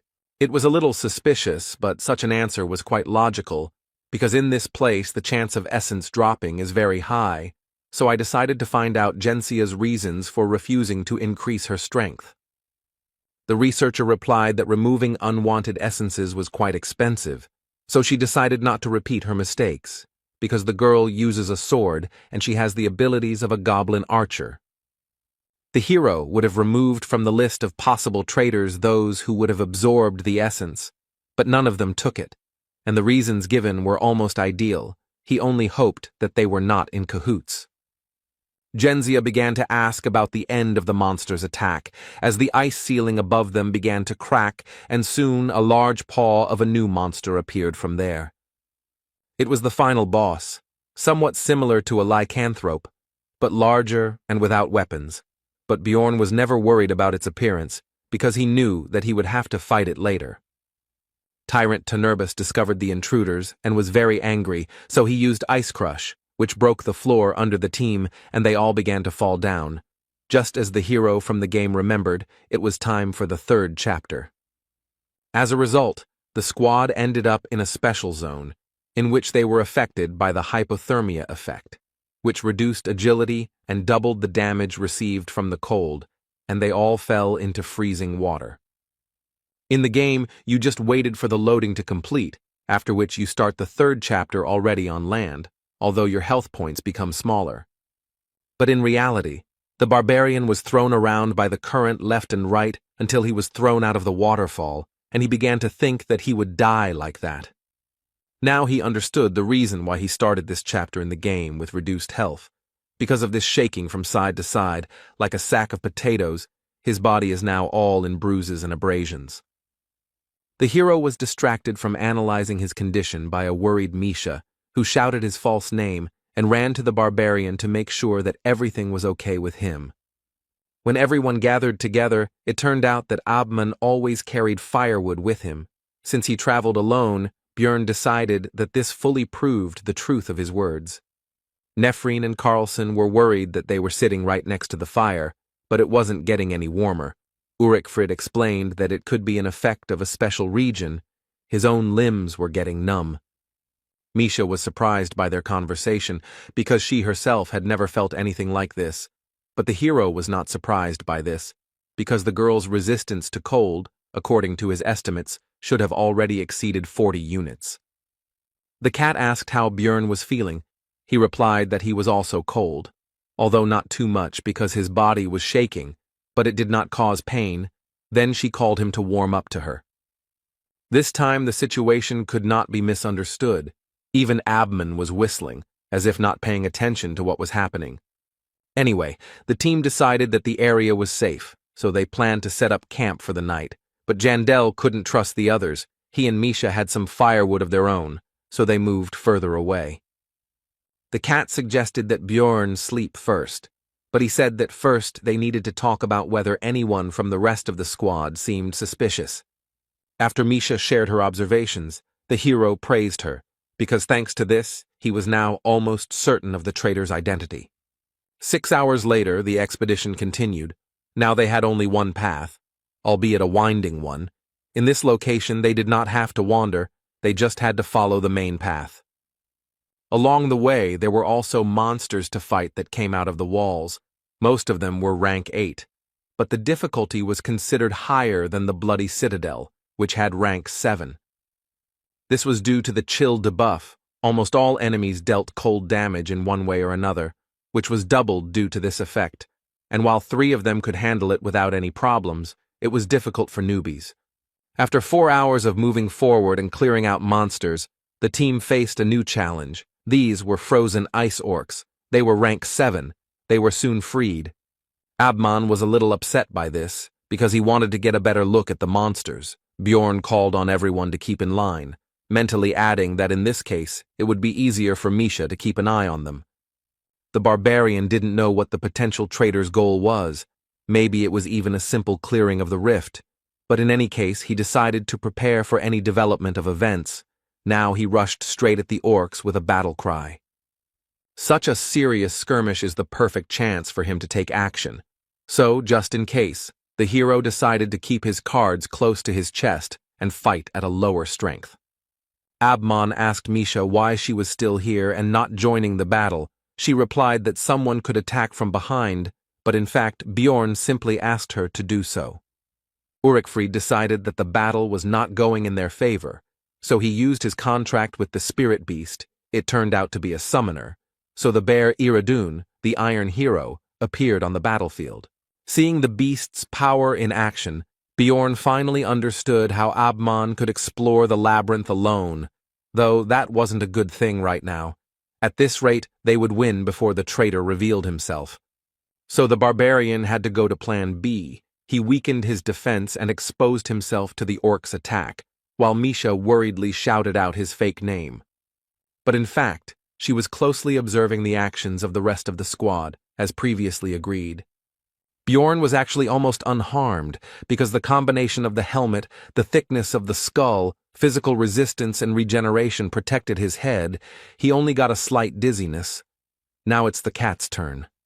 Carlson temporarily took the place of the defender and began to hold back the opponents, but among them was an orc sorcerer who aimed at 2 beastmen standing at a distance. Abman fired a crossbow at the enemy, who tried to defend himself with an ice wall, but the bolt easily pierced the barrier and hit the greenskin right in the forehead. Even without the barbarian, the team coped with this fight.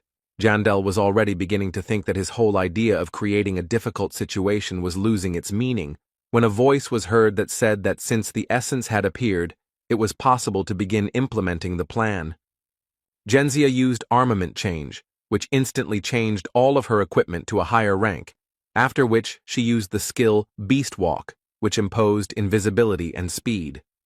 Thanks to this, she quickly got closer to Abman and also activated Vengeance, which increased the penetrating and cutting abilities of one blow and also imposed the abnormal state of bleeding. She said that she would receive 30 million for his things, and due to Ulrichfried's critical injury, his spirit beast was recalled. The next moment, Misha threw some potion right at Genzia's head. She didn't understand its effect, so she tried to find out about it. But the thrower interrupted her with a shout that Bjorn must act now. No one noticed when the barbarian had already managed to get up and get closer to Nephrine, and he was already here. Using Wild Splash, he tried to strike. But the traitor was quick enough to avoid the surprise attack. She realized that the enemy had somehow figured out her intentions, but it didn't matter because she still had the skill of stealth. But when she tried to use Beast Walk again, she was in for a surprise. It didn't work. The effect was cancelled by the potion that the cat had thrown a few moments ago. Bjorn insulted her intelligence, thinking that she should have kept her mouth shut because she herself said that she had the essence of a goblin archer, and that was how he learned about the invisibility skill. In general, there were many hints that Gentia was a traitor. For example, she acted as if she knew how to get through the location. She mentioned key things for the passage, although she pretended that she did not understand anything. But he was finally convinced of this after Misha said that after they got out of the water, Nephrine's smell changed. Before, she smelled like the beast's lair. And to open this rift, you need magic stones from the monsters of this location. She just didn't think that this could somehow give her away. But then it became obvious to him who the traitor was here. Despite the hero's thoughts, the fight continued, and as a result of a short skirmish between Genzia and Misha, it became clear that the latter was stronger, so Nephrine had to jump back further to avoid a fatal blow. But there a barbarian was already waiting for her. Before the traitor could do anything, she received a powerful attack from a huge mace on her back. Blood spurted from her mouth. A normal speed fighter wouldn't be able to withstand this, but it seemed like this girl had invested a lot in her defensive stats, so she jumped back and angrily cursed with words about stupid NPCs. The hero realized that she was also a former player, like him. But this did not change anything for him, because if she wanted to finish him off, then he did not care who she was. Now she was just an enemy. While Bjorn stood there waiting for Genzia's next move, an orc with an axe came up behind him, but thanks to Wild Surge, he couldn't deal damage, so he was ignored, and killing him would spawn a boss. Nephrine herself, seeing how the 7th rank monster did not leave a single scratch on the barbarian, decided that it was not worth getting involved with such a thing, so she turned around and ran away. But it was pointless. It seemed she didn't know that when the ice orcs woke up, the passage would collapse.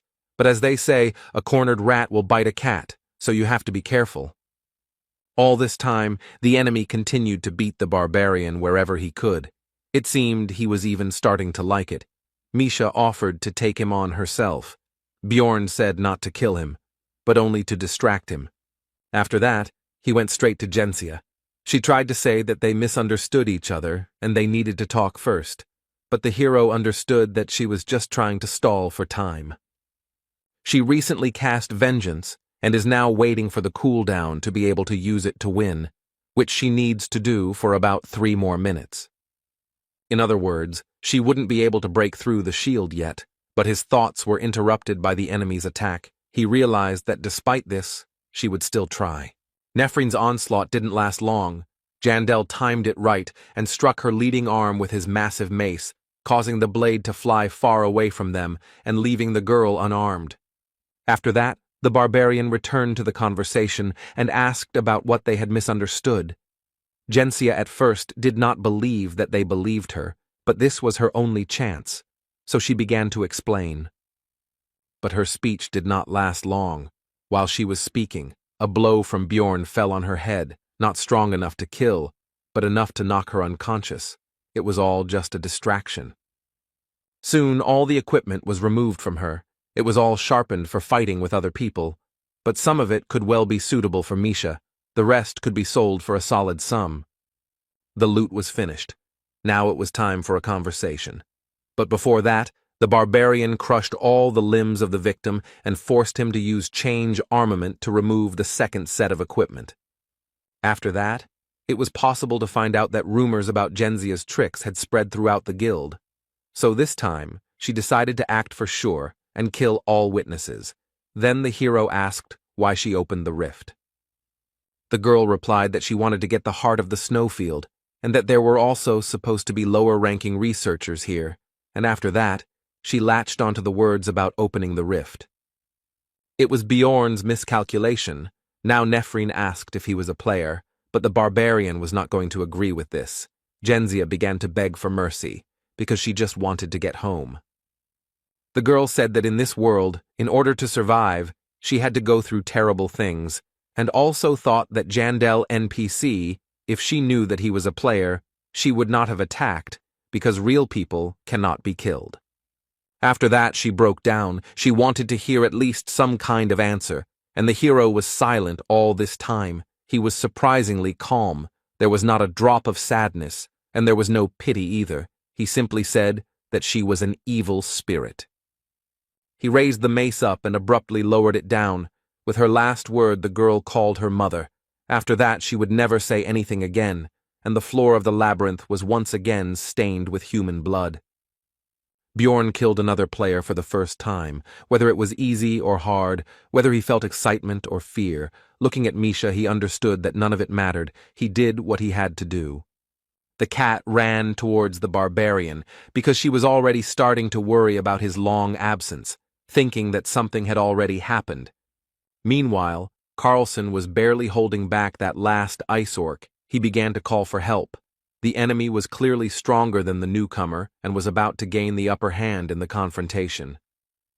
In the end, the monster knocked the guy to the ground and was about to finish him off, but Bjorn told Misha to deal with the orc, and at the same time, she should try out her new active skill. The cat used 2 skills at once. The first was strengthening, the second was condensation of cold. Her sensitivity to cold increased significantly. The orc was about to deliver the final blow with his axe when Misha rushed past at great speed and wounded his hand, saving Carlson. The wound looked like frostbite damage. It stops bleeding, but also prevents regeneration, which will be useful. It also significantly limits mobility on normal monsters. Without cold resistance, it will be even better. Having analyzed all this, Bjorn told Misha to hit him in the neck this time, which she did, as a result of which the enemy instantly froze in place. Most likely the frost reached his brain. Now, after asking about the cat's readiness, the barbarian attacked the helpless orc with his mace, after which the boss should appear. After this, the tyrant Tarunbus broke through the wall. Earlier he woke up from a long sleep, and now he also restored all his strength.